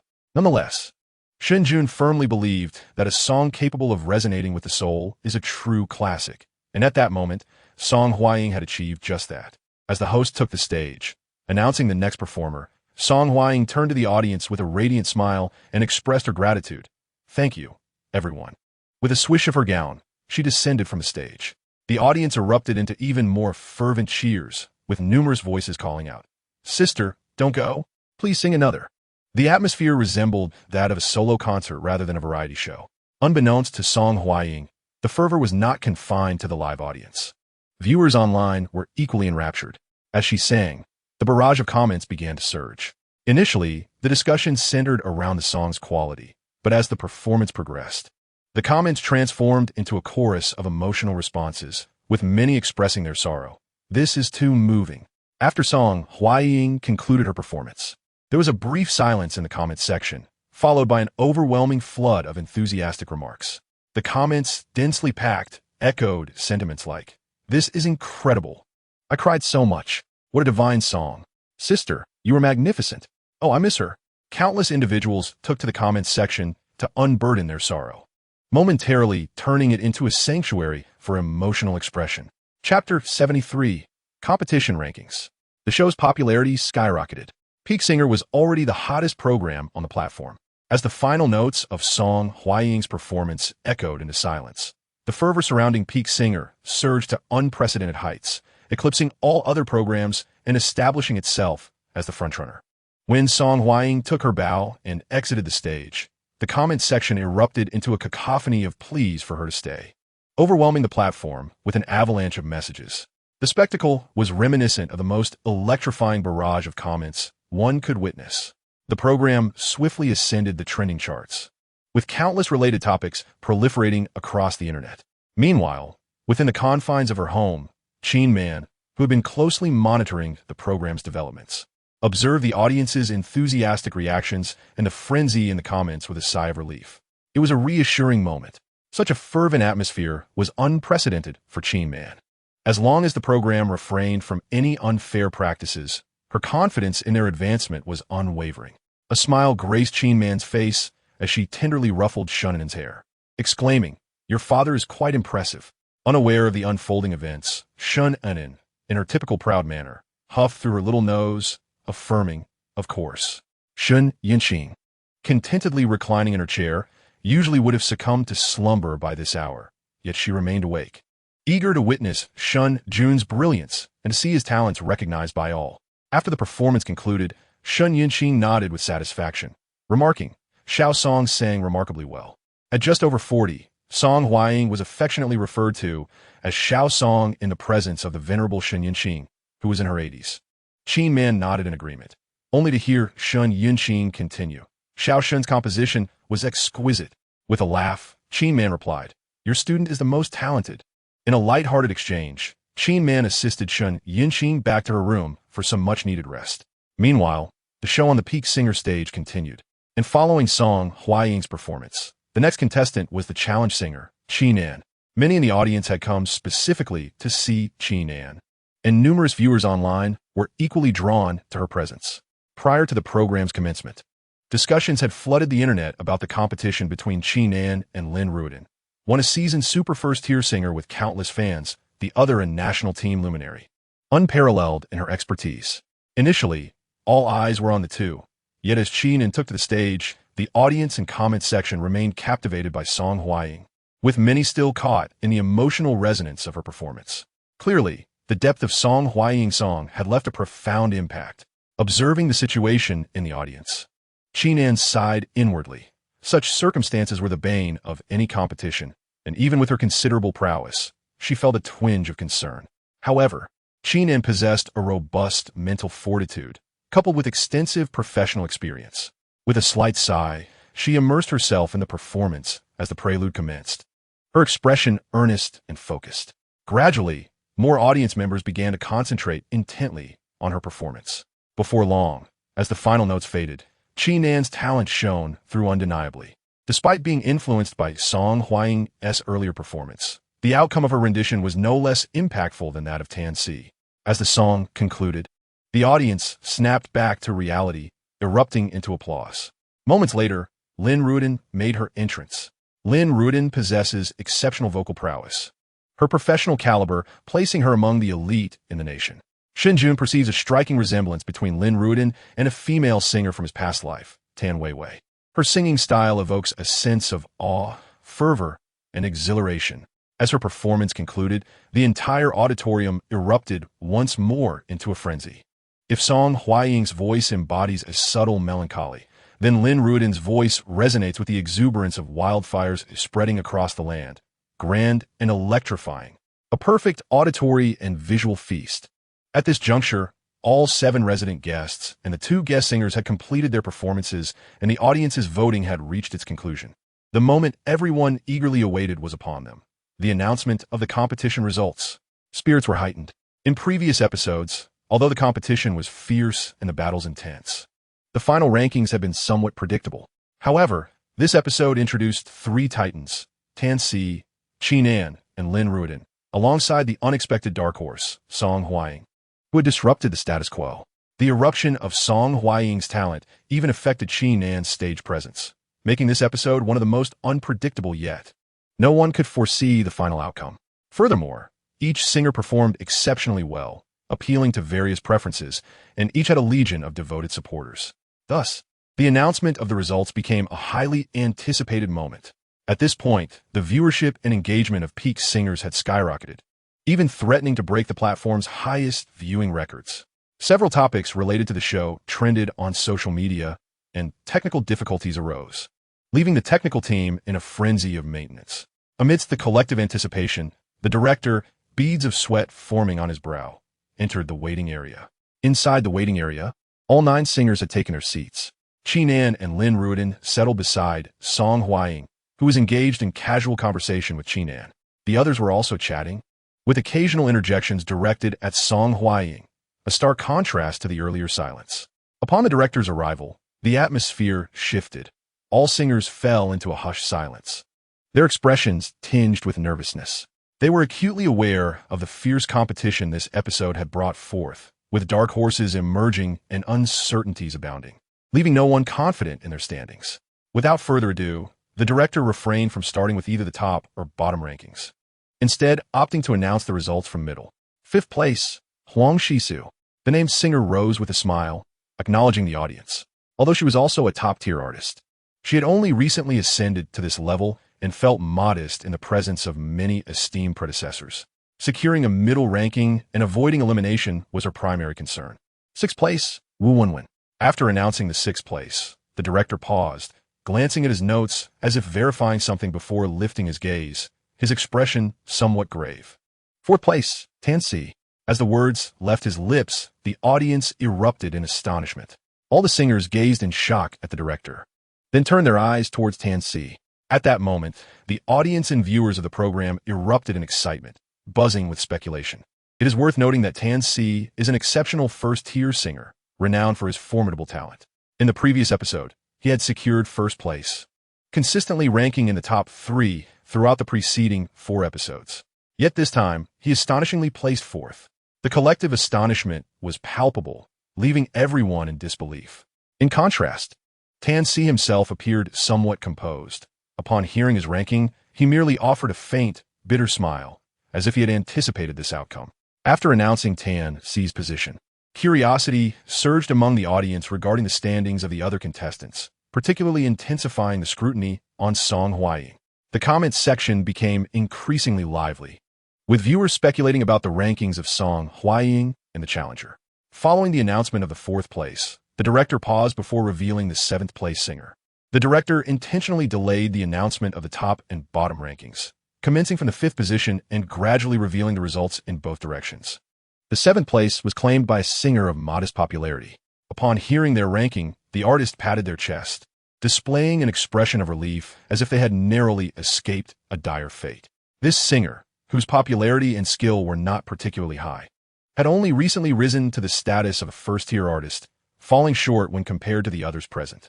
given the fierce competition among the renowned artists in this episode. Securing 7th place was commendable. This position ensured they would not be eliminated, as the real danger lurked in the 8th and 9th ranks. Another lesser-known singer, who had not heard their name called, revealed a glimmer of despair in their eyes. They were acutely aware that their abilities would not secure them a spot in the top 4, especially in this competitive episode. Consequently, they braced themselves for a lower ranking. With 7th place already announced, they could only hope to avoid 8th or 9th, particularly since they had ranked near the bottom in the previous episode. The realization of potential elimination hardened their expression, leaving a sense of hopelessness. Also wearing a stiff expression was Zhao Liqian, adorned in a red dress. In this fierce contest among giants, she had not anticipated a high ranking. Her only wish was to surpass Song Huaying, aiming for 4th or 5th place. She had mentally prepared herself for a 4th place finish, believing herself superior to the others, aside from Tan Si, Qi Nan, and Lin Ruiden. Having secured 4th place in the last episode, she had hoped to maintain that position. However, with the results for 4th and 5th already revealed, and neither being her, she was left to ponder her actual standing. Zhao Liqian's expression grew increasingly rigid. The smile that had faded due to Song Huaying's exceptional performance now entirely vanished. With the rankings for positions 4, 5, 6, and 7 already disclosed, only the top 3 and the 8th and 9th places remained. No, it is absolutely impossible for her to be in last place. Zhao Liqian fervently shook her head in disbelief. Since her participation in Peak Singer, she has never found herself at the bottom. Moreover, she possesses unwavering confidence in her abilities. While her vocal prowess may not rival that of the industry giants, the combination of her stage presence and beauty should ensure her votes are not meager. The audience is undeniably captivated by her charm. Additionally, she felt immensely satisfied with her recent performance. Everything from her singing to her dancing was executed flawlessly. Therefore, there's no way she could be in last place. Perhaps, she might even secure 3rd place. Qi Nan and Lin Ruiden are undeniably formidable contenders and are likely to claim 1st and 2nd place. As for Song Huaying, while her recent performance was indeed impressive, so much so that it sparked a tinge of jealousy within Zhao Liqian, her previous outings were commendable, yet still landed her in the lower ranks. What does this indicate? It suggests that the audience is not easily swayed by her charm. Perhaps this time would be no different. Although Song Huaying sang admirably, it could merely be a product of her own self-indulgence. The viewers might still remain unmoved, just as in previous episodes. Thus, it is plausible that Song Huaying will once again find herself at the bottom. In such a scenario, Zhao Liqian could very well be in 3rd place. The mere thought of this sent her heart racing uncontrollably. The prospect of being able to overshadow Song Huaying and potentially eliminate her filled Zhao Liqian with immense satisfaction. After years of being overlooked by Song Huaying, she could finally exact her revenge. Moreover, if she were to secure 3rd place, it would mean a ranking higher than Tan Si. Tan Si, after all, is a revered senior in the music industry, a titan adorned with countless accolades. If she truly manages to surpass Tan Si this time, both her professional standing and fame would experience a meteoric rise. With a few more stellar performances, she might even have a chance at stardom this year. How could Zhao Liqian possibly remain composed in light of this? Thus, as she contemplated this, a flush of color appeared on her previously stiff cheeks, and her eyes sparkled with fervent excitement. Meanwhile, the director was already glancing at the card in his hand, announcing, "The singer who has secured 3rd place is." All eyes were glued in anticipation. Curiosity piqued. The director, deliberately prolonging the suspense, paused for effect, heightening the tension among the singers. Viewers watching the show were vocal in their frustrations. As the director concluded, "Is Qi Nan?" The revelation momentarily stunned the room into silence. The expressions of all the singers froze in disbelief, clearly taken aback by the news that Qi Nan had only achieved 3rd place. Before anyone could fully absorb the revelation, a sharp and incredulous voice pierced through the air. "How is this possible?" The crowd jumped at the sound, quickly turning to see Zhao Liqian, adorned in a striking red dress, her eyes wide with shock and disbelief. She had been lost in her fantasies of securing 3rd place. After the program concludes, her fame is expected to soar, potentially placing her among the top tier of singers. However, before she could fully contemplate the outcome, the director's voice abruptly jolted her back to reality. In her mind, she envisioned herself securing 3rd place. with Qi Nan and Lin Ruiden occupying the first and second spots respectively. Despite Zhao Liqian's confidence, she was acutely aware of her inferiority to Qi Nan and Lin Ruiden, who had been in the industry for far longer, while she had only debuted a few years ago. Securing third place would have been a commendable achievement for her. Yet, to her astonishment, it was not she who claimed the third position, but Qi Nan instead. Upon hearing that Qi Nan had taken third place, Zhao Liqian's initial excitement evaporated instantly, leaving her face pale as a ghost. If Qi Nan was third, then where did that leave her? The shock of the results and the turmoil in her heart compelled Zhao Liqian to blurt out her thoughts, leading to the current scene. Noticing the collective gaze of the audience upon her, Zhao Liqian realized her moment of panic had caused her to speak inappropriately, prompting her to hastily clarify. I merely meant that teacher Qi Nan sang exceptionally well. I had thought she might secure first place. Upon hearing this, the expressions of astonishment and curiosity in the crowd began to dissipate, and they offered words of consolation to Qi Nan. Qi Ge, you are still more impressive than I am. A relaxed smile graced Tan Si's face as he reconciled with his fourth-place finish, given that Qi Nan had managed third. Teacher Qi Nan remains formidable. This time, it was merely a stroke of bad luck. Indeed, the audience was rather rowdy. Had they called my name, I might have faltered as well. Qi Ge is quite remarkable. As the saying goes, it takes a village to raise a bride. With Qi Nan being the most prominent artist present, the others naturally offered various words of comfort and support. However, these remarks only elicited a bitter smile from Qi Nan, who had never anticipated being described as unlucky. When a singer's luck is brought into question, it often reflects their lack of prowess. Qi Nan shook his head slightly and glanced at Song Huaying beside him. He had already anticipated this outcome in his heart. The director continued. The 8th place goes to Zhao Liqian. As soon as the words left his lips, Zhao Liqian's complexion drained of color. Just moments ago, upon hearing that Qi Nan claimed third, her heart had plummeted, leaving her flustered, hence her earlier slip of the tongue. Yet, without seeing the final results, a sliver of hope lingered within her. What if, as some other singers had suggested, the stage had been too loud and Qi Nan had faltered? Perhaps she could still be second? However, this fleeting fantasy was swiftly crushed by the director's announcement, reverberating in Zhao Liqian's ears. 8th place. She isn't second to last. No, this was inconceivable. In her daze, Zhao Liqian inadvertently vocalized her innermost thoughts. The audience turned their attention toward her, as she was well-liked, and many singers were prepared to offer her comfort. Yet, upon glancing at her, they were met with a ghostly pallor and a dazed expression. Then, they heard Zhao Liqian's voice rise sharply. No, this cannot be happening. Upon hearing those words, the expressions of the crowd shifted dramatically. While dissatisfaction with the rankings lingered among the masses, particularly for those not within the top 3, no one dared to voice their discontent openly. Yet, Zhao Liqian's current display of emotion was nothing short of a faux pas. Trouble loomed for her. A collective thought flitted through the minds of the onlookers, who swiftly swallowed their impending remarks, redirecting their gazes towards the director or other focal points, as if to delineate a boundary between themselves and Zhao Liqian in that fleeting moment. From a distance, Song Huaying observed Zhao Liqian's uncharacteristic outburst, a subtle smirk gracing her lips. The director was momentarily taken aback, clearly unprepared for Zhao Liqian's sudden loss of composure, hastily signaling the cameraman to cut the feed. While the program thrived on controversy, matters concerning a singer's reputation were handled with utmost caution. Any misstep could lead to considerable complications. However swift the cut, viewers tuning in live had already witnessed Zhao Liqian's breakdown, and their astonishment was palpable as they flooded the internet with bewildered comments. What has happened to Zhao Liqian? Her expression is terrifying. She simply cannot accept defeat. While others revel in their victories, she wails when faced with loss. I believe 8th place is fair. Her performance was utterly lackluster, merely a feast for the eyes, if not a place she barely earned. In this episode filled with talent, 8th place isn't too shabby. Such a mindset should never have ventured into competition.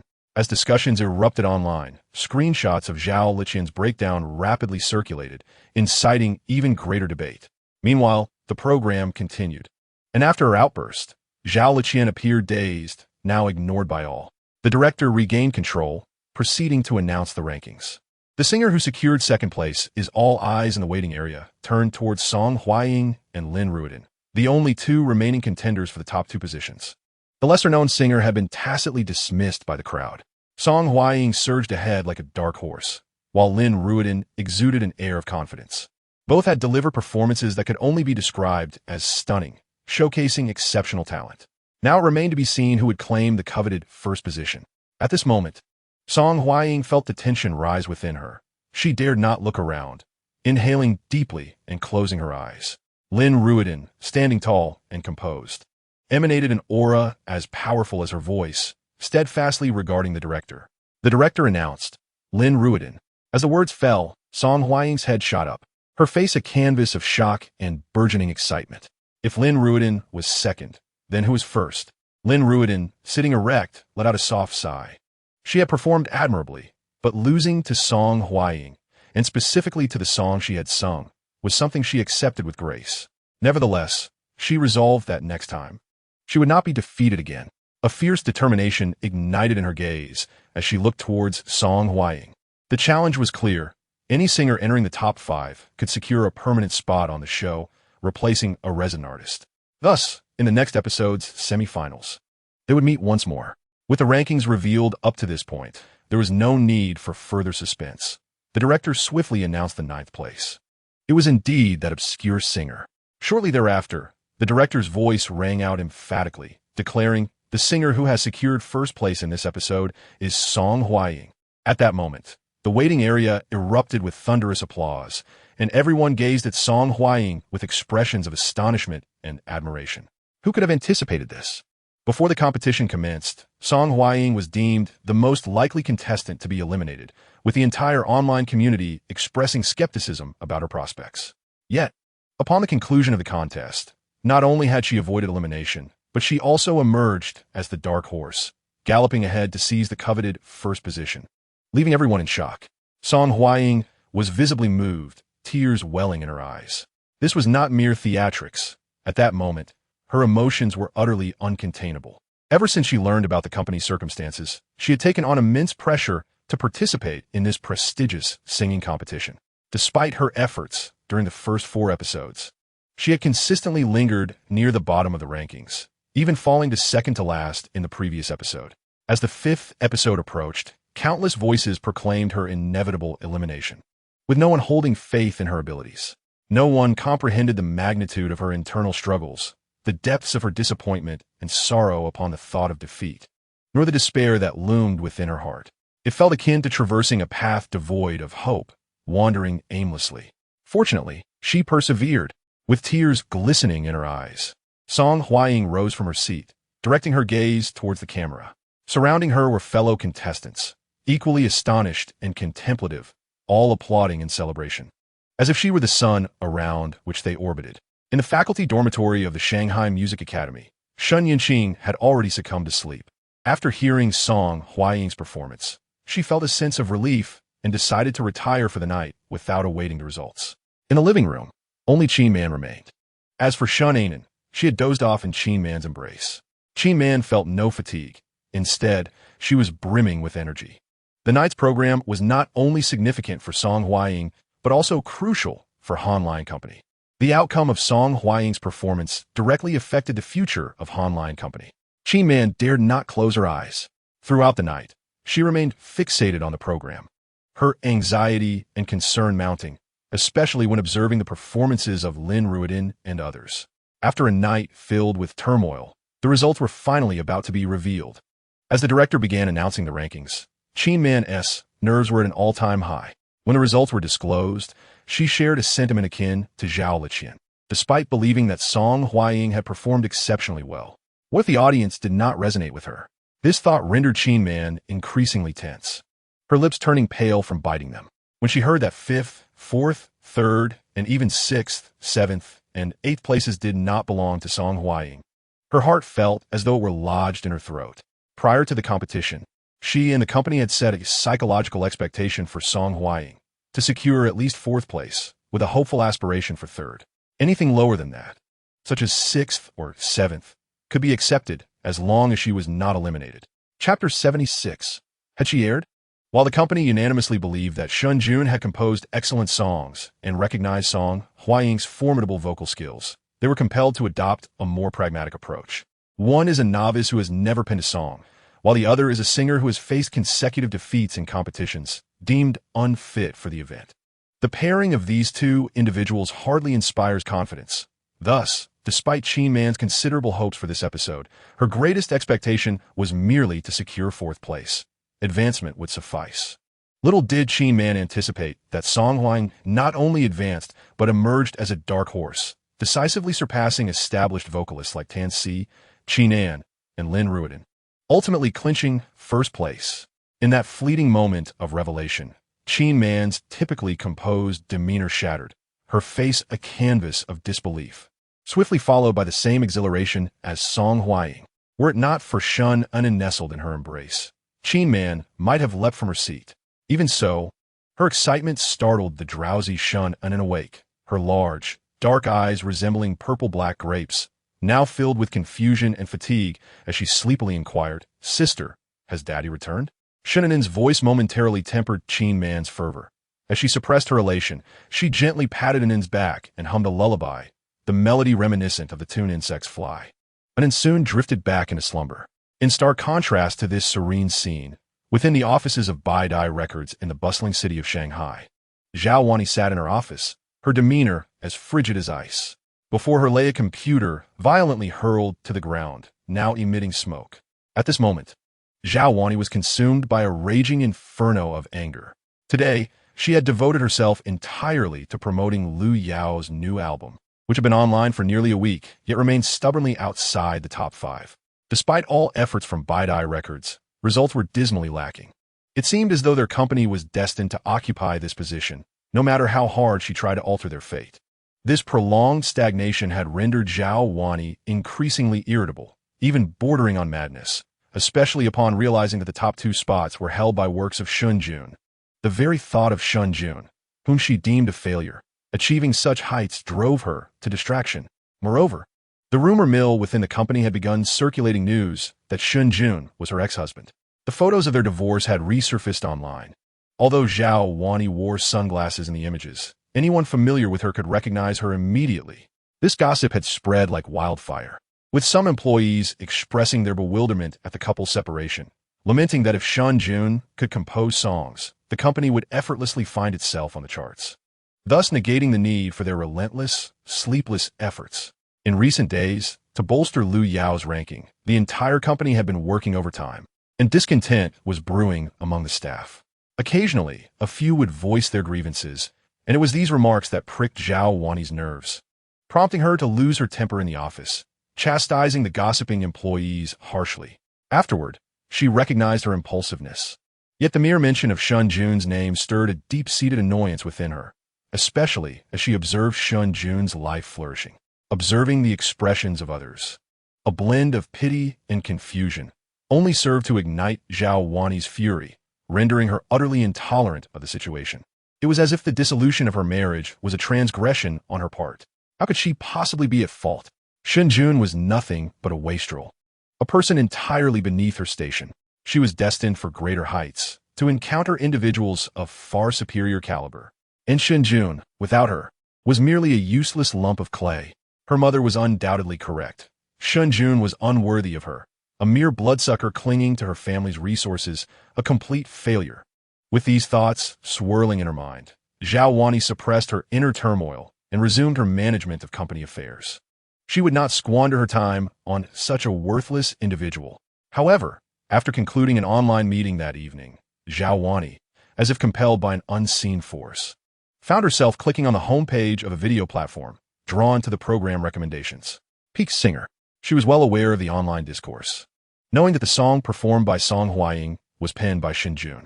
Thus, she was eager to witness how Shen Jun would face public disgrace and be unceremoniously expelled from this realm. Zhao Wani had seen Peak Singer before. The show was an overwhelming success within their industry, undoubtedly the most professional and prestigious competition of its kind. Even Baidai Records lacked the standing to participate. Shen Jun writing songs? She scoffed at the notion, though she was uncertain how Shen Jun had managed to have Song Huang sing his composition. Zhao Wani was resolute in her conviction that all of Shen Jun's deceitful tactics and true nature would be ruthlessly unveiled in this episode. She was determined to expose Shen Jun's authentic self for all to see. A worthless individual was simply a worthless individual. Yet, Zhao Wani did not receive the outcome she had anticipated. Instead, she witnessed Song Huaying's exceptional performance, which moved countless viewers to tears. At that moment, a chill surged from the depths of her heart, rendering her countenance increasingly pale, her expression dazed. In her state of bewilderment, she heard the director announce the name. Song Huaying had secured first place. First place. How could this be? Zhao Wani's complexion grew increasingly ashen. Her dazed expression filled with disbelief and an almost absurd incredulity. How could a song written by that worthless Shen Jun possibly claim the top spot? It was unimaginable. This was absolutely inconceivable. In that instant, Zhao Wani felt as if a colossal weight pressed upon her chest, constricting her throat as if someone were choking her, leaving her gasping for breath. Amidst her suffocating despair, Zhao Wani caught sight of the camera panning over the audience. Although the shot was fleeting, she immediately spotted Shen Jun standing among the spectators. He appeared much like he had on the day of their divorce, dressed simply in a short-sleeved shirt. So casual. This was precisely what irked Zhao Wani about Shen Jun. While it could be described as nonchalant, in reality, it was simply slovenly, devoid of sophistication. Shen Jun was not unattractive, and his family was not lacking in wealth. Why couldn't he present himself more neatly? Some of her friends' husbands donned impeccably tailored suits daily, presenting themselves as successful individuals. There are still some friends, like Sun Yaowen, who, when venturing out, are often praised for their youth and promise for a bright future. Shen Jun's attire makes her hesitant to even admit that he is her husband, as it seems to diminish her own worth. As the camera sweeps across the crowd, Shen Jun rises to applaud, surrounded by equally fervent and emotional spectators, some even shedding tears. Amidst the throng, Shen Jun stands with a genuine smile gracing her lips. Gazing up at the stage, the camera focuses on her, and in that moment, her upward glance appears as though she is looking directly into the lens. Her sparkling eyes seem to pierce through the camera, locking onto Zhao Wani's gaze. Moreover, as the camera scans the audience, a beam of light from the stage perfectly illuminates Shen Jun's position, making her seem even more radiant in that instant. In Chapter 77, Zhao Wani finds the glare of the camera unbearably intense. In a moment of impulse, her eyes, already reddening, sweep the computer in front of her to the ground with a deafening crash. Startled back to reality, Zhao Wani takes a deep breath, reminiscent of a drowning person gasping for air. Many employees at Baidai Records are still present, and the sound of the commotion reverberates through the office floor, causing curious glances towards the president's office. Zhao Wani's secretary rushes in, her gaze falling on the smoking remnants of the computer. After a fleeting moment of shock, she quickly regains her composure, exclaiming, "President, are you all right?" By this time, Zhao Wani has managed to calm herself, taking a deep breath before sitting down and responding. Her voice slightly hoarse, "I'm fine. Just have someone clean this up." The secretary promptly agrees and arranges for someone to remove the broken computer. Meanwhile, those outside the office, who had been quietly indulging in gossip, are taken aback when they see the discarded computer being carried out, their expressions shifting to incredulity. They whisper in exaggerated astonishment, "What on earth happened to the female tyrant?" Previously, Zhao Wani had no nickname. Indeed, many viewed her as a goddess. However, in recent days, she has been imposing overtime and intense pressure on her staff, and just a couple of days ago, she had an explosive outburst in front of everyone, which genuinely frightened many. Hence, the moniker of female tyrant began to circulate. The office remains puzzled over Zhao Wani's sudden change, and everyone is astonished by the state of the computer, wondering what kind of fury could cause such destruction. Yet, before they can dwell on their confusion, someone pulls out their phone and points to a headline: Dark Horse Comeback. Song Huaying returns to the pinnacle, claims first place in the 5th episode of The Top Singer. Upon reading this headline, several in the office experience a moment of clarity. It is no longer a secret that Shen Jun is Zhao Wani's ex-husband. Nearly everyone at Baidai is aware of this connection, and naturally, they have been following Shen Jun closely. They also know that the song performed by Song Huaying was penned by Shen Jun. Exchanging glances, one person sighs, the ex-husband truly leaves no room for reprieve. Shen Jun has triumphed immensely. This only serves to heighten Zhao Wani's agitation, foreboding a tumultuous period ahead for them all. In her office, Zhao Wani remained oblivious to the chirping of the crickets outside. After a few moments of composure, she retrieved her phone and inquired, "Zhang, how is the preparation for the custody appeal progressing?" On the other end of the line, the response came, "President Zhao, the materials are nearly complete. All evidence has been gathered, and we are ready to submit the appeal at any time." Hearing this, a hint of color returned to Zhao Wani's pale face as she exhaled in relief. "That's reassuring. Let's file the appeal tomorrow. Please expedite the resolution of this matter." The voice on the other end assured her, "Rest assured, President Zhao." After hanging up, Zhao Wani released a sigh. The events of the evening had stirred a sense of unease within her. She had initially assumed that Shen Jun, being unemployed, would be incapable of supporting their daughter, and that delaying for a few days would suffice to prove Shen Jun's financial instability, thereby reclaiming custody of their child. However, unforeseen circumstances had unfolded. Within a matter of days, Shen Jun not only participated in a variety show, but also established connections with Han Shi Company.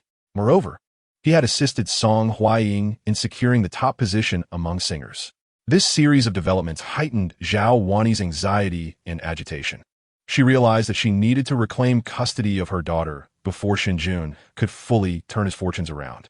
That night was destined to bring sleeplessness to many.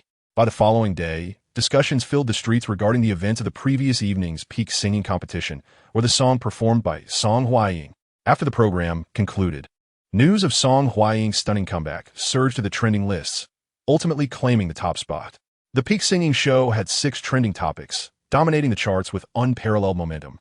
These trending subjects remained steadfast throughout the night, and, with the arrival of the morning rush, their intensity only escalated.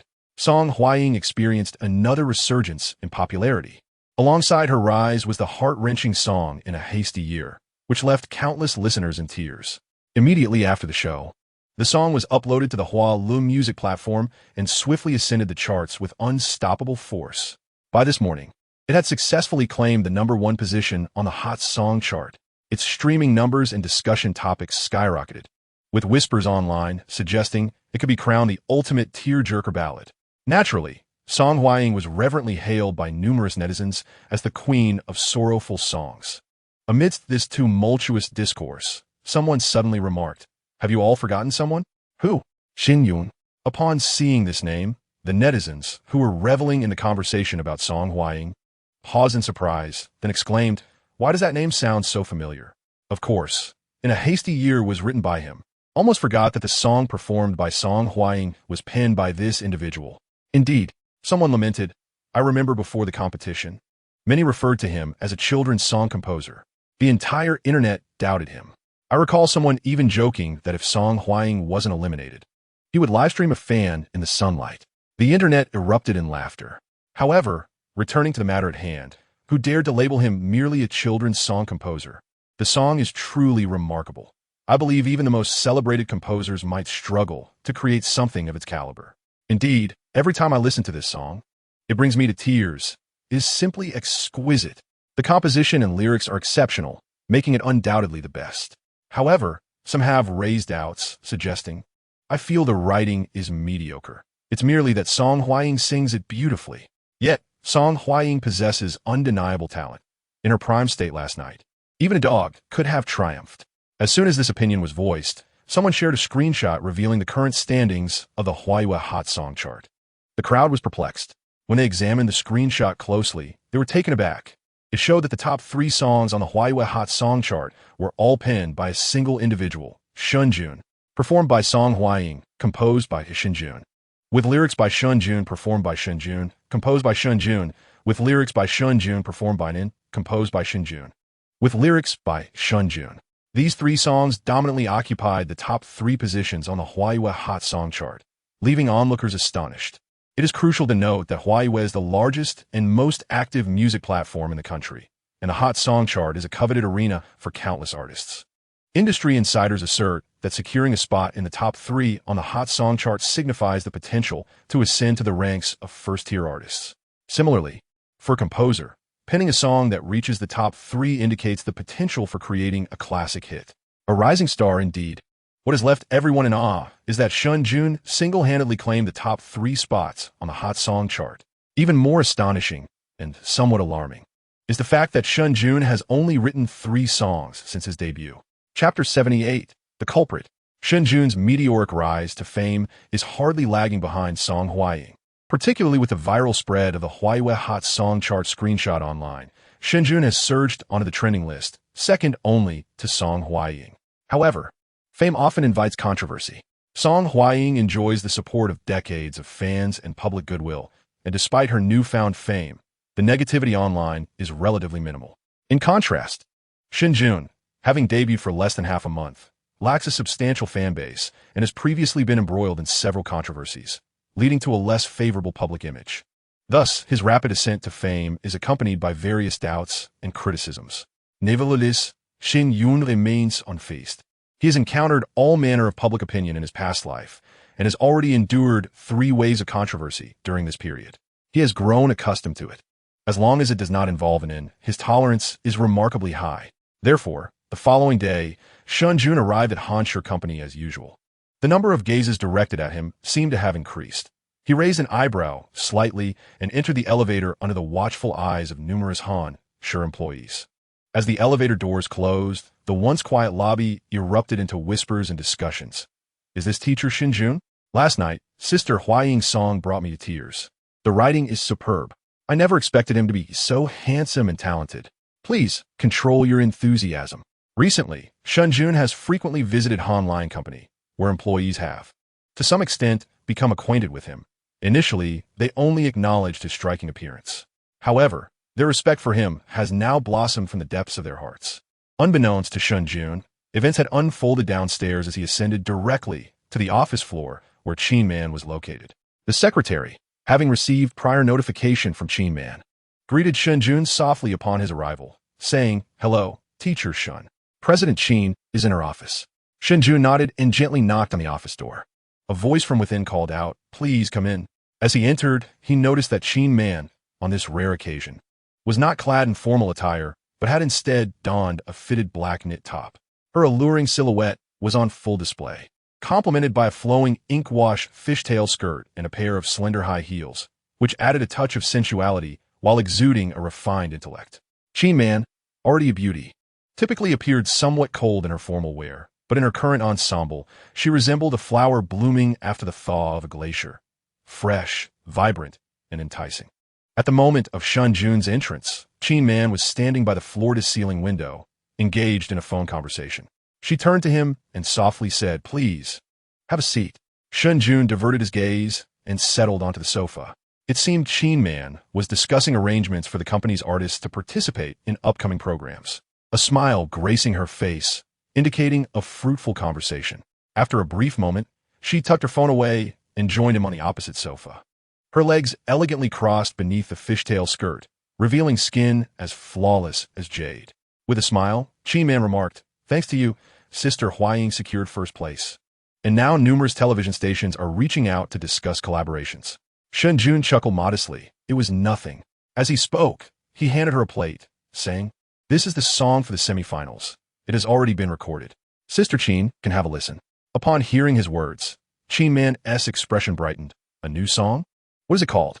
By now, Shen Jun had substantiated his talent through sheer capability, and last night's competition had showcased a remarkable compatibility between him and Song Hwaying. Furthermore, their performance had illuminated a new potential for Online Company. If Shen Jun could elevate Song Hwaying to first place, could he also guide her to secure victory in the finals and claim the title of King of Songs? Previously, such a possibility had never crossed the minds of Online Company. Initially, the company had anticipated only a top 3 finish for Song Hwaying in the show Peak Singer. Achieving such a position would suffice for significant exposure, propelling her career to new heights. Though many aspired to the title of King of Songs, Peak Singer was replete with top-tier vocalists, making it exceedingly challenging for even Song Hwaying to attain first place. Thus, prior to the competition, the company had never entertained the notion of winning the finals. Yet now, Shen Jun had unveiled a different possibility, since Song Hwaying had triumphed over Qin Tan-si and Lin Ruiden in this episode. Was it not conceivable that she could do so again in the finals? This prospect stirred excitement within Online Company, not from an insatiable desire, but because Shen Jun had illuminated a path of possibility. If such potential existed, Why not dare to be bolder? After all, what if? Thus, Han Shi, including Qin Man, now places great importance and anticipation on Shen Jun. Shen Jun simply remarked, Red Bean, a classic song by Wang Fei from a past life. Song Huaying's vocal timbre closely resembles Wang Fei's, and under Shen Jun's guidance, her pronunciation has increasingly aligned with that of Wang Fei. Given such conditions, it would be a pity not to sing Wang Fei's songs. Upon hearing Shen Jun's words, Qin Man was momentarily taken aback. The song title was somewhat unexpected. Naturally, what she most anticipated was Shen Jun's melancholic ballads, akin to the years we spent together, which evokes a sense of regret merely by its title. However, Red Bean? Qin Man found herself perplexed. Sensing Qin Man's confusion, Shen Jun added, Linglong dice and red beans. The yearning for you cuts deep. In the realm of traditional culture, the imagery of red beans exists, and upon hearing this line of poetry from Shen Jun, Qin Man suddenly grasped its meaning. After her epiphany, she expressed her astonishment. Whose poem is this? I have never heard of it. The poem sounded exquisite, and its sentiments of longing were profoundly moving, indelibly etched in one's memory. Yet, what astonished Qin Man was that she had never come across it before. Shen Jun internally scoffed. It would be a miracle if you had. Maintaining a composed demeanor, he calmly replied to Qin Man, I just made it up. Qin Man's expression shifted slightly. Her lips parted in surprise, and after a moment, she sighed, No wonder you can compose such beautiful songs. The two exchanged a few more words, and as noon approached, Shen Jun prepared to rise and leave. However, Qin Man spoke up first. Don't head back for lunch. I insist on treating you. She had invited Shen Jun to the company at this hour precisely to take the opportunity to treat him, as she felt she ought to express her gratitude for the song that benefited her immensely the previous night. Moreover, there had already been suggestions within the company to have Qin Man sign Shen Jun, who was new to the industry and currently without representation. Qin Man harbored similar thoughts. She intended to delve deeper into conversation with Shen Jun during lunch, hoping to secure him. Yet, Shen Jun shook his head, saying, I'm sorry, Sister Qin, but I have to pick up from school. Upon hearing Shen Jun's words, Qin Man was momentarily surprised. Sometimes, when she gazed at Shen Jun's face, she would instinctively forget that he was a father. After a brief pause, Qin Man quickly recovered. That's all right. You can bring it along. I promised her I would take her out to play last night. Qin Man smiled, and was adorable and had a charming personality. They had shared a delightful time together the previous evening, and Qin Man had indeed promised in an outing. She could arrange for him to have the afternoon off, as they had been discussing Disney, and it was clear that An longed to visit. Upon hearing Qin Man's words, Shen Jun's smile faltered. No wonder An had been persistently lamenting about not wanting to go to school and want to play instead that morning. She had been influenced by this. Chapter 79, Director Lin. Shen Jun could not possibly agree to this. If they played for another couple of days, that little rascal would truly lose her mind. Thus, Shen Jun quickly shook his head in refusal. There is no need for concern, Sister Qin. She has just begun her transition to kindergarten, and the teacher mentioned that she is already struggling to keep up. It is imperative that she dedicates some time to her studies. Qin Man, unfamiliar with parenting matters, sensed the seriousness in Shen Jun's tone and hesitated, asking, Is that so? Shen Jun nodded, his expression earnest as he replied, Indeed, this transition is crucial. Otherwise, she will find herself at a disadvantage in primary school, which could be quite distressing. Let us arrange another meeting when time permits. Qin Man opened her mouth, letting out a sigh. Very well. She had initially intended to seize the opportunity to draw closer to Shen Jun today, even going so far as to dress up for the occasion. But unexpectedly, the moment had passed before it even began. After bidding farewell to Shen Jun, as Qin Man passed by the secretary's office, she hesitated and asked, Xia, do you think I look unattractive today? As she spoke, she slightly turned her body. The ink-wash mermaid skirt blossomed like a lotus, accentuating Qin Man's clear and radiant beauty.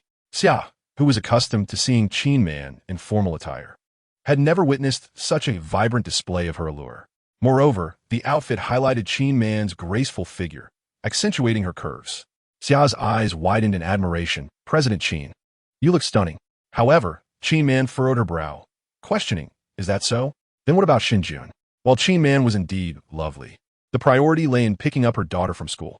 After leaving the Han Shi company, Shen Jun quickly took a taxi straight to the Yinghuang kindergarten. Due to the rush hour, he arrived a few minutes late. Fortunately, and it was playing under the supervision of Teacher Lee. Shen Jun breathed a sigh of relief and promptly approached, at which point Teacher Lee and looked up, and Teacher Lee smiled, saying, "Ann's father. You're here." Anan dashed forward and hugged Shen Jun's leg, exclaiming, "Daddy." Shen Jun crouched down to embrace Anan and then looked apologetically at Teacher Lee, saying, "I'm sorry, Teacher Lee. I was delayed by some matters." Teacher Lee smiled, showing no signs of annoyance. "I understand. You are quite popular now and must be very busy." Shen Jun smiled and encouraged Anan to wave goodbye to Teacher Lee. "Goodbye, Teacher Lee." Teacher Lee waved back with a smile. "Goodbye, Anan." "Goodbye, Anan's father." After the two departed, a teacher standing next to Teacher Lee inquired with curiosity, "Teacher Lee, is that the parent of one of your students? They look somewhat familiar." Teacher Lee raised an eyebrow and chuckled. "Familiar indeed. This parent is named Shen Jun." The questioning teacher pondered for a moment before the realization dawned upon her. "Shen Jun? Wait a moment. He is the Shen Jun. So handsome. Wow. I can't believe he is the parent of one of your students. You must be so envious." The teacher exclaimed in astonishment. The excitement surrounding the singing competition from the previous night continued to escalate, with more people beginning to take notice of Shen Jun. This was reflected in the increased number of onlookers throughout the day. Even Anan expressed her confusion, asking, "Daddy, why are Teacher Lee and the others looking at you?" Shen Jun understood the reason, but playfully responded to Anan, "It's because your daddy is handsome." Anan pouted her lips in discontent. "Umph. They can't possibly be trying to steal my daddy, can they?" With that, she wrapped her arms around Shen Jun's neck and buried her face in it. Shen Jun was taken aback by the sudden outburst of her temper. After coaxing her for an entire afternoon, he managed to placate her, allowing this little rascal to seize the opportunity to enjoy an ice cream. Watching Anan eat the ice cream with a beaming smile, Shen Jun couldn't help but suspect that she had been plotting against him since school let out. "Oh dear," she is becoming increasingly clever. In the afternoon, after dropping Anan back at kindergarten, Shen Jun returned home to tidy up the household chores. As school dismissal approached, he went to pick her up, then took her to the market to buy groceries. Upon returning home, Shen Jun prepared dinner while Anan tackled her homework. Even in her early years, there was still homework to complete. Shen Jun found this puzzling, yet Teacher Lee had assured him it was for her preparation for elementary school. He was perplexed. In both his previous life and this one, there had been initiatives to reduce homework, yet it still persisted. Fortunately, Anan was quite self-sufficient and required no supervision for her studies. Shen Jun firmly believed that Anan was a blessing, never having caused him undue distress since her birth. She was obedient and exceptionally astute, making him cherish her all the more, fearing she might melt away from his adoration. Life seemed to revert to the rhythm it had before Shen Jun's divorce. With some leisure time, he contemplated his upcoming plans. The next episode of Peak Singer was set to air next Friday, just 6 days away. The magazine for Tomb Robbery Notes would be released on July 16th. In 5 days, the closest event was the recording of the new episode of Where Are We Going, Dad?, set to commence in 2 days. However, Shen Jun found it odd that with the broadcast date approaching, he had yet to receive any notification from the production team. He messaged Lin Jia, but received no reply, which stirred a sense of worry within him. Sure enough, a day later, Shen Jun received a call from Lin Jia. Her voice sounded hoarse and subdued as she began. "Junge, I've had a falling out with Xiangtai." Upon hearing this, Shen Jun's expression tightened with concern. "Where are you now?" he inquired. After a brief silence, Lin Jia replied, "I've just finished packing. I don't know where to go." Without hesitation, Shen Jun responded, "I'll buy you a ticket. Come to whose city? Anan has been missing you these past few days." There was another moment of silence on the line before Lin Jia's voice, now even more raspy and trembling, replied, "All right." After hanging up, Shen Jun let out a soft sigh. He had felt a twinge of worry when he couldn't reach Lin Jia the previous day. He was not one to assume the worst about others, but being in this industry forced him to think more critically. He had witnessed too much darkness and depravity in his past life. To his dismay, it seemed Lin Jia had encountered some of it herself. Lin Jia's flight was scheduled for the evening. Shen Jun first went to pick up Anan from school, then took her to the airport. Anan, oblivious to the situation, thought they were going on another adventure when she realized they were headed to the airport. Her eyes widened in excitement as she exclaimed, "Darling, where are you taking it into play?" Shen Jun sighed, realizing that this little one was consumed with thoughts of going out, all thanks to Sister Qin. Meanwhile, Qin Man, still working overtime at the office, suddenly sneezed and looked up in confusion. In the car, Shen Jun explained to Anan, "We are here to pick up Uncle Lin Jia." Do you remember Uncle Lin Jia? Upon hearing that they were not going out to play, Anin's expression fell, her lips pouting as she murmured, I remember. Director Lin.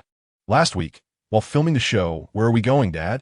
Anin had heard the staff refer to Lin Jia as Director Lin, and she had adopted the title with enthusiasm, now quite accustomed to it.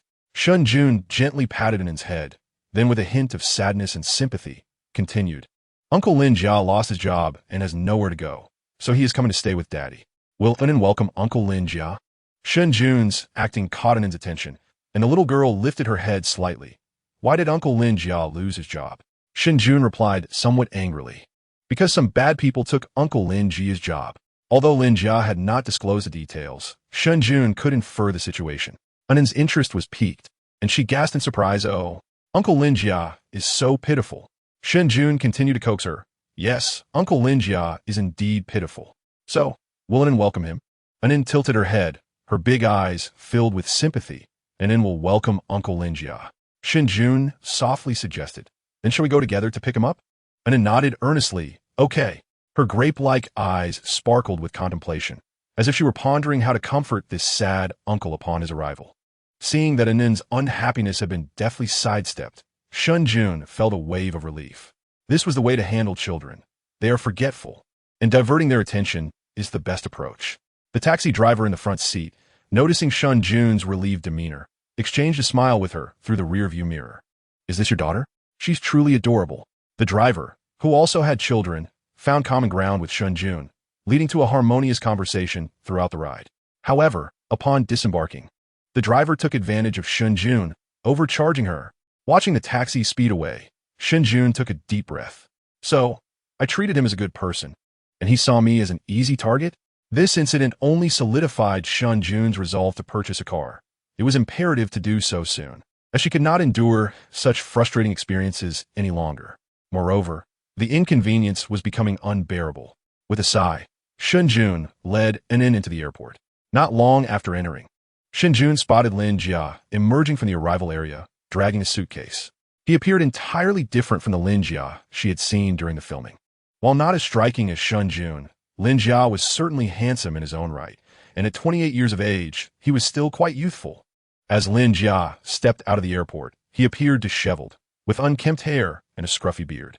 His complexion was notably dull, accentuated by pronounced dark circles under his eyes. He could easily be mistaken for someone in their 30s or 40s. The transformation in his demeanor was stark. Just last week, during the filming of a program, he exuded vitality and confidence, commanding the set with an air of youthful promise. Now, however, Lin Jia seemed utterly deflated, as if all his spirit had been sapped away, resembling a weary worker who had been exploited for years. It was a pitiful sight. At first glance, Shen Jun barely recognized the idea. Concern etched on his brow. He felt a wave of worry upon seeing his friend in such a state. Lin Jia was one of the few friends he had made since his arrival in this new world, and their bond had always been genuine. Shen Jun's ability to swiftly navigate through his recent divorce was largely thanks to Lin Jia's unwavering support during the filming, where he, despite being a director, had tirelessly assisted Shen Jun. It was a kindness Shen Jun would forever cherish, and thus he sincerely wished for Lin Jia's well-being. To his dismay, Shen Jun felt a heaviness in his chest as he exhaled and approached Lin Jia. Uncle Lin. Lin Jia, in a daze, walked out of the airport, having felt lost and devoid of purpose after the recent turmoil. Then, he heard a bright, cheerful voice calling out to him. Looking up, he saw Anin, her little legs pattering towards him, her face aglow with a radiant smile, reminiscent of a little princess. In that moment, Lin Jia's heart, once as cold as ash, was stirred, and a flicker of life returned to his otherwise numb expression. Anin, he rasped, his voice still hoarse. Shen Jun approached from behind, giving Lin Jia a reassuring pat on the shoulder. Are you all right? Lin Jia lifted his gaze to meet Shen Jun's, his eyes bloodshot and trembling lips struggling to form words. Finally, he managed to utter a choked, tearful, "Brother Jun," on the journey home, and had already dozed off in the car. After Shen Jun had gently settled her in for the night, he took Lin Jia to a nearby food stall. A man may shed tears, but only when the heart is unburdened by drink. As the night wore on, Lin Jia, now inebriated, cried profusely, pouring out his recent tribulations. Shen Jun's suspicions were confirmed. Lin Jia had indeed encountered the sordid realities of the entertainment industry. With the success of the show, Where Are We Going, Dad? At its peak, Lin Jia, who had been the mastermind and driving force behind the program, had been relegated to the role of assistant director. Meanwhile, a director had been parachuted in from the network, a higher-up with experience. The official reasoning provided by the Xiong Province television station was that the public sentiment following the first episode indicated Lin Jia was unable to effectively manage the program. As the show continued to gain popularity, the network deemed Lin Jia incapable of maintaining control, hence the decision to bring in a seasoned director for assistance. Through tears and laughter, Lin Jia lamented, "They say I can't handle it." After taking a swig, he exclaimed, his eyes red-rimmed, "If I couldn't handle it, how did this show become so successful? Who would employ this group of incompetents to assist me? They have been toiling on their programs for years. Yet they cannot compare to my single endeavor. Is it not merely an attempt to usurp my accolades? Bah, how pretentious!" Lin Jia, inebriated, cursed and ranted, and Shen Jun refrained from intervening. It was better for Lin Jia to vent his frustrations rather than bottle them up, which could lead to dire consequences. Shen Jun had no desire to re-enter this industry, having been disillusioned by its sordid affairs. To outsiders, Lin Jia's situation might seem outrageous, yet to those within the circle, such occurrences are all too familiar in this grand arena of fame and fortune, rife with indulgence and excess. The shadows beneath the sun are the most profound. It was unexpected, however, how swiftly and impatiently such matters unfolded. Observing Lin Jia, despondent and seething with rage, Shen Jun furrowed his brows, his expression betraying a chill and suppressed fury. Having met Lin Jia in their senior year, Shen Jun had witnessed the latter's fervent passion for this profession, his youthful exuberance and ambition. This was precisely why Shen Jun enjoyed discussing programs with Lin Jia. One cannot resist the allure of someone whose eyes sparkle with passion. He had also seen the immense effort Lin Jia had expended to gain entry to the Hunan provincial television station. Late nights and relentless dedication were the norm. He remembered Lin Jia's exhilaration upon being accepted by the station, akin to a child delighting in a trip to an amusement park, brimming with innocence and fervor.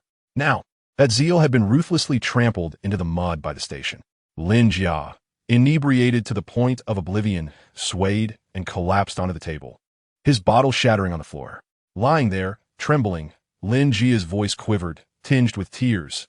"Brother Jun, I cannot accept this. I want to destroy them. Annihilate them completely. Let them perish. Let them see if I can seize this opportunity." Hearing Lin Jia's anguished cries, Shen Jun gently patted his shoulder, his tone icy and restrained. "Then let us obliterate them." Chapter 81, Custody. The following day, a hungover Lin Jia remained unconscious. Shen Jun returned in home, tidied up the household briefly, and then sat down to reflect on the previous night's events. His words from last night were not mere platitudes to placate Lin Jia. They were the result of earnest contemplation. He did not wish to see Lin Jia sink into despair. Moreover, he understood Lin Jia's fervor for this industry. If Lin Jia were to regain his spirit, he would undoubtedly choose to re-enter the field. Lin Jia could not tolerate this indignation. Neither could Shen Jun. Eventually, they would have to confront the Hunan station and other networks, and in the realm of interests, it would be a matter of survival. It would be either their demise or that of others. In light of this, Shen Jun resolved to ensure the downfall of others. With the foundation of his past life, Shen Jun had the confidence to make such declarations. At that time, merely presenting snippets of popular shows would suffice to leave these television stations overwhelmed. Thus, Shen Jun believed it would not be a daunting task to help Lin Jia rise again. As Shen Jun pondered over the matter, the phone suddenly rang. He glanced at the caller ID, an office line. The court. Upon seeing the court's name, Shen Jun's brow furrowed in distress. He quickly answered the call, and a very official voice resonated from the other end, chilling Shen Jun's demeanor with each passing moment. Indeed, it had come to pass. Zhao Wani had filed an appeal, seeking to alter the custody arrangement of their daughter. After hanging up, Shen Jun took a deep breath. He had believed that Zhao Wani had relinquished her pursuit during this period of silence. But to his astonishment, she had not given up. She had indeed sought legal counsel to reinitiate her appeal. Given his understanding of Zhao Wani, she would not engage in endeavors devoid of certainty. She was quite concerned with her reputation. The fact that she had chosen to appeal anew indicated her considerable confidence. Furthermore, with Zhao Wani's means, hiring an adept lawyer would pose no challenge. This revelation stirred a rare agitation within Shen Jun's usually placid countenance. If there were one thing he cherished above all in this world, it was an end. He would not permit anyone to take her away. Furrowing his brows, Shen Jun rose and paced the living room several times before retrieving his phone to call Qin Man. His acquaintances were few, and those capable of assisting him even fewer. Thus he had no choice but to seek Qin Man's help once more. Qin Man promptly answered Shen Jun's call, and before he could utter a word, she exclaimed, "I had the team listen to it. Everyone found it splendid, and Sister Huaying is quite fond of it. She has already begun rehearsing." This song was a classic from a past life, making it hard not to appreciate. Shen Jun casually replied, "That's wonderful," before expressing his growing impatience. "Sister Qin, I must trouble you for another favor." This time, Qin Man did not dismiss Shen Jun's request lightly. Rather, she regarded it with utmost seriousness. After aiding Shen Jun previously, he had directly helped Song Huaying secure first place, and now Qin Man was eager to assist Shen Jun as much as possible, hoping to forge an unbreakable bond with him.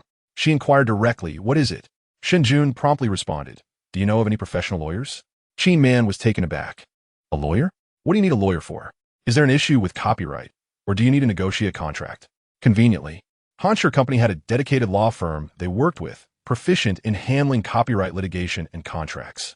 "I can have him assist you." Before Shen Jun could elaborate, Qin Man had already conveyed all she needed to say. Shen Jun paused for a moment before quietly stating, "I wish to consult regarding a custody dispute." Upon hearing Shen Jun's words, Qin Man was momentarily stunned, then repeated in disbelief, "Custody?" She was momentarily at a loss for words. She had assumed Shen Jun sought advice on copyright or contracts, and was taken aback by the unexpected request for custody consultation. "Well, this is a father-esque concern." Qin Man reassured herself, suppressing her initial bewilderment, and proceeded to send Shen Jun the contact details of the collaborating law firm. After all, they dealt with civil litigation, which should suffice. Jean Law Firm, one of the leading law firms in the city. At this moment, Chun Xin of Jinolv was organizing documents in the office when she suddenly sneezed. Just as she wiped her nose, the phone rang. It was another card of Chun Xin's, and those who knew this number were all esteemed clients. Without hesitation, Chun Xin answered the call. On the other end, a deep and resonant voice greeted her. "Hello. I have a legal matter to discuss. President Qin from Hanshi mentioned that you are quite professional, so I would like to consult you." This statement quickly echoed in Chun Xin's ears, and she swiftly extracted the key information. Hanshi, President Qin. Hanshi was a significant client of the firm, and Chun Xin was the one handling related matters, leading her to a rapid conclusion in her mind. A major client. There's no way they would know President Qin otherwise. The consultation would likely pertain to copyright, contracts, and other intellectual property legal issues within the entertainment industry. Exactly her area of expertise. It was indeed a professional match. However, just as Chun Xin confidently affirmed, 3 minutes later, she was left utterly incredulous, exclaiming, "You mean you wish to consult about custody issues?" Although both are civil litigation, these two areas are entirely different.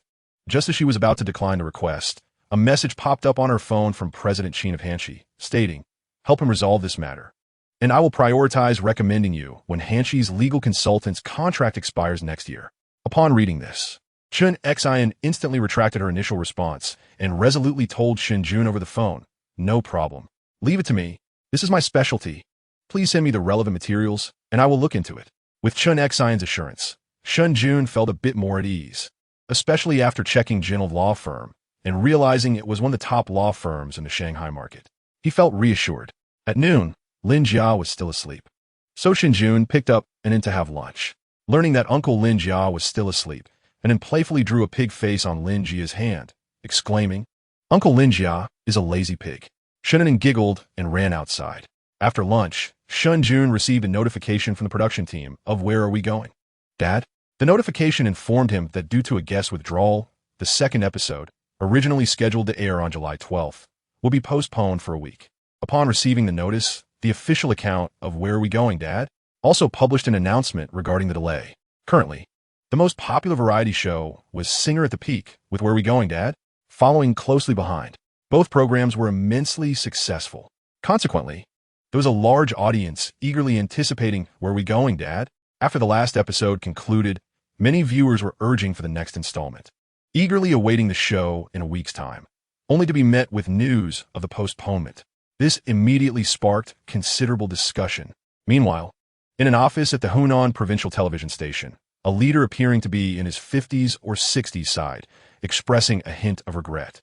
I asked you to take over the program, not to completely push others out.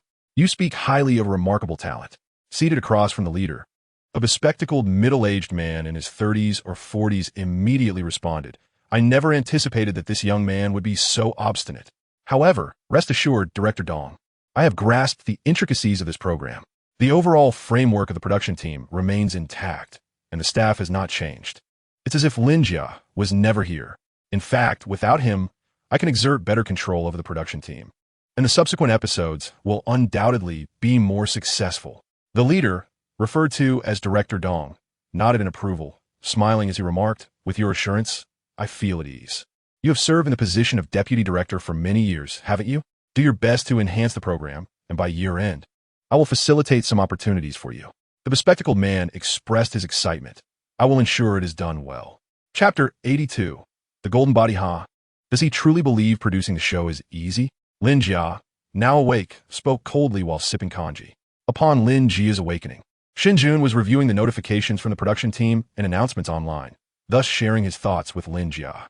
After venting his frustrations the previous night, Lin Jia appeared significantly improved. At least his eyes sparkled with vitality. When the topic of the program arose, he was no longer filled with resentment. Yet he still coldly asserted, without me, he is nothing but a pile of refuse. Moreover, Lin Jia paused before asking Jun, do you recall your contract? Shen Jun was momentarily taken aback. The contract had been drafted by Lin Jia, and he had merely glanced at the labor compensation, neglecting the finer details. He trusted Lin Jia would not lead him astray. Shen Jun inquired with curiosity, what about the contract? Lin Jia smirked slightly. When I signed a contract with you, I left a clause in our favor.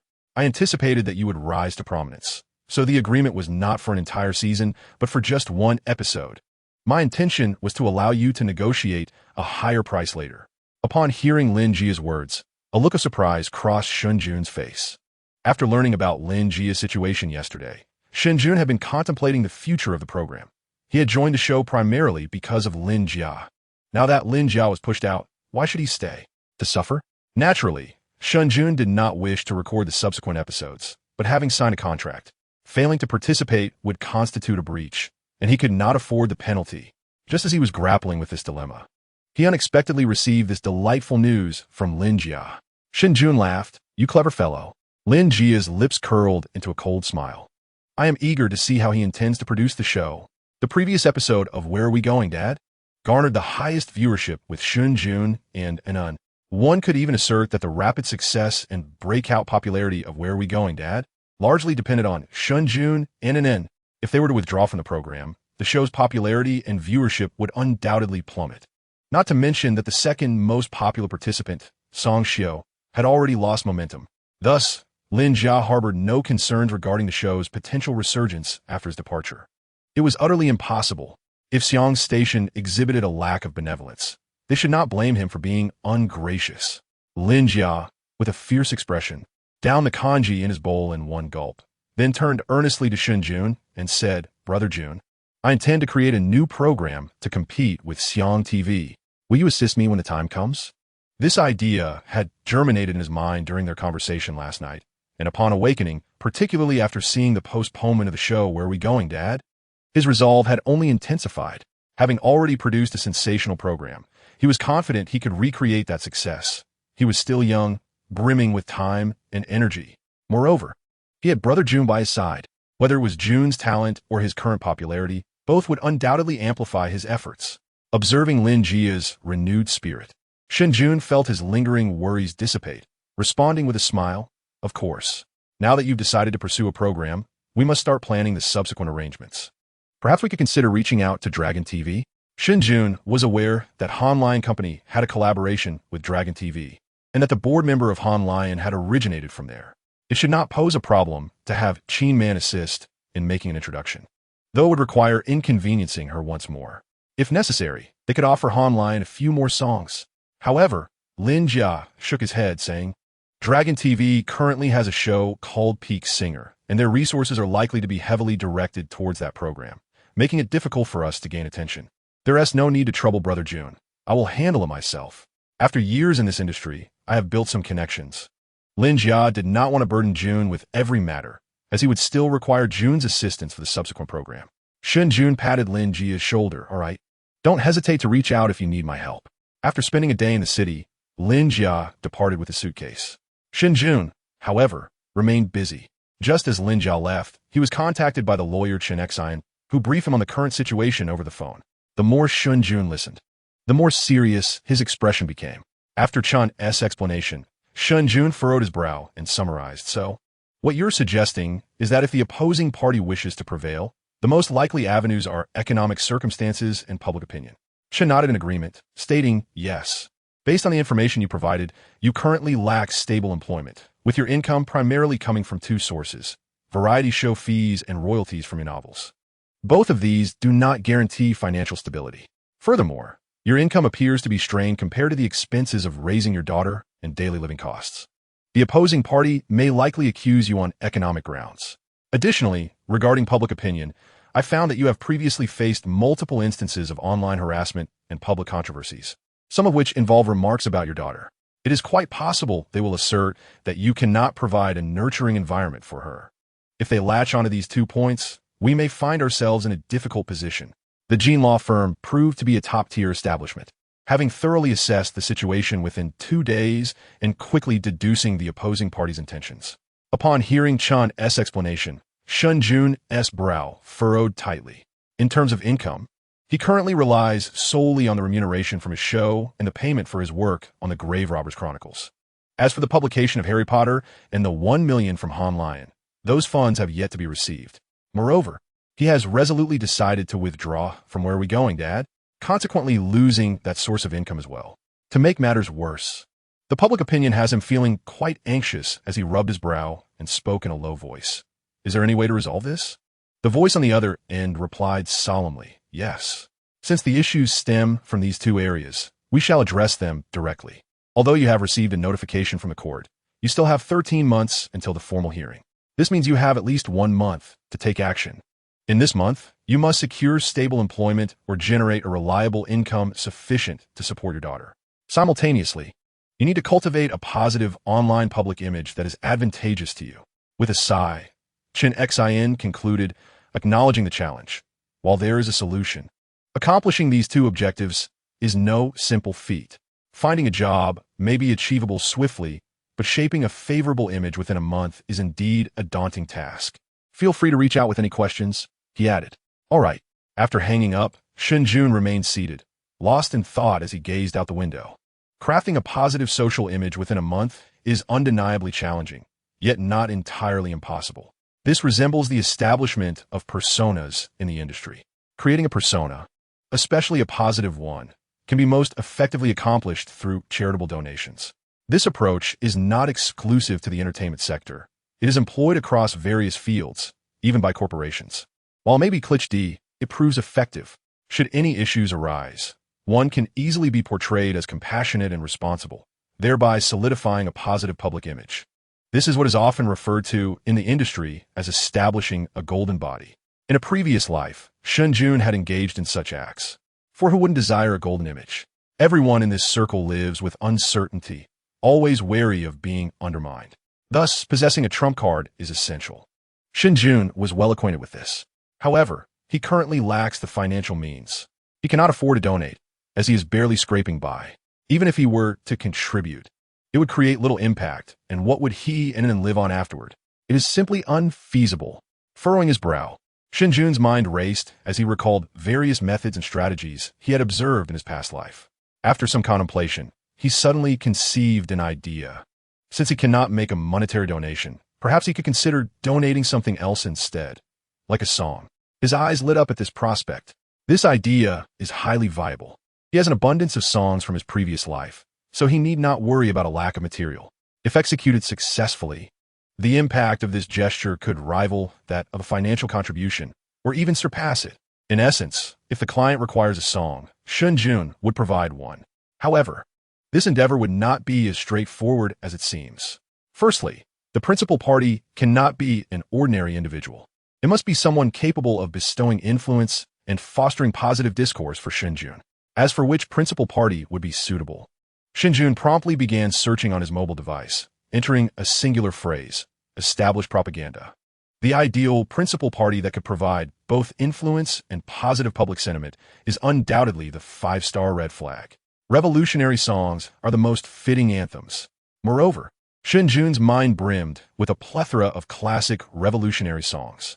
Unfortunately, although this year marks the centennial celebration, with numerous grand promotional and gala events planned for September and October, 3 months is far too long. By then, the opportunity would have passed. Thus, he discarded this option with a sigh. Shen Jun realized he must seek projects that could be launched and promoted promptly. The event planning could wait for another time. It would be a disservice to the multitude of revolutionary songs in his mind to not partake in this endeavor.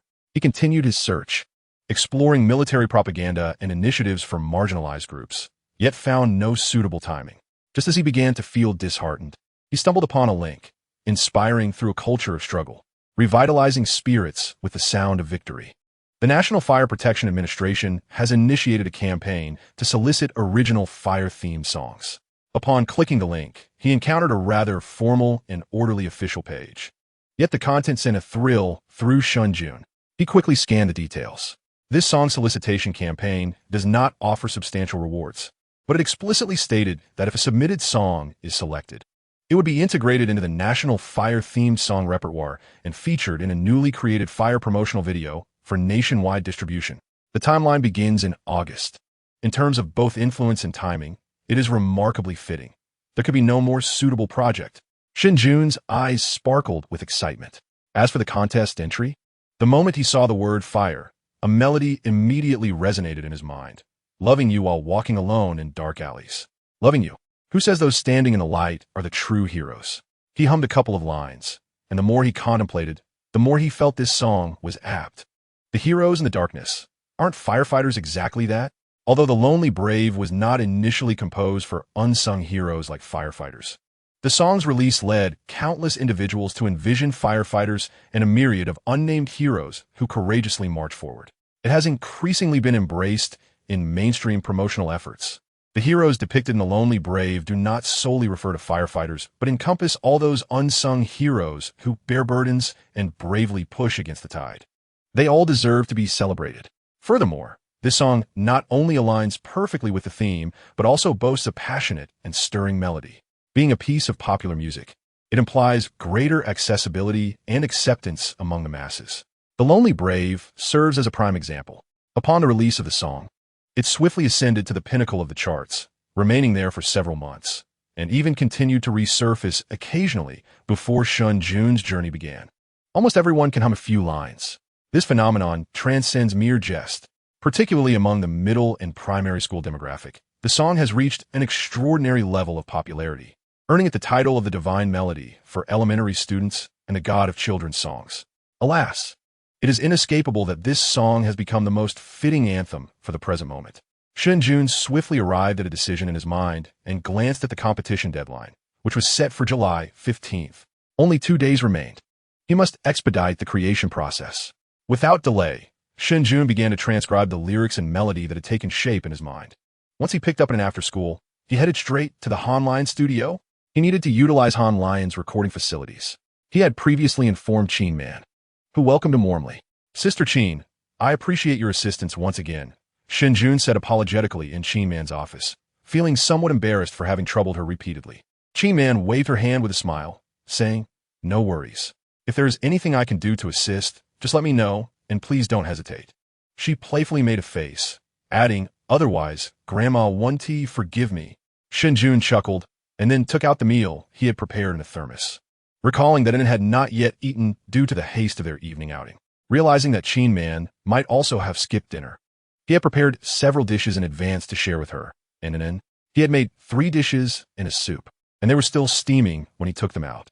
Indeed, Qin Man had not had dinner, and due to her recent busyness, she had only managed a quick bite in the office at noon. She was already feeling quite hungry. The aromatic scent of the food wafted through the air, causing her stomach to grumble audibly, turning her cheeks a shade of crimson.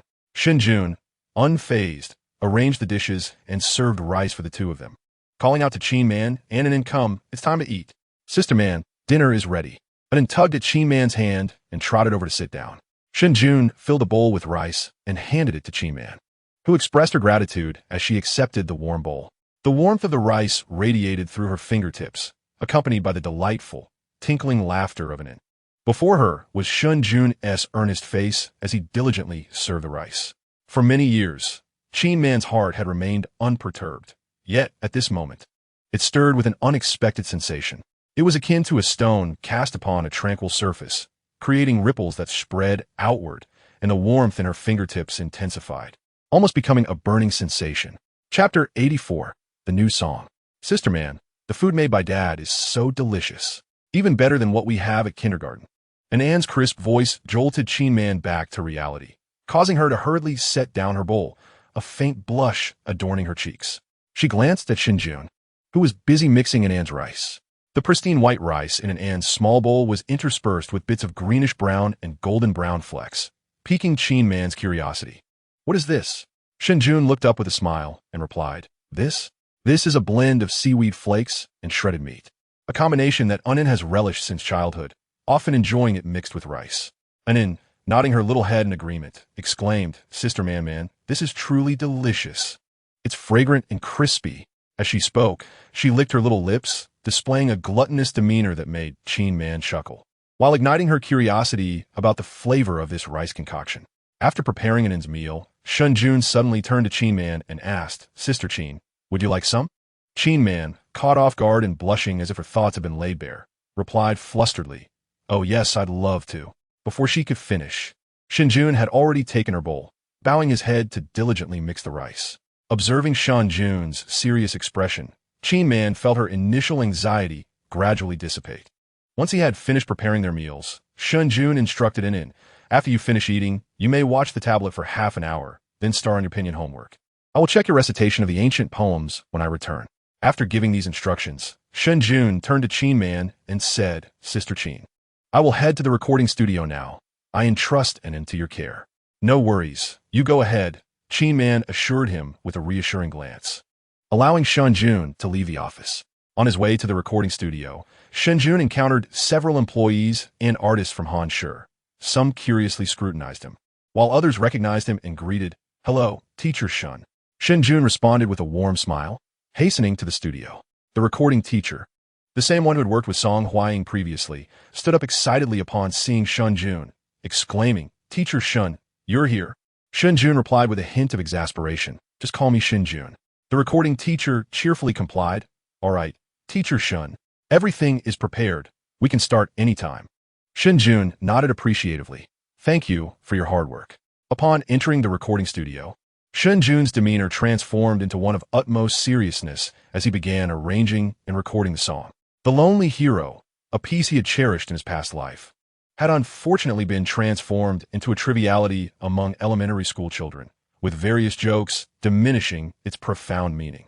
Now, as he revisited it, Shen Jun suppressed the comedic memories of his former life and began to recall images of firefighters and soldiers, the true heroes who bravely face adversity.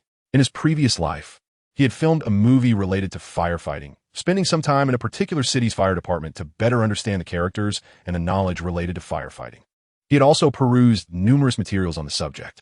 His character sketches had once amounted to tens of thousands of words, and he had personally experienced the terrifying heat and suffocating atmosphere of a fire scene. This allowed him to immerse himself in the emotions rapidly. Subsequently, Man adjusted the instrumental arrangements and harmonies, meticulously reconstructing the essence of the lonely hero from his past life. Furthermore, Shen Jun's rendition of the song, while retaining the original's tenacity and fervor, infused it with an added layer of tragic determination and relentless resolve. His singing was marked by a raw, raspy quality. This was not a deliberate alteration of the arrangement, but rather a natural expression of his deep emotional understanding that shaped his vocal technique. After listening back to his performance, he decided against any further modifications. When emotions are fully engaged, one may judiciously sacrifice technique, and that suffices. Finally completing the task, Shen Jun glanced at the time. Realizing he had unwittingly spent over 3 hours in the recording studio, it was already past 9. With a soft exhale, He pushed the door open and stepped outside. As he did, a resounding applause erupted from beyond the door, startling him. Upon looking up, he noticed that, in addition to the sound engineer, Song Huaying and his manager had also arrived, their enthusiasm evident in their clapping. Teacher Xiao Shun, is this your new song? It's absolutely enchanting. I was moved to the point of tears, they exclaimed, taking turns to voice their admiration until they finally settled down. Shen Jun, somewhat puzzled, inquired, Sister Huaying, what brings you here? I came by to practice singing and heard you were here, so I thought I would take a peek. Little did I know I would witness the birth of yet another classic. Song Huaying replied, her expression a mix of astonishment and admiration as she regarded Shen Jun. She had indeed heard earlier that he was also present, and her curiosity drew her in. Upon arrival, she noticed the sound engineer's fervent and dramatic demeanor, which piqued her interest. After donning the monitoring headphones, she was immediately captivated by what she heard. Song Huaying felt a profound sense of reflection. Throughout her career, many had remarked on her innate talent, attributing her success to the blessings of her predecessors. However, after witnessing Shen Jun, she realized that there are indeed greater talents beyond her own. In comparison to Shen Jun, she felt like mere wood. He was the true recipient of divine favor, as if the very bowl of sustenance had been placed directly into his hands. Setting aside Shen Jun's prowess in songwriting and composition, his vocal skills alone were remarkable. During their last session, there had been some inadequacies in his technique, with certain high notes and transitions between vocal registers lacking fluidity. Yet today, all those shortcomings seemed entirely resolved. Shen Jun's current vocal abilities rivaled those of top-tier artists, and coupled with his palpable emotional resonance, Song Huaying was momentarily struck by the illusion that he surpassed her in skill. Awestruck, she gazed intently at Shen Jun before changing the subject, asking, what is this song? Oh, I saw a call for theme songs online and had a spark of inspiration, which led me to write this piece, he replied. The three of them were once again astonished by his response. Impressive. While others toil for days or even years to compose a song, you simply saw a theme and were inspired to create a classic. Such talent left them in awe, though they wished to engage Shen Jun further. Concerned for An's well-being, excused himself and hurried back to Qin Man's office. At that moment, in the office, An lay on the sofa, covered with a blanket, fast asleep. Qin Man was diligently attending to documents on his computer, occasionally glancing at An with a tender gaze. For 3 hours, An had been perfectly calm, not a single tear or whimper escaping her lips. As the night approached, An found herself yearning for her father's return in this unfamiliar environment. Her eyelids grew heavy, and her head began to droop. Observing this, Qin Man could not help but feel a pang of compassion. She embraced An and serenaded her with a lullaby, a melody she had mastered during her previous visit at Shun Yunqing's residence. With ease, she soon lulled An into slumber. Once An was asleep, Qin Man resumed her tasks. She couldn't shake the feeling that the usually tranquil office felt somewhat less desolate this evening. Just as she pondered this, Shen Jun entered, prompting Qin Man to gesture for silence. He instinctively softened his footsteps. Looking at the slumbering An on the sofa, a look of tenderness crossed Shen Jun's face. His initial reluctance to work stemmed from concerns about such situations. With Zhao Wani absent, he feared that if he became busier, no one would care for An. Thus, he chose to dedicate himself to her care. Yet he lamented that it had come to this, sighing softly as he addressed Qin Man, I apologize for the trouble. Oing ye. Qin Man replied gently, it's no trouble at all. An is very well behaved. Approaching An, Shen Jun carefully lifted her, causing her to stir slightly. Drowsily, she emitted a couple of soft sounds. An is awake. Let's go home to sleep, he coaxed. Upon hearing her father's voice, An struggled to open her eyes, sleepily calling out, Daddy. I'm here, Shen Jun replied, tenderly touching her cheek. Shall we go home to sleep? With a sleepy nod, An murmured, Then let us be off. Shen Jun draped a coat over her shoulders and prepared to carry her out, but just as he was about to leave, An sleepily clutched his neck and murmured, Sister, come home with us. Shen Jun paused, momentarily taken aback. Qin Man, trailing behind him, quickly grasped the situation, realizing that An had been calling her sister, a title she had grown accustomed to. However, upon hearing An's words, Qin Man felt a flutter of panic, her heart racing. Before she could finish, Shen Jun turned to An and explained, Annie Qin Man has her own home. She needs to return there. An, somewhat displeased, pouted, I don't want that. I want Sister Man. Shen Jun's tone grew serious. No throwing tantrums. Daddy will bring you again tomorrow. And you can play with Annie Chin Man then. Hearing Shen Jun's firm voice and the promise of a return visit, and then reluctantly acquiesced with a sniffle. Shen Jun cast an apologetic glance at Chin Man. Chin Jia, I'm sorry. Chin Man waved her hand dismissively as Shen Jun descended the stairs with an in his arms, carrying a takeout container. However, once they entered the elevator, the previously composed Chin Man's expression shifted dramatically. She kicked the door frame in frustration, gritting her teeth as she exclaimed, Auntie, you are the one who's the aunt. In the following 2 days, Shen Jun dedicated himself to rehearsing at the Hansher Company. In the meantime, Lin Jia sent news that the upcoming job had been secured, and she was preparing to join Jiang in satellite TV. Among domestic television stations, the foremost tier consists of industry leaders, primarily CCTV. The subsequent tier includes Dongfang Satellite TV and Xiang Province Satellite TV, both provincial networks, while Jiang in Satellite TV ranks just after these three, securing the third position among provincial broadcasters. Although it cannot quite match Dongfang and Xiang Province, it surpasses other provincial channels, representing a classic case of being insufficient compared to the upper echelon, yet ample when compared to the lower tier. In recent years, as provincial satellite channels have frequently launched blockbuster variety shows, many have been eager to ascend into the second tier, and Jiangnan Satellite TV harbors similar ambitions. Consequently, in the past 2 years, they have undertaken numerous initiatives and launched various programs, yet they have continuously lacked a standout hit. Thus, they remain relegated to third place. Jiangnan Satellite TV possesses a solid foundation and is rife with ambition, making it a suitable environment for Lin Jia's development. Shen Jun finally felt a sense of relief and smiled as he told Lin Jia, once your new program is up and running, be sure to save a spot for me. Lin Jia, reinvigorated, replied, absolutely. When the time comes, we shall join forces and outshine Xiang Province. Once Lin Jia's matters were resolved, Shen Jun reflected on his own situation. Beyond the need to donate songs for reputation, he also required a stable financial situation, which meant securing a reliable job or income source. However, the prospect of seeking employment was not on Shen Jun's agenda. He could never envision himself as a mere employee. Shen Jun was all too familiar with the dehumanizing experience of working for others. At the outset of his career, the company he signed with treated artists as expendable. Days were consumed with rushing to events or attending activities, leaving little room for rest, which could only be snatched in transit. Shen Jun once endured 3 consecutive days without a break, to the point of dozing off while being made up backstage. Thus, he resolved never to be a cog in the wheel again. He planned to establish his own studio and become his own boss. This way, he could dictate all decisions and, after nurturing a couple of artists and once the custody matters were settled, he could retreat behind the scenes to continue his leisurely lifestyle. Perfect. Shen Jun was well acquainted with the procedures for setting up a studio, so he wouldn't require assistance in that regard. However, once the studio was established, he would need to hire a few individuals, particularly an agent, since he had firmly decided to step into this industry and would need to earn a living from it. A professional agent was indispensable. Although Shen Jun was familiar with the business aspects, a skilled agent would provide him with significant advantages. Recruiting personnel would require the assistance of Sister Chin. Of course, all of this was for the future. Shen Jun first needed to complete his current tasks.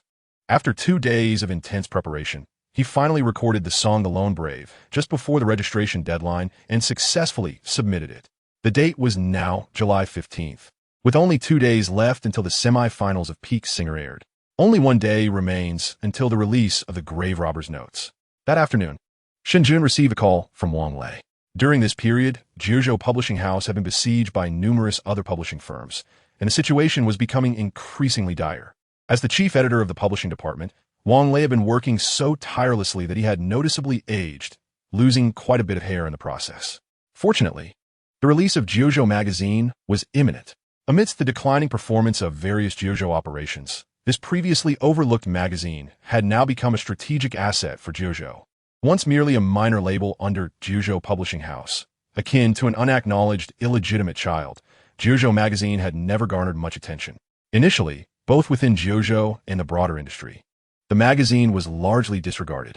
However, Jiuzhou Publishing House now held high hopes for this issue, believing that it could pave a path to survival amidst the looming crisis, potentially elevating Jiuzhou to new heights. To this end, JoJo Publishing even convened a comprehensive staff meeting before the launch.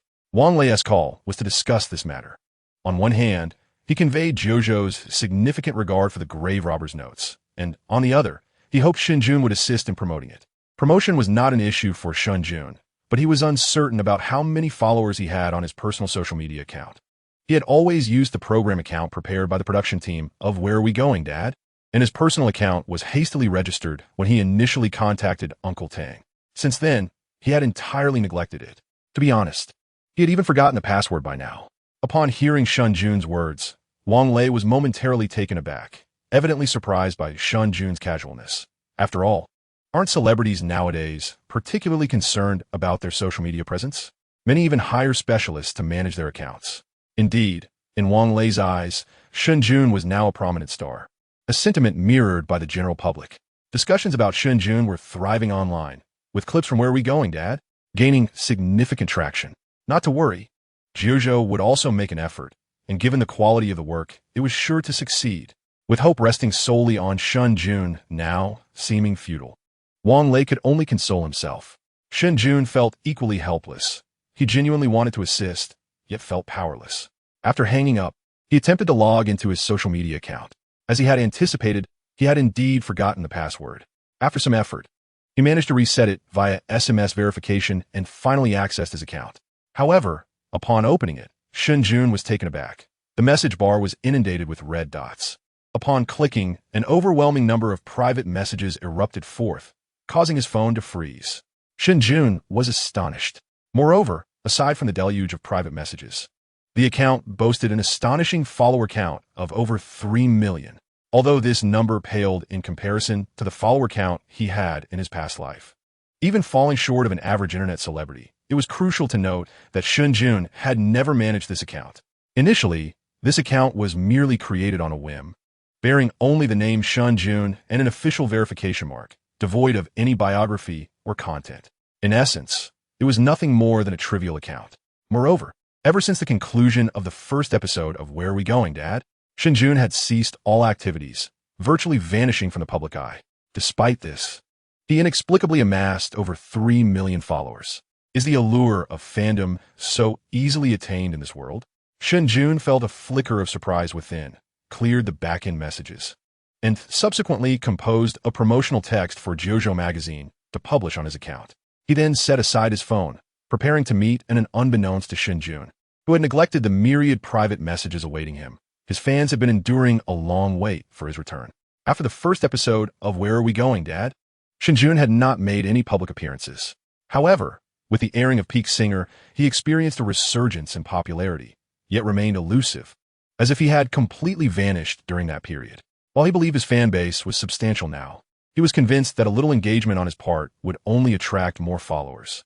Currently, his 3 songs were still perched atop the Huayue Hot Songs chart, garnering countless listeners, and these tracks had also gone viral across short video platforms, accumulating over 1 billion views collectively and attracting numerous fans. In addition to his music, Shen Jun had also begun a narrative reminiscent of Harry Potter, leaving countless fans eager for the next installment. Half of the messages in his back end were pleas for updates. Furthermore, during his stint on Where Are We Going, Dad? Shen Jun and had garnered a plethora of fans, including admirers of his looks, daughter fans, and mother fans, many of whom hoped to see glimpses of his daily life with an N. Just by checking the account linked to the show, one could see that Shen Jun and An's live streaming account had already surpassed 10 million followers. Thus, it was inevitable that Shen Jun's engagement would lead to a dramatic increase in his fan base. Currently, many were unaware that Shen Jun possessed a personal account. With no content posted, fans had no opportunity to manage or elevate his visibility. In this context, Shen Jun's promotional message was released. All followers of Shen Jun received notifications from the platform, and many initially reacted with skepticism, thinking, is this yet another marketing account? Recently, there had been an influx of marketing accounts purporting to be associated with Shen Jun, and many fans were growing weary of them. These accounts offered little new content, merely rehashing the same material ad nauseum, which was understandably frustrating. However, just as fans were about to dismiss the promotional alert, their fingers paused. The notification read, "You are following Shen Jun, Shen Jun? My follow."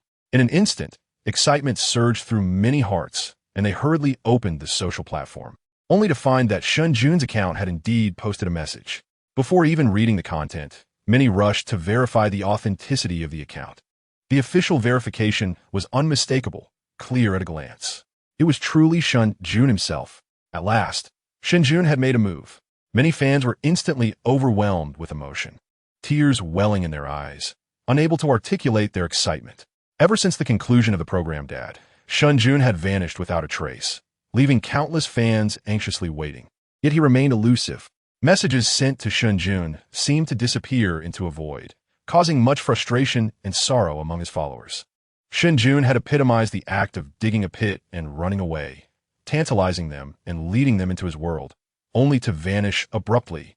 Now at long last, they had confirmation of his existence, prompting many fans to comment frantically beneath his post, regardless of its content. Ah, a living person! My heavens! Have you finally remembered your password? Here I am, witnessing this moment. Shen Jun, do you know how painfully long I've waited for you? I was about to pass my account to my grandson. Grandma, the person you followed back in the day, has posted. Shen Yun, Paul Yun. Do you even remember you have an account? Amidst this commotion, some fans noticed the content of Shen Jun's post, expressing mild confusion. The Grave Robbers Chronicles? Isn't that Harry Potter? By the way, has the publication date for Harry Potter been set yet? Regarding Shen Jun's announcement about his novel being published in JoJo magazine, fans were not surprised. Whether it was Harry Potter or the classical literature later recognized by Professor Tang Shi from Jingxing University, both showcased Shen Jun's remarkable talent. Furthermore, longtime fans knew of Shen Jun's collaboration with JoJo, so the publication of a novel was hardly shocking. They merely pondered it briefly before moving on. Many followers, particularly those enamored with his looks and those who adored him as a motherly figure, were far more interested in seeing photos or videos of Shen Jun and As for reading books, nothing could compare to the allure of a handsome man or a charming figure. Moreover, a portion of Shen Jun's music fans only cared for the songs he penned, showing little interest in literature. The remaining few avid readers were eager to discover the unfolding narrative of Harry Potter and delve into the enchanting world of magic. As for new works, preposterous. With old stories still unresolved, why would they be lured into new ones? Not a chance. Thus, following the release of Shen Jun's post, a rather peculiar scene unfolded. The post's popularity surged, with comments multiplying exponentially by the minute. Yet, upon reviewing the comments, there was a conspicuous absence of discussion regarding the content of the post. It could be said that interest had thoroughly cooled. This situation persisted until after 10 o'clock that evening. At that time, Jiang Runin, having finished filming the night scenes, encountered Shen Jun's post and promptly shared it, adding her own comment. Support, let's make it a hit. Shen Jun's account boasted only over 3 million followers, while the engagement on his post had been steadily rising. The increase was still limited. Furthermore, the news of Shen Jun's post had been confined to discussions among his existing followers, leaving those unaware of him completely in the dark. However, with Jiang Runin's share, everything changed. Shen Jun's recent tweet has gone viral, experiencing a meteoric rise in popularity. Jiang Runin, a prominent figure in the entertainment industry, now boasts an astonishing following of over 40 million on her social media accounts. Her immense popularity has significantly amplified the impact of her voice in support of Shen Jun, triggering a considerable stir due to her high profile. For instance, after she shared Shen Jun's post, the results were remarkable, drawing increasing attention to Shen Jun's account and activities, propelling them towards trending status. Shortly after Jiang Runin's endorsement, singer Song Huaying also shared Shen Jun's post on her personal account. As a top-tier artist, Song Huaying's fanbase rivals that of Jiang Runin. Following her recent victory on a popular program, her own fame surged, making her an undeniable force in the industry. Jiang Runin's initial spark ignited Shen Jun's visibility, while Song Huaying's endorsement further propelled Shen Jun onto the trending charts. The self-driven promotion from two of the most elite figures in both film and music has yielded astonishing influence. Within a single night, Shen Jun's tweet reached the entirety of the internet. Even before the release of Tomb Raider notes, it had already begun to garner immense hype, although opinions online are mixed, with some criticizing Shen Jun's writing style, suggesting he should focus on crafting songs instead. The reality remains that within a night, the entire online community became aware of JoJo magazine and Shen Jun's impending new work. The following morning, as dawn broke, Wang lay awakened in the office. With the magazine's release imminent, numerous matters required his attention, and given the recent precarious state of the company, he had opted to stay overnight at the office.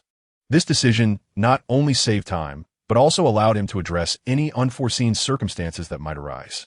After brushing his teeth and returning to his office, humming a tune, he was startled by an exuberant shout from outside. "Brother Wong! Brother Wong! We're on fire! Our magazine is a hit!" As the words left the speaker's mouth, a figure rushed into the office in a frenzy. The sudden excitement caused Wang Lei to jump, nearly dropping his toothbrush. Upon looking up, he recognized the young employee Xiao Zhao from the publishing house. Taking a deep breath, Wang Lei replied, his expression slightly displeased. "What do you mean on fire? You nearly scared me to death this early in the morning." Yet Xiao Zhao, brimming with enthusiasm, could not contain his excitement and grabbed Wang Lei's arm, exclaiming, "Brother Wang, our magazine is a hit. It exploded last night." Finally grasping Xiao Zhao's words, Wang Lei paused, a look of astonishment crossing his face. "What?" Xiao Zhao, eyes sparkling, reiterated slowly. "I said, our magazine is a hit." Wang Lei found it hard to believe. "Are you talking about our magazine? Jiuzhou magazine?" Xiao Zhao clapped his hands in affirmation. "Yes, Jiuzhou magazine. It went viral across the internet last night." Upon confirming this news, Wang Lei's eyes widened in disbelief.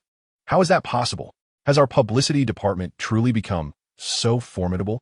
Following yesterday's mobilization meeting, the entire Jiuzhou publishing house sprang into action, with the publicity team launching an aggressive campaign to ignite interest in Jiuzhou magazine. To this end, the leadership allocated a substantial budget for promotion, marking one of the largest campaigns in recent times. Who could have anticipated such success? Is the publicity department truly this powerful? Has the first shot been fired?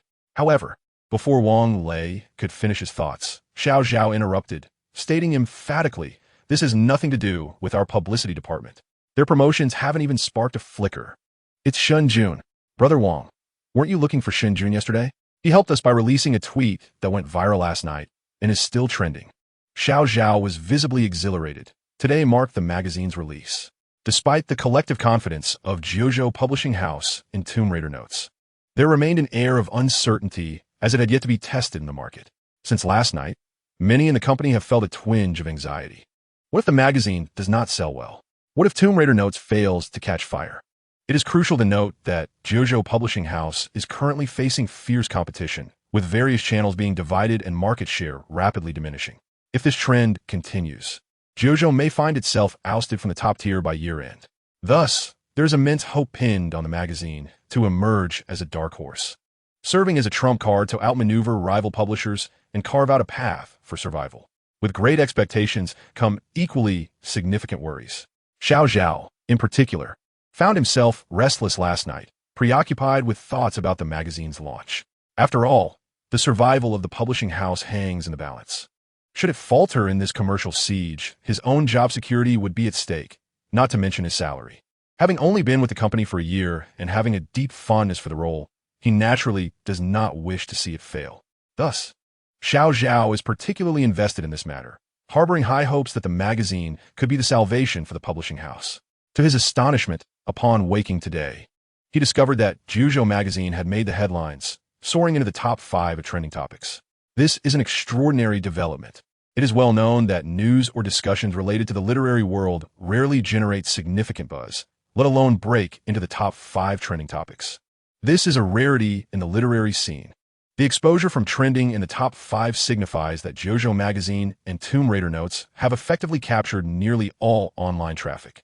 Such traffic is astonishing, and it is expected to continue growing with time.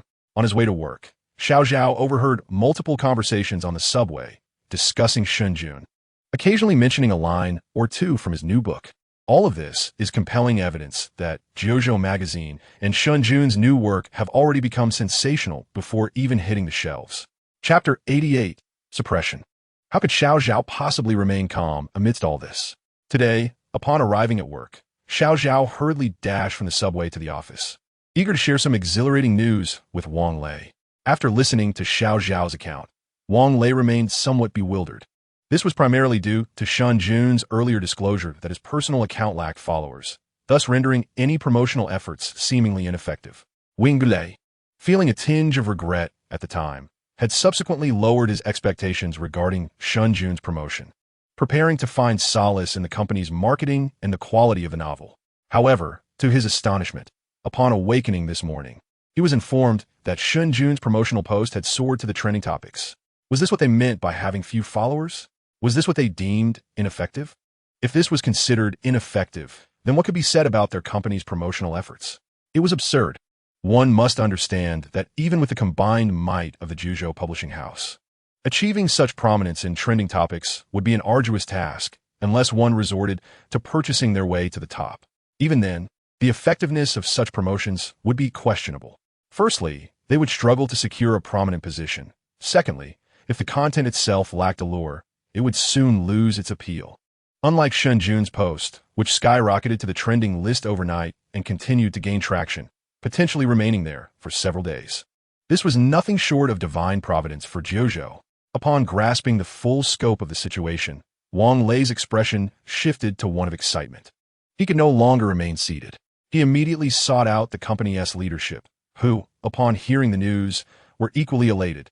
They promptly mobilized all personnel, committing wholeheartedly to seize this opportunity and ensure the magazine's release today was flawless.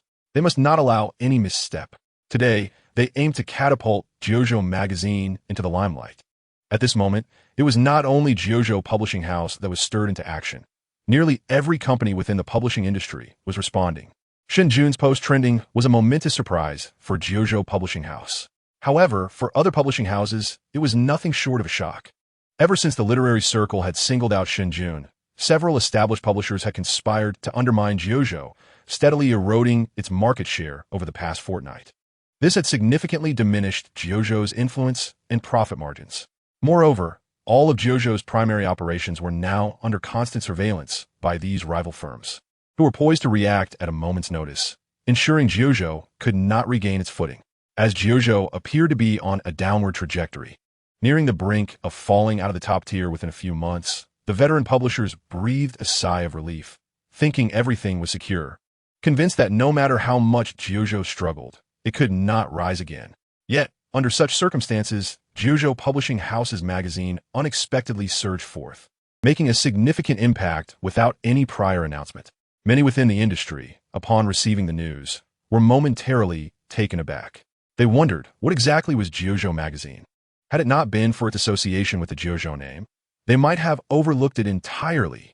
Upon further investigation, they discovered that it was indeed a subsidiary of Juzhou Publishing House, modest in size and scale, perpetually lingering in a state of mediocrity.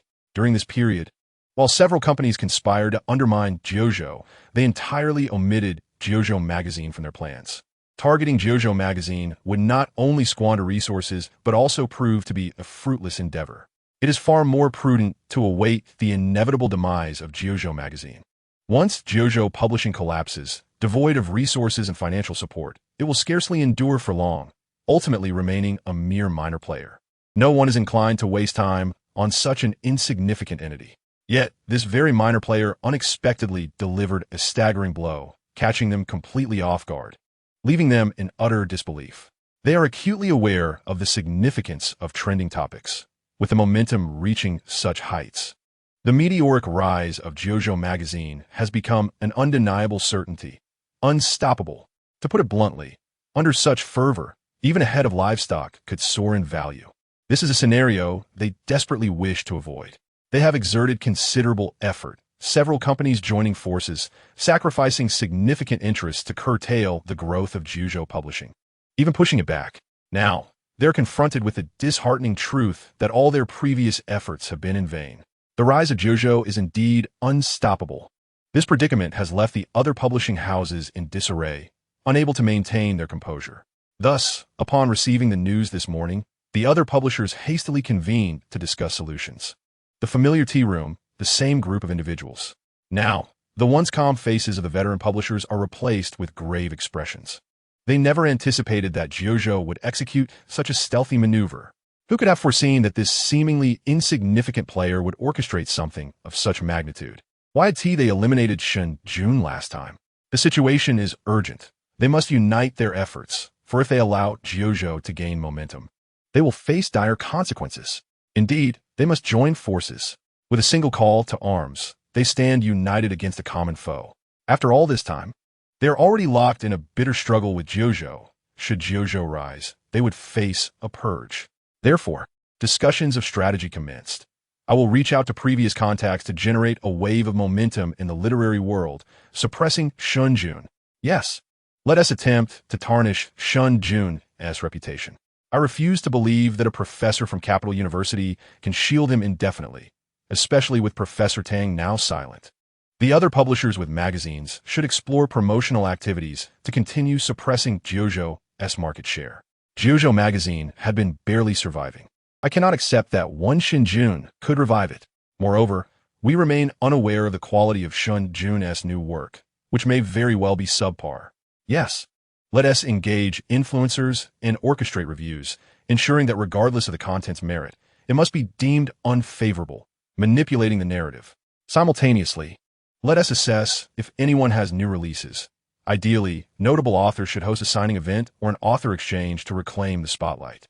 In the literary world, there exists a flurry of sensationalism, with media outlets poised to disseminate gossip, stirring the waters into chaos. The attendees, seasoned professionals in the commercial realm, swiftly conceived a multitude of cunning strategies, seizing the moment before the release of the JoJo magazine to embark on their schemes. In an instant, the entire literary scene, as well as the magazine industry, erupted into a frenzy, with a cacophony of trivial yet captivating topics proliferating wildly. Concurrently, renowned authors and publishing houses unveiled an array of promotional activities, diverting attention away from JoJo magazine and siphoning off a significant share of the spotlight. They were resolute in their intent to stifle the nascent rise of JoJo, determined to thwart its ascent. Chapter 89. The Magazine Launch. Upon receiving the news, Wang Lei aligned with other publishing houses to take collective action. All of this transpired in the brief span of a morning. By around 8 o'clock, the entire network and literary community were ablaze with uproar as public discourse became tumultuous, inundated with a plethora of trivial or attention-grabbing topics. Gradually, the momentum and discourse surrounding Shen Jun began to fragment into disarray. Although Shen Jun's post still lingered on the trending list, the rate of its growth had noticeably slowed, even coming to a standstill for a time. The public's attention began to wane, drawn away by other narratives. Meanwhile, within the literary sphere, a succession of promotional activities emerged, rendering the launch of JoJo magazine seemingly unremarkable. JoJo magazine had always been an unremarkable publication. Prior to Shen Jun's post, it occupied a position at the very bottom of the magazine industry. Had it not been for the backing of JoJo Publishing House, the magazine would likely have ceased to exist. Typically found tucked away in corners of newsstands or bookstores, it was often used merely as a prop for computers, seldom picked up by readers. Even within the readership community, it possessed little to no recognition. Following the explosion of Shen Jun's post, a netizen inquired, "What is JoJo magazine? And where can I purchase it?" This question alone underscores the magazine's prior obscurity. Otherwise, other publishing houses would not have been so astonished, as JoJo Publishing House had been inconsequential until now. At 9 o'clock in the morning, JoJo magazine officially launched, with over 400,000 copies already distributed nationwide, all displayed in newsstands and bookstores. This figure, while appearing substantial, pales in comparison to the highest-selling literary magazines in the country, which can achieve annual sales of up to 5 million copies. 400,000 copies barely even constitutes 1/10 of that figure. Yet for JoJo magazine, 400,000 copies represented an exceptionally ambitious target, especially considering that its prior sales had not exceeded 100,000 copies. At its lowest point, it had sold merely 20,000 copies, failing to recoup its costs. Thus, the goal of 400,000 copies was indeed a staggering figure for JoJo Publishing House, a figure determined through gritted teeth by the upper echelons of the company. It was a gamble. If successful, they would reap substantial profits. If not, the tens of thousands of unsold copies would plunge JoJo into the abyss. Hangcheng, outside the subway station on Line 1. The kiosk owner produced a stack of freshly printed JoJo magazines. Not many, just a dozen or so. Although JoJo Publishing extolled the virtues of their magazine with extravagant claims and offered generous discounts, the kiosk owner, drawing from past experiences, hesitated to acquire too many. Previously, he had stocked JoJo magazines but they had barely sold. Currently, he still had a considerable amount of unsold inventory, serving merely as a cushion at the bottom of his stock. Thus, despite Jojo's enticing promises, the owner remained skeptical. Nevertheless, in light of Jojo's concessions, he took a few extra copies, feeling somewhat reassured after seeing the magazine trending online that morning, indicating a surge in popularity. The owner found himself in a quandary. The prime location for his kiosk was the display rack to his left, the area with the highest foot traffic and a necessary passage for those entering the subway. Magazines displayed prominently were visible to all passers-by, ensuring better sales. However, the rack could only accommodate 4 magazines, 2 of which had already been reserved for entertainment publications, which consistently outsold literary magazines, especially those with eye-catching covers that flew off the shelves. This was the primary source of income for the kiosk, and the owner was reluctant to replace them. Thus, only 2 slots remained for literary magazines. The owner had intended to feature Jojo magazines, especially given their recent surge in popularity. What if someone spotted them trending and wished to take a look? However, prior to opening that morning, he received notifications from other magazine companies. One was hosting a lottery event, another was promoting a book signing, and yet another was offering substantial discounts across all sales channels, promising additional profits for every magazine sold. These enticing offers made the owner waver, as he wished he could display all 4 magazines. Yet, with only 2 available slots, he deliberated for 5 seconds before ultimately deciding on 2 other magazines, relegating Jojo to a less prominent position beside the rack. It was acceptable, but not nearly as advantageous. The reason the kiosk owner did not select Jojo in the end was twofold: his previous lack of confidence in the magazine and the limited stock he had acquired. Even if sales were decent, he had too few copies to make a significant profit, leading him to forego Jojo magazines entirely. Such scenarios unfolded in other kiosks and bookstores as well, where the collaborative efforts of rival publishers and magazines effectively siphoned off much of Jojo's newfound popularity, significantly impacting the launch of Jojo magazines. Coupled with past performance, this fostered a lack of confidence among many retailers. Consequently, after much deliberation, Jojo magazines were often relegated to less favorable positions in various kiosks and bookstores, which inevitably hampered their sales. For instance, at the newspaper kiosk in Hangzhou's subway station, half an hour had elapsed since the magazines went on sale, and over 10 copies had been sold. However, none of these were the Jojo magazine. The influx of commuters at the subway entrance comprised predominantly of office workers, bustling to and fro. The attention of many who paused at the kiosk window lingered for merely 13 seconds, a fleeting moment hardly sufficient to notice the Jojo magazine, as most were focused on the titles displayed on the rack. Particularly, 2 provocative entertainment magazines captivated considerable attention and were selling the fastest. The other 2 literary magazines on the stand also managed to sell a few copies, which was commendable in the realm of literary publications. As for the Jojo magazine, it was not entirely ignored. Within this half hour, some individuals inquired about it, evidently after spotting it in trending discussions online. Nonetheless, most merely posed a fleeting question before departing, or perused it for a moment before losing interest, often swayed by the alluring covers of other magazines or promotional offers. Consequently, the Jojo magazine remained unsold thus far.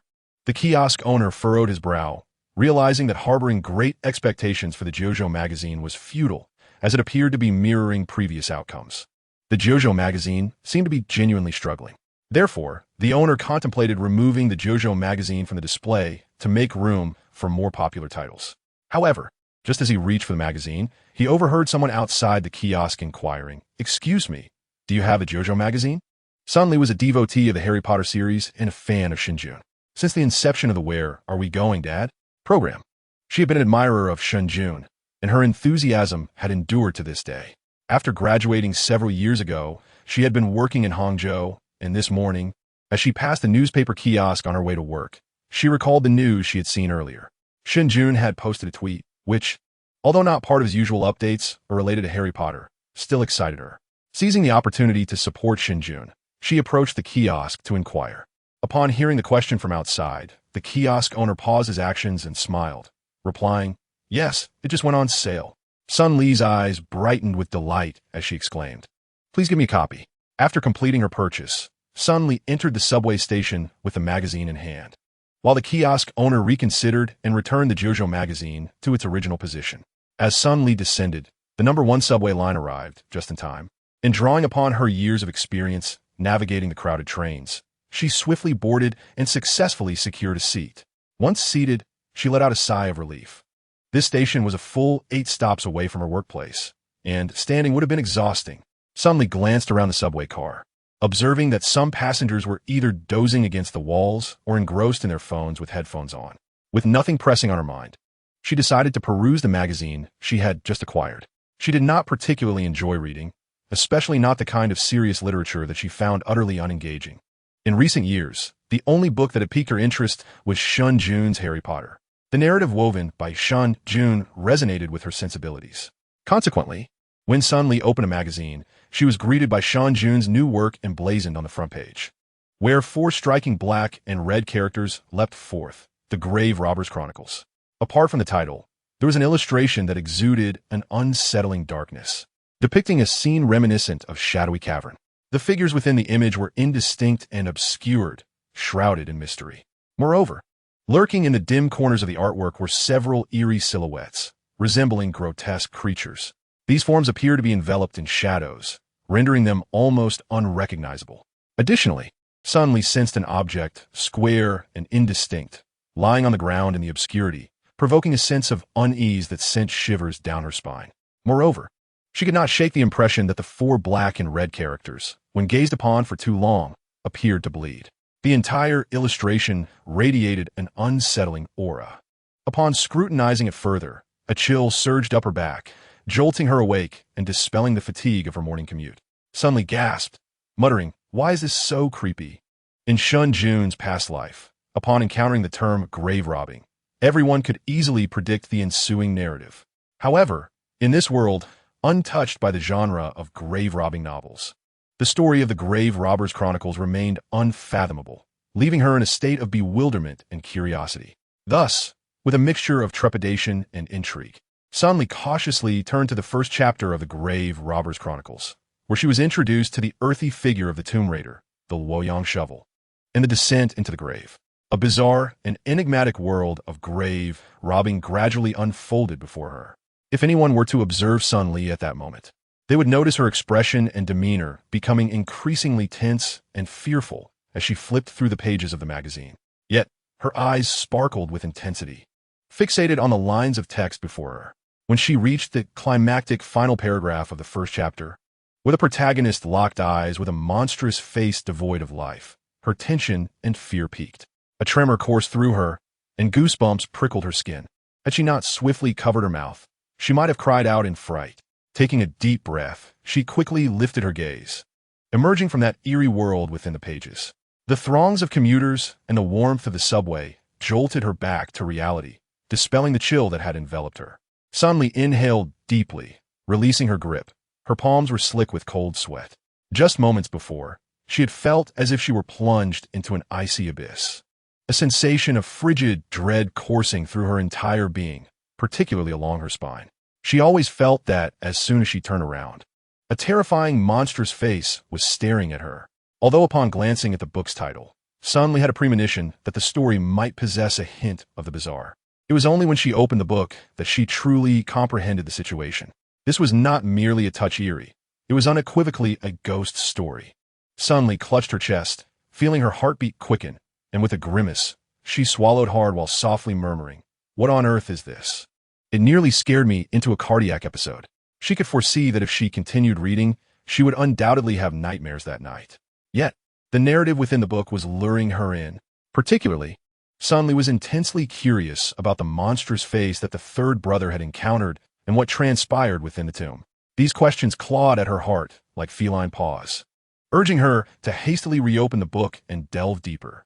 The peculiar yet seemingly plausible technical terms and phrases described in the story, such as earthy scholar and Luoyang shovel, created an illusion in Sun Li's mind that there truly existed a group of individuals in this world, and the events depicted in the book were indeed real. This heightened her curiosity even further. What kind of people were they?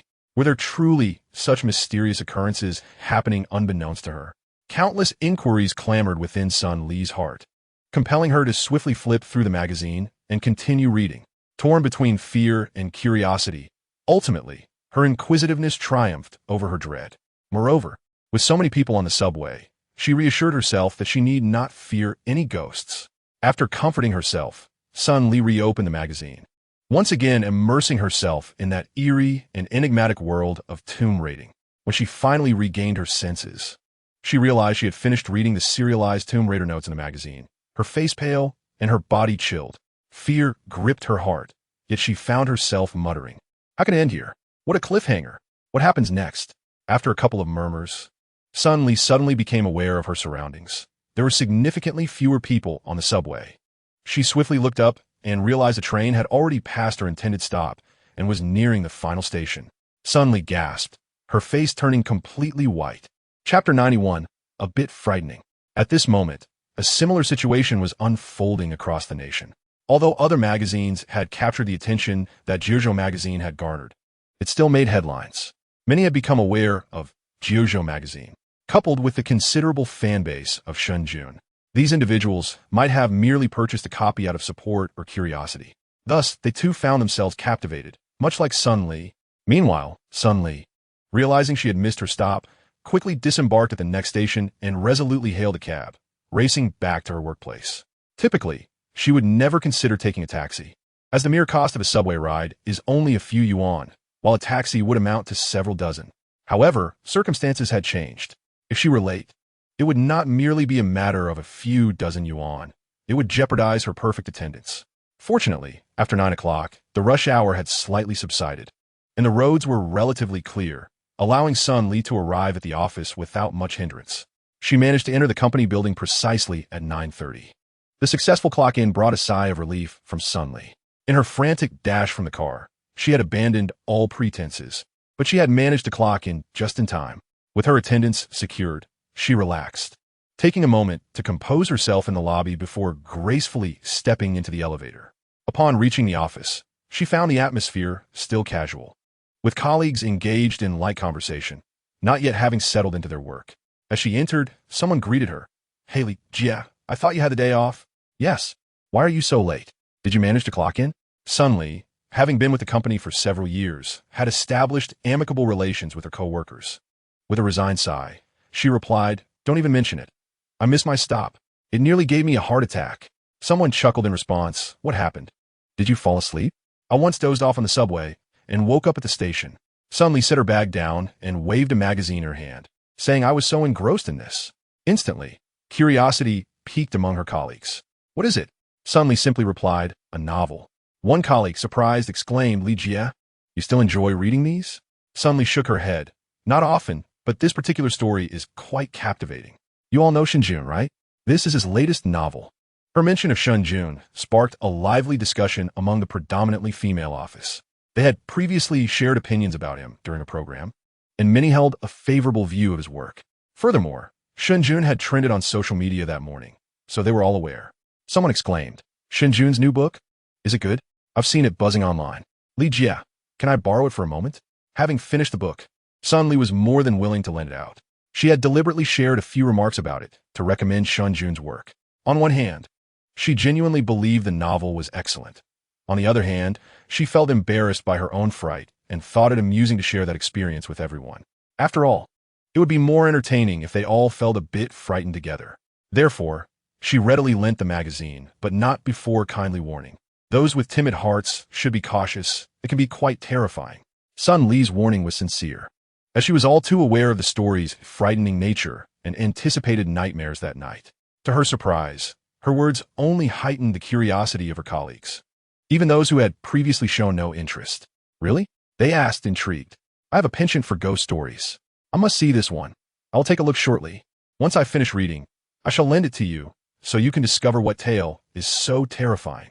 The office instantly buzzed with excitement as colleagues began borrowing books, and I couldn't help but feel a twinge of schadenfreude at Sun Li's exasperated expression. "Just wait and see. If anyone gets frightened to tears, do not seek her out." Sun Li works at a design firm, renowned for its vibrant atmosphere. Given the nature of their work, many employees often indulge in moments of mental relaxation, which they affectionately refer to as seeking inspiration. Without inspiration, how could one design? During these interludes, numerous individuals tend to scroll through their phones or peruse books. and as long as it is not excessive, management remains indifferent. Half an hour into the workday, the first colleague to borrow a book opened a magazine. 5 minutes later, a sudden exclamation pierced the air. Goodness gracious! The volume startled others who were diligently working, including Sun Li, who looked up in surprise. She saw her colleague, now pale and flustered, having dropped the magazine onto the floor. Other co-workers, hearts racing, exclaimed, "Goodness, you nearly gave me a heart attack. What on earth are you doing?" The ashen-faced colleague, regaining her composure, awkwardly pointed at the magazine and stammered, "This is a bit frightening." Her words immediately piqued the curiosity of their co-workers, who began to indulge in the magazine themselves. Such occurrences were not confined to their office, but resonated across the nation. The quality of the Grave Robbers Chronicles is beyond question. In past lives, it has been said that regardless of age or gender, once one delves into this literary pit, escape becomes nearly impossible. This speaks volumes about its allure.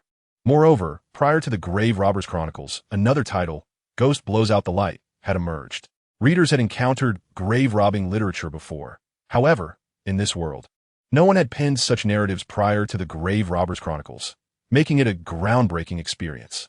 Every individual who opened that magazine was invariably captivated and awestruck by the enigmatic and eerie world within the Grave Robbers Chronicles, leading to a fervent wave of recommendations.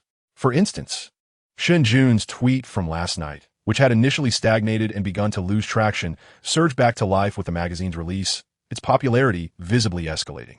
Countless netizens who had read the Grave Robbers Chronicles fervently commented beneath Shen Jun's tweet or within discussions, saying, "It's utterly captivating, though I'm still trembling from fright. It's simply magnificent. What an eye-opener. What happens next? I'm dying. The cliffhanger is too agonizing. I thought Harry Potter was Shen Jun's pinnacle, but then came the Grave Robbers Chronicles. If ever the day comes when I wield a blade, it shall vanquish the chapter-snatching fiends of this world." Who knows Shen Jun's address? I wish to send him some local specialties, with a mischievous smile. Do you not find this terrifying? I dare not read further. It is precisely the fear that renders it captivating. Indeed, I embody the paradox of being both afraid and enamored. I cannot resist and read it all, undoubtedly leading to nightmares tonight. The fervor surrounding Shen Jun's recommendations has once again begun to escalate at an observable pace, while the influence of the Grave Robbers Chronicles is rapidly disseminating. Chapter 92, A Hot Potato, still in Hangzhou, still at the newspaper stand by the subway entrance of Line 1. After Sun Li departed, the proprietor continued to sell for over an hour, ultimately withdrawing the Jiuzhou magazine from that position. Sales were dismal. Only 2 copies sold in an hour. Although this was slightly better than usual, it paled in comparison to the sales of other magazines. The proprietor now felt a sense of relief. When Jiuzhou Publishing initially promoted their product, they boasted lavishly and offered substantial discounts, nearly persuading him to procure several hundred copies. Fortunately, he regained his composure, reflecting on the previous sales of Jiuzhou magazines, and prudently decided to only take a little over 10 copies to test the waters. He was reluctant to take even those, but one must maintain decorum when accepting favors. Thus, he opted for smaller quantity. The current situation sufficiently validates his previous wisdom. Had he indeed acquired several hundred copies, they would have languished unsold in his possession. The proprietor felt fortunate and recalled his old friends, who formed a large group among Hangzhou's newspaper stand owners, facilitating the exchange of information and casual conversation. When Jiuzhou invested heavily in promoting their magazine, discussions erupted within their group. Jiuzhou had indeed made a significant investment, with assurances of quality that tempted many. Numerous members of the group procured substantial quantities. Upon learning that the newspaper stand owner had acquired only a few copies, some urged him in the group chat, claiming he would surely regret not taking more. The owner remained non-committal at the time, choosing silence. But now he could indulge in a bit of triumph. With idle time on his hands, the newspaper stand owner promptly opened the group chat, where discussions about the Jiuzhou magazine were already underway. Sales were lackluster. The proprietor smirked with pride and remarked in the chat, "Behold what wisdom looks like. I tell you, no matter how grand the sales pitch is, experience is paramount. I predicted losses, yet no one listened. Now see the outcome. How accurate I was." His words drew considerable praise from the group, with many lauding him as a sagacious and esteemed veteran of the industry. At this moment, the newspaper stand owner indeed appeared wise for many in the group. Despite their caution, had acquired hundreds of copies and now lamented their decisions. Some even vented their frustrations in the group, declaring they had been utterly deceived by Jojo, having taken over 10,000 copies and now burdened with unsellable stock. Inquiring within the group for any magnate willing to alleviate his burdens and assist in shipping, he was met with an outright refusal from all. This situation has become a veritable hot potato within the entire magazine industry. A considerable number are now observing Jojo. After all, Jojo's recent covert maneuvers, seeking to carve a path through the magazine landscape, have garnered significant attention, with many labeling it a gamble, an audacious wager. Entrusting one's hopes to a previously inconspicuous entity is perceived by many as an exceedingly precarious endeavor. Some even posit that Jojo's grand gamble is a desperate last-ditch effort. Thus, numerous industry insiders are keen to ascertain the outcome of Jojo's audacious bet. As it stands, it appears Jojo may have lost the gamble. Many within the industry exhale a sigh, expressing regret, for Jojo Publishing has ascended to become a rising star within a mere few years, and many believed it could soar even higher. However, the unexpected transpired. Yet, others were expressions of exhilaration. The most elated among them are naturally companies like Huawei, Yin, and Jishu, who have banded together to encircle Jojo. Jojo's recent actions have indeed startled them into a sweat. Upon learning of Jojo Magazine's impending release, they fervently strategized, pouring resources and connections into the fray. After a flurry of activity and employing every possible tactic, they successfully diverted the buzz and discourse surrounding Jojo Magazine, preventing it from becoming a significant threat. Currently, they have acquired knowledge of Jojo's sales figures, an improvement from before. Yet, it remains insignificant to them. It is important to note that they also possess magazines under their purview. With sales exceeding 100,000, Jojo poses no threat to them. It certainly cannot resolve Jojo's current predicament. Someone released a sigh of relief, scoffing as they remarked, "It seems we were overly concerned. This morning truly startled me." The trending topic was quite alarming. Indeed, who could anticipate that the thunder would yield so little rain? Given this situation, I believe our inaction poses no risk. Lin Wenshen was also present, having orchestrated the previous scheme. In a literary realm, Lin Wenshen resembles more of a businessman than a writer. Sipping tea and adjusting his hair, he disdainfully remarked, "I have perused that work by the individual surnamed Shen. It is at a primary school level, utterly devoid of substance, with incoherent wording, and the narrative is exceedingly cliché and devoid of interest. Such a person can only rise through sensationalism, if judged by the quality of the work. Even a primary school student would surpass him." Someone, drawing on a cigarette, chuckled, "I had thought that little star surnamed Shun had some merit. How mistaken I was, utterly useless." That trending topic? He would not have attained it without a woman's influence. Another chimed in, jesting, "A pretty boy, merely living off that." As the words settled, the tea room erupted in raucous, disdainful laughter. Once the laughter subsided, someone, regaining composure, stated, "Since we have already taken action, let us not squander it. This time, let us ensure Jojo is thoroughly extinguished, sparing it from further turmoil." Indeed, in the realm of Jojo, they only shed tears when confronted with the finality of death. Insisting on playing such a risky game, let us then usher them towards their demise. Yes, let us bring about their end. Let them face the consequences. Let us see how many more times they can persist. However, just as the atmosphere in the tea room grew increasingly fervent and the voices of agreement echoed, a phone suddenly rang, interrupting the spirited discourse. The owner of the phone glanced at the screen and promptly stated, concerning the magazine situation, they had consistently dispatched individuals to monitor the affairs of Jojo Magazine, demanding regular updates to remain informed of its status. After speaking, the owner connected the call. The others in the tea room fell silent, their expressions ranging from indifferent to relaxed as they engaged in low whispers, no longer regarding Jojo with seriousness. Yet, mere seconds after the call was connected, the person on the other end exclaimed, "What did you say?" The trending topic cannot be suppressed. The sales of Jojo Magazine are surging. How can this be? The astonished cry shattered the previously tranquil ambience of the tea room, and all present turned to the caller, their faces transformed and expressions filled with disbelief, inquiring, "What is happening?"